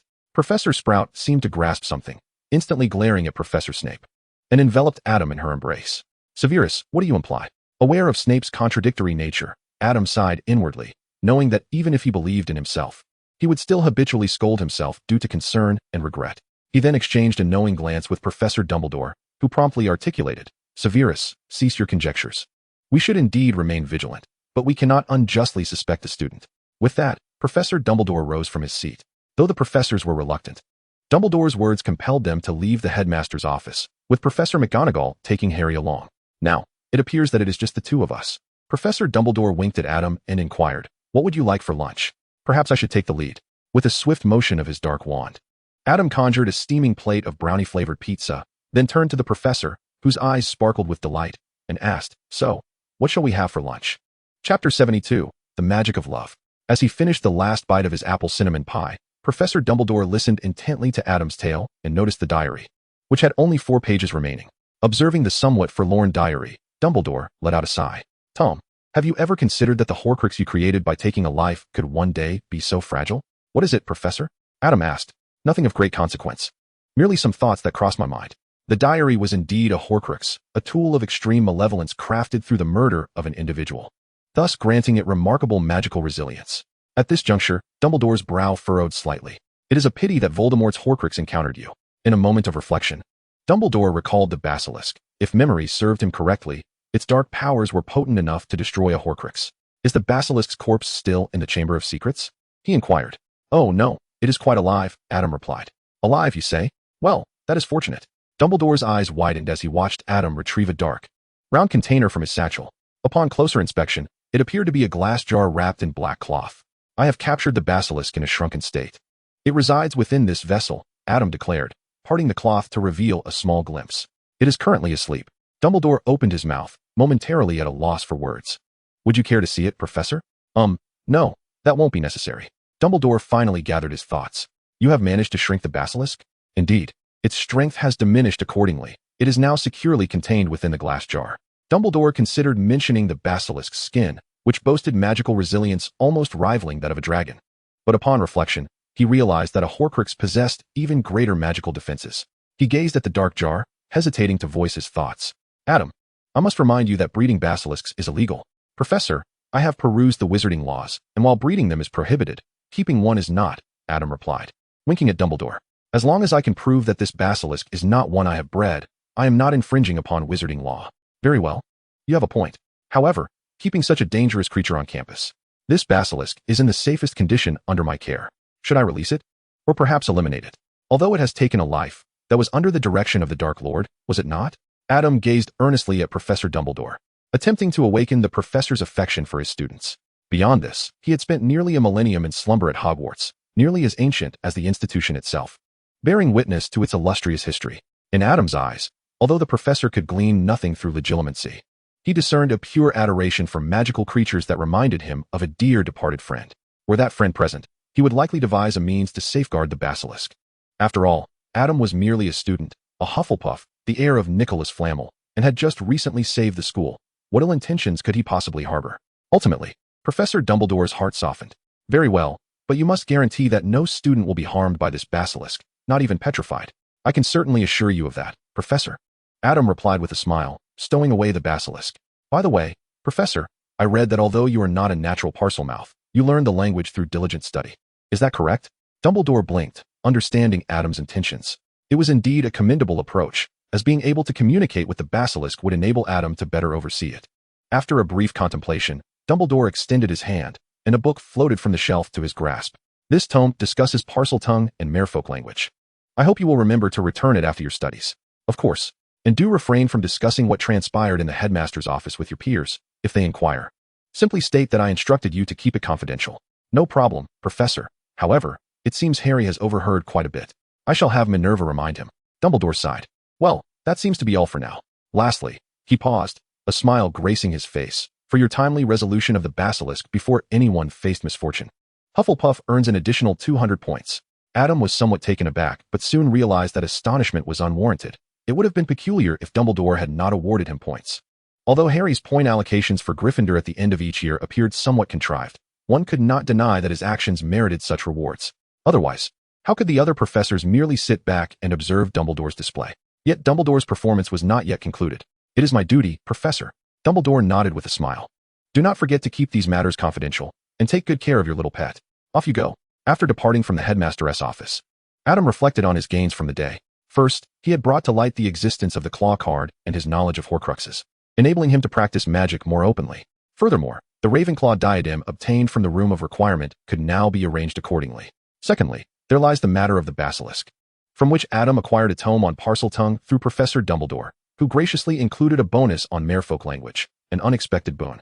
Finally, there was the testing of the love card. Indeed, this card, which had been consistently effective, proved to be remarkably potent. Adam inadvertently discovered the card's effect. It subtly influences those in its vicinity. For individuals with whom one shares an emotional foundation, the love card serves as a kind of rationalizing halo, the efficacy of which correlates with the depth of emotions involved and the extent to which the other party is swayed by such feelings. Even the preposterous notion of harboring a basilisk within the school met with Dumbledore's approval, revealing his inclination to act on emotion. Adam had initially anticipated that he might only sway the professor slightly. He had even prepared to sacrifice the creature. But it now appeared that another basilisk could be prepared for the pot, perhaps for a delectable basilisk stew or a dragon and phoenix duel. Chapter 73, The Restless Lockhart Resurfaces. Beyond its influence on those around him, Adam discovered another rather magical capacity of the love card. To articulate it precisely is a challenge, as he is unclear regarding its true purpose. However, he perceives a somewhat ethereal figure with red hair and green eyes lingering near Harry, which cannot be attributed to any other Clow card, given that this is the only anomaly present. Adam is currently unable to test what precisely is occurring or to identify this ability, thus he must temporarily set aside this quandary. Professor Dumbledore instructed him to maintain discretion. Perhaps you could inquire with him directly? For the honest Badger, who intends to uphold the agreement, the other young wizards find themselves at a loss. Yet, there is no doubt that the issue of the chamber has been resolved. The sudden influx of Hufflepuff students cannot possibly be a ploy by Dumbledore to procure sweets. Upon returning to the dormitory, Adam finally exhaled in relief, only to be met with the scrutinizing gazes of his 4 roommates. Their expressions were complex, reminiscent of Lin Dayu's gaze upon Jia Baoyu, stirring a phantom ache in Adam's non-existent conscience. All right, gentlemen, allow me to explain." Adam raised his hands in surrender under their watchful eyes. The 5 settled onto the small sofa, and Adam recounted the previous events. Although he had promised Professor Dumbledore to keep it a secret, it was evident that his roommates were exempt from this pact, and they were all quite discreet individuals. Unlike a certain someone who seemed to have been raised in a hunting ground while under the influence of a truth serum. After narrating the tale, Adam reiterated, "I assure you, it was not my intention to exclude you. There was nothing particularly thrilling about it, and the basilisk was exceedingly dangerous." "Well, your experience was rather mundane this time." Bernard sighed with a hint of regret. The so-called chamber turned out to be merely a sewer, and within it lurked a serpent capable of killing with its glare. This was wholly different from his expectations. Surely, there ought to have been various puzzles to solve. Perhaps even a colossal golem or magical creatures serving as guardians. After listening to Bernard's speech, Adam mused that had he been born a century earlier, perhaps he could have encountered a 5th-grade transfer student and witnessed the marvels he longed to see. So, what about the serpent monster? Might we catch a glimpse of it? Eugene, curious about the legendary creature, prompted Adam to respond. "I'll show you the monster's eyes once I extract them. After all, the serpent is destined for the pot, so why not let you all take a look?" Colin furrowed his brow, contemplating. Isn't it a bit excessive to gouge out its eyes merely for our amusement? Yet Adam reassured him, "It's fine, it's going to be cooked anyway." Colin promptly changed his tune, swallowing hard at the thought. As for the serpent's potentially lethal venom, he trusted that Adam would handle it, if all else failed. He had his unicorn horn chopsticks. This swiftly resolved the question of gifts for everyone else. Hooray! They then deliberated on a suitable time to venture into the Forbidden Forest. Realizing they had procrastinated long enough, if they delayed any further, they would be into the next year. Uther suggested, with assignments to complete during the week. Squeezing in time on the weekend feels rather rushed. However, Eugene frowned, voicing concern. Wouldn't it be unsafe to enter the Forbidden Forest on a snowy day? Even if we go tomorrow, it will still be snowing. It's already December, Bernard sighed. With Eugene and Colin unable to speak due to personal reasons that had caused repeated delays, the time for their expedition to the Forbidden Forest was finally set. "Rest assured, this time I am confident in ensuring everyone's safety," Adam declared, having mastered protective spells to the extent he could cast shields for others. The following day, a subtle shift enveloped Hogwarts as the threat of the Chamber of Secrets dissipated. The dark clouds that had lingered over the castle lifted, and the young witches and wizards regained their former exuberance. The only ones remaining in poor spirits were a handful of self-proclaimed pure-blood Slytherin students. Until yesterday, they had proudly looked down upon the mudbloods, who were in a state of anxiety, while the half-bloods hurried about. Today, however, the tide had turned. In response, they even initiated a boycott of Adam's products, attempting to inflict significant losses on the one responsible for this upheaval. Yet, the number of supporters was scant, for not all Slytherins were pure-blooded. Conversely, after the news circulated, its origin unknown, those previously fearful half-bloods rushed to Adam's shop to indulge in retail therapy. They sought solace in sweets to ease their lingering dread while simultaneously expressing their support for Adam. I can see why so many businesses thrive on sewing division. It truly is lucrative. Alas, I do not place much value on wealth. In fact, making money has become more of a burden for me. After a long day managing his shop until closing, Adam felt an unusual weariness and sighed. Nearby, Cedric, who had just purchased the last serving of osmanthus-flavored lotus, winced at the sound of Adam's lament. Never mind, the candy made by Adam is indeed free from the perils of cavities. It must be an illusion conjured in the defense against the dark arts class. I should hasten to sip some honey tea to soothe my palate. Despite the excessive sweetness of the honey tea, demanded fervently by my classmates, it still manages to burst forth with an ample sweetness, smoothing Cedric's furrowed brow beneath the weight of the osmanthus stuffed lotus root. Adam, have you heard? Cedric leaned closer, lowering his voice. What news? Adam turned his head. Having just organized the food cart, Professor Lockhart claimed in today's lesson that he has long known the location of the Chamber of Secrets, as well as the nature of the monster within. Furthermore, he suggested that your ability to confront the monster is attributable to his guidance. It appears his injuries have indeed healed completely. Adam narrowed his eyes. Ordinarily, he would not pay heed to rumors, yet Lockhart's infuriating demeanor was difficult to overlook. After having previously shared a cursed film with his roommates, Adam contemplated whether to delve into the film business, pondering the extent of realism required to avoid crossing the line. With Lockhart conveniently presenting himself, why not let the professor partake in an experiment? No, an experience? Perhaps it would be fitting to start with the 8 Soul series, collaborative edition. Chapter 74, The Second Journey into the Forbidden Forest. Students, please remain calm. Drawing from the lessons of last year, as the young wizards entered the Great Hall, their eager hands reached for the decorative items adorning the tables. Professor Dumbledore swiftly interjected, I hope that by the end of the feast, your tables will not be too disheveled. Of course, Professor Dumbledore. Wait, you two. Ron stared in astonishment as they beamed at him. Little Ronnie, we shall consume the entire vase of flowers. Thus, there shall be no mess upon the table.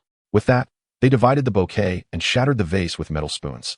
The flowers were cloud cakes flavored like blossoms, the stems were biscuits filled with hazelnut, and the vase was a subtly sweet mint candy. Oh, by the way, we heard from Adam that this year's tables are indeed edible. Absolutely. We can swear it in the name of the Magical Tricks Theater.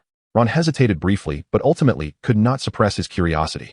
Given the esteemed reputation of the Magical Tricks Theater in the minds of Fred and George, they were unlikely to deceive him. With a decisive bite at the table's edge, Ron's eyes lit up, though it was unyielding.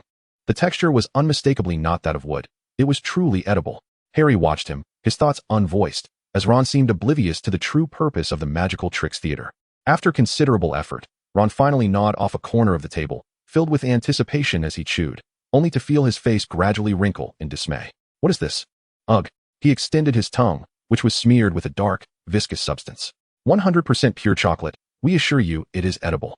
The twins exchanged glances, their faces adorned with identical grins as they high-fived each other. Though the taste may not be to everyone's liking, sometimes I find myself genuinely curious about the myriad delicacies that reside within Adam's mind. Cedric's mouth, stuffed to the brim with strawberry daifuku, rendered his voice indistinct. What one should truly ponder is the sheer abundance of culinary delights that exist in this world. As Adam spoke, he reached out and seized a gingerbread man that scurried past him, tossing it into his mouth. It possesses a rich brown sugar flavor. Amidst the vibrant atmosphere, the Christmas banquet had progressed well into its course when Cologne suddenly interjected. I thought something felt amiss. It turns out Professor Lockhart is absent. Why bring him up at all? Isn't it fortuitous that he isn't here? Bernard's expression soured at the mere mention of the name. I'm merely a tad curious. Typically, this fellow wouldn't miss an opportunity to steal the spotlight. Cologne pondered for a moment, sensing the truth in Bernard's words, and redirected his attention to the golden, crispy red bean pie before him. Lockhart, after all, was likely busy courting the likes of Annabelle, the ghostly nun, and Yelena, his new admirers. making it improbable for him to spare time this holiday season. The day following the feast, everyone indulged in a leisurely slumber, while in the afternoon they gathered by the fireplace, engaging in wizard chess, reading, or practicing spells. After dinner, the dormitory reconvened, their destination, the Forbidden Forest. Adam, are you ready? I find this position rather embarrassing, Cologne muttered, half squatting with one hand on the ground under the glow of the light board. So do I. Uther leaned to one side, resting his elbow on one hand while the other fingered his forehead in contemplation, half of his face cloaked in shadow. Oh, it will be ready soon. Come on. 3, 2, 1. As the flash illuminated the scene, 5 figures were momentarily frozen in time. Phew. Eugene exhaled, massaging his cheeks. I suddenly feel a pang of regret. I hope the final result won't appear too awkward. Oh, how could that be? Everyone looks splendid. Adam waved his hand dismissively, running to retrieve the camera. With a flick of his wrist, the tripod camera was neatly stowed away in a small compartment of his bag, courtesy of a charm. The last time they ventured into the Forbidden Forest, they didn't capture a group photo, but this time the scenery was even more enchanting. Hopefully, they would not encounter the Acromantula again. Bernard sighed. Such creatures truly marred the thrill of adventure. Fear not, for I have brought along a secret weapon against the Acromantula. Even if we do come across one, it shall pose no problem. Adam patted his bag. Should they cross paths with the 8-eyed giant spider again, he would simply unleash the basilisk from its jar. The creature's 360-degree vision combined with its unblinking eyes ensured that it would be the bane of all spiders. Prepared, the group of 5 ventured into the Forbidden Forest. The underbrush to their left rustled, indicating that some creature had spotted their approach and fled. Should we chase after it? Bernard suggested excitedly, lifting his lantern. Even though Adam's little light orbs illuminate the surroundings, wielding a lantern adds to the ambience. Such a disturbance is likely just a rabbit, Cologne calmly assessed, though uncertainty crept in. Could it be a juvenile moonstrider that's about this size? The moonlight tonight does not suggest the presence of any moonstruck beasts. Adam glanced at the waning moon overhead. Yet, this marks our first discovery. It would be prudent to pursue it. In the underbrush, they found traces of movement, and the 5 of them ventured onward until they reached the edge of a small river.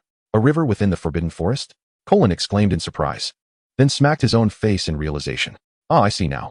It would be foolish to think this vast expanse of forest and its creatures rely solely on rainfall for sustenance. The unfortunate news was that they had likely lost their quarry, but the silver lining was that following the river would increase their chances of encountering magical creatures. Uther crouched by the riverbank, examining the possible footprints. This appears to be from a deer, but whose hooves are these? Centaurs, unicorns, and griffins could all be possibilities. The footprints offered little clarity. Adam shrugged and suddenly grasped Uther's shoulder, pulling him back. Be careful. Just as Uther shifted from his spot, a large green maw erupted from the water. A thunderous explosion. Blood spread through the river, and Uther clutched his chest, his heart racing. It was a Grindylow. Although they had only glimpsed it briefly, Colin recognized the owner of that mouth. Grindylows are small water monsters, strong yet frail, typically posing a threat only to unsuspecting muggles and very young wizards, classified as a menace on par with puffskeins. The danger itself was secondary. The sudden emergence was rather startling. Adam also reacted instinctively, reaching out as if to protect himself, though a simple shield would have sufficed even against a horse-sized water creature. It seemed he had yet to fully acclimatize to the presence of magic. Chapter 75. Encountering the depths of the forest. The Grindylow was merely a minor incident, and as they continued downstream, their discoveries multiplied significantly. Not only did they encounter ordinary creatures like deer and rabbits, but they even located 2 nests of moonstruck beasts. Adam couldn't help but feel a sense of curiosity about the cognitive structure of the creatures with their large eyes. However, after petting the soft fur of the moonstruck beasts a couple of times, he swiftly dismissed this slightly macabre and disturbing thought. Why? Just as he crouched down, the moonstruck beast turned and fled. Colin, unable to restrain himself, cast a reproachful glance at Adam, who was surrounded by the moonstruck beasts. Do I appear frightening? This was, of course, a jest. All members of their dormitory possessed considerable attractiveness, but it did little to alleviate Colin's wounded pride. Perhaps Adam simply conformed more closely to the aesthetic preferences of the moonstruck beasts, while Uther, upon crouching, found that the moonstruck beasts would not flee immediately. They still distanced themselves slightly when he reached out a hand. Meanwhile, Adam was now comfortably embraced by the moonstruck beasts. TSK. Those still processing slowly were envious of Adam, while the astute Eugene had already nestled into the embrace of the moonstruck beasts beside him. This should be quite safe. The moon beast, along with the ordinary creatures previously encountered, struggles to withstand the ferocity of carnivorous predators, let alone the formidable magical beings. The fact that they thrive in this vicinity suggests a scarcity of predators. Suddenly, a piercing wail shattered the tranquility of the night. prompting Adam and his companions to rise swiftly and peer toward the source of the sound. Cough, cough, it's nothing, Bernard reassured, clutching his belly as he stood. I was merely curious about whether that pink moon beast was male or female, and when I lifted its tail for a better look, I received a kick. Not far from Bernard, a pink-furred moon beast was leaping in place, emitting loud cries. It's likely cursing quite colorfully, he mused. It has been proven that one learns profanities in any language with remarkable speed. You should consider yourself fortunate that it isn't a griffin, otherwise you would have been scattered by now, Cologne remarked. No, had it been a griffin, I would never have approached it so directly, Bernard defended himself. Asserting his curiosity did not equate to foolishness. We should depart.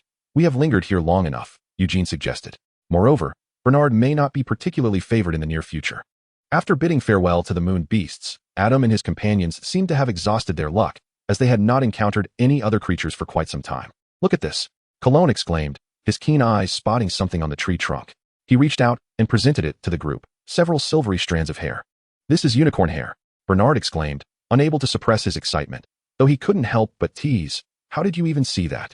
The prospect of a unicorn thrilled him. Although he had recently acquired chopsticks made from unicorn horns, he had yet to witness a living unicorn. I noticed it by the reflection. It appears that unicorns are active in this area, and this particular one hasn't ventured far. Cologne examined the unicorn hair closely. Unicorns are diurnal creatures, resting at night. This one must have sensed our presence and fled, brushing against the tree in its haste. Then it hasn't gone far, Bernard exclaimed, brimming with excitement. We could try to pursue it. And what would be the purpose of chasing after a unicorn?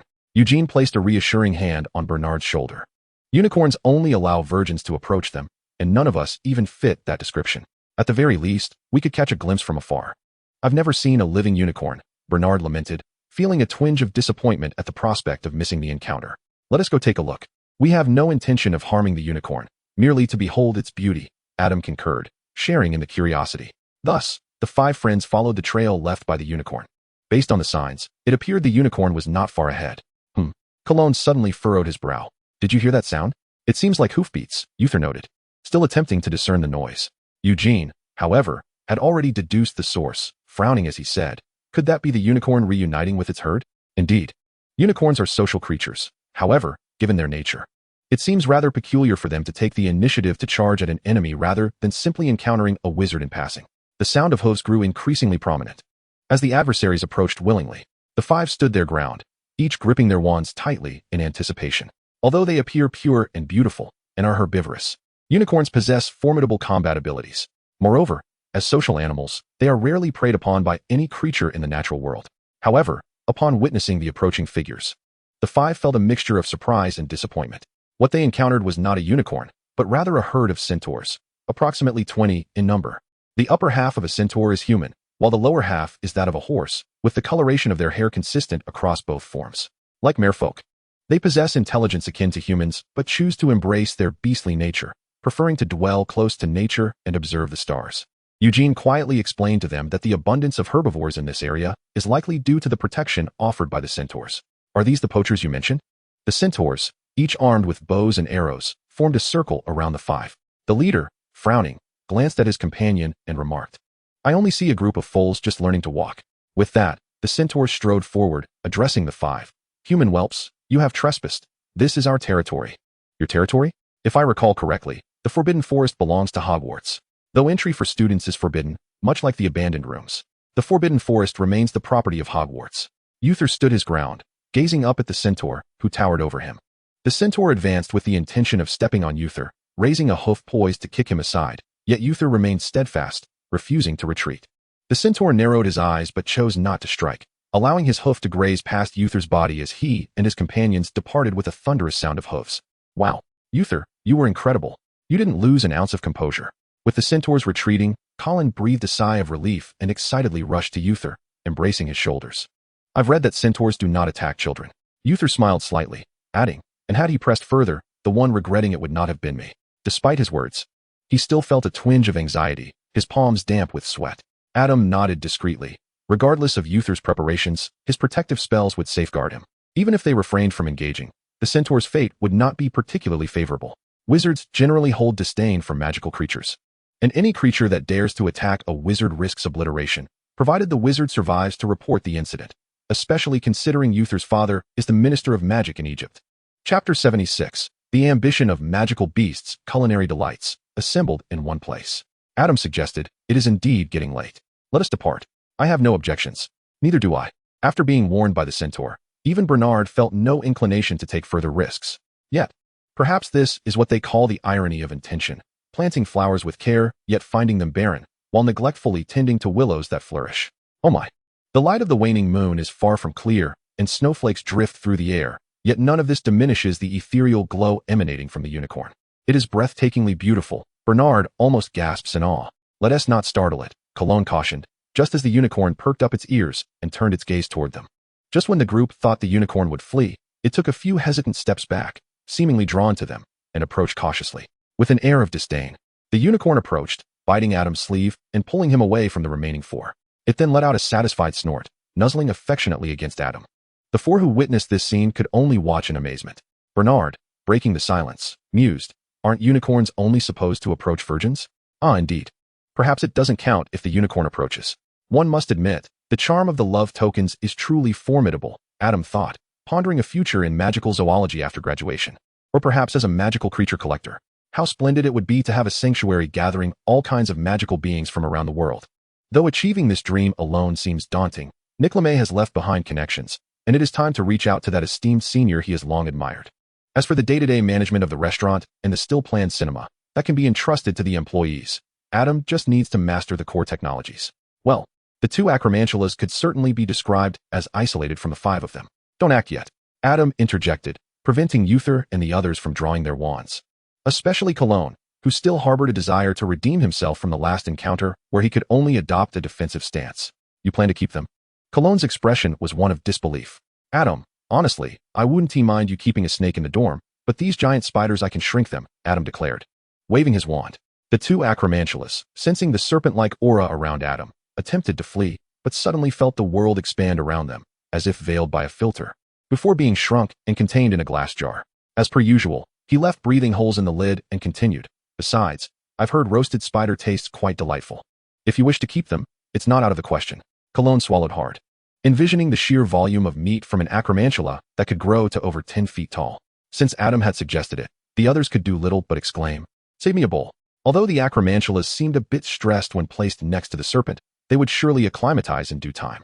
After numerous futile struggles to escape the glass jar, the eight-eyed giant spider began to mate, seemingly intent on leaving behind offspring before its demise. Which was not entirely disadvantageous for Adam. It was imperative that the magical creatures he nurtured could not solely rely on replication and capture. The ability to breed was undoubtedly the most favorable. As for the magical creatures that could not be obtained through breeding, unless they were duplicates indistinguishable from the originals, Adam would have long since acquired a phoenix for himself, but given the covenant between the Fox and Dumbledore families, such extraordinary creatures remained rare.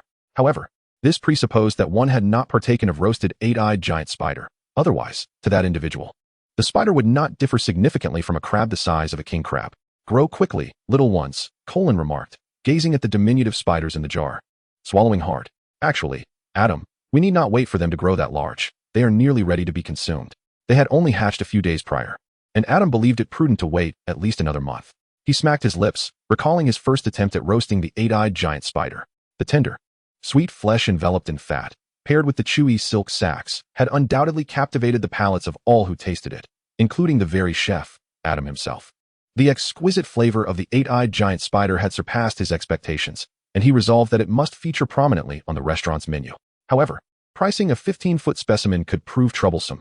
Too inexpensive would seem unreasonable, while too costly would limit its clientele, relegating it to a special banquet offering. In contrast, a newly hatched eight-eyed giant spider, approximately a month old, was nearly perfect. At this stage, the spider possessed toxins that enhanced the flavor of its flesh when subjected to high temperatures, and the silk sacs, having stored ample silk, were delightfully chewy, making for a portion befitting a dish. Should it possess natural utensils akin to scallops or oysters, Adam would willingly proclaim the eight-eyed giant spider a culinary treasure bestowed upon humanity by the god of gastronomy. With the eight-eyed giant spider as a benchmark, Adam could not help but harbor a tinge of disdain for the basilisk.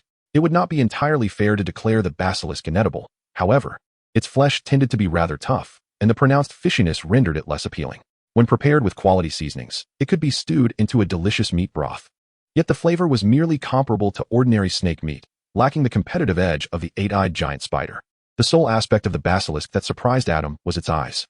Those eyes, which Fox had rendered blind with a mere grasp, were surprisingly resilient. Not even a kitchen knife could penetrate them. After Adam extracted them with a sword, they retained enough residual magic to petrify living beings. He mused that once he delved deeper into alchemy, he might be able to transmute the basilisk's eyeballs into potent magical artifacts. Although it was unlikely they would survive until that time. Ultimately, due to the residual magic and considering that the eyeballs might pose too great a challenge for foreigners, Adam processed them with a purification spell and roasted them akin to pig eyes, consuming them all alone, tears streaming down his cheeks. Delicious, he exclaimed. Indeed. When he mentioned that the basilisk's eyes had surprised him, he referred specifically to the delightful flavor that exceeded his expectations. Chapter 77. Joyful celebration of the New Year. Last year, at the fervent request of everyone, Adam graciously agreed to host the New Year festivities this year. To facilitate this, he specifically sought permission from Professor Sprout to reserve 4 underground classrooms along with the adjoining corridor as the venue for the activities. Once Professor Sprout had approved the request, she expressed her intention to join in the merriment as well. Although it was the New Year, festivities had already commenced from the 12th month of the lunar calendar. Entry was granted for a mere silver coin, and an array of delectable foods, unless otherwise specified, was available for unrestrained enjoyment. The emphasis was on creating a lively atmosphere, with various small activities such as ring toss and pitching games present, offering additional snacks as prizes. Participation was free, but each individual was limited in the number of attempts, and the use of magic to cheat was strictly prohibited. "Why are you two here at this Hufflepuff event?" Bernard inquired in astonishment upon spotting the Weasley twins in a corner of the venue. "We were specially invited by Adam," they chimed in unison. "Would you care for a splendid and safe firecracker? The first purchase is half price, and the second is at a 20% discount." Never mind. Why spoil such a delightful occasion? Bernard pondered. "If these turn out to be mere prank toys, I'll report you to Adam and have him toss us into the cauldron with the mandrakes." Such a venomous oath. Bernard found himself intrigued. "I'll take 2. Thank you for your patronage. What color would you like?" Meanwhile, Adam's side was bustling with excitement as well. "Adam, is this the New Year's Eve feast?" Ernie inquired. Holding a luxurious bowl of nut-laden laba congee he had just won from a ring toss. It was delicious, though it seemed different from what had been promised last year. A synchronized chorus of gulping sounds filled the air as the Badgers, pleased to see a plethora of delicious offerings, also lamented the long wait ahead. They fervently wished for time to pass swiftly. Currently, Cedric was fervently learning to dance the line dance. Determined to secure the first prize for the year's egg yolk pastries, diligently rehearsing with his roommates every day. To boost the Badgers' enthusiasm, Adam had prepared an extraordinary variety of candied treats for the day of the kitchen god.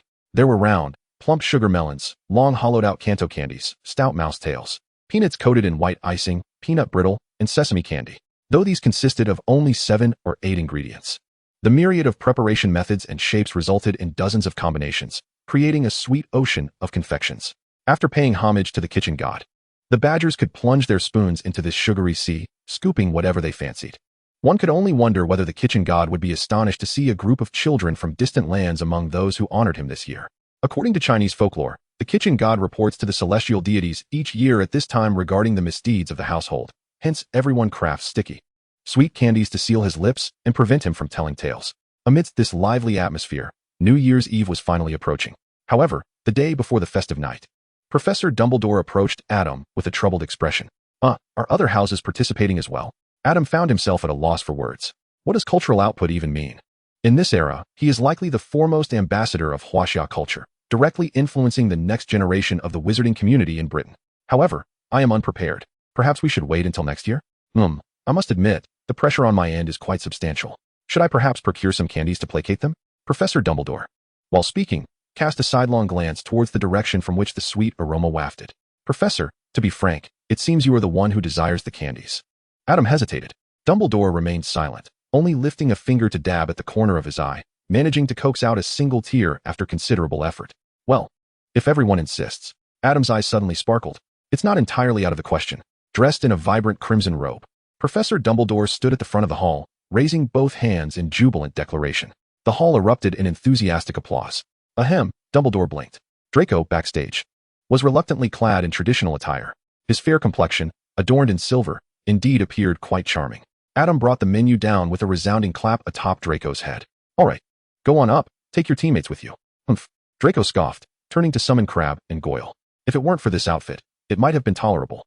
Although Crabbe and Goyle did not possess Draco's appealing looks, their festive attire lent them a certain charm, which, in turn, accentuated Draco's own allure. Indeed, this outfit has great market potential, Adam mused, stroking his chin as he observed Draco's retreating figure, sensing a new business opportunity. Chapter 78. Life endures, peril persists. Professor Dumbledore glanced at the competition roster, nearly all of which consisted of Hufflepuff students, and sighed inwardly. The Hufflepuffs had begun their preparations a month in advance, while the other houses received their notifications just yesterday. How could this be a fair comparison? The reality proved this to be true, as the few teams from other houses were merely filling the ranks, with all 4 semifinalists being Hufflepuff students. The other houses, having been thrust into the competition, expressed no dissent. Even those teams regarded it as a preparation for next year's contest. The first competition commenced and concluded with the lion dance. A complete lion dance performance requires a decade of practice to deliver a mere minute on stage. However, Adam's expectations were evidently not so stringent. Each team was allotted 3 minutes for free expression, with the 4 house heads, Professor Dumbledore, and Adam responsible for scoring. Ultimately, Cedric and his roommates garnered unanimous acclaim for their exquisite lion dance portrayal and spirited performance, achieving a perfect score to claim the championship. As a side note, Adam had initially assumed that the flamboyant lion tail swaying back and forth belonged to Cedric's roommate. Little did he know it was actually Cedric himself. This fellow, with his prominent brows and eyes, who would have thought? Are you two indeed the ones responsible? Adam was in the midst of presenting the award for the first place in the lion dance competition, which included the championship trophy of the inaugural Hogwarts lion dance contest and a year's worth of lion pastries. Both the lion's head and tail were part of the prize. Of course, though it was termed a year, it was actually limited to the duration of their studies at Hogwarts, and could only be claimed on the 2 days Adam operated each week, with a maximum of 5 pastries per day. The 1-year period was defined from the first day of the Lunar New Year tomorrow until New Year's Eve of the following year, which was evidently sufficient to satisfy the 2 recipients. Cedric personally claimed the award, while his roommate, blushing, passed the prize to another Hufflepuff girl. Adam, unexpectedly witnessing this display of affection, remarked, "Well, as long as you are happy. I also provide wedding candies and custom wedding cakes for those who plan to marry after graduation, in addition to the first place award." The second and third places were also honored with trophies, resembling the champion's trophy, but differing in their opulence. Furthermore, every participant received a lion pastry as a token of participation. Following the lion dance competition, the dragon dance and lantern competitions ensued. In contrast to the lion dance, the dragon dance primarily tested sheer manual skill, akin to the lantern competition. After all, the lion dance allowed for more creative expression, whereas the dragon dance offered little room for improvisation. Ultimately, Vivian and her dormitory clinched the championship in the dragon dance competition, showcasing a dragon head that clearly reflected a study of the Chinese dragon form, and they were the only team to craft a dragon pearl. The lantern competition was won by a contestant named Xiao Zhang, who appeared to be of Asian descent. The crimson lantern bore a golden silhouette of a phoenix poised to take flight, and when lit with candles, it added an air of vibrancy. Once the awards were distributed, the New Year's Eve celebrations at Hogwarts had reached their conclusion. Upon returning to the Hufflepuff common room, everyone shared an unspoken understanding and chose to remain together, patiently awaiting in the lounge, where Professor Sprout was also present. Not long after, an indescribable aroma wafted from the direction of the boys' dormitory. Having just eaten a satisfying meal in the Great Hall, everyone swallowed in unison, unable to resist a pang of hunger. What culinary delight could be so enticing? The famous Buddha jumps over the wall had arrived. As the fragrance enveloped the room, Adam's voice finally broke through the anticipation. Dried abalone, sea cucumber, fish maw, ham, shiitake mushrooms, pig's trotters, winter bamboo shoots, scallops, and clams. Over a dozen premium ingredients, each meticulously prepared and then combined with a rich chicken broth, sealed in a jar, and simmered over low heat for approximately 16 hours. Now, as it was opened, even Adam felt his mouth watering profusely. Since everyone had already dined, Adam had not prepared in abundance, offering 1 jar per person. However, he had not skimped on the ingredients, as each jar was filled with a variety of delicacies. This single jar of Buddha jumps over the wall utterly captivated the Hufflepuffs, introducing them to the allure of Chinese cuisine and laying a solid foundation for Adam's restaurant, where this soup would become the sole entry on the top 10 best-selling dishes. Just a few days ago, the auditorium, once enveloped in vibrant red, was now adorned with an abundance of pink blossoms. Heart-shaped paper pieces cascaded from the ceiling, landing even in the dishes on the long tables. Though it was evident that such paper was inedible, Adam quickly discerned the mastermind behind this spectacle and cast his gaze towards the faculty seating, where Lockhart was observing the scene with evident satisfaction. Sighing, Adam felt a twinge of mental fatigue. Lockhart truly was a remarkable individual in terms of psychological resilience. Each time Adam believed he could inflict significant emotional damage, Lockhart would swiftly recover and embark on yet another reckless venture. Perhaps, for Lockhart, failing to capture the attention of others was a fate more unbearable than death itself. Noticing the 4 long tables filled with attendees, Lockhart eagerly began to speak, seemingly oblivious to the disdainful expressions of his colleagues and the students' discontent below. With that, Lockhart flashed a brilliant smile. At that moment, an owl flew into the auditorium, landing before Lockhart, who retrieved a large, heart-embellished envelope. Oh, another love letter. Thank you to this fan. Corin couldn't help but mutter softly. Who knows? Perhaps it was from him. Usher curled his lip in a sardonic smile. Writing a love letter to oneself? Why? Hearing Corin's remark, Usher glanced at Lockhart in the faculty seating. Perhaps he wishes to convey that he is quite popular. Yet it is evident that this professor is aware that receiving hundreds of love letters simultaneously is rather unrealistic. Chapter 79. Lockhart's downfall. Bernard had stumbled upon a new dilemma. What is so strange about it? Isn't Adam also taking extra classes with Professor Flitwick? Usher raised an eyebrow. I found out that Professor Flitwick was once a champion duelist, so I sought his advice on that subject. Eugene looked at Usher. Are you interested in the dueling tournament? Bernard pondered the notion of the dueling competition. However, their discussion on dueling was soon interrupted as, at Lockhart's signal, a group of dwarfs dressed as cherubic cupids entered the auditorium. How to put it? While their attire was indeed harmless, the appearance of the dwarfs resembled that of mandrakes emerging from the earth, resulting in an overwhelmingly uncomfortable visual experience. Welcome our friendly little cupids bearing greeting cards. Lockhart applauded the dwarfs, yet it seemed he was the only one amused, and he appeared unconcerned by the lack of shared enthusiasm. Lockhart winked mischievously at everyone. Why not invite Professor Snape to teach you how to brew a love potion? Adam couldn't help but glance at Professor Snape. Professor, can you endure this? Professor Snape's expression was more dismal than ever. The last time he had drawn Harry in a lottery, he hadn't looked as grim as today. It was likely that if anyone dared to inquire, they might well find themselves tossed into a cauldron. The perilous utterances of Lockhart have yet to conclude. Should you harbor any interest, I assure you that Professor Flitwick excels in the art of enchantment far beyond any wizard, that cunning old fellow. Adam cast a glance at Professor Flitwick, whose esteemed reputation and sensitive disposition rendered him nearly shattered.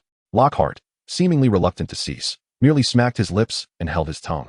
Upon reflection, Adam realized he was not inferior in this regard. What if, in turn, Adam drew everyone's attention away from Lockhart? Ultimately, Lockhart relinquished this tempting notion. Regrettably, while Lockhart spared Adam, Adam had no intention of reciprocating. During the morning lesson, a procession of gnomes burst into their greenhouse number 2. Vociferously reciting or singing love letters addressed to someone in the classroom, accompanied by their discordant harp performance. While Adam felt discomfort, he could not deny a tinge of schadenfreude, particularly when one of the gnomes was Uther, until it was his turn. After class, Adam approached the girl who was nearly petrified by the unexpected delivery of love letters, gently declining her affections, before storming toward Lockhart's office with his dark wand in hand. Count me in. Uther, with an impassive expression, drew his wand. Of course, Adam would never stoop to the deplorable act of directly confronting a professor or casting spells at him. Uther, too, was unlikely to act so impulsively. Calm down, Adam. Bernard clung tightly to Adam's waist. Let me go? I want to kill him. Uther, get a grip. Murder is a crime. Cologne pulled Uther back by the neck. I'm not afraid. My dad is the Minister of Magic. Eugene quietly moved behind the 4, arms outstretched, and pounced, finally restoring tranquility. Once composed, Adam had to concede that keeping Lockhart around could lead to unforeseen consequences. This potential threat ought to be dealt with sooner rather than later. Alas, the professors had long been aware that he resolved the basilisk issue. Otherwise, if Lockhart were to be inadvertently devoured by the creature, it would simply be a twist of fate. Oh, it seems he never promised Professor Dumbledore he wouldn't harm him. Well, it's not worth going to such lengths for Lockhart. Time to put quill to parchment. That night, Gilderoy Lockhart faced the most terrifying day of his life. Driven by an impulse to take matters into his own hands, Adam opted not to use a quick scribing quill, instead personally penning the conclusion to Lockhart's narrative. Upon encountering the specter of the Banshee once more, Lockhart, though alarmed, was not as terrified as before. He had come to realize that regardless of the phantasm he beheld, it was merely an illusion.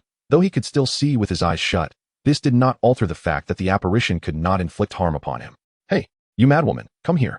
Lockhart not only refrained from retreating, but also boldly extended his hand, taunting the Banshee. The Banshee grinned, her mouth widening as she lunged. Snap! With a finger bitten off, Lockhart stood frozen for a few seconds, only to be enveloped by an overwhelming sense of dread. Why was his adversary deviating from the script? The pain and terror propelled Lockhart out of the office, while the ghostly nun observed his retreating figure with a faint smile, following him as she leisurely exited the room. As Lockhart fled, he sprinted desperately, yet the corridor that usually measured a mere few feet seemed interminably long at that moment. I must convey some unfortunate news. Just yesterday, our defense against the dark arts professor, Gilderoy Lockhart, voluntarily confessed to the Ministry of Magic regarding his reprehensible acts of casting memory charms on several wizards and appropriating their experiences to pen novels. A murmur erupted throughout the hall. It was only today, as Professor Dumbledore resumed speaking, that silence fell over the assembly. He had been taken away by the Ministry, and Azkaban would serve as his abode for the remainder of his days. With a hint of sorrow in his eyes, Professor Dumbledore surveyed every student present. I hope you all take Lockhart's tale as a cautionary lesson, and may you never find yourselves becoming such individuals. Furthermore, your upcoming defense against the dark arts classes will be conducted by the 4 house heads as before, so there is no need for concern regarding examinations. That is all I wish to convey. After dinner, Professor McGonagall sought out Adam. Professor Dumbledore is awaiting you in the headmaster's office. Chapter 80, Truth and Coincidence. Regarding Mr. Lockhart's narrative, Adam, is there anything you wish to share with me? Professor Dumbledore's gaze was remarkably serene, seemingly devoid of any suspicion regarding Adam's intentions. Adam noted that the professor's emotions appeared rather extreme in relation to his chosen students. He possessed an extraordinary capacity for tolerance, whether it be for Newt, Hagrid, Harry, or perhaps the enigmatic influence Voldemort had once exerted on Professor Dumbledore. It is indeed a somewhat lamentable story, Professor Dumbledore, Adam sighed. This was the most prudent course of action I could conceive. Who would have predicted that Professor Lockhart would suddenly employ a memory charm against me? In that moment of urgency, I could only retaliate with a mirror spell. From Lockhart's perspective, he was perpetually being pursued by the ghostly nun and had not departed the office. Yet, in reality, he had sprinted all the way to Adam, who was diligently completing his assignments. This entire scenario was fortuitously witnessed by Ms. Grey, who happened to be passing by. Everything unfolded in such a coincidental and perfect manner. In truth, I am already aware of the sequence of events. Ms. Grey was in close proximity at the time and observed the entire ordeal. Professor Dumbledore smiled as he conjured a plate of sweets before Adam. Upon closer inspection, Adam recognized them with familiarity. Aren't these all my creations? He casually selected one and popped it into his mouth, confirming it was indeed his confectionery. I am, in fact, privy to the occurrences surrounding Lockhart. Professor Dumbledore sighed, taking one for himself. Within the narrative of his theft, 2 wizards are familiar to me. I recognized the well-known tale. Yet the protagonist was no longer a figure I recognized. Coupled with the persona exhibited by Lockhart during our school days, I swiftly discerned the unfolding events. Professor Dumbledore paused for a moment before addressing Adam. Are you not curious as to why I have invited him to assume the role of defense against the dark arts professor? Adam responded, well, I was initially uncertain. But upon hearing you mention that you were already aware of Lockhart's true nature, I began to grasp the situation. Oh, Professor Dumbledore's silver eyebrows danced with intrigue. It seemed he intended for Lockhart to reveal himself. While one might conceal such matters in a novel, facing a multitude of students and professors proved to be a glaring exposure for Lockhart. After finishing a piece of candy, Adam glanced at the plate devoid of appealing treats and conjured a dark wand to replenish it. Subsequently, Professor Dumbledore reached for a juice-filled gummy. Adam quipped, I see. Professor, your supplies are running low, and you summoned me for a restock, correct? Well, I shall consider it an advertisement fee. Your confections are quite the sensation at Hogwarts. Under Professor Dumbledore's seemingly innocent gaze, Adam reluctantly indulged in a peach-flavored candy and continued, moreover, Professor, you likely have ulterior motives in utilizing Lockhart as a cautionary tale for us. Although it is indeed challenging to instruct someone on the person they should become, guiding them on whom they ought not to be can be achieved with a singular cautionary example, and Lockhart serves as an apt illustration. Professor Dumbledore beamed with satisfaction, pleasantly surprised by Adam's quick comprehension of his intent. Indeed, he was quite astute. Ultimately, there must also be a factor regarding the difficulty of finding a professor for the defense against the dark arts course. As Cedric, a senior, had informed me, this course has seen a change in instructors annually for various reasons, a tradition that has persisted for decades. Unfazed by the evident tension behind Professor Dumbledore's frozen smile, Adam continued, last year, Professor Quirrell met with an unexpected demise, which surely impacted the recruitment for the new professor. The thought of this troublesome matter weighed heavily on Professor Dumbledore, prompting him to consume several more candies. What flavor is this? I have never tasted it before. Realizing he had momentarily drifted from the discussion, Professor Dumbledore quickly gathered his thoughts and sighed inwardly. Indeed, the recruitment process for last year's defense against the dark arts professor had been arduous, and with Lockhart's current predicament, one could only wonder who would be sought after next year. Contemplating this, Professor Dumbledore found his appetite for sweets diminishing. Very well, Professor Dumbledore. Limited by the constraints of English, I cannot decipher the riddles, but I can only incorporate some of the traditional Chinese knowledge I have shared with my classmates, along with a few bits of extracurricular information gleaned from books and details regarding the delectable offerings in my small shop. Adam had no intention of establishing a mere diner. With two accomplished figures in the culinary world as his family, Adam was acutely aware that while culinary skills are paramount for a high-end restaurant, they are not the sole focus. Storytelling is equally essential. Culinary artistry serves merely as a lure for consumers. It is the deeper cultural value that resonates with them, fostering loyalty and establishing an unassailable competitive edge. Unlike Mr. Reed and Ms. Lee, who expended considerable resources and energy to convey their narratives to customers, Adam found that a variety of flavored tangyuan could naturally incite the future leaders of the British wizarding community to delve into the stories he wished to share. They ought to be thanking him. The young wizards who received the question bank manual from Adam wore beaming smiles. Sesame, peanut, red bean paste, lamb, pork, beef. The long table in the hall was replaced by rows of lantern-adorned stands, where the young wizards formed a serpentine line. Upon articulating the correct answer to the lantern, it would dispense a slip of paper, which they could then exchange with the professors for tangyuan.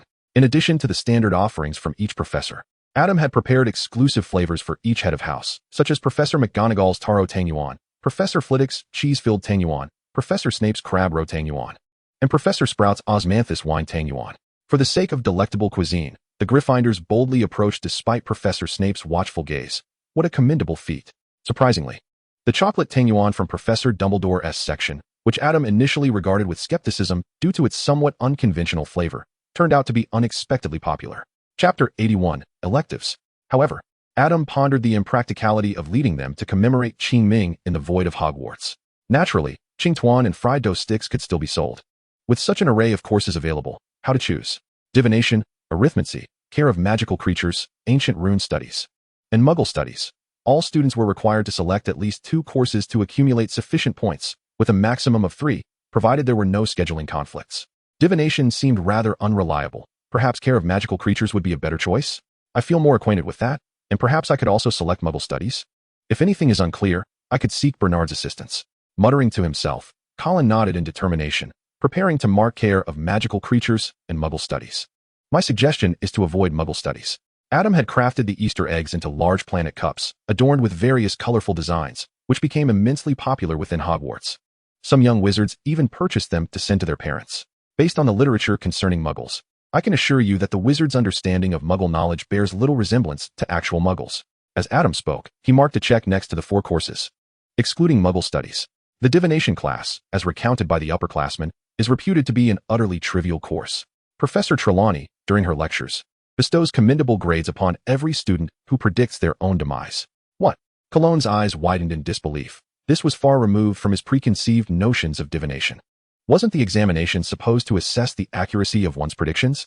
Yet, how could such a subjective endeavor be evaluated? It is well known that divination is fraught with uncertainty. Some prophecies manifest immediately, while others may take decades or even longer to unfold. Moreover, those truly gifted in the art of divination are exceedingly rare. The course's primary purpose seems to be the identification of this minuscule fraction of talent, leaving the rest destined for failure. Such was the sentiment. Unbeknownst to Adam, Uther had silently approached from behind, glancing at Adam's course selection list with a raised brow. Adam, how could you choose 4 courses? What will you do about the scheduling conflicts? The description did not state that selecting 4 courses was prohibited, did it? I trust Hogwarts will have a solution for that. Adam replied with a slight smile as he tucked away his course selection. He had long coveted a time turner, yet the intricacies of time-related magic proved overwhelmingly complex. Although he often delved into the study of temporal spells, he had yet to grasp their essence. He hoped that a wizard's time turner might afford him a unique perspective from which to explore and experiment with the magic of time. There were numerous deaths Adam had not witnessed firsthand. Despite the absence of any evident traces over the years, who could assert with certainty that they had perished?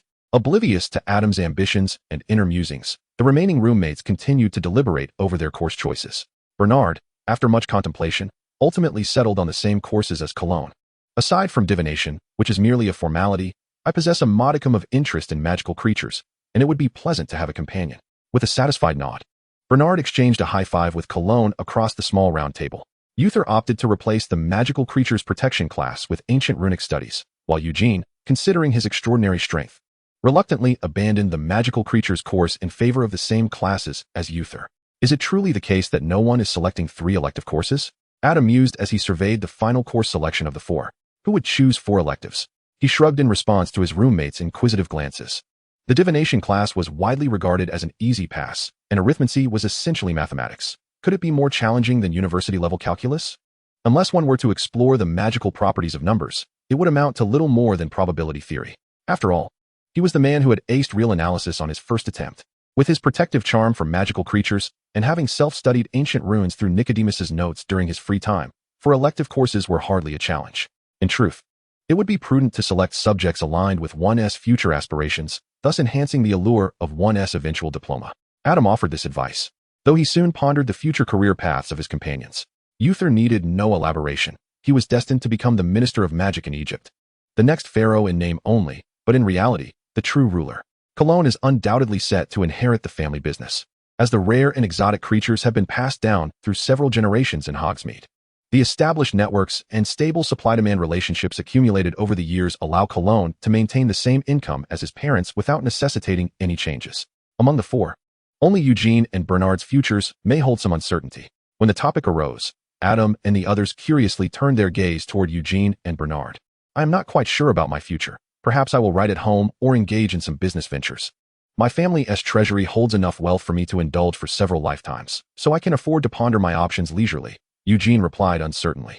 Well, I aspire to develop within the wizarding world, yet my current understanding of it does not suffice to chart a future career path, Bernard admitted. Lacking the certainty that Eugene displayed, he once again scrutinized his course selection. But Adam, why did you choose these four subjects? Do they relate to your shop? Cologne inquired, a hint of concern rising within him. You aren't reconsidering your plans to open a store, are you? Upon hearing this, the four of them immediately turned tense gazes toward Adam. Of course not. I am determined to open a restaurant in Hogsmeade, and I will certainly source supplies from you. Adam reassured Cologne. At that moment, Eugene's remark left Adam momentarily speechless. Indeed, while the four subjects may not present a pressure to learn for Adam, they do impose a time constraint. He still has assignments to complete. He cannot possibly be opening a shop while hastily scribbling with a quill on parchment. Although he had previously envisioned such a busy schedule, he had not anticipated the need for immediate implementation.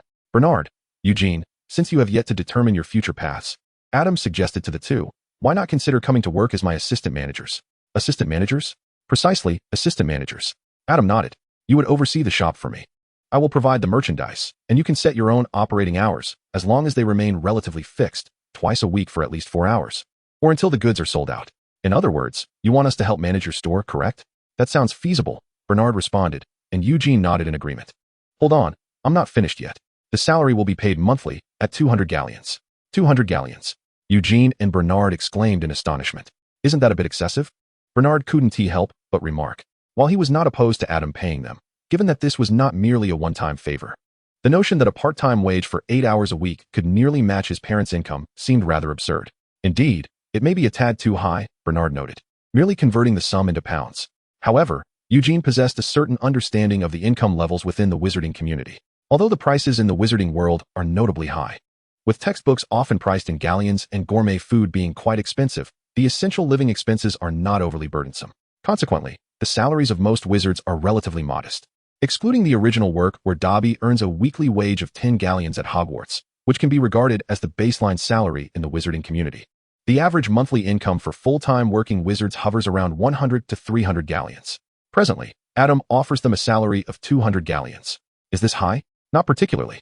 What I require of you extends beyond mere transactions for goods. There are numerous responsibilities to undertake, a fact I have meticulously considered. Adam assured them that such a generous salary was not a whimsical decision based on personal relationships. After some contemplation, Bernard and Eugene accepted Adam's invitation. Given the compelling nature of the offer, along with their generally unoccupied leisure time, which consisted primarily of gaming, watching Quidditch, occasionally perusing books, and fishing in the Black Lake when it wasn't frozen, they found little reason to decline. Wow, a leisurely 200 galleons a month. I must admit, I am rather tempted. Colin mused, prompting a glance from Adam. If you are interested, you are welcome to join, Adam replied. While Colin and Uther could not continue as Adam's assistant managers post-graduation, they were open to experiencing this lifestyle, and Adam had no objections.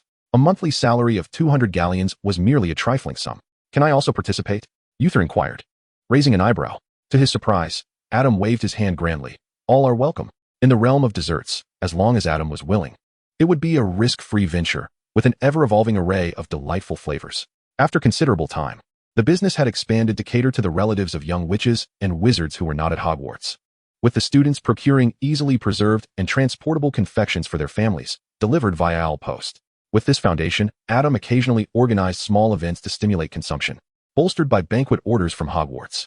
Adam smiled gently. It is a modest enterprise, merely earning a little bit here and there. The following day, Adam planned to guide the 4 interns through the various responsibilities of a shop manager, but unexpectedly, an owl flew into the dormitory through the ajar door. Today, Adam was preparing breakfast in the dormitory, leaving the owl to wait outside. Upon glancing at the envelope, Adam's eyes brightened. It was a letter from Newt, his senior. Was there something urgent? There was no rush. After all, he would be preoccupied next academic year, leaving them ample time before that. Despite the reasonably good salary, no one was particularly invested in the assistant manager position. It primarily served to alleviate some of Adam's time pressures. Newt. Newt. Colin exclaimed, his eyes lighting up. Is it the author of Fantastic Beasts and Where to Find Them, Newt Scamander? Our whole family are his fans. Eugene's eyes sparkled as he gazed at Adam. Indeed, that is correct. I must see what he has to say, Adam replied eagerly. The event was cancelled, and while Uther and Bernard went to enjoy themselves, Colin and Eugene remained behind, eager to discover what Adam and Senior Newt had discussed. Without checking Adam's letter, Adam sat down to open the envelope, while the two awaited eagerly across from him. Senior Newt was indeed a remarkably genuine individual. After perusing the entire letter, Adam could not help but exclaim that the tone was far from that of an elderly gentleman, brimming instead with vitality and a deep affection for magical creatures. After his moment of reflection, Adam turned to Colin and Eugene and remarked that there was not much of substance in the letter. Senior Newt had expressed a variety of thoughts and, being quite curious about the basilisk, intended to come after settling his magical creatures at home. Calculating the time, Adam surmised that he must already be en route to Hogwarts. However, Adam's estimation was somewhat flawed. Though Newt's owl had been replaced long ago, it was rather aged. In reality, Newt himself had arrived at Hogwarts even before his owl, though he had first visited Professor Dumbledore. This visit, however, led him down an irreversible path. Professor Dumbledore, I truly cannot teach the defense against the dark arts to the children. I am utterly unqualified for it, Newt admitted with a hint of resignation. I didn't even graduate from Hogwarts. Teaching care of magical creatures would make far more sense. Well then, let it be care of magical creatures, Dumbledore declared, as he awaited Newt's arrival. His original intention had never been to appoint Newt as the defense against the dark arts professor. After all, at over 90 years of age, what would happen if something were to go awry? He had been grappling with the selection for the position, especially after Professor Kettleburn submitted his resignation, leaving him with quite the headache. Unexpectedly, Newt appeared just when he was needed most. Newt opened his mouth, hesitant. But I am already 95 years old. I have long surpassed the age of having the energy to teach children. Not to worry, I can find a few individuals to assist you. There is no one more suitable than you to teach care of magical creatures. Dumbledore, noticing Newt's reluctance, sighed. Surely you have heard the legend about the curse on the defense against the dark arts position? The professor from last year perished, and this year's professor has turned themselves in. Now, the original care of magical creatures professor has suddenly resigned. I am under immense pressure to find 2 professors in under 6 months. Help me once more, Newt, just for a year, at least to give me time to find a proper candidate. If Newt continued to refuse, Dumbledore would not force him to stay, but he would have to rely on Rubeus Hagrid to step in. While this would compromise the quality of teaching and care of magical creatures, at least Hagrid's character was assured. Ultimately, Senior Newt's heart softened, and he agreed to teach a semester of care of magical creatures, albeit needing some time to prepare. I am truly grateful. I always knew I could rely on you. Professor Dumbledore sighed in relief and then turned to Newt. By the way, what brings you to Hogwarts this time? Observing Newt's lowered gaze yet perceptible expression of exasperation, Professor Dumbledore offered an awkward smile and conjured a plate of sweets. Newt initially assumed Dumbledore intended to treat him to a pile of cockroaches again, only to discover that the plate contained an array of candies he had never encountered before.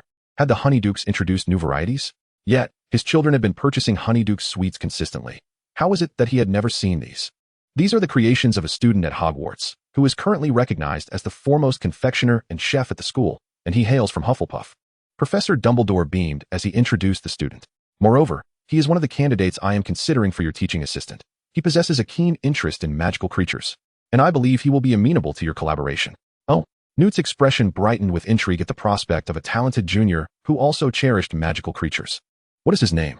His name is Adam Reed. Newt blinked and hesitated, pondering aloud. Are there 2 individuals named Adam Reed at the school? To my knowledge, there are not, replied Professor Dumbledore, contemplating for a moment before turning to Newt. So, your visit must be. He contacted me through Mr. LeMay's journal, discussing matters concerning a basilisk. You know I can never resist those charming little beings. Newt averted his gaze, a hint of embarrassment flickering in his eyes. Charming? Professor Dumbledore mentally reviewed the information on basilisks, a question mark materializing above his head. On the afternoon of Newt's arrival at Hogwarts, Adam encountered the esteemed upperclassman in the office of the Care of Magical Creatures professor. Newt Scamander, Adam exclaimed, his voice rising with excitement, resembling more of a shout than a greeting. But how could he contain himself? This was Newt Scamander. Hello, Adam. Despite Adam's somewhat exuberant reaction, Newt shyly nodded in acknowledgement and then eagerly inquired, "Where's the basilisk now?" "Right here." Adam retrieved the glass jar containing the basilisk, but refrained from handing it directly to Newt. Although the basilisk has been shrunk, its strength has diminished accordingly, yet its venom and lethal gaze remain uncompromised. Professor Dumbledore, who had been quietly observing from the side, couldn't help but cast a glance at Adam. Another question mark forming above his head. "You didn't mention this when you last showed me the basilisk. For safety's sake, I must first cast a protective charm upon you." It was this very charm that enabled me to withstand the basilisk's assault. As Adam cast a protective shield over Newt, he finally handed the glass jar to him. Newt marveled at how convenient it was to have such magic while studying magical creatures and eagerly unscrewed the lid of the jar. "Professor Dumbledore? Is it that no one cares about my existence?" When the serpent was removed from the glass jar, it kept its eyes closed, merely flicking its tail upon sensing it had been captured, followed by a few hisses. Professor Dumbledore raised an eyebrow. He had not anticipated that the serpent could comprehend human speech, let alone that it would allow itself to be captured for the sake of a dish. However, a meal enticing enough to tempt the serpent into such a compromise must indeed be delectable. What kind of dish could a pig's leg with bones possibly be? "No problem," Adam replied without hesitation. "Isn't it just a pork knuckle? I'll arrange it for tonight." "Newt, is everything all right?" "Nothing urgent regarding the serpent. I actually sought you out for something more significant." Newt glanced at Professor Dumbledore, who had been sitting quietly to the side. "At Professor Dumbledore's invitation, I will be temporarily taking over your Care of Magical Creatures class next year." "Really?" Two voices exclaimed from outside, interrupting Newt. "We're on our way." The voices gradually faded. "Ahem, those are my roommates. They admire you greatly," Adam said, managing a polite yet awkward smile. "You may not realize how immensely popular you are among the Hufflepuffs. Both you and your works are greatly cherished." "Ahem, I'm delighted that you enjoy my books." "And I." Newt appeared increasingly bashful, nodding in acknowledgement. "Ahem," Professor Dumbledore interjected, unable to bear it any longer. "Once you depart, feel free to hold a fan meeting with your Hufflepuff admirers, but can we first attend to the matter at hand? As you can see, I am quite elderly and lack the vigor to manage students across 7 years." Adam immediately shot a disapproving glance at Professor Dumbledore. "It's 5 years. And they are only elective students," he clarified. "Newt is over 90 years old," Adam emphasized. "Are the students from 5 years any better?" Even if they all attended theory classes, it would still be a considerable burden, not to mention that the Care of Magical Creatures course cannot be entirely theoretical. Thus, Professor Dumbledore has suggested that I could be provided with several teaching assistants, one of whom could be you. Newt turned to Adam with a slight smile. "I hear you have a keen interest in magical creatures. Would you care to assist me?" "Of course, I would be delighted. I have already chosen the Care of Magical Creatures course." Adam could hardly believe that not only would Newt be teaching them next year, but there was an even more delightful surprise. He quickly pulled out his course selection form. Professor Dumbledore frowned slightly upon seeing the form. "However, you have already selected 4 courses.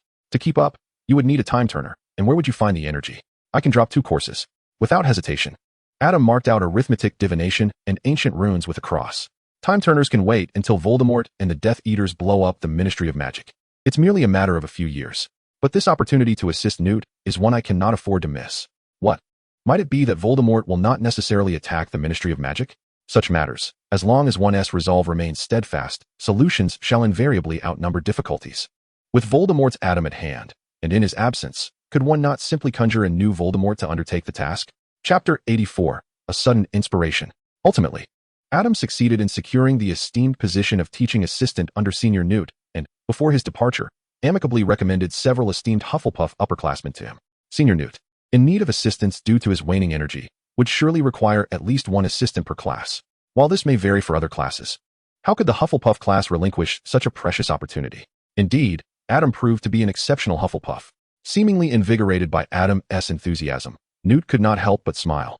Drawing the bowl of Adam's 4-fruit soup closer, savoring a spoonful. At his age, he had largely abstained from sweet treats. Yet Adam had assured him that the sweets he crafted would pose no burden on the body. Naturally, he had no reason to doubt this. And the taste was indeed delightful. "If there's nothing else, I shall take my leave," Professor Dumbledore remarked gently, observing the bowl of 4-fruit soup in Newt's hands. He had purchased this concoction from Adam before, yet Adam's shop offered only the original version, featuring only mung beans, jabez tears, lotus seeds, and red beans, sweetened with honey water, emphasizing its unadulterated essence. However, upon inspecting Newt's bowl, He noted that, in addition to the 4 fruits, there were puddings, taro balls, tapioca pearls, silver fungus, peach resin, grass jelly, peanuts, longan, watermelon, dragon fruit, and cantaloupe, such an abundance that it seemed to overflow beyond the honey water. Was this truly 4-fruit soup? Or rather a treasure trove of 8 delicacies? Moreover, the container beneath could aptly be described as a basin. Dumbledore's mouth watered profusely. "Oh, very well, Professor Dumbledore. You may attend to your duties," Newt replied quickly, nodding in acknowledgement. He found Dumbledore exceedingly courteous, as a headmaster notifying him, a professor yet to assume office, of his departure. Having said that, are you not even a tad polite to offer me a taste? Do you truly believe you can finish such a grand bowl alone? Ultimately, Professor Dumbledore lingered at the office door for nearly a minute, yet Newt showed no inclination to retain him, raising a puzzled gaze in his direction, prompting Dumbledore to sigh and exit the sorrowful office. It would be best to avoid this area in the coming academic year. Unaware of the emotional journey Dumbledore had traversed, Adam remained in remarkably high spirits. "Wow, I can hardly believe it. Next year we shall be students of Newt Scamander," Cologne exclaimed excitedly in the dormitory. Uther, indifferent to the excitement, remained unfazed, while Eugene grappled with a significant dilemma. Should he exchange ancient runic for a course in magical creatures' care? With his extraordinary strength, he might inadvertently put the magical creatures in need of protection. Yet, that was none other than Senior Newt. Adam found himself at a loss regarding Eugene's inner turmoil.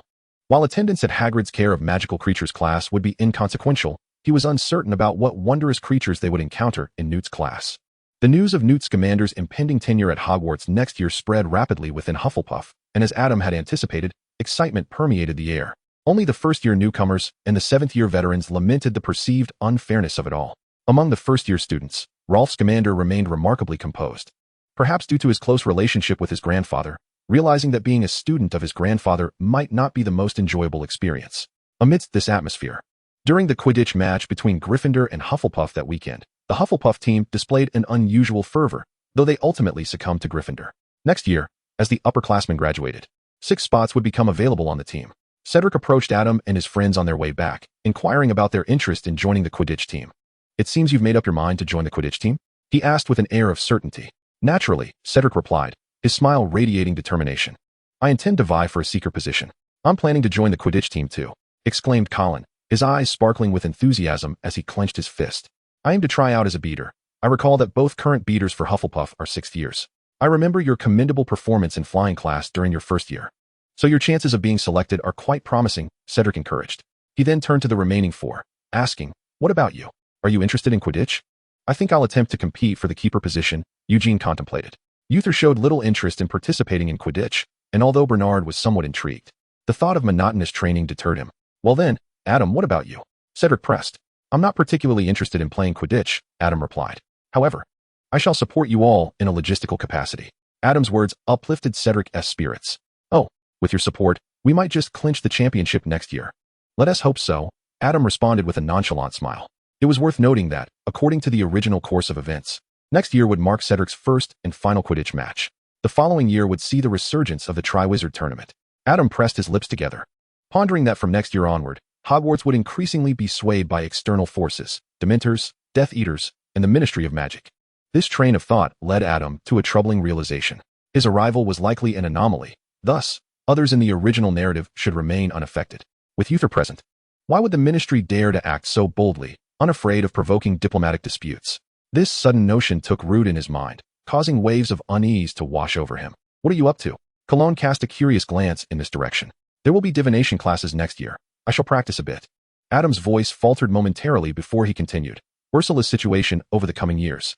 Sensing the surge of magical energy, Adam turned over the first card, a harbinger of outcomes. Discard the card. Adam's pupils constricted. This Clow card did not bode well. Had Ursula vanished?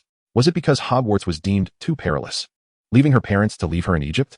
Or had she encountered some dire danger, disappearing from the world entirely? Perched on the table, the little creatures, Coo and Spy, extended their paws to rest upon Adam's hand, seemingly attempting to offer him solace in this manner. Forcing a smile towards the 2 small beings, Adam's gaze shifted to the row of Clow cards in the center, his expression growing grave. Chapter 85, The Year-End Approaches. Taking a deep breath, Adam unveiled the 3 cards in the center. These 3 cards pointed to the particulars of the divination. The Sand card, the Scales card, the Dark card. Adam furrowed his brow as he beheld these 3 Clow cards. The situation appeared to be veering increasingly towards the worst possible outcome. With a frown, Adam turned over the final Clow card, which indicated the next goal of the subject of the divination, the Maze card. Gazing at the 5 revealed Clow cards before him, Adam fell into contemplation. The last time he had used the Clow cards for divination, he possessed a reasonable understanding of Hogwarts and Dobby, thus facilitating a smooth interpretation. However, this time, his knowledge of Egypt and Ursula was insufficient, leading to obstacles in interpretation. Ultimately, Adam resolved to directly inquire of Ursula. After dinner, Adam summoned Ursula to a deserted corridor. Ursula, do you have any plans to visit a maze or similar place in the near future? Adam pondered for a moment before adding, it doesn't have to be immediate. It could be within the next few years. Taken aback by Adam's direct inquiry, Ursula's eyes widened with confusion. However, after some contemplation, her expression shifted slightly, as if something had dawned upon her, and she looked at Adam in surprise. Why do you ask? Surely, there had been no one present when her father spoke to her. Do you remember my previous divination in the dormitory? You are a seer? Ursula's astonishment deepened. The term seer that escaped Ursula's lips was in ancient Egyptian. Adam, having gleaned some understanding of ancient Egyptian through Nichols' notes, nodded without any communication barriers. Noticing that Adam comprehended the term she had just used, Ursula's expression became more intricate. But now was not the moment to delve into when Adam had learned ancient Egyptian. Recognizing Ursula's reluctance to elaborate on the specifics of her circumstances, Adam refrained from probing further and instead conveyed the results of his recent divination to her, omitting his own interpretations. Entrusting the interpretation of the symbols behind the Clow cards to Ursula herself might yield a more intuitive understanding. Adam's lack of knowledge could potentially mislead her. The hint regarding my future is represented by the card of disappearance, with the contents symbolized by the cards of sand, scales, and darkness. Ursula narrowed her eyes, lost in thought, and after a considerable pause, lifted her gaze to meet Adam's. Thank you. This divination has proven to be quite beneficial for me. It is indeed delightful to be of assistance, though I acted on a mere whim. Adam shook his head and gently patted Uther on the shoulder, advising, stay safe. After a moment's contemplation, he added, for safety's sake, it would be prudent to prepare an escape route, perhaps a key to the door. A key to the door? Very well, I shall remember that. Uther nodded in agreement. Following that day, Adam refrained from mentioning the matter again, and as time progressed, the year-end examinations stealthily approached. Oh my, this year's defense against the dark arts class has been the most exhausting review I have ever undertaken, Cedric lamented, slumped over his desk. Throughout his years at Hogwarts, he had never devoted such an immense amount of time to this subject. Unfortunately, this year's circumstances demanded far more effort from him than from his peers, as 4 professors collaborated in teaching and crafting the examinations, resulting in 4 distinct versions with an overlap of barely 15. On a positive note, it could be said that this has been the highest quality year for defense against the dark arts. Try this Tai Chi smoothie. It's quite refreshing, Adam suggested. Given everyone's recent circumstances and his own lack of inspiration for new culinary creations, he opted to prepare a simple, cooling treat for the afternoon tea. As he scooped a spoonful of the black and white smoothie into his mouth, the delightful blend of brown sugar and milk mint merged into a sweet and soothing flavor, instantly dispelling the oppressive heat and the tedium of study. After several delightful bites, Cedric let out a long sigh and slumped onto the sofa. Ah, what a relief. I feel rejuvenated. This is condensed milk. Tasting the white tapioca pearls atop the brown sugar smoothie, Colin also dug into a spoonful of the black pearls, which were unmistakably brown sugar boba. Merlin preserve us. May next year's defense against the dark arts professor endure until the semester's end, unlike the unfortunate Professor Quirrell. Fred and George made an awkward cross gesture over their chests. Cedric's current state sent shivers down the twins' spines. If next year's professor were to meet a similar fate, they would likely find themselves in dire straits. Initially, everyone was elated to be rid of Lockhart. But as the year-end examinations approached, they realized he had his merits. At least the questions he devised were not overly challenging. Even Adam couldn't help but reflect on whether he had acted impulsively. Perhaps retaining both the Basilisk and Lockhart, albeit under tighter constraints, would have been a wiser choice, as he vaguely recalled that there were no examinations scheduled for this year. Next year's significant event involves the Dementors. Ah, that's right. The defense against the dark arts professor will be Professor Lupin, arguably the only respectable individual in the original narrative who voluntarily relinquished the position. Although his identity as a werewolf was revealed, at least he departed Hogwarts without losing any limbs. Despite ultimately meeting his end there, one could hardly discern if it was the lingering effects of a curse. Next year, the Dementors await. Adam furrowed his brow. Though he was unafraid of Dementors due to his mastery of the Patronus charm, it appeared that he would need to stockpile a considerable amount of chocolate for the upcoming year. He also hoped that his senior, Newt, would not be unduly affected by the Dementors. Adam recalled that Newt had been proficient in the Patronus charm for quite some time, with his Patronus taking the form of a majestic creature from the depths of the water. The real issue lay with the Ministry of Magic. which tended to be rather unpleasant. Even if Adam managed to expose Peter Pettigrew in advance, it was likely that the Ministry would refuse to acknowledge it, thereby complicating the resolution of matters related to their third year. Adam, is something troubling you? It's nothing, just some rather irksome thoughts. Some individuals are like toads, merely resting on one's foot, harmless yet wholly unpleasant. Really? Does Adam also feel vexed during revision month? Colin exclaimed, his expression suggesting he had just received shocking news. Clearly, Adam's irritation was not stemming from his studies. Bernard glanced at Adam and, upon receiving a reassuring smile, shook his head. In response, Bernard shrugged. Well, if anything arises, do be sure to share it with us.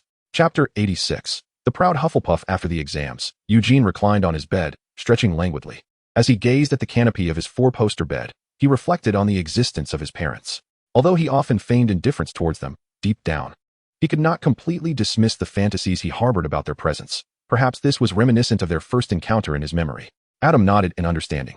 Speaking of the final Quidditch match, it seemed neither side was particularly invested. Ushering the conversation into a more uplifting direction, Bernard remarked, indeed, regardless of the outcome, the House Cup will ultimately belong to us. The points for the House Cup primarily depended on two factors, the adjustments made from everyday performance and the additional 100 points awarded for the Quidditch Championship. Typically, it was challenging to create a gap of over 100 points from regular scores, meaning the outcome of Quidditch significantly influenced the House Cup standings. However, last year had been an exception, as was this year. Adam's contribution of 250 points propelled Hufflepuff's score on the crystal scoreboard to an almost insurmountable lead over the other three houses. As a result, during the Quidditch match's climax, the fierce competition between Gryffindor and Slytherin lacked the fervor of previous years. On a sunlit afternoon, the Quidditch final commenced. To everyone's surprise, Slytherin committed several malicious fouls right from the start, nearly knocking Fred off his broom and earning themselves 40 points. Madame Hooch's silver whistle seemed to spark with fury before she managed to rein in the players.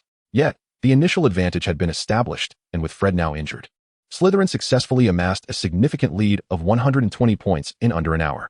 Ultimately, however, Harry managed to seize the golden snitch with an acrobatic maneuver just before Slytherin could extend their lead beyond 150 points, leaving Draco nearly faint with frustration.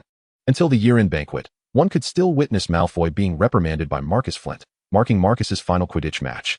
Which is precisely why the Slytherin team exhibited such audacity this time. All right, class, quiet down, Professor Dumbledore announced as he approached the podium, immediately silencing the hall. Another year has passed, and it brings me great joy to witness your growth. Perhaps many of you have experienced fruitful endeavors this year, forgetting numerous events that transpired along the way. Today, I must revisit some of those memories. With a smile, Professor Dumbledore glanced towards Adam and remarked, this year, our very own Adam Reed confronted the creature within the Chamber of Secrets, safeguarding everyone at Hogwarts. The sole victim of this incident, Mr. Filch's cat, has since returned to normal thanks to the efforts of Professors Sprout and Snape. Dumbledore gestured towards Filch, who, cradling Mrs. Norris, displayed a rare and radiant smile. It is likely that you have all noticed Hufflepuff receiving a considerable number of house points for this achievement. The hall erupted into enthusiastic applause, particularly from the Hufflepuff table, where everyone cheered and looked towards Adam. Undoubtedly, this year's House Cup belongs to Hufflepuff. Before we indulge in our feast, there is one matter that must be addressed. Professor Dumbledore raised his hand towards the ceiling of the hall, and the gold and crimson banners were replaced by copper-yellow ones, prompting an even louder cheer from the Hufflepuff table. Cedric, utilizing his height advantage, leaped across the table to embrace Adam's shoulders in excitement. Had it not been for the constraints of the venue, Adam would have seriously suspected that these exuberant badgers would lift him into the air. Now, let us enjoy the feast tonight. With Dumbledore's final words, the year-end banquet officially commenced, and the Hufflepuffs finally began their revelry. How many years had it been since they last claimed the House Cup? Who knows? The previous upperclassmen hadn't even mentioned it at all. In any case, Hufflepuff had finally found their moment of pride, with some family members among the exuberant badgers even writing letters to their parents that very evening to share the joyous news. The fervent atmosphere persisted until the day the report cards were distributed, when it slightly cooled down. Wow, I actually excelled in my defense against the dark arts class, Colin exclaimed, astonished at his report card. He had not anticipated such lenient grading standards from the professors. He had thought he would be fortunate to receive even a passing mark. After the results were released, Colin looked at his report card with delight. After all, this examination had revealed the shortcomings in the quality of defense against the dark arts instruction over the past few years, leaving the professors in a difficult position. The exam papers could not solely reflect the material taught this year. The issues stemmed from the professors of previous years, and due to the unique nature of this profession, those who had taught before had either moved on or passed away. There was simply no one to hold accountable for these matters. Faced with a sea of red marks on the papers, what could the professors do but lower their grading criteria? In this context, it is hardly surprising that Cologne, adhering to the utmost standards in his studies, has achieved such remarkable results. Alas, Adam truly excels in every aspect. Glancing over at Adam, Cologne could not suppress a sigh. Adam is nothing short of a machine. He balances culinary endeavors and leisure with impeccable finesse, rendering any comparison to him a mere source of self-inflicted vexation. Bernard has already learned to filter out Adam's academic prowess with ease. What is a machine, one might ponder?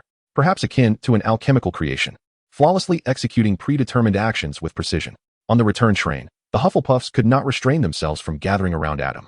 This year will undoubtedly be etched into Hufflepuff history. Adam, you are destined to become a legend among your peers. Senior Vivian laughed heartily. I believe Adam has long since achieved that status. His culinary skills are worthy of being recorded in the annals of magical history. Bruce sighed after speaking, then took a small bite of his egg tart. Unfortunately, he would be unable to savor Adam's culinary delights throughout the entire holiday. Fortunately, he had the foresight to purchase a plethora of long-lasting candies and pastries from Adam beforehand, which should suffice for a month, provided his parents and relatives do not seize them from him. You are all too kind. After being showered with compliments from the Badgers for over a week, Adam shook his head, lifting the copper kettle in his hand. Is there anyone who desires brown sugar milk tea? I do. After much anticipation, Adam disembarked from the train and bid a reluctant farewell to his friends. Locating his grandparents who had come to fetch him, it seems Adam is quite popular among his classmates. Old Reed wore a proud expression. I too forged strong bonds with my classmates back in my day. Adam, do not emulate your grandfather by engaging in brawls at school.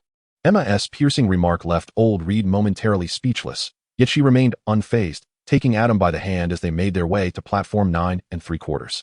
Crossing the platform, Adam unexpectedly spotted his parents waiting for him. Oh dear, didn't T.I. mention that you need T come to fetch me? You are all so busy. Adam, your grandparents wish for you to visit them in Huaxia during this holiday. What do you think? Chapter 87, An Unexpected Turn of Events. Grandparents? Adam fell silent for a moment. Regardless of whether it be due to the vast distance, the peculiar circumstances in Huaxia, or the necessity to keep matters concealed from ordinary folk, any reason among these makes the relationship with his grandparents feel distant compared to the few encounters he has had with his paternal grandparents. The day he received his admission notice remains the sole memory he possesses of his maternal grandparents. Having just arrived in this world, Adam was limited by the physical development of infancy, leaving him with scant memories prior to the age of 2 or 3, rendering him completely oblivious to events such as his first birthday celebration.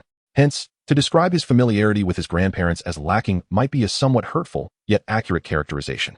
All right, I have long wished to visit Huaxiao and savor the authentic culinary delights of the region. However, on the 8th day, Adam received a letter delivered by an owl. Initially, he felt no particular concern. He merely found it curious that this owl seemed unfamiliar, whereas he should have recognized the owls belonging to those who typically corresponded with him. Upon inspection, Adam discovered that the letter contained no curses or ominous messages. However, as he unfolded the stationery to reveal its contents, the relaxed smile that had graced his lips vanished in an instant. Adam, if you are reading this letter, it implies that, barring any unforeseen circumstances, I must have encountered a mishap. The opening line, written in an unmistakable hand, was undoubtedly from Uther. The playful tone of the text did nothing to alleviate Adam's unease. He hastily continued reading. Due to your prior prophecy, I took certain precautions and ultimately decided to pin this letter as a contingency plan. If all goes well, I shall remain in Hamnapatra for no more than 7 days. On the 7th day, I will surely use the key to depart, thus preventing this letter from being dispatched. Therefore, if you are reading this missive, I pondered long and hard about the necessity of informing you. If you do come across this letter, I implore you, considering our 2 years of camaraderie as roommates and our relatively amicable relationship, to notify my mother, who may still be unaware of our predicament, so that she can prepare herself accordingly. As for the other brothers, please convey my farewells to them when school commences. Regrettably, it seems I can offer you no compensation. Though you appear to lack for nothing, my personal collection lies in a box beneath my bed, and if you desire, feel free to take something as a memento. They are all rather unique items. Lastly, you have truly been an exceptional roommate. Your culinary skills are exquisite, and I hold great affection for you, Adam.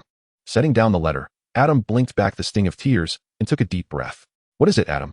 Xiao Ku inquired, tilting her head at his troubled expression. Please, Xiao Ku, hold your tongue. I need a moment to think. The paramount concern now was to ascertain whether Uther was alive or deceased. If he still drew breath, Adam believed he could rush to Egypt and rescue him. However, should Uther be dead, Adam's venture would seal a causal loop, and even time magic would be powerless to alter the predetermined outcome. Yet, without venturing to Egypt, how could he confirm Uther's fate? Wait, I have a solution. With Adam's rudimentary divination skills, even if the oracle suggested death, it would merely be speculation. Grateful that there were no death cards among the Clow cards. Dispel, sand scales. Darkness, illusion. Gazing at the same divination results as before, Adam exhaled in relief. No change. Did that signify Uther still lived?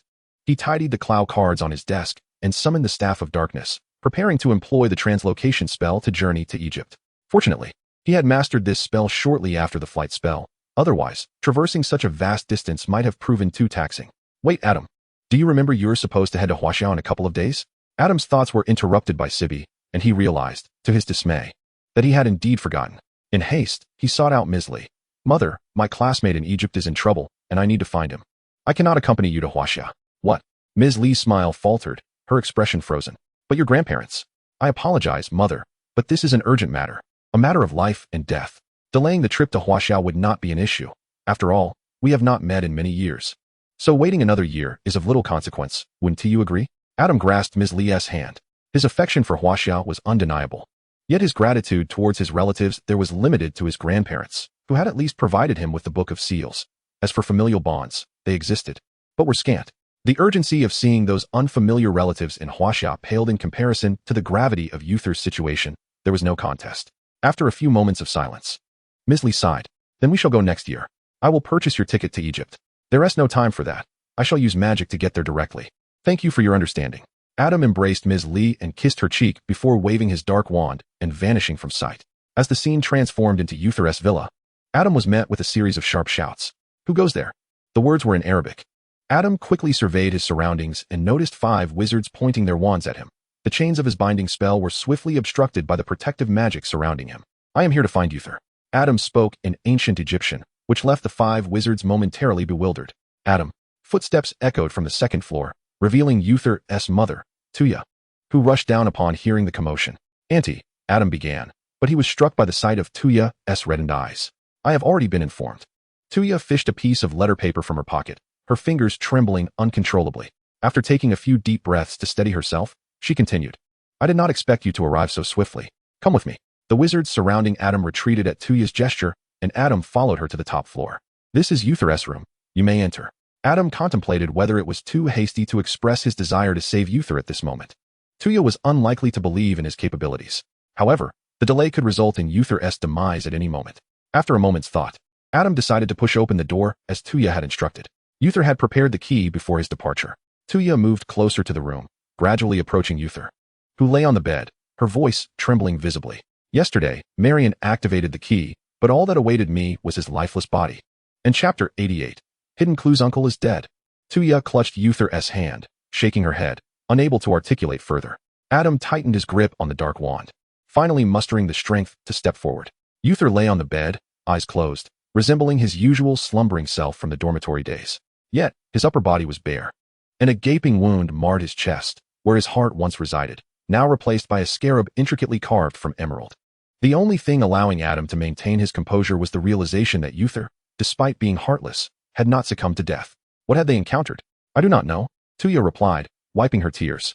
Marion merely mentioned that he had made a discovery before venturing into the desert alongside Uther and the priests.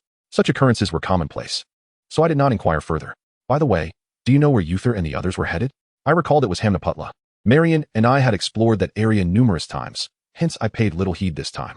In the past, she had taken priests on expeditions, and with her son accompanying her to a site that had been thoroughly searched multiple times, she assumed it was merely a routine exploration. Who could have anticipated such an unforeseen incident? Adam nodded, then inquired about the current state of affairs within the Ministry of Magic. Rest assured, there will be no trouble. Tuya, recalling the letter she had received that morning, felt a pang of sorrow, yet could not help but feel a warmth in her heart. Thank you for coming. By the way, how did you arrive so swiftly? It had been less than an hour from the time she received the letter to Adam's arrival. Even taking the Ministry's route, it shouldn't have been so quick. This is precisely what I wish to discuss with you. Adam revealed to Tuya how he had magically transported himself to Egypt, while also proposing the idea of rescuing Uther. Unsurprisingly, he was met with refusal. I cannot agree. Your notion is far too perilous, Tuya declared resolutely. I truly appreciate your desire to save Uther, Adam, but he is already. I can sense that Uther is not yet deceased. If we can uncover the reason behind his current state, there is still hope. Tuya was momentarily taken aback by Adam's unwavering expression, then sighed. If possible, I too wish to save him. Very well, I shall do my utmost to assist you. However, upon witnessing the form of assistance Tuya offered, Adam fell silent. Hemnaputla had been thoroughly investigated countless times. I had led expeditions there no fewer than 20 times. And we had explored every accessible nook and cranny. Their mishap must have stemmed from a new discovery. Tuya gazed despairingly at the 4 towering stacks of papyrus before her. This is the information Marion accessed prior to his departure. I must identify that new discovery and ascertain how Uther and the others encountered such dangers, as well as the reasons behind their current plight. The charm protecting Uther lasts only a day, and less than half a day remains. Yet I have barely examined a quarter of it. Cannot we seek assistance from others? Tuya shook her head. At present, I am indifferent to others perusing this material, but they are unaware of what has already been discovered and what remains new. Take your time. I should be able to extend Uther's protection a little longer. A defense capable of halting time itself should suffice to prevent that unknown peril from claiming Uther's life. Sitting by the bedside, Adam grasped Uther's hand, feeling its warmth, which alleviated some of the trepidation he felt upon seeing the gaping wound in his chest. Go bid farewell to Bernard and the others yourself, who would covet your collection of trinkets. If it is money you seek, I could effortlessly amass untold wealth. Suddenly, Adam recalled that Uther's decisions seemed to be in a state of constant flux. Certainly, it was the place where he left the letter for Adam to discover. With this thought, Adam quickly bent down to retrieve a box from beneath Uther's bed. The lid of the box was adorned with a pair of Horus's eyes. And without hesitation, Adam opened it to reveal a folded papyrus. Was this a map? Perhaps he should feel fortunate that the clue left by Uther was not a riddle or a proverb requiring interpretation. Adam promptly took the papyrus to Tuya, who recognized at a glance that it depicted the lower level of Hemnaputla, alongside a passageway that was unknown to her. Where did you find this? In the box mentioned in Uther's letter. Tuya glanced at the map left by her son, then at the 4 stacks of documents left by her husband, wiping away tears. This scoundrel, even in death, is more reliable than our son. We must set off immediately. Aunt, please tell me the way to Hemnaputla. I shall go alone, as you cannot leave here. Upon hearing Adam's words, Tuya instinctively wanted to argue, but fell silent at the sight of the map. Ultimately, she sighed. With her husband's sudden passing, she truly could not leave. Be careful. Find a map of Egypt, she said, circling a point on it. Hemnaputla is shrouded in unchartable magic. Upon reaching this location on the map, you will encounter a quicksand. Once swallowed by the quicksand, you will be transported to Hemnaputla. During this time, you must find a way to survive the quicksand. If you struggle even with this initial quicksand, sending Adam to rescue Uther would merely be a death sentence. It was both reassuring and concerning to see the confidence in Adam's eyes. And then, taking a deep breath, Tuya resolved to explain the necessary precautions for the journey through the passageway on the map, while Adam diligently took notes. Before departing, Tuya could not help but grasp Adam's hand. The situation in Egypt is certainly tumultuous. To avoid trouble, Adam first concealed his form with an illusion before leaving Uther's home. Around Uther's residence, he noticed many hidden individuals, perhaps clandestinely protecting him or seeking opportunities. These mattered little to Adam. If Marion was the former pharaoh, then Tuya was the former high priestess. Adam believed she could easily resolve these issues. Chapter 89, Anubis. The first step, engulfed by quicksand. Adam located the quicksand pit Tuya had mentioned and willingly allowed himself to be consumed by it. Encased in protective magic, he drifted in the grains for half an hour before feeling the ground beneath his feet give way. The magic circle flickered momentarily in the void, and silver-white wings, reminiscent of Anima's fur, suddenly unfurled, flapping twice in the air to stabilize his form. A series of glowing orbs emerged from Adam's hand, illuminating the dim and lightless tomb. Stone tablets inscribed with symbols praising the deities adorned the space, and the majestic statue of Anubis stood at the far end of his vision, while the flowing yellow sands were held at bay by an invisible force above him. Here lies the ground level of Hemnaputla, where the ancient Egyptians once revered the gods of the underworld with solemn sacrifices, yet now it stands abandoned, its grand edifices reduced to ruins buried beneath the relentless sands. The second step involves activating the mechanism. Adam descended the staircase, taking approximately a minute, until he finally beheld a flicker of light ahead. Illuminated by this glow, he discovered a stone door guarded by a colossal beast. The third step is to pass through the gate watched over by the Sphinx. The palm resting on the ground was nearly as tall as Adam himself. This Sphinx, compared to the statue beside the pyramid, was not notably smaller and conformed to Adam's imaginings of Anubis far better than the previous furry creature. Recalling the furry being of Uther, a faint smile crept upon Adam's lips as he gripped the Staff of Darkness in one hand while summoning a Clow card depicting a fish with the other. The seal was broken. In an instant, the towering Sphinx was encased in ice, only to shatter into a flurry of crystalline shards moments later. This Sphinx was no mythical beast of reality, but rather an automaton conjured by ancient magic, vulnerable to low temperatures, and even if vanquished, it would re-emerge days later. Thus, Adam felt no remorse for Uther regarding this encounter. The fourth step is to navigate past the magical creatures and locate the passage. Pushing open the massive door, he continued onward. The passage marked on Uther's map lay in the southwestern corner. Along the way, he might encounter magical beings such as the Nemean serpent or the scorpion-tailed beast, yet Adam remained utterly unconcerned. Having nurtured a serpent for 1,000 days, it was now time to employ it. Adam twisted open a glass vial, releasing the serpent creature and dispelling the shrinking spell that bound it. Mordru, lead the way. Hiss. The serpent creature stirred, opened its eyes to glance at Adam, and after a meaningless flick of its tongue, obediently followed the direction Adam indicated. No questions asked. It had previously savored a share of the serpent stew Adam had prepared and had observed while the serpent's eyeballs were being roasted. One side offered hearty meals thrice daily, while the other consisted of serpent meat stew and grilled eyeballs. Now named Mordru, the serpent creature was quite discerning about its choices. Adhering to the principle of survival of the fittest, the scales of the serpent creature scraped against the gravel, producing a rustling sound that echoed in the distance, evidently intimidating lesser beings such as the Nemean serpent. As for the scorpion-tailed beasts approaching Adam, their spider-like ocular structure proved fatal upon a mere glance at the serpent creature, leaving a multitude of their corpses strewn across the ground. The path was unimpeded as Adam tread upon the trail cleared by Mordru, the carapaces of the scorpion-tailed beasts crunching beneath his feet. At last, he arrived at the location marked on the map, gazing at the wall inscribed with sacred texts. The final step indicated by Uther on the map was the Eye of Horus, yet it provided no clues on how to activate it. Adam examined the 3 eyes of Horus etched into the wall, unable to discern any issues, and thus reached out to touch them one by one. The final Eye of Horus bore an unexpected protrusion, yet it appeared utterly ordinary. Adam attempted to pry it, but to no avail. He pressed down with force. A resounding rumble ensued as the wall split violently along the lines of the sacred script, slowly receding into either side and revealing a dimly lit passageway. A luminous orb floated into the corridor, allowing Adam to glimpse new sacred script inscribed upon the entrance, Underworld. With a sense of determination, Adam traced his fingers over the sacred script symbolizing the Underworld, gripping the Staff of Darkness as he resolutely stepped into the passage. As he entered, a mechanism activated behind him. The walls, which had retracted, were poised to close once more. Quick-witted, Adam produced a lollipop and thrust it forward, ensuring his retreat was secured. Advancing further, he discovered a piece of linen that had fallen from above.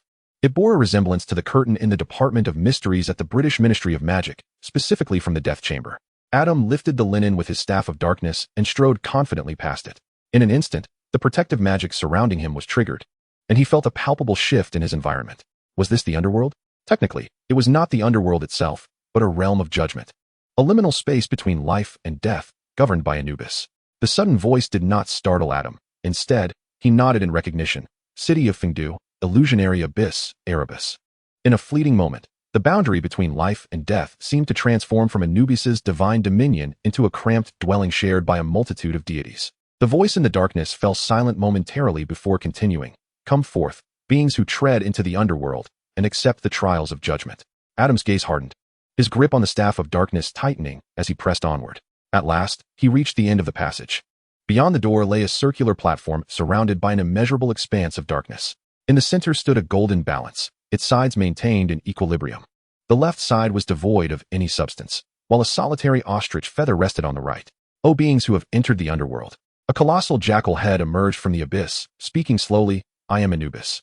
Surrender your heart, and I shall determine whether you may proceed. As Anubis's proclamation echoed, the protective magic enveloping Adam activated, yet nothing else transpired. The atmosphere grew tense. Have you judged others by extracting their hearts in recent days? Adam inquired boldly, gazing at Anubis. Ah, that transgressor, the jackal head replied.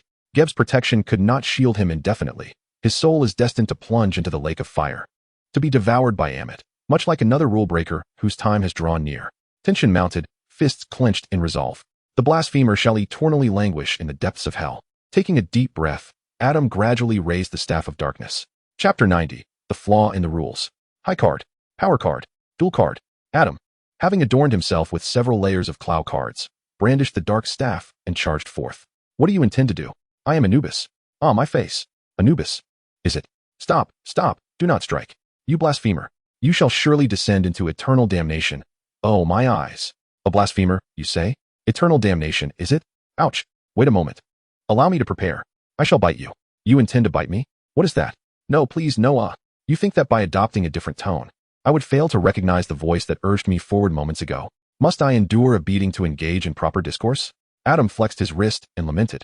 Woe is me. This is the artifact bestowed by the god Anubis. I am merely a facilitator. Those two transgressed the rules, and I am powerless to intervene. Crouched in the corner of a circular platform, a wolf-headed figure, transformed by a minor card into a form akin to Adam's, wept.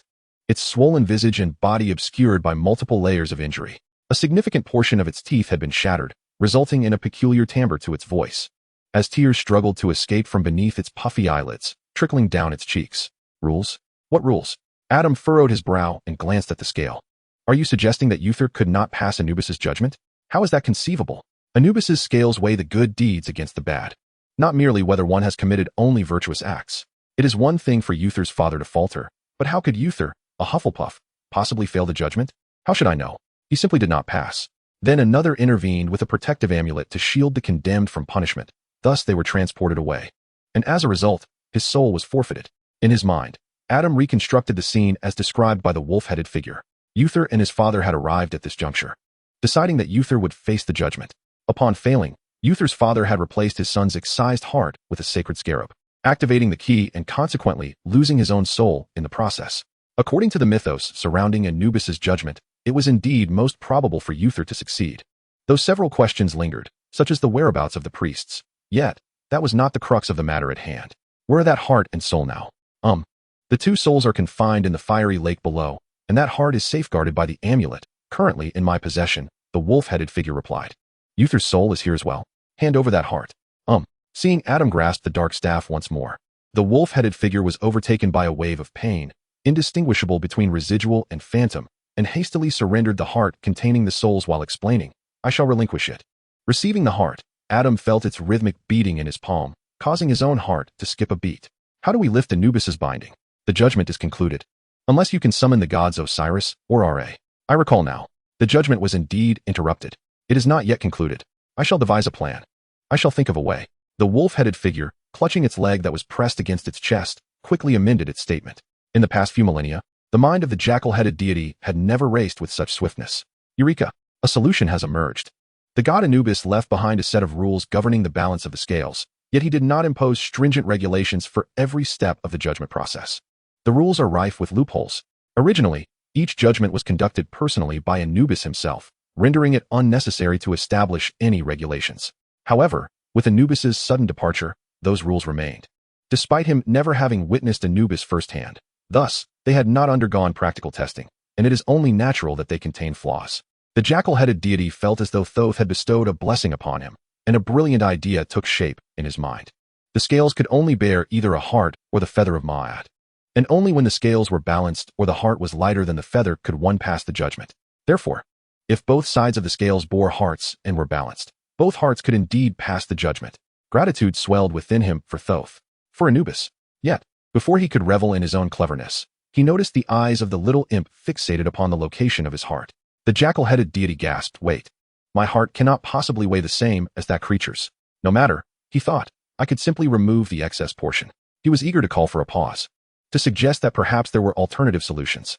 However, in this scenario, there were only 3 hearts available, one that needed to be freed from its bindings, one belonging to the imp, and one that was his own. It hardly required further contemplation as to which heart should be used to balance the scales. His mind raced, and the jackal-headed deity felt he might still salvage the situation. Wait, the infernal lake prison below. It has a heart as well. The infernal lake prison? Adam recalled the jackal-headed deity mentioning that the soul of Osiris resided within. He hoped that the mummification process there was not too swift, for perhaps there was still a chance to intervene. Indeed, Amit's consumption of souls and hearts required the consent of Anubis, yet it seemed Anubis had forgotten about them, leaving no relevant stipulations. Thus, the souls that should have been devoured remained confined within the infernal lake prison. The more he spoke, the more resolute he became.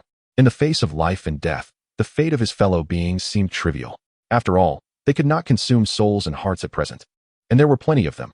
The guardians of the infernal lake prison did not require an abundance of heads.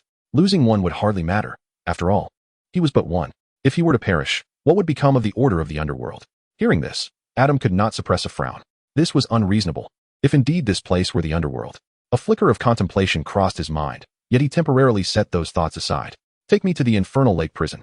Chapter 91. I have come to save you. This way. Careful of your footing, there's fire over there. Guided by the eager, jackal-headed deity, Adam descended to the depths of the infernal lake below the platform. The lake of fire is a blazing inferno of sulfur, yet its depths are devoid of the raging flames. Only a pungent scent of sulfur permeates the surroundings. Vacant metallic structures appear to await new souls to be bound upon them. According to your assertion, Amit cannot devour souls without Anubis's command. Why, then, does the lake of fire seem so desolate? Over the millennia, only a handful of the living have ventured here, with not a single soul of the deceased in sight. The jackal-headed figure seems oblivious to any irregularity. Only the living come here? Indeed, it appears that the order of the underworld has descended into chaos since the gods departed. The jackal-headed entity hastily adds, thus, my presence here is even more essential to uphold the remnants of order. Paying little heed to the jackal-headed figure's words, Adam's conviction in his suspicions deepens. However, his foremost priority remains finding Uther and his companions. Did you not mention Amit resides here? Where might they be? Amit, with the head of a crocodile, the torso of a lion, and the lower body of a hippopotamus, embodies the creatures feared by the Egyptians, representing the judgment of the underworld. Yet, throughout the study of Egypt, no evidence of such a fantastical beast has been uncovered, leading scholars to conclude that this creature is either extinct or merely a fabrication of Egyptian sorcerers. Not solely muggles, but wizards too engage in such fabrications. For instance, dissenting voices are often thought to conjure non-existent creatures. Logically, they should be patrolling the confines of the lake of fire. Perhaps it is due to the absence of imprisoned souls here? The jackal-headed figure, sensing an unsettling atmosphere, nonetheless continues onward. Suddenly, a cacophony of cries resonates ahead, hinting at something unusual. However, as they draw closer, Adam halts abruptly. Before them stands a metallic framework binding a soul, flames erupting from its base, scorching the captive soul into anguished wails. Souls are to be roasted in the confines of the lake of fire? The jackal-headed figure stumbles, yanked by the ear towards Adam, eyes wide with innocence. Of course. Otherwise, why bind them here in comfort? This is indeed hell. Adam is taken aback by the stark authenticity of this mock underworld. At that moment, the captive soul seems to notice Adam and the jackal-headed figure, its eyes lighting up as it begins to utter a string of ancient Egyptian words. Apologies. I am not a local. I cannot comprehend. With this remark, Adam seizes the jackal-headed figure's ear and dashes forward. Ouch! My ear. The metallic frameworks are not arranged in neat rows, but are scattered throughout the lake of fire's confines. After discovering two souls that are not as expected, Adam realizes that the souls are not organized by their arrival time. He halts, retrieves a Clow card, and proclaims, ceiling lifted. The atmosphere around them takes form, beginning with a gentle smile, followed by cascading golden hair and a graceful physique. Adam, wind, there is no time for pleasantries. Assist me in locating Uther. You have seen him. Very well. Sensing the anxious turmoil within the contractor, one of the four elemental forces that shape the world began to surge uncontrollably, its magic rippling forth as azure currents swept towards the distant horizon in the blink of an eye. I found it. Come with me. Finally liberated, the wolf-headed figure teared up, tugging at his ears to see if they had grown uneven, only to have Adam swiftly grasp both ears and tug forward. Ah, my ears. Be quiet. Oh, whoa-ho-ho. Guided by the wind talisman, Adam swiftly located Uther, relieved to find him in relatively good condition. Though bound to a metallic frame, he did not wail like the others. His chest, much like his flesh, was cleaved open, revealing a golden scarab within, surrounded by a protective magic that felt familiar to Adam. Previously, Adam had cast a protective spell on Uther's body, not realizing that even his soul, far removed from this place, could be safeguarded. Hastily, he cast another protective spell on Marion beside him and rushed to Uther's side, extending his hand towards his roommate's split-open chest. Uther, I am here to rescue you, Adam murmured. Uther, upon seeing Adam approach, ought to have smiled in relief. Instead, he found himself unable to contain his tears. A tumult of suppressed emotions, fear, joy, gratitude, and injustice, flooded forth, leaving him with only the ability to stifle his sobs. After gently patting Uther's shoulder to calm him, Adam moved behind him and summoned a sword forged from fairy silver. This chain cannot be undone. With a decisive snap, the sword sliced through the metallic frame and chains as effortlessly as cutting through tofu, prompting the wolf-headed figure to silently close his mouth and diminish his presence. After gently placing Marion down, Adam embraced Uther, who was now crying more loudly, offering him a shoulder to lean on. He discovered yet another power of the love talisman, the ability to directly touch the soul. Marion, weakly seated on the ground, regarded Adam, whom he had only met briefly, with an expression of profound complexity. Though the sudden shield that had intercepted the flames served as compelling evidence, he had not anticipated that Adam would truly venture here to save his son. While Tuya had mentioned that the Hufflepuff valued friendship, Witnessing the steadfastness of that bond firsthand was still hard for him to believe. Ahem. Once Uther had released his emotional outburst, he gradually became aware of the current situation, realizing he was sprawled in Adam's embrace, which brought forth an awkward embarrassment. Fortunately, in his soulful state, there were no tears or snot. Otherwise, he thought succumbing to unconsciousness might have been a preferable choice. Relieved that Adam seemed oblivious to his discomfort, Uther felt a sense of ease as Adam eventually released him after his cries subsided and turned to Marion. "Uncle, let us depart. I have found a way to free Uther's heart from its bindings." "No. Unlike Uther, I have already perished in my soul's departure. I can feel it. I am soon to journey to the true underworld." Marion shook her head, smiling as she looked at her son, whose face had once again clouded over with sorrow. She then turned to Adam. "What?" The jackal-headed figure paused, but Adam was not the least bit surprised. "Indeed, this is not the underworld. While it may not be the realm of the dead, it should possess certain characteristics reminiscent of it. Moreover, that scale above might truly be a relic of the god Anubis." Marion had intended to continue speaking, but found herself becoming increasingly ethereal. Turning to Uther, she said, "It seems my time is limited. Remember to take that scale with you, and please bid farewell to your mother for me. Tell her I love her." After uttering those final words, Marion transformed into a silvery substance, swirling away into the void. Uther could not help but break down in tears once more. What did he mean by that? The jackal-headed figure felt his world collapse. This is not the underworld? How can that be? Clearly, you should not be concerned about whether this is the underworld, Adam said, placing a comforting hand on Uther's shoulder. Rather, it is that there is no Amid as you claim. The jackal-headed figure gasped. "Oh no, if this is not the underworld, it seems we shall soon find out." Chapter 92, The Sacred Artifact of Death, Egypt Limited Edition. The seal is broken. Summoning the duel card, Adam produced Uther's heart. Witnessing his own heart, Uther's expression became one of indescribable complexity, and upon seeing it split into two, all that remained on his face was shock and confusion. After removing the feather of truth, Adam contemplated but ultimately decided to put it away. He placed the two hearts on either side of the scale, and after a brief oscillation, the scale balanced and emitted a golden glow. Adam observed as black, smoke-like wisps began to emanate from both hearts. Simultaneously, Uther felt something stirring within him. "I feel like I." Before he could finish his sentence, Uther vanished from sight. "How can I restore his heart?" Adam glanced at the heart he held. "Should I?" Observing the jackal-headed figure on the verge of tears, Adam realized he could not rely on him, so he first secured Uther's heart before sinking into silence, contemplating the other heart in his hand. The magic of the duel card can be undone within a day. However, even if it were not, it would not matter, as the parallel worlds affected by the duel card would be overridden by the current timeline after a day. Thus, it is best to hold on to it for now. The moment Adam grasped the scale, his protective magic was triggered. After a moment of surprise, he dismissed it and focused on exerting all his strength to pull the lower half of the scale, which was embedded in the platform, from the ground.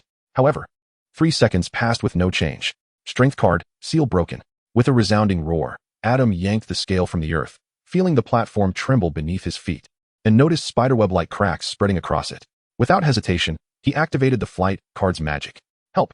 The jackal-headed figure felt a sharp pain in his ears as he was lifted off the ground, a tearing agony shooting through the connection between his ears and head. Glancing at the state of the jackal-headed figure, Adam, in a moment of benevolence, shifted to grasp its shoulders. Fortunately, the power of the force still lingered, allowing Adam to lift the jackal-headed being with ease. The shattered platform plummeted into the lake of fire below. However, the reverberations did not cease. Instead, an increasingly thunderous explosion echoed from beneath the lake. With a roar, a colossal abyssal maw, nearly occupying 2/3 of the lake, erupted from its depths, lunging towards Adam in midair. Could this be Amit? Noticing the mouth striking resemblance to that of a crocodile and its dramatic entrance, Adam instinctively deduced the creature's identity. Casting a subtly disdainful glance at the jackal-headed figure, which keenly sensed the shift in Adam's demeanor. "Was I not only slightly smaller than it before being reduced?" it mused, though it conceded that it was indeed a tad diminutive now. Casting its gaze downwards at Amit, the jackal-headed figure felt a tumult of emotions. Adam brandished the Staff of Darkness, and the fragments of the fallen platform, under the staff's influence, transformed into countless colossal stones, each comparable in size to the giant maw, smashing it apart and causing molten lava to surge forth from the gaping wound. Not a real creature then? The jackal-headed figure sensed a hint of disappointment in the little demon's tone, though it could have been an illusion. In the next moment, it beheld a sword aura plummeting like a meteor, rapidly enlarging in midair and cleaving the abyssal maw in twain. "Unconsumable waste," exclaimed the jackal-headed figure. When Adam's gaze fell upon it once more, the jackal-headed figure involuntarily stiffened, feeling as if its very blood had halted. The good news was that it seemed it might survive. The bad news was that it had an inkling of why it would survive. As it was forcibly shrunk and contained within a glass jar, the jackal-headed figure silently wiped away its tears, reflecting, "Are you the only one at home? Is there not your magic at play?" Uther, leaning weakly against the pillow, managed a faint smile, his voice somewhat hoarse. "While we act, someone is scheming behind our backs. My mother has gone to apprehend them. How could Annie trust me so implicitly?" Adam was momentarily at a loss for words as he pulled a chair beside Uther and sat down. "Let us first return your heart to its rightful place. You appear rather ghastly in your current state. Do you know what to do?" Uther's tone carried a semblance of uncertainty. "Shall I commence?" Perhaps it would be better if you did it yourself." Hovering his hand above Uther's chest for an extended moment, Adam ultimately found himself unable to proceed. The thought of reaching into Uther's chest cavity to retrieve the sacred scarab amulet and replace it with a heart sounded akin to getting a fish.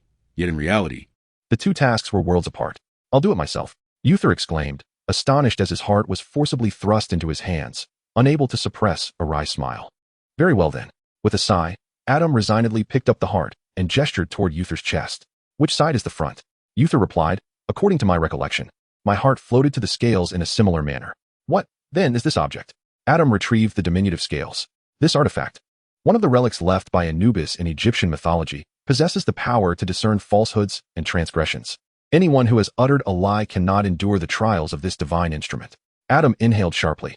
It was no wonder that even Usher could not pass. Could there truly be someone in this world who has never spoken a falsehood? Wait a moment. Don't you have a deep understanding of this artifact? How then did you fall victim to it? Anubis left behind numerous artifacts. Adam mused silently. Speaking of which, Anubis is the god of death in Egypt. Are not these relics, therefore, the sacred instruments of death, exclusive to Egypt? Chapter 93. Some appear to have survived. Yet in truth, Usher's gaze dimmed slightly, his nearly colorless lips parted as he began to recount the events. Upon entering the stone door, we encountered that linen cloth, which only the descendants of pharaohs can pass through. We immediately sensed something was amiss. However, the stone door behind us had become impassable. Just as my father intended to activate the key, a priest suddenly made his move. Taking a deep breath, Usher continued. He was a priest of Shu, wielding ancestral magic. And in an instant, a fierce gale swept us, including himself, to the other side of the linen cloth. All the priests vanished, and my father and I were forcibly thrust into the realm of the artifact's trials. As the first to breach the threshold, I was compelled to face judgment, and then. Adam was already aware of what transpired next, though his conjectures regarding the preceding events were wildly inaccurate. After all, who could have anticipated that among the priests accompanying Usher's father was a traitor? Moreover, his father was not the first pharaoh to fall victim to this treachery. All who qualify to pass through the linen cloth are either pharaohs or heirs apparent. The two individuals Adam had encountered in the fiery lake prison should indeed be considered Usher's ancestors. Yet it seemed that the souls of those ancestors had already been consumed by Amit. Adam gently patted Usher's hand, only to notice its coolness. His gaze shifted to Usher's bare upper body, and after a moment of silence, he inquired, "Are you feeling cold?" Despite Adam's urgent efforts to rescue Hymnaptera, by the time he received the message, it was already noon. No matter how swift he was, the sun was now descending. Thus, upon hearing Adam's words, Usher indeed felt a chill. "My clothing is in that wardrobe over there. Please choose something for me. Do you require my assistance in dealing with those who oppose you? If needed, I shall call upon you." Observing Adam's surprised expression, Usher couldn't help but chuckle. "Do you think I would refuse? For the glory of the pharaoh? Had it been anyone else, I would certainly decline. But with you, there is no such necessity." Usher regarded Adam earnestly. "In the name of Amun-Ra. In the land where the Nile flows, and wherever the radiance of Amun-Ra reaches, Adam Reed possesses all the glory of the son of Amun-Ra." Feeling a subtle connection with the land beneath his feet, Adam sensed that Usher's words held a deeper significance than mere rhetoric. Although he was touched, Adam could not help but respond. "The Nile River flows beyond the borders of Egypt. Likewise, the Ministry of Magic in Egypt does not solely govern the sorcerers within its confines." Adam, with a muttered exclamation, hesitated. "Do not reject me, Adam. You cannot fathom the significance of your presence to me." In that moment, bound to a metallic framework and scorched by flames, the only two individuals who could come to my rescue were my mother and you. Sensing Adam's intentions, Uther grasped his hand. "Yet I understand that should my mother have come to save me, we would have inevitably fallen into their trap. Thus, you were my sole hope. Do you know how profoundly moved I was when I realized the flames were kept at bay by a familiar orb of light? I cannot articulate the extent of my emotion, but I must have wept rather unattractively." Adam stroked his chin in contemplation. Uther mustered his strength and silently pushed Adam's hand away. "In any case, everything I possess is yours to share." The atmosphere lightened considerably, and Adam nodded. "Very well. Then I shall not stand on ceremony." At this, Uther smiled with satisfaction. However, what I intended to express was not this. Please, stow this away. Adam handed the scales and the feather of truth to Uther, who accepted them readily. Subsequently, Adam produced a heart that appeared strikingly familiar to Uther. What am I to do with this? Uther questioned. Adam sighed as he gazed at the heart. Following this, Uther spent 5 minutes elucidating why he absolutely did not require a heart transplant. Are you certain? Although I have never stewed a human heart, it should be quite similar to a pig's heart. Add some Codonopsis, astragalus, and goji berries for a delightful flavor. Adam persisted with his inquiry. A pig's heart could be considered, but mine is out of the question. Uther firmly declined. Ah, very well. With the heart's disappearance, Uther finally exhaled in relief. By the way, we seem to be quite in sync. You discovered the clues I left behind with remarkable speed. I had a sudden flash of insight. Speaking of which, I have yet to examine the remaining items. Do take a look. They are mostly significant mementos from my childhood. Uther uttered casually, suddenly recalling something. Wait, do not look. The moment those words escaped his lips, Uther regretted them. Adam, who had previously shown no interest in the contents of the box, suddenly grew curious upon witnessing Uther's reaction. He quickly dragged the box out, attempting to unearth that which had caused Uther's discomposure. Initially, Adam intended to decipher which object it was based on Uther's expression, but Uther, perhaps anticipating his thoughts, closed his eyes and feigned unconsciousness, leaving Adam to search independently. Not this. This surely isn't it. Definitely not this. Wait, what is this? Adam discovered a small notebook, opening it to find a grave warning on the first page. Any individual harboring impure intentions who dares to open this diary shall find their neck gripped as one would clutch a bird. Adam felt as though he had encountered this phrase before. Upon hearing Adam recite it, the feigning Uther could not help but shudder slightly, not letting this moment pass. A faint smile curled at the corners of Adam's lips as he casually flipped to a random page in the diary.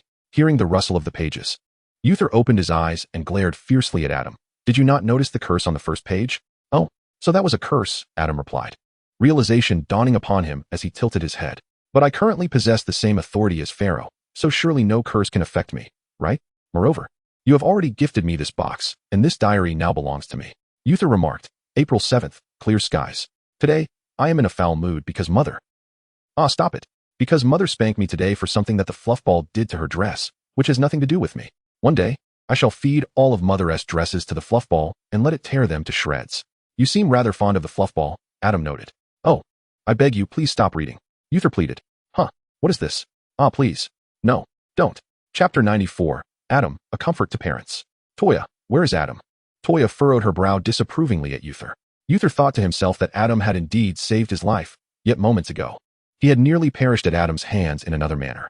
Toya couldn't help but nod. Adam had a point.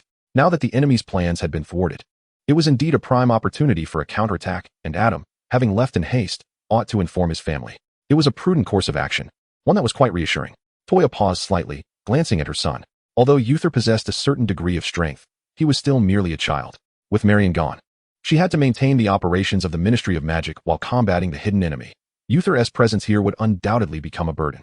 She had considered this long ago, but it was not something she could voice to her son. To her surprise, Adam had brought it up himself, and it seemed her son had accepted it. Approaching her son, Toya leaned down and touched her forehead to Uther's. I'm sorry, Uther, but I promise you that next year during the holidays, you can invite Adam over to play. No need to rush. Mother, the most important thing is ensuring your safety. I will. Oh, Aunt, I hope I am not disturbing you. Uther, have you thought about it? Adam greeted Toya before turning to Uther, his face adorned with a smile that instilled a great sense of reassurance in friends and their parents alike. I will take you home. Adam, can you escort Uther to Diagon Alley? There should be accommodations available there. Toya interjected suddenly. Mother? Uther questioned, surprised by her sudden remark. Toya gazed at him. Your attendance at Hogwarts is no secret. If they cannot find you in Egypt, those people may very well seek you out in England. And at that point, Adam and his family might also be in danger. Uther was taken aback. He had indeed not considered this possibility before. In addition to that, he possessed a greater understanding than his mother, particularly regarding the fact that Adam's parents were both mute, which rendered them more perilous if they were to be targeted. Rest assured, Aunt, he replied, I am well prepared. I have arranged a safe house for Uther, protected by a spell of unwavering loyalty. However, this may render Uther's life there less than comfortable. That is splendid. Toya exhaled with relief, surprised at how thoroughly Adam had considered everything. As for daily living, it is not a vacation. As long as he is not left to starve, it will suffice. Uther, although his mother was not entirely incorrect, felt an unsettling sense of something amiss. Regardless, after enjoying his last meal in Egypt, Uther followed Adam on their journey to England.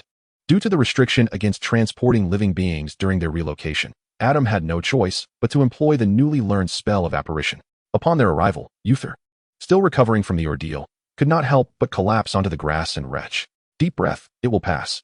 Experiencing such a reaction for the first time is quite normal, Adam remarked, unfazed. The sensation of being constricted by the surrounding space was indeed uncomfortable, as if his very organs were misaligned. He too had nearly succumbed to nausea during his first experience.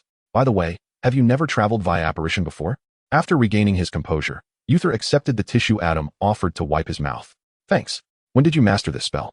I recall it to be quite challenging. Perhaps 1 or 2 months before the holidays. I learned it out of boredom. There is a similar magic among my Clow cards, and through analogy, I managed to grasp it rather quickly. Uther took a moment to steady his swirling stomach and absorb the revelation that Adam had learned apparition out of boredom. He then surveyed their surroundings. Where is the safe house you mentioned? If it were easily located, it would hardly be a safe house. With a mysterious smile, Adam leaned closer to Uther and whispered a secret. As the confidential information was divulged, Uther watched in astonishment as a house materialized before him, as if it had just sprouted from the ground. Is this the spell of unwavering loyalty? Indeed, this magic, capable of hiding a secret within one's soul, was inherited from an elder of mine, Adam said, placing Uther's hand on his shoulder to assist him. Come, let me show you inside. I am not that weak. You know. However, as Adam released his grip, Uther stumbled forward, nearly falling to the ground. Had Adam not caught him in time, he might have suffered a nose similar to that of Professor Dumbledore. Coughing, and under Adam's knowing gaze, Uther felt his cheeks flush as he shifted the topic. The house does appear to have some age to it. However, the craftsmanship is quite admirable, so you need not worry about its safety. Adam, recognizing the moment, did not press further and led Uther into the safe house. This dwelling originally belonged to my elder. I've disposed of personal items such as sheets and pillowcases, but I will fetch you a few sets of mine, and used, of course. As for clothing and towels, Adam glanced at Uther's empty hands. Our builds are quite similar. You might as well make do with my new clothes and towel for now. We can go shopping tomorrow. Although Tuyo was quite easygoing, Adam clearly could not adhere to the bare minimum standard of sustenance for Uther. With a sigh, he settled onto the sofa, and Uther touched the arm that had rested on Adam's shoulders, frowning slightly. Was it merely an illusion, or did this arm, after exerting itself for a moment, seem to evoke a phantom pain reminiscent of the searing agony from the flames? What's wrong? Adam noticed his movement. Nothing, just a bit of nausea earlier. It feels like dinner was in vain. Uther turned his head, gazing longingly at Adam. Adam, do we have any late-night snacks? Barbecue? At that moment, Uther was unaware that this barbecue differed significantly from his preconceived notions of grilled meat. A brand new culinary realm was slowly unveiling itself before him. Caught off guard by the use of his childhood nickname, Uther exclaimed. After calling out, Adam promptly vanished from sight, leaving Uther staring at the impression Adam had left on the sofa, suddenly feeling that the upcoming month in England might prove quite challenging. Chapter 95. Egyptian Delicacies. Delicious. This is also delightful. If you don't hurry, I'll finish the rest. Adam looked on in silence as Uther, his mouth glistening with grease, indulged in lamb, chicken legs, and pork belly with his left hand, while his right hand grasped buns, rice cakes, and enoki mushrooms. Oh. Uther quickly lowered his head, focusing intently on his meal. Perhaps it was the nature of barbecue that rendered one's mouth perpetually engaged. After a brief period, Uther raised his head once more. Adam, why don't you sell this at school? I believe the flavor of this barbecue rivals that of your desserts.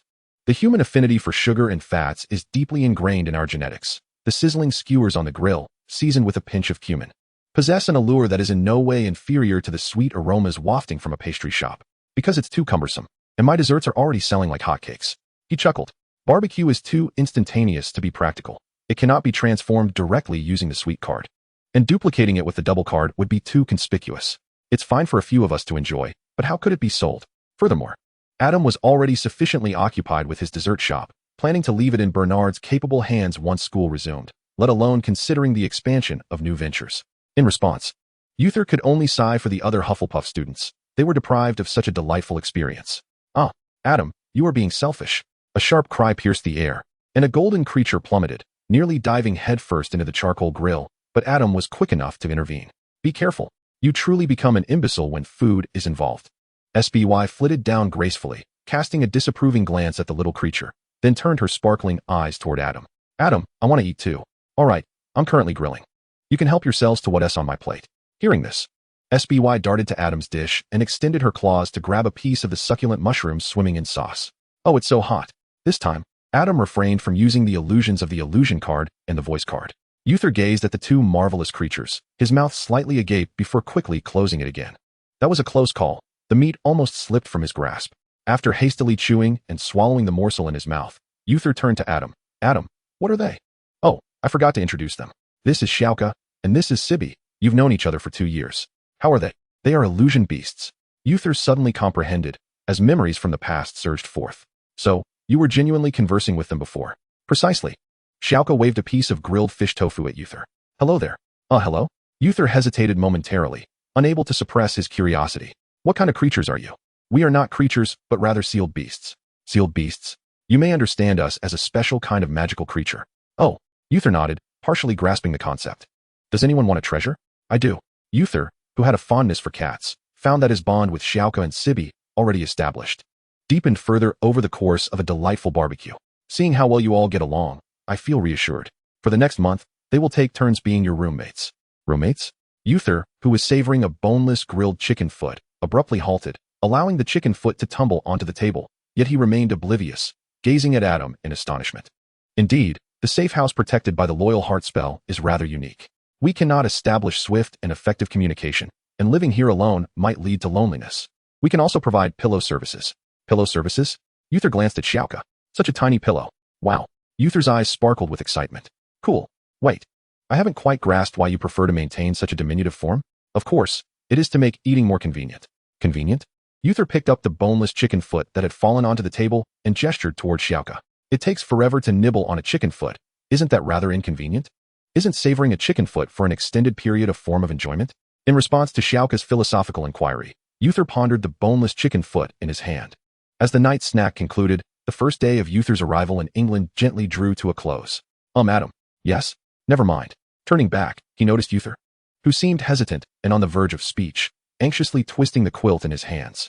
Adam sighed. Upon returning home, Adam briefed Mr. Reed and Mrs. Lee about his overnight plans. Mr. Reed and Mrs. Lee exchanged glances, carefully considering their words before speaking. Yes, we are quite open-minded parents. And we trust you possess the ability to take responsibility for your feelings. Actually, we mean no offense. We are merely curious about your future partner. Stop. Uther and I are truly just roommates and good friends. Adam's expression darkened as he exclaimed, please refrain from applying your open-mindedness in such peculiar matters. He subsequently sighed. Lowering his voice, I had not elaborated earlier, but Uther has encountered a series of unfortunate events. Having just escaped peril, he has also lost his father. The occurrences of today must weigh heavily on his heart. Mr. Reed and Ms. Lee exchanged glances, their prior thoughts vanishing, replaced by concern. Did you face danger today as well? Adam, taken aback by their gaze, hesitantly replied, well. As he observed their expressions, he felt a chill, as if the wolf lying comfortably in its den had suddenly sensed something amiss. He sat up, alert and scanning his surroundings. To his left, the eunuch was soundly asleep, seemingly undisturbed by the serpent's intimidation, while to his right, the scorpion-tailed beast danced energetically beneath the moonlight. In the midst of darkness, Uther clutched his arm. His face contorted in pain as he bit his lip, forcing himself to remain silent, unaware of a pair of eyes observing him from the shadows. The sound of footsteps ascending the stairs prompted Uther to regain his composure. Moments later, Adam entered, cradling a blanket and pillow. Move over. Uther neatly arranged the blanket on his side, smiling as he watched Adam place the bedding onto the bed. Have a glass of milk before sleeping. With a snap of his fingers, Adam summoned a cup filled with gently warmed milk, which Uther accepted. At that moment, Spy leapt onto the bed, settling beside Adam's pillow. After both finished their milk, Adam extinguished the light. Good night, Uther replied. In the enveloping darkness, as Adam's fingers subtly moved, the dust of the sleeping charm soothed his restless thoughts, causing Uther's furrowed brow to relax as he slipped into a profound slumber. A shadowy tail swished before him, prompting Adam to glance at Spy, who seemed eager to speak. Adam, I just saw. Chapter 96, Consequences of One's Own Actions. Uther grasped his arm, his face a mask of suffering. Upon hearing Spy's account, Adam couldn't help but recall the earlier scene. Was it truly not a mere illusion? His initial concern centered on whether his phantasm had malfunctioned. He quickly extricated Uther's hand from the blanket, lifting the sleeve of his nightclothes to reveal a sun-kissed arm, devoid of any visible wounds. Was there no physical injury? Could this be a remnant of the soul scorched by flames? Lacking experience in such matters, Adam recounted the previous events to Spy and Shauku, then inquired, what do you believe is Uther's condition? My suspicion aligns with yours, Adam. It seems to be a soul injury, Spy replied. Well, in matters of the soul, Shauku is not as adept as Spy. Let the child sleep as he wishes. Alas, while corporeal wounds can be treated with white fresh essence, how does one heal a soul's affliction? At that moment, Adam realized the apparent absence of any healing Clow cards, the only one that might assist being the time card. However, he had yet to master its magic, and his own magical power was insufficient to revert Uther to a state before his soul was harmed. Although Adam's progress in learning was somewhat advanced, the task of healing the soul proved to be rather daunting for him. He resolved to consult Professor Snape once school commenced, while considering the possibility of utilizing Phoenix Tears. Upon waking the following day, he intended to test this remedy on Uther. Given the current state of Uther, who was under the influence of a sleep-inducing charm, awakening would be a challenge. At best, he might endure a night filled with haunting nightmares, a consequence of his own stubbornness. Suddenly, with a start, Adam sat upright. Startled from his slumber, he tossed aside the covers, inadvertently dislodging Uther from the bed. As anger surged within him, he prepared to unleash a torrent of expletives, only to find Uther curled up beside him, drenched in cold sweat. After muttering a few choice curses silently, Adam gazed out at the pitch-black window and pondered whether this was divine retribution for his failure to begin Uther's treatment the previous night. After a brief moment of contemplation, Adam resigned himself to dispelling the enchantment affecting Uther, causing him to awaken. Ugh, don't hold back. You've been howling for ages. Wait here while I fetch some medicine. He suggested that Uther immerse his hands in water for relief. Initially, Uther intended to argue that the pain was a manifestation of soul trauma beyond the reach of mere medication. However, upon observing Adam's simple yet earnest approach of using water, he found himself momentarily speechless. Please hurry. Holding this is exhausting. Steady yourself, Adam instructed, placing a basin before Uther and guiding his hands into the cool water. As Uther began to speak, a refreshing sensation spread from his palms up his arms, gradually alleviating the torment he felt. To his astonishment, it was truly effective. Uther's eyes widened in disbelief as he regarded the basin before him. Oh, judging by your expression, it seems quite beneficial. What is in this? Initially skeptical, Uther quickly realized that Adam's basin indeed contained a remedy rather than mere water. It was impossible for simple soaking to mend soul burns. This is Phoenix Tears, he recalled after a brief mental search for the mythical creature's identity, though he struggled to recall specifics. The name was familiar, and it dawned on him that it belonged to Professor Dumbledore's Phoenix. Thus, the basin was filled with nothing less than the tears of a phoenix. In a surge of excitement, Uther nearly toppled the basin with the force of his grip. Where did you acquire such an abundance of Phoenix Tears? You didn't resort to mistreating Fox, did you? Fox provided me with plenty, and I still possess the dual medallion. Remember the other heart? Adam replied, pulling the blanket up to his shoulders and gesturing towards Uther. Now, you simply need to apply the remedy to your head for headaches and to your feet for pain. There's a bathtub in the bathroom as well. Please do not disturb me before 8 o'clock tomorrow morning. Good night. With that, he pulled the blanket over his head, effectively shutting himself off from further interaction. Uther opened his mouth to speak, but seeing Adam's refusal to engage, he quietly took the basin and made his way to the bathroom. The following morning, Adam awoke naturally, stretching languidly in bed, only to find the absence of Uther beside him. Could it be that this fellow has dozed off in the bath? I hope he hasn't drowned. Hastily, he rushed to the bathroom, where he sighed in relief upon discovering that Uther was not floating in the tub, although the bathwater remained. Was he under the impression that it could be reused? Adam, somewhat exasperated, drained the tub and proceeded to brush his teeth and wash his face before heading downstairs, where he found Uther wandering about. After rising that morning, both Adam and Uther tacitly chose not to mention the events of the previous night. Uther might have felt guilty for keeping silent. Had he spoken up earlier, Adam could have resolved the matter. Meanwhile, Adam relished the sight of Uther's guilty expression, deciding it was best to let him stew in his discomfort. Before they knew it, the start of the school year approached. With no peculiar textbooks to procure, Uther's luggage had already been sent to Hogwarts by Tuya, who had declined the offer from their grandparents to escort them to school. The two made their way to King's Cross Station. Oh, how long it's been, Adam. A vibrant voice called out, unmistakably belonging to Colin, who dashed towards Adam, enveloping him in a warm embrace before noticing Uther beside him. Hey, why have you two rendezvoused so early? A quick glance revealed that Uther was clad in clothing reminiscent of Adam and Bernard's, typical of the fashion among muggles in Britain, and notably, Uther was without any luggage. You two. Chapter 97, Uninvited Guests. Oh my goodness, you've had such an exciting adventure without us. After Adam and Uther recounted a brief version of their summer escapades, Bernard and Colin lamented dramatically on the train. Uther froze momentarily, and Adam swiftly covered both their mouths. Exchanging frantic glances, given their relationship, it was evident they had a mutual understanding without needing to utter a word. The look on Adam's face, coupled with Uther's peculiar demeanor, clearly indicated that there were unspoken matters, things that were difficult to discuss. They exchanged knowing blinks, signaling their comprehension. There's nothing difficult to say. My father died there. Uther's words cast a heavy pall over the atmosphere, and it took several moments before Colin managed to respond. Uther, You've been in England all this time, and didn't T come to visit us? Indeed. You've enjoyed a month more of Adam's cooking than we have. Bernard chimed in. To evade those hostile individuals. I've been residing in the safe house Adam prepared for the past month, unable to venture outdoors. Bernard and Colin exchanged glances, reflecting a shared sense of resignation. This day is beyond discussion. Ultimately, it was Adam who salvaged the situation. It's nearly noon, let us eat. In Hufflepuff, when uncertain of what to say or do, dining was always a safe bet. With that, everyone produced their matching unicorn horn chopsticks, eagerly fixing their gazes upon Adam. Tiger skin chicken feet, crab roast soup dumplings, crystal shrimp dumplings, steamed shao mai, creamy custard buns, red bean buns, char siu buns, glutinous rice chicken, poached chicken, lotus leaf chicken. The magic of the small sign was unveiled as 6 towering steamers were meticulously arranged on the table, still emitting steam. After finishing one layer, they would set the steamer aside to enjoy the next. Additionally, Adam brewed a pot of chrysanthemum and licorice tea. Ah, how I long for Adam's culinary creations. Cologne took a bite of the boneless tiger skin chicken feet, moved to the brink of tears. My sister, even more pitiable, has been unable to forget Adam's rice ball since last year. I suspect her mental state has begun to waver. That seems a bit exaggerated, doesn't it?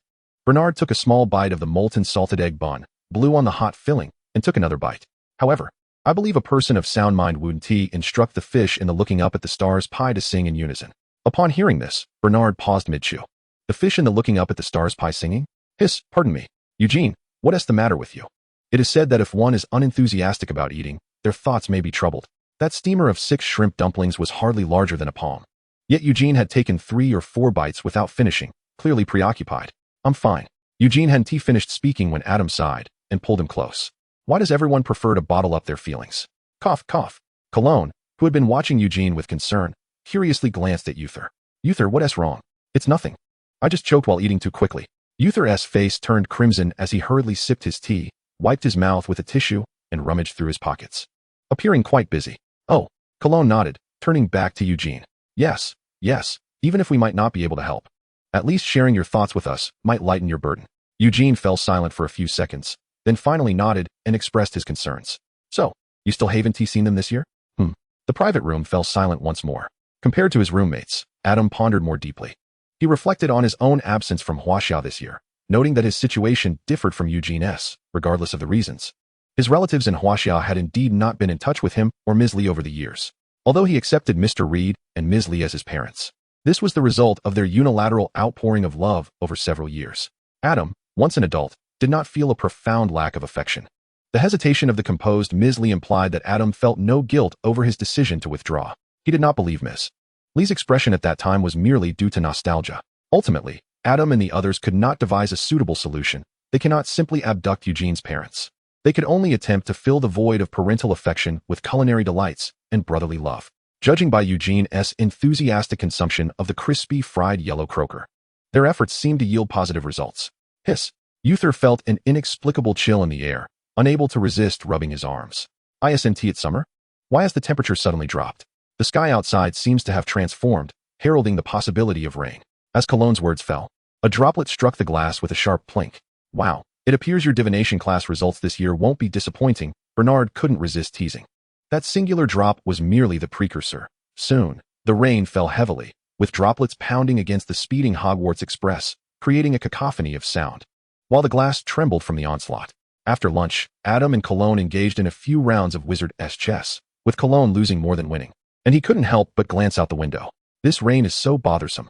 Through the pane, the view outside was nearly obscured, revealing only a dark mass slowly shifting, likely the distant mountains. The relentless sound of rain filled the air, while the outside world remained shrouded in gloom. The moisture seeped through the window's crevices, suffusing the air with a damp heaviness that naturally inclined one toward melancholy. However, the Hogwarts Express, which gradually slowed and eventually halted, was decidedly unusual. Have we arrived? Uther furrowed his brow, suspecting something was amiss. Bernard pulled out his pocket watch for a glance. Goodness, what is happening? Cologne suddenly spoke, capturing everyone's attention as they noticed his hand resting on the window, where a delicate layer of frost had quietly formed at the corner he touched. Eugene reached out to wipe the fog from the glass, peering outside to catch sight of a few shadowy figures, enough to instill a sense of unease. There is something out there. After alerting the others, Eugene inhaled deeply, unable to suppress a retreat, instinctively covering his heart. Why did he suddenly feel so unwell? Just moments ago, he had felt fine. Mom and Dad, why? Patronus. A silvery Maine Coon erupted from the tip of Adam's wand, darting around the compartment before eventually settling on Adam's shoulder, both gazing toward the door, originally marked by a dark handprint. The figure outside seemed to sense the presence of the guardian within and retreated without hesitation, turning back toward the visibly distressed Cologne and Bernard, as well as the clearly troubled Uther and Eugene. Adam's expression darkened. Could the influence of a Dementor truly penetrate the shield of a Patronus? Chapter 98, A Friendship Sponsored. With no time to ponder the implications of Dementors and shields, the immediate concern was that Eugene and Uther had just endured torment, rendering their resistance to Dementors nearly non-existent. Eugene appeared dazed, murmuring incoherently, his face streaked with tears, while Uther looked even worse, ensnared in a nightmare, beads of sweat dotting his forehead. Cologne and Bernard noted their friend's distress, softly calling out to them. After a moment's contemplation, Adam reached out to grasp their hands, and as his magic flowed, their complexions visibly improved. The charm of affection truly mitigated the effects of the Dementors. The inner speculation has come to fruition, yet Adam finds little joy in it. The love token is not a panacea. Since it can alleviate the effects of the Dementors, he has likely deduced the reason why the shield fails to repel them. The shield's protection resembles a force that maintains the status quo against external changes, capable of fending off physical assaults, magical attacks, and even the influences of time magic. However, it cannot prevent the protected from succumbing to negative emotions such as sorrow, despair, or fear. Apart from the untested kiss of a Dementor, the effects they induce seem to be merely emotional disturbances, which is why the magic of the love token can heal them. As for whether the Dementor's influence qualifies as an external force, Adam suspects the issue may lie within himself. Dementors are not entities in the traditional sense. They are closer to phenomena. Thus, the impact they exert diverges from Adam's previous understanding of external forces, making it plausible that the idealistic shield does not consider them as such. Now that Adam has realized this and patched this understanding, it remains to be seen whether the Dementors can still penetrate the shield's defense. While lost in thought, Eugene has recovered, and Uther has also regained consciousness, albeit still feeling the aftereffects. Here, have some chocolate. Adam offers each of them a Ferrero Rocher. I want one too. He hears Bernard and Cologne, clearly salivating. Adam hands them 2 more and, after a moment's consideration, takes one for himself. What exactly are those? Uther cannot contain himself after finishing the Ferrero Rocher, his face flushed with indignation from the earlier shock. Those are Dementors. Dementors? Shouldn't they all be confined to Azkaban? How could they possibly attack the Hogwarts Express? Well, I think I might have an idea. Cologne rummages through his bag for a while before pulling out a rolled-up newspaper. Ah, here it is. I knew I had it wrapped around the sausages. He unfurls the newspaper, producing 2 sausages, and lays the paper on the table. Adam glances at the wanted poster featuring Sirius Black, his prisoner number visible despite being stained with grease. The shadowy madness in Sirius's eyes is still discernible. Sirius Black? Bernard, pinching a corner of the newspaper, flips it over to read about the infamous fugitive, killed a street full of muggles with a blasting curse. Bernard furrows his brow, incredulous that such a grave crime did not warrant a death sentence. It seems that the Wizarding Court is as hypocritical as the Muggle one. As Bernard delves deeper into the intricacies of the Wizarding World, he feels increasingly fortunate that his family has not encountered any deranged dark wizards. Moreover, how could Azkaban be breached? Just how lax are the security measures of the wizards? With magic at their disposal, what harm would it do to increase the number of wards? So, this is what Dementors are. It's my first time seeing one. Is the Ministry of Magic suspecting that this escaped fugitive might infiltrate the Hogwarts Express?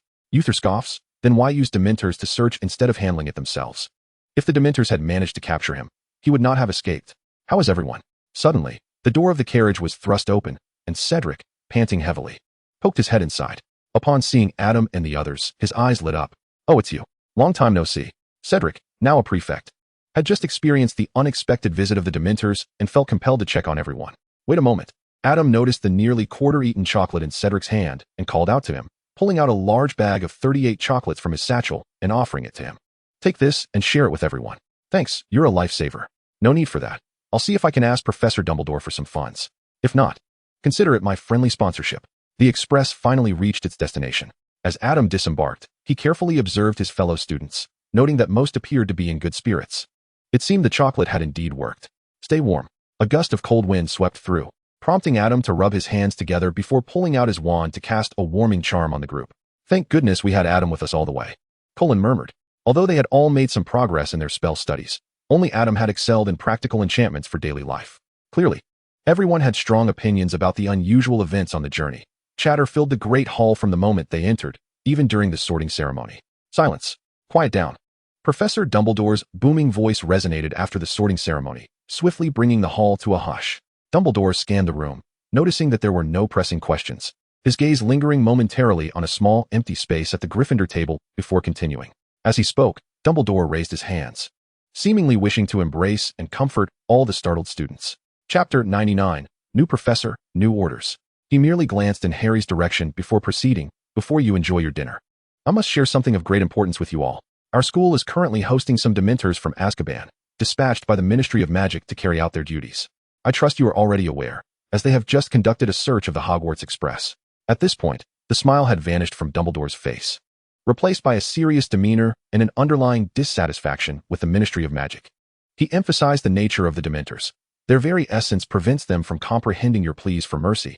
Thus, I must earnestly warn each of you not to give them any reason to harm you. I expect the prefects and our newly elected student council presidents to ensure that no student encounters the Dementors. Unlike the caution Professor Dumbledore had offered during Adam's first year at Hogwarts, the atmosphere in the hall was notably oppressive, as everyone had just witnessed the Dementors firsthand. Professor Dumbledore's words paused as he turned his gaze towards Adam. "I have completed my warnings, and now I shall shift to a more pleasant topic. I have received word that Mr. Adam Reed's chocolate has provided considerable comfort to everyone after their encounters with the Dementors. Let us express our gratitude for his contributions." At once, a wave of applause resonated throughout the hall, with the Slytherin table notably refraining from undermining the applause directed towards other houses. After all, the Dementors do not discriminate when sowing despair. However, Adam's attention was not on the students at that moment, for he spotted Newt Scamander at the staff table. Given that the funding came from the Board of Governors, perhaps he could even arrange for a reimbursement from the Ministry of Magic, Dumbledore remarked with an air of ease, contemplating the possibility of including a portion of his own candy expenses. Adam, understanding the implication, nodded appreciatively towards Dumbledore. "We shall discuss the specifics of the reimbursement later." Dumbledore winked in acknowledgement and then extended his hand towards the staff table. "Next, it is my distinct honor to introduce to you two new professors who have joined our teaching faculty this year." As soon as he finished speaking, a fervent round of applause erupted in the hall, predominantly from Hufflepuff. First, we have Professor Scamander, who has graciously agreed to take over the care of Magical Creatures class for a year following Professor Kettleburn's retirement. Upon this announcement, the applause intensified, the cheers from Hufflepuff and Ravenclaw threatening to shake the very ceiling of the hall. "Goodness, it's Newt Scamander, the living author of Fantastic Beasts and Where to Find Them." Newt, standing and greeting the crowd, found himself momentarily unsure of when to sit back down, simply nodding continuously in acknowledgement. "All right, everyone, please settle down." Dumbledore had to employ a sonorous spell to restore calm, emphasizing that, for various reasons, Professor Scamander would only be with them for 1 year, a fact that only slightly diminished the students' enthusiasm. Next was Professor Lupin. "Due to last year's unfortunate events, we once again have a vacancy in our defense against the Dark Arts class, and Professor Lupin has bravely taken on this responsibility." As Professor Lupin stood and acknowledged the crowd, a slight stiffness crept into his smile upon hearing those words. Was it just him, or did that sound rather ominous? However, considering his previous living conditions and the salary of a Hogwarts professor, along with Dumbledore's promise to cover his Wolfsbane potion for the year, Lupin maintained a professional demeanor and sustained his smile. Unlike Newt, Lupin did not have the same level of public acclaim. The applause for him was somewhat sparse, rendering the contrast quite stark. Nevertheless, Lupin appeared unbothered, while Newt looked a little guilty, making a concerted effort to amplify his own applause. "Well, I have said all that I needed to say. You may now enjoy your dinner." As Professor Dumbledore's voice faded, a golden platter brimming with food materialized upon the long table, eliciting a chorus of sighs from the Hufflepuff table. "What is the matter?" A new student could not help but glance at the upperclassman beside him, for the array of food appeared quite lavish. "No, you do not comprehend."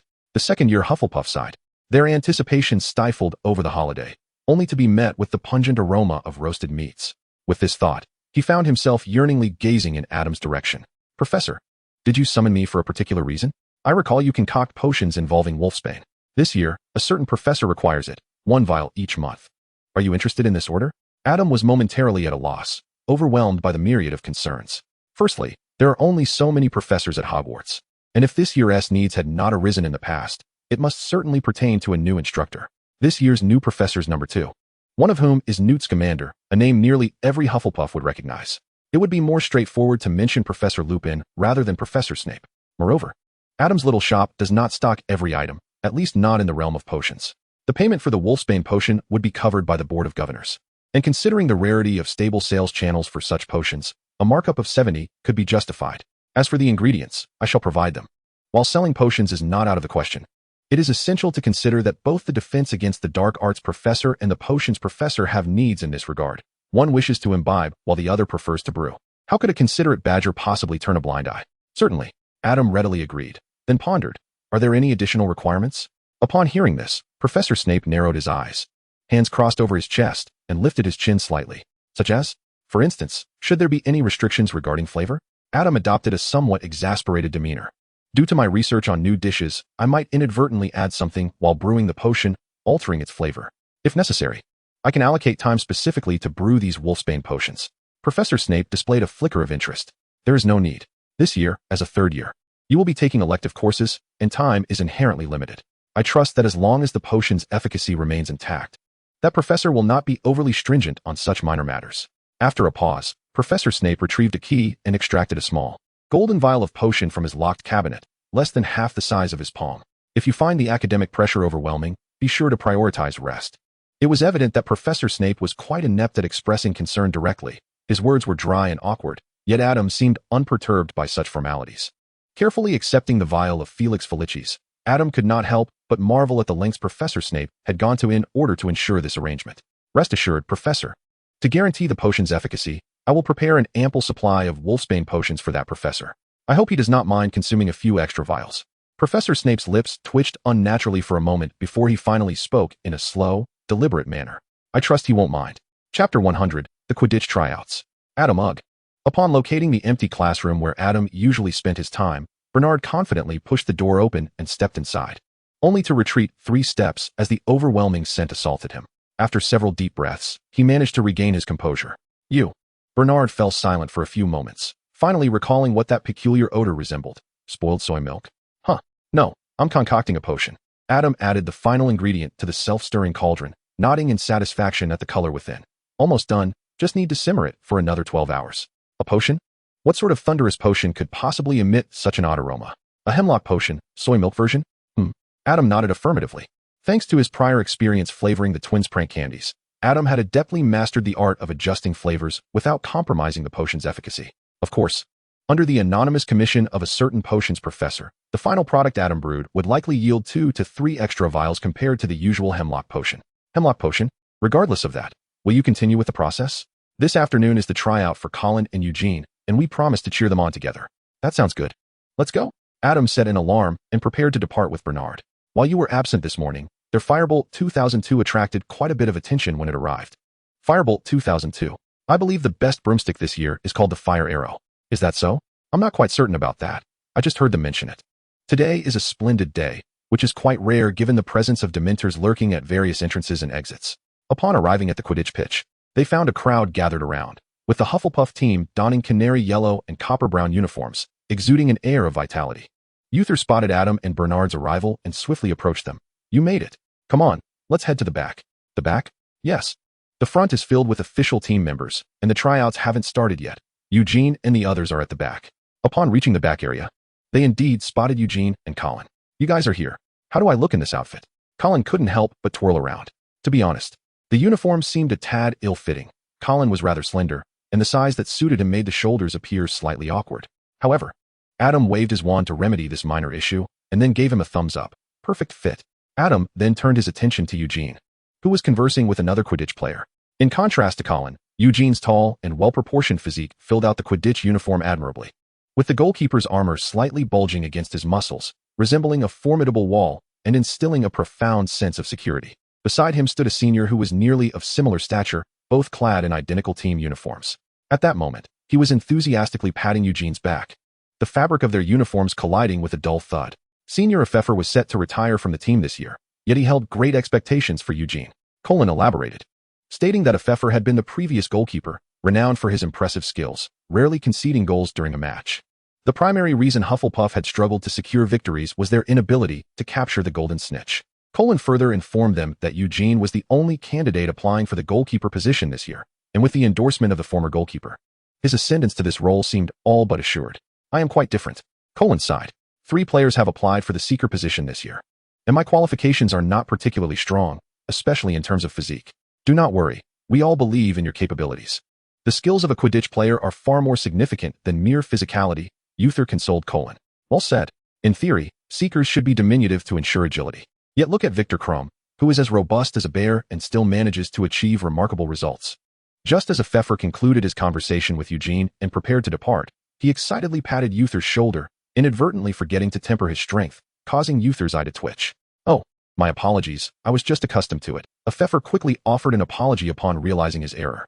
"No problem, I have grown accustomed to it as well." Upon hearing Uther's response, a look of confusion mingled with a Pfeffer's apologetic expression. Eugene quietly turned to begin his warm-up exercises. Bernard glanced at his watch. "It appears it is about to commence. Let us step outside to observe your performance. Drink some warm water, relax your body, and have faith in your abilities. Afterward, I shall prepare a grand feast for you." The three made their way to the stands, and surprisingly, Eugene was the first to undergo testing. "Is it merely a formality?" Bernard shook his head. "One cannot say that. There are indeed standards for goalkeepers, and if performance is excessively poor, one may still be eliminated." Adam remarked, "Look over there." The others seemed quite satisfied with Eugene's abilities. Bernard glanced in that direction and saw several official Quidditch team members nodding in approval. Following this, several more tests were conducted. Colin's performance did not exhibit any particularly outstanding traits, yet he did not falter against his competitors. The final results remained uncertain. Additionally, the seeker position, as the focal point of Quidditch matches, was fiercely contested, with 12 candidates competing. However, Cedric distinguished himself by capturing the bewitched golf ball with an impressive 3-minute lead over the second place, leaving little room for doubt regarding the outcome. Afterward, Colin appeared somewhat anxious, as he was likely preoccupied with his perceived shortcomings. Thus, Adam offered words of comfort. "All right, after the tests, do not dwell on it too much. Worrying will not alter the results. Instead, let us ponder what we shall have for dinner tonight." It must be said that Cologne's mindset is indeed commendable. Or perhaps it is a greater fondness for culinary delights than for Quidditch. In any case, after succumbing to the ultimate contemplation of what to dine on that evening, Cologne found little inclination to ponder other matters. Ultimately, both Cologne and Eugene could not arrive at a dinner idea, leaving Adam to decisively suggest preparing a hot pot, beginning with grilled fish, and subsequently adding water along with various hot pot ingredients. Each individual was thoroughly satisfied, particularly with the absence of bones in the grilled fish. However, upon reaching the summit, everyone discovered that there was no further path, and they had yet to arrive at the divination classroom, surrounded by a cramped and desolate space. Soon, however, someone noticed a trapdoor in the ceiling, though there were no stairs leading further upward.